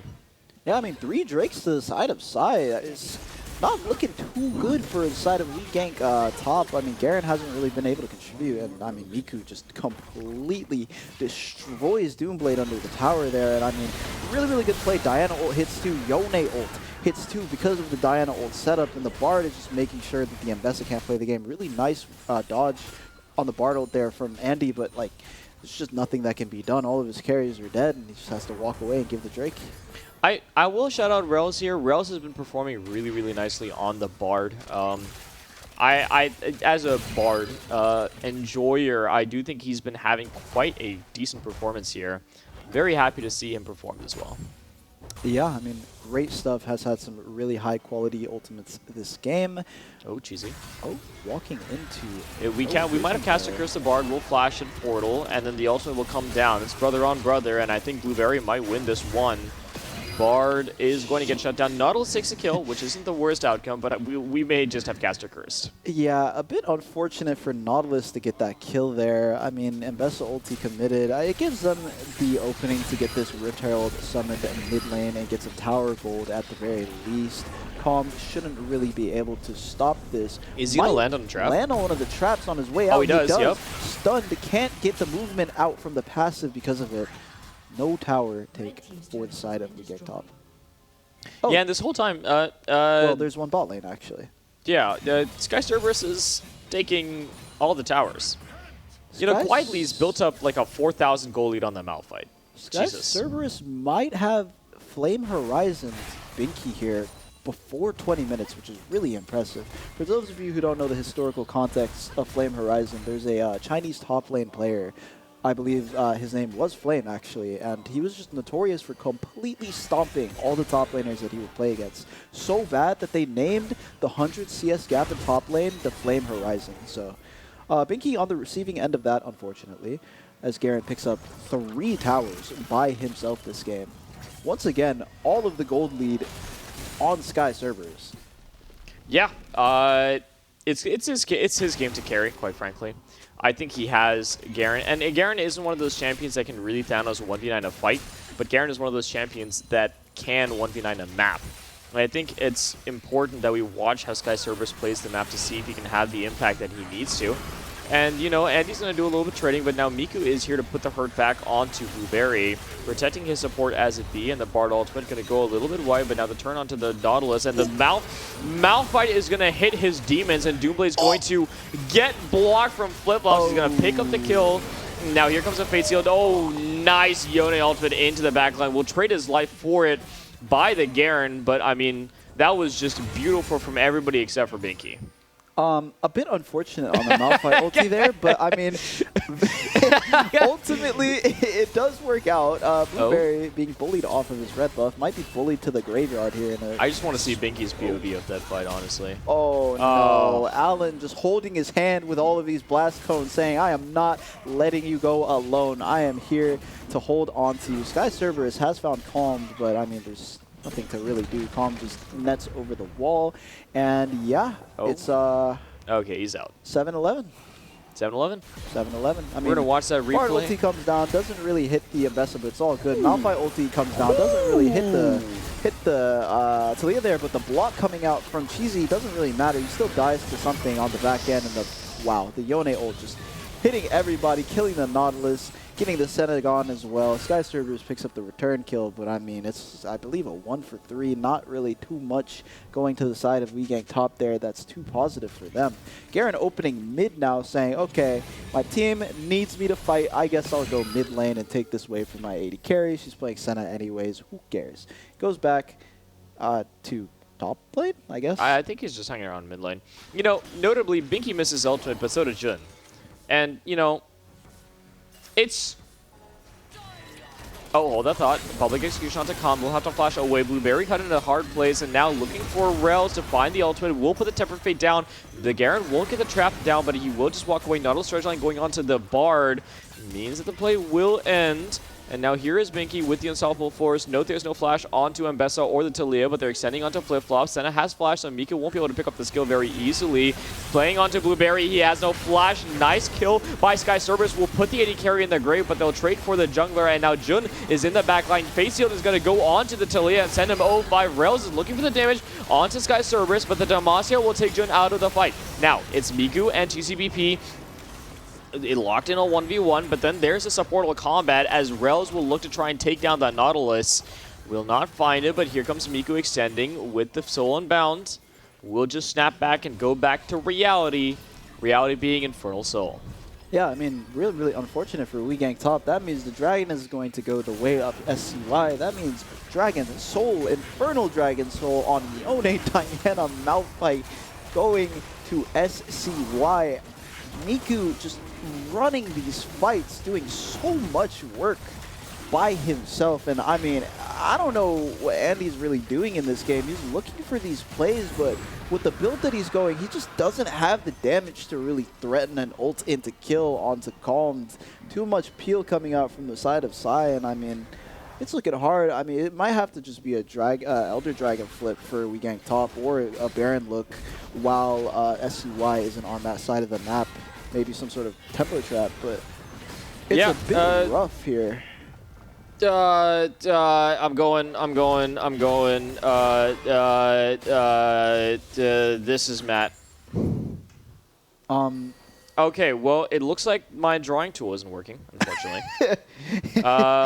I drew like a I drew a really cool thing, and I'm an artist. It was like a Picasso, but it just didn't work.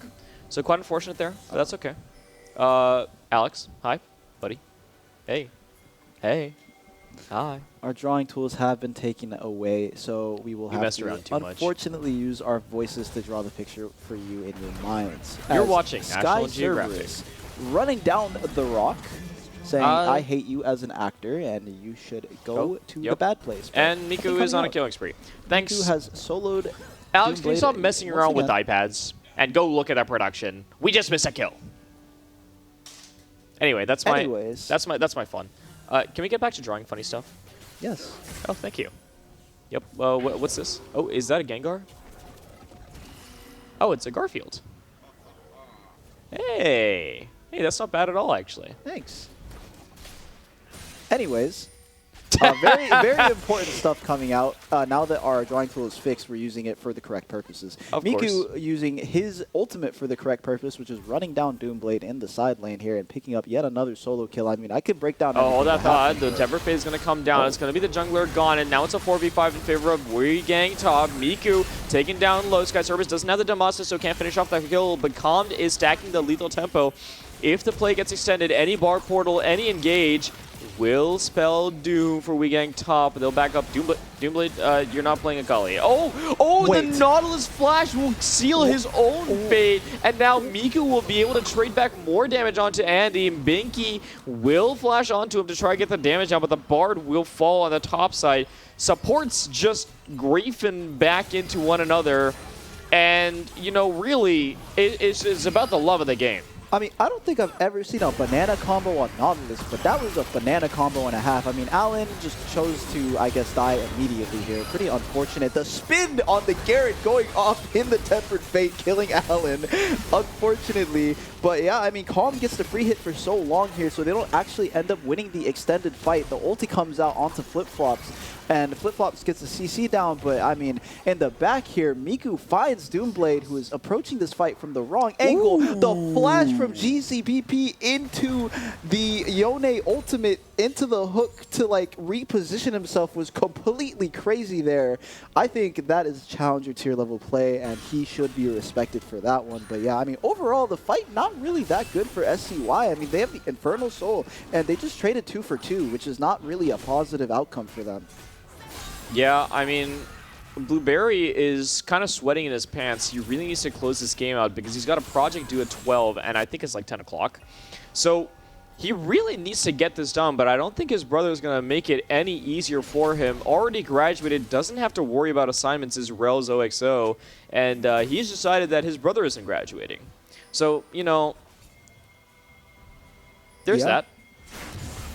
I mean, at the end of the day, we are league players, but we are students first. So we'll see if Andy can survive his 12 o'clock midnight deadline I don't here. think he's surviving it. Yeah, but we'll see. I mean, if he locks in, he might be able to do it. Baron take started by FALLSEYY. I mean, no one on Weekend Top is really in position to do anything. I think Doomlay finds it. Jun's going to flash onto the Talia. I don't know if you have to flash onto her. Keep the aggro, keep it aggroed, keep it aggroed. It was good. It gets them off the Baron. Okay. But Miku is in the back line. He's just going after flip-flops, completely running them down. Gets hit up by the Bessa ulti, but the Malphite for his mid laner. Sky Server's knocking going out to the flash. Demacia's Oh, I think Demacia's time. It's Demacia time. Oh, it's Demacia Miku. time. Miku Can we gets save him? Gets another heal. Miku lives. Sky Server is trying to waddle away. Knockup coming through by Cheesy VP. Gets a return kill. Bard ult goes wide. Unfortunately, a good look there, but nothing can really be done about that. Bard making sure that his Miku stays alive. Yeah, I mean, Miku getting away with the skin of his teeth. I think Sky Cerberus not really knowing his damage numbers in that moment. Unfortunate that he tries to extend it so much, but now 4 items on the Garen is going to be deadly. Can we just talk about this? No, because it's boring. We already know what to expect. Can we talk about this? This is actually the first time that I think Miku has held a very, very significant goal lead against Doomblade this entire series, which is saying a lot because I think coming into the matchup, you expect this lane to be very, very Miku favored. But no, it's actually been Doomblade who's been dictating the role of the mid lane. And now, going on to Calm maybe. Is it public execution? It is not. Yeah, we'll let him get away Did there. they see him? I don't think they actually did. I think Blueberry would have gone on. Oh, they're looking for Rels. Oh, they see Sky He's Cerberus, checking. but they might not have vision of the I rest think of the them. They Barset. don't. Rels Barset. walking up, and it's so over for him. Poor guy. Walking up just a little too far on the Elder Dragon spawn. This is the one way that you could lose this game is This after looks you set really it up. bad for them now. Yeah, it's 4v5. No Bard Jun just ulti. at level 16. I mean, this Diana doesn't really have a one-shot capability, but if she can get It's a onto the back flip. line. Oh, onto the Senna. Getting the damage down. The public execution immediately goes onto Common. He has to flash away. The Talia wall will keep the team separated away, and then the shutdown Nice goes onto the Miku. That's 5,000 gold, and they're going to trade their solo laners, and now it's all up to this cluster that's in the mid, and Jun is not going to be sufficient. Goodness. It's a Giga throw, the likes that we haven't seen in such a long time, and maybe, just maybe, Blueberry can turn in his assignment. Blueberry might be able to turn his aside. I mean, I don't know what happened. I don't know if he's got like an earpiece in with his brother. He told him, hey, walk up to this bush. But, I mean, Rel's getting caught before that fight is so bad for Sai. I mean, they can't win the fight anymore at that point. No setup for the Diana or the Yone ult other than the Malphite. But the moment the Malphite ults in, he just gets completely blown up. And a crucial, really good flick from Doomblade there onto the Caitlyn, chunking her out at the start of the fight. Really well played. Bard No needs to jungler portal the alive back for line Sai. and needs to jump onto Blueberry. He needs to ulti the back line and portal onto Blueberry. He won't do it. The Bard ulti very gonna miss unfortunate. everything, unfortunately. And then he's gonna try and extend the play now, looking to try and get out the Bard.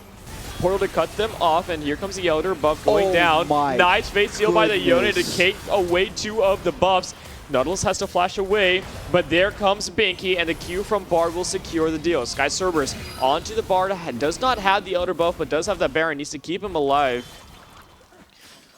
Holy cow, Lucas. Wow. I mean, really good stuff there. I mean, Rels did not hit the ult, but he did play the rest of the fight really well, getting a double stun onto, I believe, Blueberry and Doomblade, allowing the Miku ult to be completely uncontested, hitting both. Very nice pickup there to take off all of the Elder Dragons from the side of Wegank Top, except for this Senna. Look at this stun, man. Ooh. Wow. And it's actually a 3-man ult coming out from Miku. Again, a very, just really well-played fight. Whew. These ultimates from Miku have just been on point. Yeah. And it's like every time you see Miku in the bottom right make a play, his tongue is just going everywhere. He's flicking that stuff around. Like, Flip-Flops was going, but like Miku is going, blah, blah, blah, blah, you know? You know? I mean, I would too if I was hitting Yone ults like that, like on God. repeat. Oh, Jun caught out. Sky Cerberus just big chillin' in his own jungle, playing Bouncer for his jungler. Oh, nice on, yes. Wow, Ulti now, Binky, ulti now. Wait, no way. Did the Vision can't... Sky Cerberus. Did he just ultimate the Fat Malphite? fingering the full health. I mean, Fat Finger ulting the full health Malphite. Quite unfortunate. Quite unfortunate for him. Oh my God, Sky An Cerberus. attempt at No, the there's no. ult, Oh, but yeah, I would love a Oh, nice Zanya's, and then he's gonna. And then Binky's gonna. it's so What a good. jab. It's so he walks right on top of the character model. Oh, Blueberry Takes gonna it look for for the him, damage. but Oh, he Allen! stuns up the Caitlyn. Allen! Wait, No, it was all okay. planned! It was planned! All planned! Flip-flops are- Flip-flop, running it down in celebration for such a crazy play from Allen. Just wanted to get in on the action. Sky Cerberus probably nodding his head no and just walking away from the play. Calmed, big fat smile on his face after watching what just transpired. Man, mid-lane. My goodness. Jun is doing some. I would like to say SUY as a team. Jun, I think, is the highest elo member, but right now he's the lowest performer. He needs to pick it up. There was that insane Malphite block by Binky. There was the insane Yone combos by Miku. There were the Bard gameplay has been hit or miss, but when it hits really well by Rels. And Jun is stunning his own AD carry. You know, I think it was all planned. I mean, it was a bait. He gets the stun on his AD carry, gives Blueberry the confidence to go in, gives Flip-Flops the confidence to walk into melee range of 3. It's just mind control. You wouldn't understand. Maybe I'm a little bit too dumb to get it. That's why they call me limited on the brain cells. And that's why you're limitless on them. Thanks, man. That's the first compliment this entire cast, I think. I said I love you, man. Oh. Is that? I guess it doesn't count as a compliment. Kind of. Does it? Let me know. I mean, it makes me feel good, so yeah, I'll take okay. it. All right. Yeah. I'll take it, well, I'll that's take a it. compliment, I guess. Yeah. You know, it's 19 to 25, 3,000 gold over to WGT, but I don't think gold matters anymore. Like, really, we could talk about the game state. We could talk about, you know, oh my God, there's so many items. But really, it comes down to the execution. Sky Cerberus has a 8.5k 5-item gold lead on fucking, I mean, on Just fucking say it, Vicky. man. On Vicky, just man. fucking say it. It's crazy. It's crazy. Just fucking It's say it. Like, crazy, man. come on, bro. I don't even know what to say. Rails don't get caught. Rails don't get caught. Good. Again, Sai has, they have the Infernal Drake, but there's no decisive team fight win. It's a bit unfortunate for them. I mean, Miku is doing everything he can to carry this series to Game 5. He really doesn't want Andy to finish his assignment. And I mean, hey, Andy picked Mbessa. I'm not gonna say I want him to finish his assignment. Hey, either. you know what? But You can fail. Rails, this has got to stop happening, man. He's gonna flash away and keep himself alive. The Yone ulti is gonna miss, and then it's going on to Doomblade. The Bard ultimate is gonna split up the fight, and now it's gonna be a 1-for-0. The Malphite ulti is gonna go on to Blueberry, and Blueberry is caught up, stunned up. Double kill to the Yone. Sky Cerberus was not there in time. There are no objectives except for the Elder and 45, but I think they'll be up for it. SCY looking to extend into the base. Sky Cerberus caught out a little bit, looking for him is not SCY, as I think they're just looking to push. I think they want to end. Bard, where are you, Bard? Bard is taking a magical journey, getting some vision set up ahead of this Elder Dragon. Oh, Spawning wait, in we 20 can kill? seconds. We can kill no here. No TP on Doomblade. No way for Blueberry to Jun. make it to the Dragon in time. They should just start it, in my opinion. Blueberry's Rails still looking dead, for Sky 22 seconds. Cerberus. Everyone's here. The party has started. Get the portal onto the wall. Nope. My Bard would kill them both there, but that's okay. That's my Bard. Okay, they push them off the Elder. The trap line is set up, and now they just need to play with the trap line. Here it comes. 20,000 HP, and I think Blueberry isn't in time. Keep Sky Cerberus off of your team, and you will secure the Drake. Cheesy, don't hook in. Cheesy, do not hook in. Bard ultimate down. Oh my God! It caught Sky Cerberus. The tenacity isn't saving you there. The Fate Shield is going to come out. It's not going to come. It's not going to get him. Unfortunate timing, and the game will just drag on. We have 15 seconds until the Baron, and I mean, it should be a free take for SCY. They have Elder, God. they have the Soul, but like, so it just hungry. looks like Sky Cerberus and Doomblade are just gonna try and push out mid, get some sort of pressure, as Blueberry taking the fight. Okay, when they he's have an got Elder Drake. He's got no reason to fight there. I mean, I guess he's doing it for fun or something like that. But anyways, we see the recall come out from the Yone. Caitlyn sitting here trying to look to clear the wave. Malphite walking up with his 3 items, proudly presenting himself to the enemy team, saying, come get me. But there's nothing for them to really do yet. They should be setting up on the Baron and forcing the fight. I mean, there's nothing that... Guys, it's a WDT wolf can camp. really Go to do. Baron. Guys, go to Baron. What are we doing? Guys. Guys? Guys? Okay, here we go. All right, there we go. We're walking to the Baron Nashor at this point. The Malphite will go match the Garen in the side lane. It should be Garen, free. no TP here, I believe, shouldn't really be able to make it to this. And Bessa also electing to just completely I think they're giving zap. it. Look for maybe the bot tower here. Push out the mid wave, push out the bot wave. Make sure they can't end the game in this next push. They will recall to try and make it to this tower, but they should try and catch pushing Binky that top here. wave. Oh, Binky has a Malphite ulti away if he needs to, but he won't use it. And really, WeGang top is running out of options. I mean, the 9,000 goalie doesn't even matter when you consider the fact that Malphite's just going to click ultimate. Yeah, I mean, just as useful as Garen, if not more. but What are we doing? with 40 seconds left Oh, on the Vamp Elder, Scepter! we're going back to Guys! Guys, please end the game. I'm so hungry. Calmed. All right, we're back on.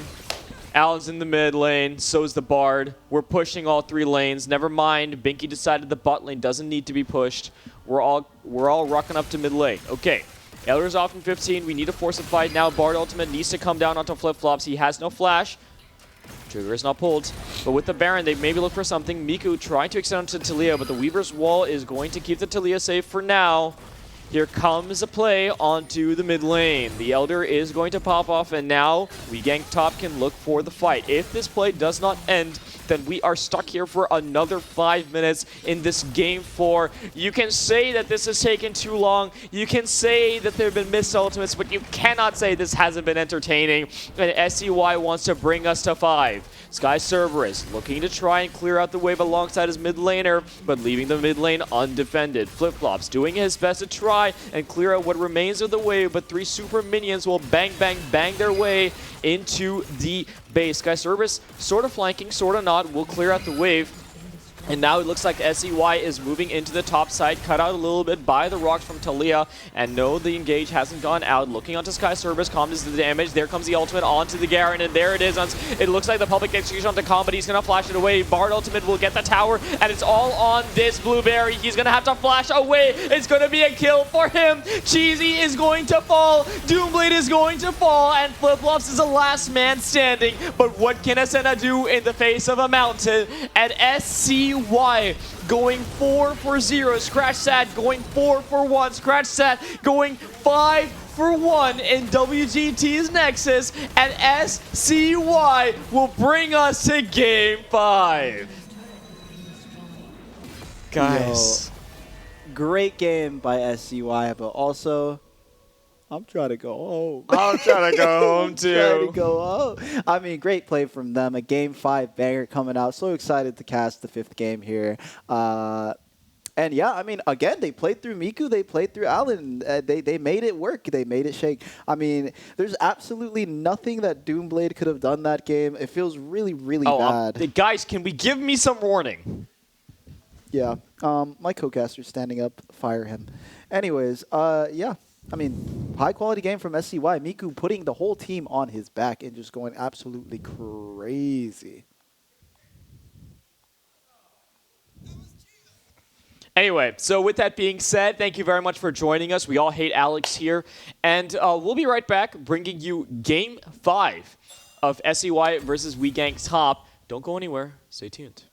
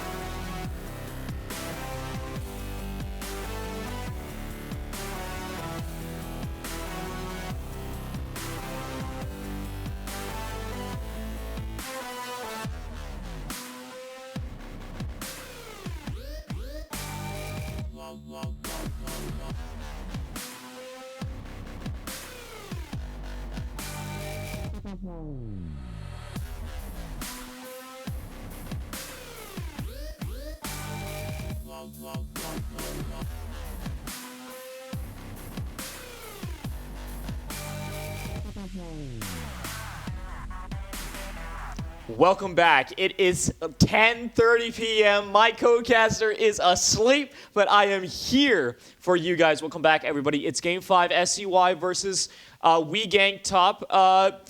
We've had a roller coaster of an evening. It was looking like a 3-0, and now it's a 2-2, and we're not really sure where to go. As always, my name is Bones, and I, unfortunately, I'm not joined by Limitless. He's gone. I'm on Game 5! Yeah! All right, what we doing? So, quick call outs. You know, I just got to say, Andy's dad, Mr. Hobert, welcome to the stream. We keep everything very professional around here. Yeah. Thanks for joining us. And Andy did get his assignment turned in. He was working on it during draft. Bless up for ChatGPT. On God. Bless up. We do not endorse the use of ChatGPT for academic dishonesty, but also bless up my boy ChatGPT. Unless your professor says it's okay. Then you can do it. You know, my So- professor actually did say it was okay, which is kind of crazy.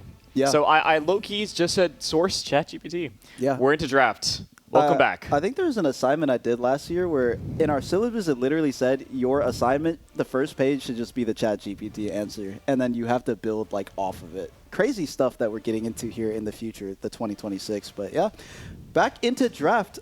Mbessa ban from We Gang Top.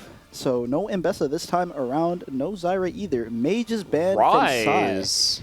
Okay, don't want to see the Miku Rise this game. Honestly, that's a good ban. It is a good ban. It's one of the most reliable blind picks that are still available for Miku to play. I'm Volibear. quite surprised that he hasn't played it already. And Volibear's out. I mean, I think Tony really just has an Nasus, and We Gang top Oh. is just going to be Blueberry's Viego locked in here.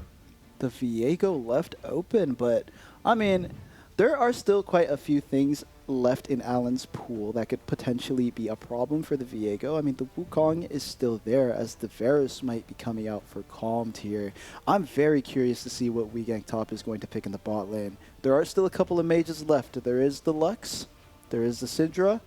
I think Veigar is really bad, but there is the Veigar. And there's the beautiful trophies. We'll be giving those out, hopefully, unless this game turns into a 50-minute banger. But Var's pick, I think that's going into the bot lane. And I think you should just pick your jungle answer here, unless you have priority on a support. Yeah, now, if we're really, really trying to win and go home fast, I would like to see a Wukong lock in here for Mr. Allen, but you already know. Yeah, it's Rakan. We're actually going to get a Bones Limitless classic bot lane This is coming a out Var's from Rakan, Psy. yeah. Hey, Very you know, nice. at least you're not drinking it weird, Jaden. Yeah, that's all I'm saying. At least you're not drinking it weird. So, are you gonna do something weird? No. Do the other side of the cup. I guess Don't do that. You're going to spill it on yourself. Oh, you're gonna spill it. Please. Okay, please be careful. Anyway, I think We Gang top. Just answer with full bot lane unless you have priority on a top laner and you're worried about your pool. Honestly, you can just slam an Nasus here. I don't think there's gonna be any punish. Just fries in the bag, buddy. Tryndamere is open. Tryndamere's open. Tryndamere is open. Oh no! If he locks in Tryndamere. Milio coming out from We Gang Top. Okay. What mage goes with the Milio? Lilia? AP Renata? Like, I actually don't know what goes with Milio. I think that might just be an Aphelios Milio. A Lucian Milio. could be Caitlyn as well. I'm not really too sure. We'll see what Could be Ashe Flip-Flop Milio. has. Oh, Ashe makes a lot of sense, actually. I could definitely see Ashe. Vars into Ashe isn't like the greatest matchup for the Vars. What? Whoa! When did flip-flops? Whoa. When did flip-flops be able to play Yunara? We have an 80 carry. That's incredible stuff, honestly. And it's not even like a weird gimmicky 80 carry. It's just straight up an 80 carry. Yeah. Well, you know, Wait. well, I'm... Okay, so it's Cheesy playing Yunara, and it's Flip-Flop. Flip-Flops ran out of champions, so he just said, I'm going Milio. SCY, oh my god. He just put the grapes in the bag. Oh my god. It's looking... Tryndamere Nasus ban. Put it in the bag. Tryndamere Nasus ban. Come on. Show it to me. Show it to me. Tryndamere, ban. Nasus, ban. Gwen. No! Oh, I guess. But now you have to pick between them, and honestly, if I'm picking between them, I would say Man, Tryndamere. bro. This I think character Tryndamere is definitely the is worst. so degenerate. So But- now we think about Miku's pool, and from what we know about Miku, I don't know if Miku has many champions left. Rise is out. He could have... Oh, yes, Akali. Syndra. He's got Akali. Akali. Oriana. Does he have Oriana? Does he play? I don't don't think he remember him plays playing Oriana, actually. I don't think so. Gragas ban. Okay. They're just taking out the top laners that Binky can be useful on no matter the game state. Tryndamere taken out Wait. nice by SCY. Varus mid. Wait. You're cooking. Varus mid. For sure for Mr. Miku. I did play a ranked flex game with him, and he dropped 10-1 on Varus, so watch out for that. Is he actually just going to play Varus mid? No, he is not. He's going to lock in his Akali here, and they're just going to full send it into We Gank Top's jungle and just try and kill Andy on repeat. I think it's I personally, I just think Tom Kench for Binky. Oh my god. Okay. I don't know if that champion is still real top lane, but I mean it is pretty good until Might what as Tony well. has left.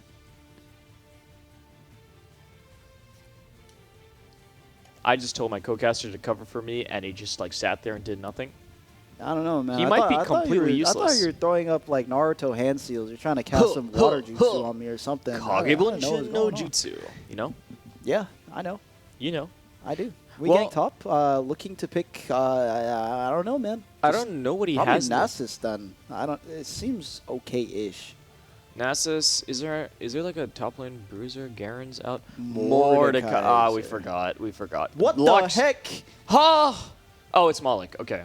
And then Okay. now they might be. I think Mordekaiser's perfect. Just take the Graves. I think Mordekaiser is quite nice here as well. It's got percentage HP damage against the Tom Kench. It's got everything. And there's a reason. I mean, he might be thinking about stuff that plays into Lux. You can play the Mel himself here, honestly. Oh, in mid lane? Yeah, Miku.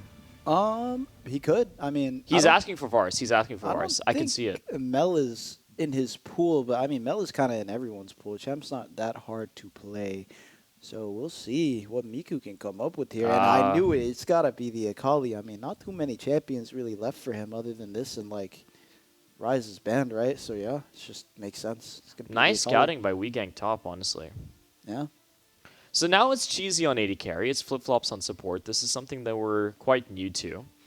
I wonder how it's going to shape out. Yeah, I think they're actually going to struggle quite a bit harder bot lane, me personally.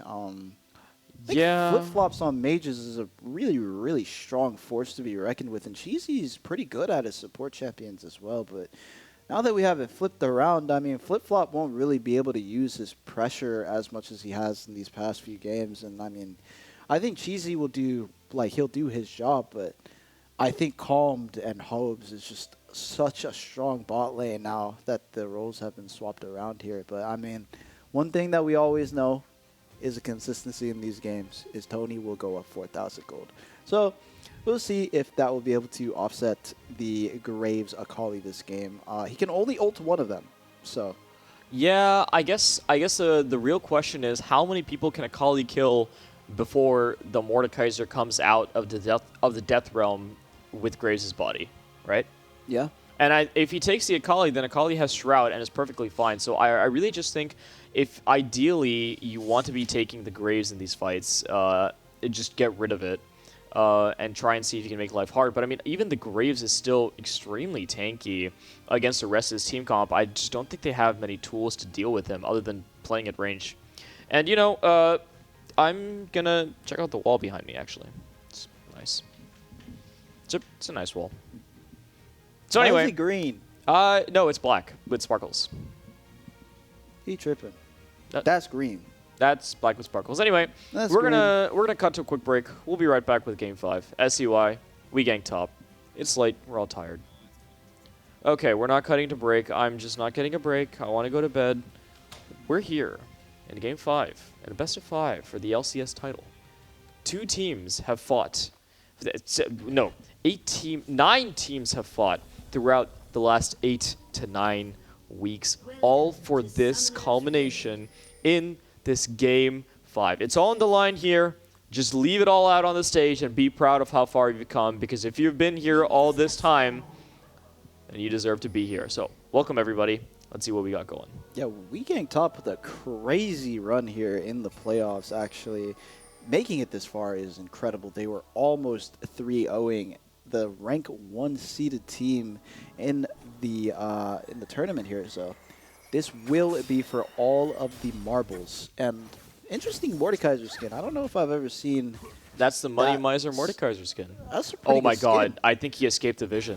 Alan once again just running into the enemy jungle. Has worked for them 2 games in a row. Looks like they're going for a third. Another game where they completely ruin Andy's clear. Big fan of that. But Andy on his deadly Viego this game, a champion that he is a pretty big fan of. So we'll see how he can make use of that. He forgot to buy items. Alan. Wow. Alan. I think the whole game is lost. Alan. Alan, I am sick of your shit. And now what's gonna happen is they don't. Gank Top doesn't even know. They actually just don't know. From the perspective of Gank Top, Alan is almost done with. He's halfway done with his full clear. Which is hilarious because Alan hasn't cleared a single camp. Alan cleared his first camp of the game. I think that's a win for SCY right there. Honestly, just put the game in the bag. Alan got a camp. It's over. It's over. I mean, Graves with farm, even just a little bit, like one camp, it's over. It's right. Scales. By the way, he's in their heads because Gank Top doesn't actually know where he is because the ward expired. Huh. So the ward expired. Gank Top does not know where he is. And Andy is about as confused about where the Graves is as he is about his assignment. Yeah, I mean, fries. Great thing for Andy here. I mean, he will be picking up both crabs. There's nothing Alan can really Alan do is to like, he's like warning pinging away the scuttle crab. He's like, guys, I cannot fight it. We know. A cheesy BP of flip-flops already moving to the crab here. Just getting the vision down and making sure it's free. Again, Alan still has not shown on vision. They don't realize how screwed he is yet. They haven't realized it. Okay, now they see him. Now they see him, and they see that he's on 13 jungle CS. Andy is just going to legit mosey all the way over to this crab. And now Alan's game is gonna be finished. He's so cooked. Do you see how cooked he is? Yeah, I hope you do. With all those red, it's hard not to, man. Yeah, he's completely cooked. So, yeah. Anyways, still a winnable game. I mean, not too big of a discrepancy. We've seen everything today. We've seen Oceans, we've seen Souls being thrown. We've seen like 8,000 individual goalies being thrown. We've seen everything thrown. And Alan is now he's recalling in the enemy jungle. Yeah, right back where he started. It's almost like it's symbolic, you know? Yeah. I mean, it is just pure aura. Like, he doesn't even need the tempo advantage. He'll win without it, is what he's saying. He's that confident in the reverse sweep. So, good on him. But yeah, Cheesy BP kind of getting poked down in this lane. I mean, I still just can't believe that he didn't have a jungle item. I just can't. Yeah. I mean, it happens, you know. Easy mistake to make. I think Binky... Oh. Alan going for the gank. Wait, it's Binky, nice flash, actually. He's going to look for Mordekaiser. Mordekaiser doesn't have the death roam just yet. Will flash on the Binky. Nice pickup. At least he didn't level to 6, but he's going to look to try and get a minion to get level 6. He's going to ding it, and then now he's putting the pain onto Jun. He just needs to find the skill. He doesn't have his W. Okay. Wow. Okay. That was really close, guys. Really, really close. But now Alan is going to drop another camp as Andy runs into his jungle and sits in the bush. And now Miku is fried because he can't enter lane. Like, words cannot describe how bad it is right now to be Jun. Yeah. I mean, if you think about it, because of his bad tempo, he managed to get the gank top here. Yeah, so watch this. I mean, Sky Cerberus is going to play this early trade really good, and Binky's going to flash to get away, and the stun has come out. But importantly, he is going to Q flash onto Binky to get a little bit of experience, and he realizes now he just needs to kill the wave, so he's going to drop his E down, and then he's going to go into the Death Realm, and he doesn't really manage to flash the Q damage, so this is way closer, and he's going to cancel, he's not going to cancel the auto, he's going to animation cancel the auto with his E, which is going to guarantee the damage onto Sky Cerberus, so... Whew. You know, funnily enough, if Sky Cerberus held his ulti, he still would have had access to the wave to block the Graves auto. So maybe it was correct for him to just keep the fight going until the wave was dead and then ulti. But regardless, Allen picks up the kill. Well played by him. I guess he messed up his tempo for the gank top. That's just something that we wouldn't understand as mere mortals here on the casting desk, but Allen clearly does, so good on him there. Doomblade, only down Rakan's 4 here. gold. Okay. Oh. Doomblade, show it to me, buddy. A lot of damage coming out. Oh, onto the E Rels. didn't actually proc. Nope. So Rakan's chilling. Rakan is big chillin', and Yunara and Milio just now getting back to the lane. Free Dragon should go to the hands of Psy, and You know, surprisingly, sorry, Doomblade is up almost an entire level on me. Oh, never mind. He's up like half a level on Miku here. yeah, I mean, Miku did end up missing a ton of XP when Andy and Doomblade ran into his jungle, so a bit rough for them. But, I mean, overall, not a bad spot. I mean, I think they are getting the most that they possibly can, considering the early game. Like, on this the early side. game was supposed to be so one for Jin. Like, genuinely, it was supposed to be so incredibly one. He played around Vision perfectly, but then he lost a shopkeeper. He lost when we loaded into the game. Quite unfortunate, but it is what it is. Cheesy BP sitting on the... What is that item component called? Moon Quiver? I think Moon he's Quiver. going He's going ulting in. The Yunara Let's ulti is stop popped, this and now first. Rels is going to knock them both up. He's going to put the exhaust down on Cheesy, and Cheesy's going to have a lot of the damage down, but Calmed is just going to stand there and hit, burning the barrier. Is going to just pick up the kill. The Varus is just so good in these fights where he can get multiple rotations of his abilities off, and even though Yunara is one of those 80 carries that loves just standing there and hitting, the exhaust from Rels will cancel out that damage. And now Miku. Okay. Oh, nice stun by Doomblade. Has to flash away. To flash out. I mean, that bot lane fight is just so unfortunate, right? Cheesy BP going for the all-in, but if you're going to all-in, you should probably save your flash to dodge a critical ability from Varus. He kind of just committed the flash to get into auto range, even though he was already in auto range. So unfortunate for him there. Calm picking up a kill and a 800 almost gold lead here, and Grubs going over to the side of Gank top. Yeah, I mean, Void Grubs in this season are nerfed, so they're not nearly as strong. They almost serve as a jungle camp for junglers these days. So really, I mean, even after that disastrous early game by Jun, he is even gold off of that gank top lane. So honestly, I respect it. Jun's mostly even, and Blueberry hasn't managed to secure a significant lead. I think he'll be up a level once he finishes up this clear here. Maybe close to half a level, because Jun is now invading. Oh, he's doing it looking again. for it again. He sees the mist though, so he's not going to look for that smoke quite yet. And they're going to see him on the ward coming out. Looking to move, but can't really move. 80 carry should move to the wave. This guy Cerberus barely missing the E there. And Honestly, yeah. Binky is holding his own way better than expected here in this game 3. He's not... This was one of his better laning phases here on the Tahm Kench versus the Mordekaiser. And honestly, I'm quite happy about that. Yeah, I mean, any like minimization of Sky Cerberus's lead in these games is good. So good on Binky for surviving. Picking up again too, baby. Yep. And now, yeah, he's gonna take some hurt, but he has the TP. He can always TP back. Worst case, look at Graves opening up. All that bot thought. Varus ulti is gonna come out. Milio ulti will cleanse it. The Rakan W will be dodged, and the Grand Entrance will not find the CC chain. I think if the W from Rakan knocked up the Yunara, there was actually a kill. But Binky choosing not to auto any of those minions. He actually started the auto animation and then said, "No, I actually don't want it." So maybe the gold leads has just been Binky saying, "I don't need the gold to beat you." Yeah. I mean, that's just true aura right there, especially against a player of Tony's caliber. So good stuff from Binky there.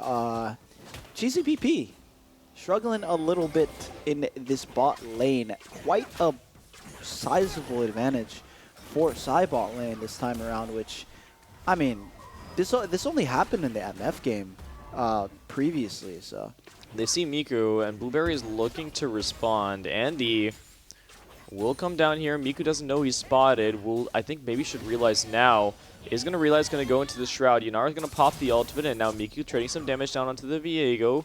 The quickness is available, but they're not going to do anything. Just going to take the Yanara ultimate and allow the Graves to farm. The longer that this game, nothing happens in the game, honestly, I think probably better for SCY here. Also, Yanara forced to use the ulti there. Not quite sure why, but no ulti for Yanara, so no play happening anytime soon for the side of the Gank top bot lane. As we see Sky Cerberus just, farming up another 2,000 gold lead, as to be expected. The script writers really knew what they're doing with that one, so good for them. Andy, not up as much as I thought he would be, but still up a decent amount in terms of jungle farm. Down gold because of the top lane kill that Jun got earlier in the game. And looks like Jun's going Hubris, so he will be a menace this game. And this is the point where he wants to start fighting. Like, he wants this game to be as scrappy as possible starting now. So now he's going to wait for Doomblade, going to put the near side, but the Lux Q is actually going to find 2 even without looking at the screen. Jun going to dodge out on the final spark, and now the quickness going on to Blueberry has no flash away. Viego looking for the R2, the execute is not going to come down. Jun is going to flash in to steal the dragon, and that's going to be huge for the side of SCY. Meanwhile, on the side, Sky Cerberus has TP'd in, and he'll take out the Vars, but it's a 1-for-1 support for AD carry as Biggie pushes in the wave, and now Jun wants to look for the Scuttle Crab or even cancel the Mordekaiser if he can find him. He cannot, so he's just going to go ahead and pick up the wave. Blueberry's going to get out, but he'll know that he got outsmited. Yeah, I mean, really unfortunate for Andy there. Like, goes for the ult to get out and just smites the dragon immediately, I think out of panic or something. Leaves the dragon on about 300 health, so Jun can just walk in and pick it up for free. But 1-for-1 trade, but the dragon going over to Sai is so bad. Their bot lane is so far ahead that they will just continue to have prio on these Drakes for pretty much the rest of the game. Sky Cerberus, no TP now, going to be jailed top lane. Won't be able to TP to the next dragon. It's going to be a bit hard because Sai will just stack Drakes again, just like game 4. Yeah, and I mean, the spirits are high on SCY. You saw Comms grinning and smiling like he had no cares in the world. And Mordekaiser isn't as far up as he needs to be. Like, the gold lead is being matched by Comd. Comd is having an incredible game thus far, really taking advantage of the fact that Cheesy BP not as experienced on AD carry as he is on support, and he is farming these plays in the gold money so much so that, I mean, he's just getting further and further ahead. Yeah, I mean, the gold lead in top lane is actually matched by the gold lead in another lane on Sai, so good stuff from the Sai bot lane there. Calm, like you said, playing really well. E connects from Miku, not going to look to take the play. Doesn't want to get Lux comboed to the face and die, so fair enough for him. Viego on the side. Wow, Lux Q is going to land. Flash away from Akali. Hey, MR boots are OP because that binding lasted like less than my rap career, bro. It lasted like 0.1 second. That's kind of crazy. So yeah, good stuff from Miku there. Good item purchase there. Gets out of the gank. Lives just barely. Yeah, and now I think Jun and Rels are going to invade Andy's jungle. Going to have to smite it away, and the quickness is not committed by the Rakan, so Jun's just going to walk away. But with the jungle being pushed out, there is a potential for a bot lane play. Yanara's going to flash and use the ultimate, but that means that she has no defensives left. The quickness from Rakan can make the difference here. He just has to find the engage. The W is going to go down. The quickness is there. There is no follow from the Vars because the ulti was committed earlier, but Jun is just going to pick up the Milio, and here comes Miku to find himself a nice kill. Will use the perfect execution and dodge away from the final spark, and now Doomblade a little bit under threat here if he stays, but no, he'll get cover from his jungler. The game is tilting to SCY, and now it's kind of looking a little dicey for Gank top. Yeah, I mean, 2,000 gold lead to SCY, 2 dragons, and that play on bot lane is so rough for the side of Gank top. I don't think Cheesy BP really processed that the whole enemy team was behind him there, looking for the all-in and flashing forward on top of it, just making it so hard for them to get out. And I'm looking at the builds here. I don't know if I'm liking what I'm seeing from this Yanara. Armor boots and Hex optics. Maybe it's the best item recommended by LOLUTD. We all fall trapped to statistics every now and then. I suppose so, but it's just like, I don't know. Me and Eve are just we are shaking our fists in the air right now. I think so. I think I actually It is heard what it her is. like screaming. Yeah, you know, I would too. I'm screaming internally right now, but it's okay. They will go down another couple of hundred gold. Varus on his 1-item spike should be hitting the 2 items very, very soon. And yeah, I mean, the bot lane of We Gank top. That's I can't read. I can't. Bork is better. Thank you. Yes, I agree. I agree. But yeah, I mean, Yeah, we're getting harassed here in the caster booth. all good, deserved. Oh, Flash Flash coming in W. from Rels and the ulti from Everything Comp. just gets Dude, missed. Blade with the fanciest feet. Just dodges everything, says no problem, light work. Blueberry on the end of that. Oh, the Ignite is Wow. going to burn him down. And I mean, everybody committed everything onto the kill. And it's not even Doomblade that falls, it's Andy. And now the game is slowly slipping further and further away. He ate him. He ate him. Get him, He Biggie. has him. Get him. He can win these. Oh. He has flash. Flashed it away. Nice. Yeah, I mean, the game is unplayable Cheesy? for Andy. Miku, Jun, and Rel's just running into his base. What base is he on doing repeat. here? Cheesy running Okay. somewhere. All right, well, the Gunblade went down. And he's going to...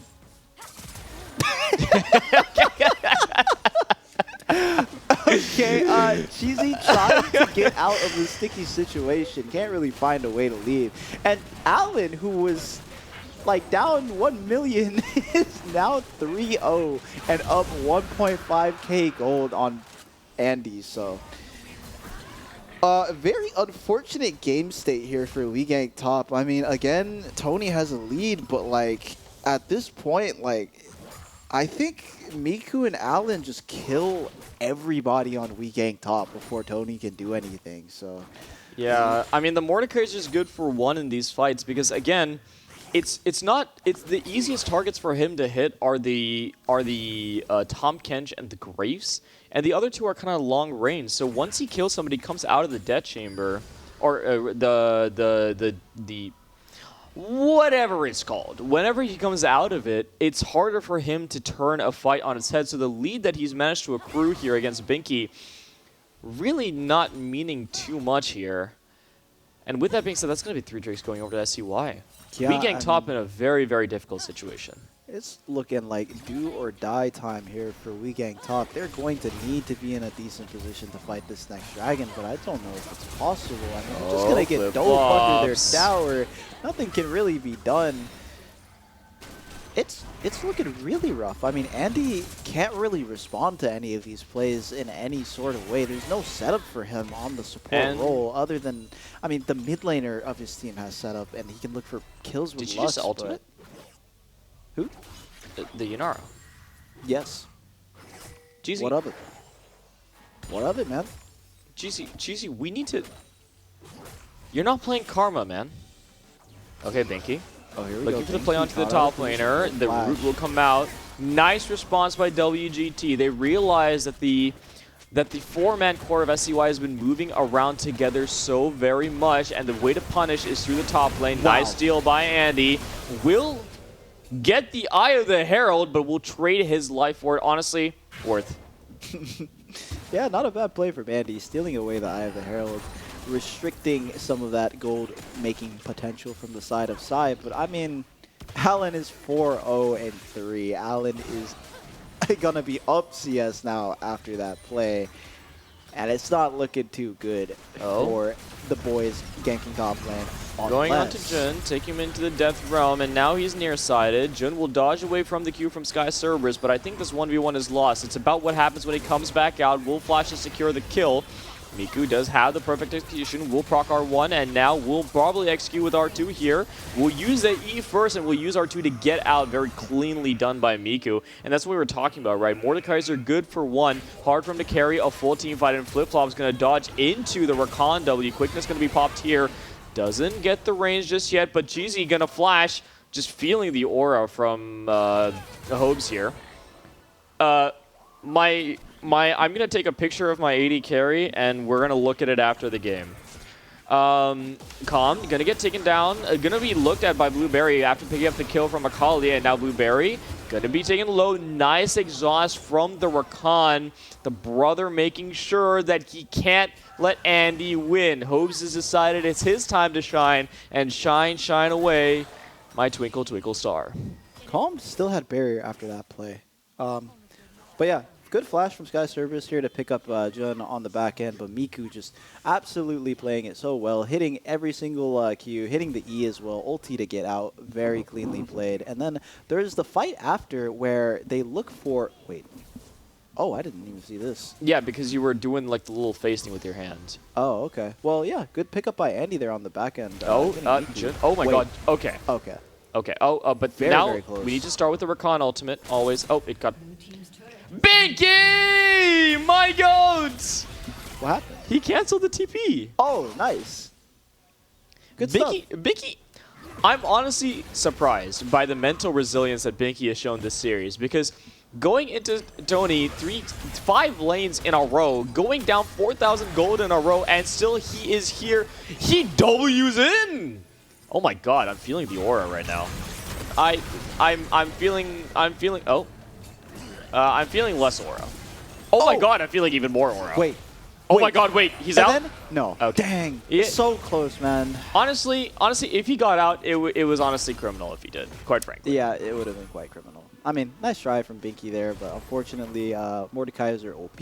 Wait. We'll go ahead and pick him up there. Alan looking to pick up the wave. I mean, it's not that bad. Anytime Binky dies, Alan just pulls up and just picks up his wave. So Alan getting a little bit fed off of that top wave. Oh, now it's electing Dragon to walk Soul. towards Dragon. Where is Alan, bro? Why is he top lane? I think the top laner is dead, so this is maybe the correct call. Calm really wanting to contest this either way, but I think WeGang top kind of escaping here. This is Thievery.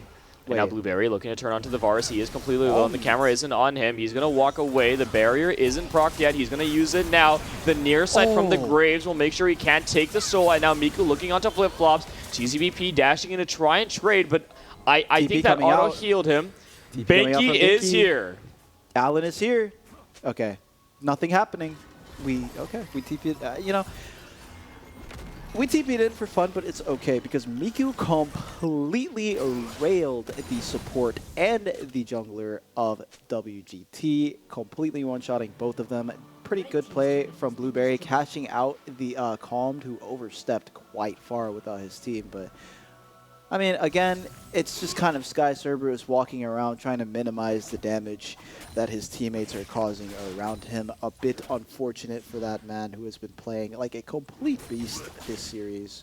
But sometimes, Binky just has your number. Binky's got your number. He's a big frog. He is a big catfish thing, for sure. No, he's a frog. Okay. Grok. Uh-huh. Grok. Ribbit. Ribbit. Ribbit. All right, we've devolved into animal ASMR for those of you still I'm just so somehow tired, watching man. us. Like I don't think anybody's watching, quite frankly. I think we're just broadcasting into the void. I can't lie to you. Does that mean I can say whatever I want? No. Why not? No. It's such a dangerous thing for me to say yes to that. It's so dangerous. You could say anything. I'll just, it's fine. I want to. Okay, we do actually have one viewer, and it's the Hober's dad's. Dad's dad. Okay, then I definitely want to say anything. Okay. But I had a good one. I had a good one loaded up. I'll tell you after the stream. Yeah, I know what it is. You don't have to tell me. No. You don't know what it is. No, I'm okay. I'm okay. No. No, I'm good. No. No. Let me be clear. I'm good. No. I'm quite okay. No, it's a good price. It's a good price. It's a good price. But yeah. Baron setup should be the kind of the next look here for the side of Psy. 2 minutes and 30 seconds almost up into the Drake comes up. 4,000 gold lead on Calmed on the Varus. Very, very strong right now. The Yunara still barely working on her second item. And, Tony, he's once again up a whole item. It happens. It is what it is. He will keep pushing the lane. The smite from Blueberry goes wide, and so does Calmed. He's going to throw the Varus ultimate. I think he almost hit us here on the caster deck. But now Blueberry realizing without the Varus ultimate, he should look for a play. With Baking showing top and no TP, he really wants to start a fight. But No fight to be had, and Malik will go deal with Binky. Yeah, I mean, it's not really too much to talk about. Binky gets a turret top lane, gets some gold back for himself, which is very nice. Miku now matching the Mordekaiser, so it's a bit more playable for them. But I mean, Mordekaiser level 17 will probably just kill Miku in the share 1v1. Unfortunately. Oh, hold this thought. Blueberry looking for his brother, but Rels will just LB away. I think it's a good champion Rakan for supports who tend to get caught out very easily because you always have a good amount of escape. Quietly, Jun and Blueberry have been fighting this internal war amongst themselves, and Jun has come out victorious. He's a level up on Andy. Yeah, and another thing that just hurts my brain is this Runon's pickup coming out for the Yunara. I mean, Oh, hold that thought. Jun looking for damage on the Blueberry, has to flash away. Andy living by the skin of his teeth, needing to use the flash to get out, but I mean, Oh my wait. god. Alan, Alan, don't chuck do a it, buddy. W in the bush. Don't do it, buddy. Nah, Okay. he's just waiting. What's he waiting for? He's waiting. What's he? Oh, he's going now. He's Oh. going to. Okay. What is he? Did they? Huh? Did they see him? Yeah, they saw him. They saw him. Okay, now he's. TV coming out behind them from It's actually Sky calmed Cerberus. with the play. Oh, Sky Cerberus. I think the Varus is dead here. Okay, Jun does manage to find the Varus on the end of it, and now Sky Cerberus will take Calmed into the Death Realm. Yeah, the Proto Belt is good. And now I think Sky Cerberus is going to have to try and use the stats that he got from Varus to push them off of the Drake, because again, you know, he used the ultimate for it. He won't have it for the Drake. Right. Varus will spawn right before. Varus will spawn soon, so unless they use the Mordekaiser statistics or the Mordekaiser stolen stats here for the Drake take, it's not going to be good. But I mean, Blueberry's dead. Yeah, I They mean, can't contest it's Drake. pretty Oh, I impossible. think Alan Flip-Flops is going dead. in on the bottom side, one tapping the Milio. I mean, nothing can really be done. Oh, Rel's Just going gets in. autoed, and Sky Cerberus might look for the play. I mean, Oh, Miku's on the back line. We'll look for Cheesy. Has a flash. Will not use it. Jun 1v1ing the Mordekaiser. Now Binky's decided he's going to rock up to the party. Perfect execution. Going to execute the Mordekaiser. Cheesy BP dashing away. Dashing away. Hobearer will die, but it's not going to matter. Miku looking for the kill onto the AD carry, and Blueberry comes to clean up the mess. Unfortunately, he's got him up, and it's a flood. Binky. Oh, no. Eat him. Oh, no. Okay, all right, we're looking. Blueberry is just, it's fried. This is canonically what Tompkins does to food. I think Blueberry should have been named something else, otherwise Binky's going to eat you up. That's going to be, I think, That's Dragon Soul for SCY. that's going to be the Dragon Soul and the mid-tier 2. SCY triumphant here. They had such an easy bracket all the way through the winners. Went 2-0, took the morning off, came back, went down 0-2, and said, hold my beer. And my god, what a tanker they're giving WGT. With the take of the Dragon Soul, they're 5,000 gold up as a team. They've got the Soul, which is 5,000 more, 10k in the lead. Elder's Dragon not spawning for another 4 minutes, and I think they're going to look for the Baron here. Yeah, I mean, at this point, with the Windrake, they can just walk in and take the Baron. I mean, there's no real way for WGT to contest. I mean, the jungler is just so far down. I don't know. It's all up to Sky Cerberus. He has to find an ulti onto the Graves or the Akali. I don't think ulting the Varus is really doing much for their team at this point, because Graves and Akali by themselves can kill the other 4 members if they play it properly. So it's looking a little bit rough here. Yunara is still working up to her 3rd item. Still hasn't hit that 3-item spike. I mean, I don't know if she's going to get to hit it this game, to be honest. Doomblade actually played quite well this game, but just not really much that you can do as Lux, right? You just have to wait for someone to walk into your abilities. As SCY. Andy, starts can you the find the Baron. steal? Miku's going to kill the Lux on the side. Binky's going to go Oh onto my. him, and he's just going to take away the ability to smite. He's actually just going to eat him away. And Miku in the backline completely terrorizing. We gank top. And we gank top, but for what? Rel's going to miss Wow. basically everything. All good. Binky's there to back him up, and now he's going to get... And there's a knockoff from the Rels. Binky's having a little fun. Sky Cerberus having less fun. Gonna take Jun into the death realm, but I actually think you lose this Sky Cerberus. It's straight up a kill. It's an ace. They took the soul, they took the Baron, and they did it in style. 5-4-0 SCY in a close best of 5 will take the LCS Season 3 overall. Congratulations, I present to you your LCS winners. I love League of Legends so much. Oh my god. Good shit, SCY. Good shit, man. Came through with the reverse sweep. A reverse sweep for them. The champion pools run deep. No more mages left. And this is just what happens. I'm just saying. Flip-flop, he played so well this year. I respect he played Flip-flops a lot. so well. The whole semester he played so well. I didn't feel like I could do anything against him in lane either, but I mean, we're out of mages. We're out of mages. This is why you shouldn't get addicted to mages, because you will run out. The warning sign from Limitless has been issued. Also, I'll ban you from the club next semester. Okay, relax, man. Holy cow. This is a piece of power. Not saying you will be banned. Anyway. You will have to go to a different university. Better drop out. I'm kidding. I won't ban y'all. I'll just hate you forever. Not really. I love mages. It's fine. Whatever. Just move on. With that being said, I believe that's going to bring our broadcast here to a close. I don't want to keep anybody too late. Trophies will be presented to the winners alongside their cash prize, which will be distributed to them and dispensed at a later date. Congratulations to all the teams who played. I'm so glad that we were able to make this weekend happen. Truly, it was magical to see everybody come in together here at Comet LANding. Whether you're #GOATs or your SCY, I think I speak for the entire officer team here at LOLUTD. Thank you very much for participating in the tournament, and we were so glad to have you. Alan, I'm doing my outro. I'll talk to you in a second. Some thank yous are in order. First up, thank you to the production staff here at UTD Esports. They had grueling days, 12-hour shifts. So shout out to production, Alex, Gio, Aaron, Andrew. Shout out everybody for giving us a wonderful production. I want to talk to my tournament directors, Jaden and Adrian, who really pulled through throughout the course of the weekend and managed it the entire semester. Thank you very much. To all the team captains, thank you very much for getting your teams in line, making sure this experience was as streamlined as possible. And to you all watching tonight, thanks for making this something we could share with you.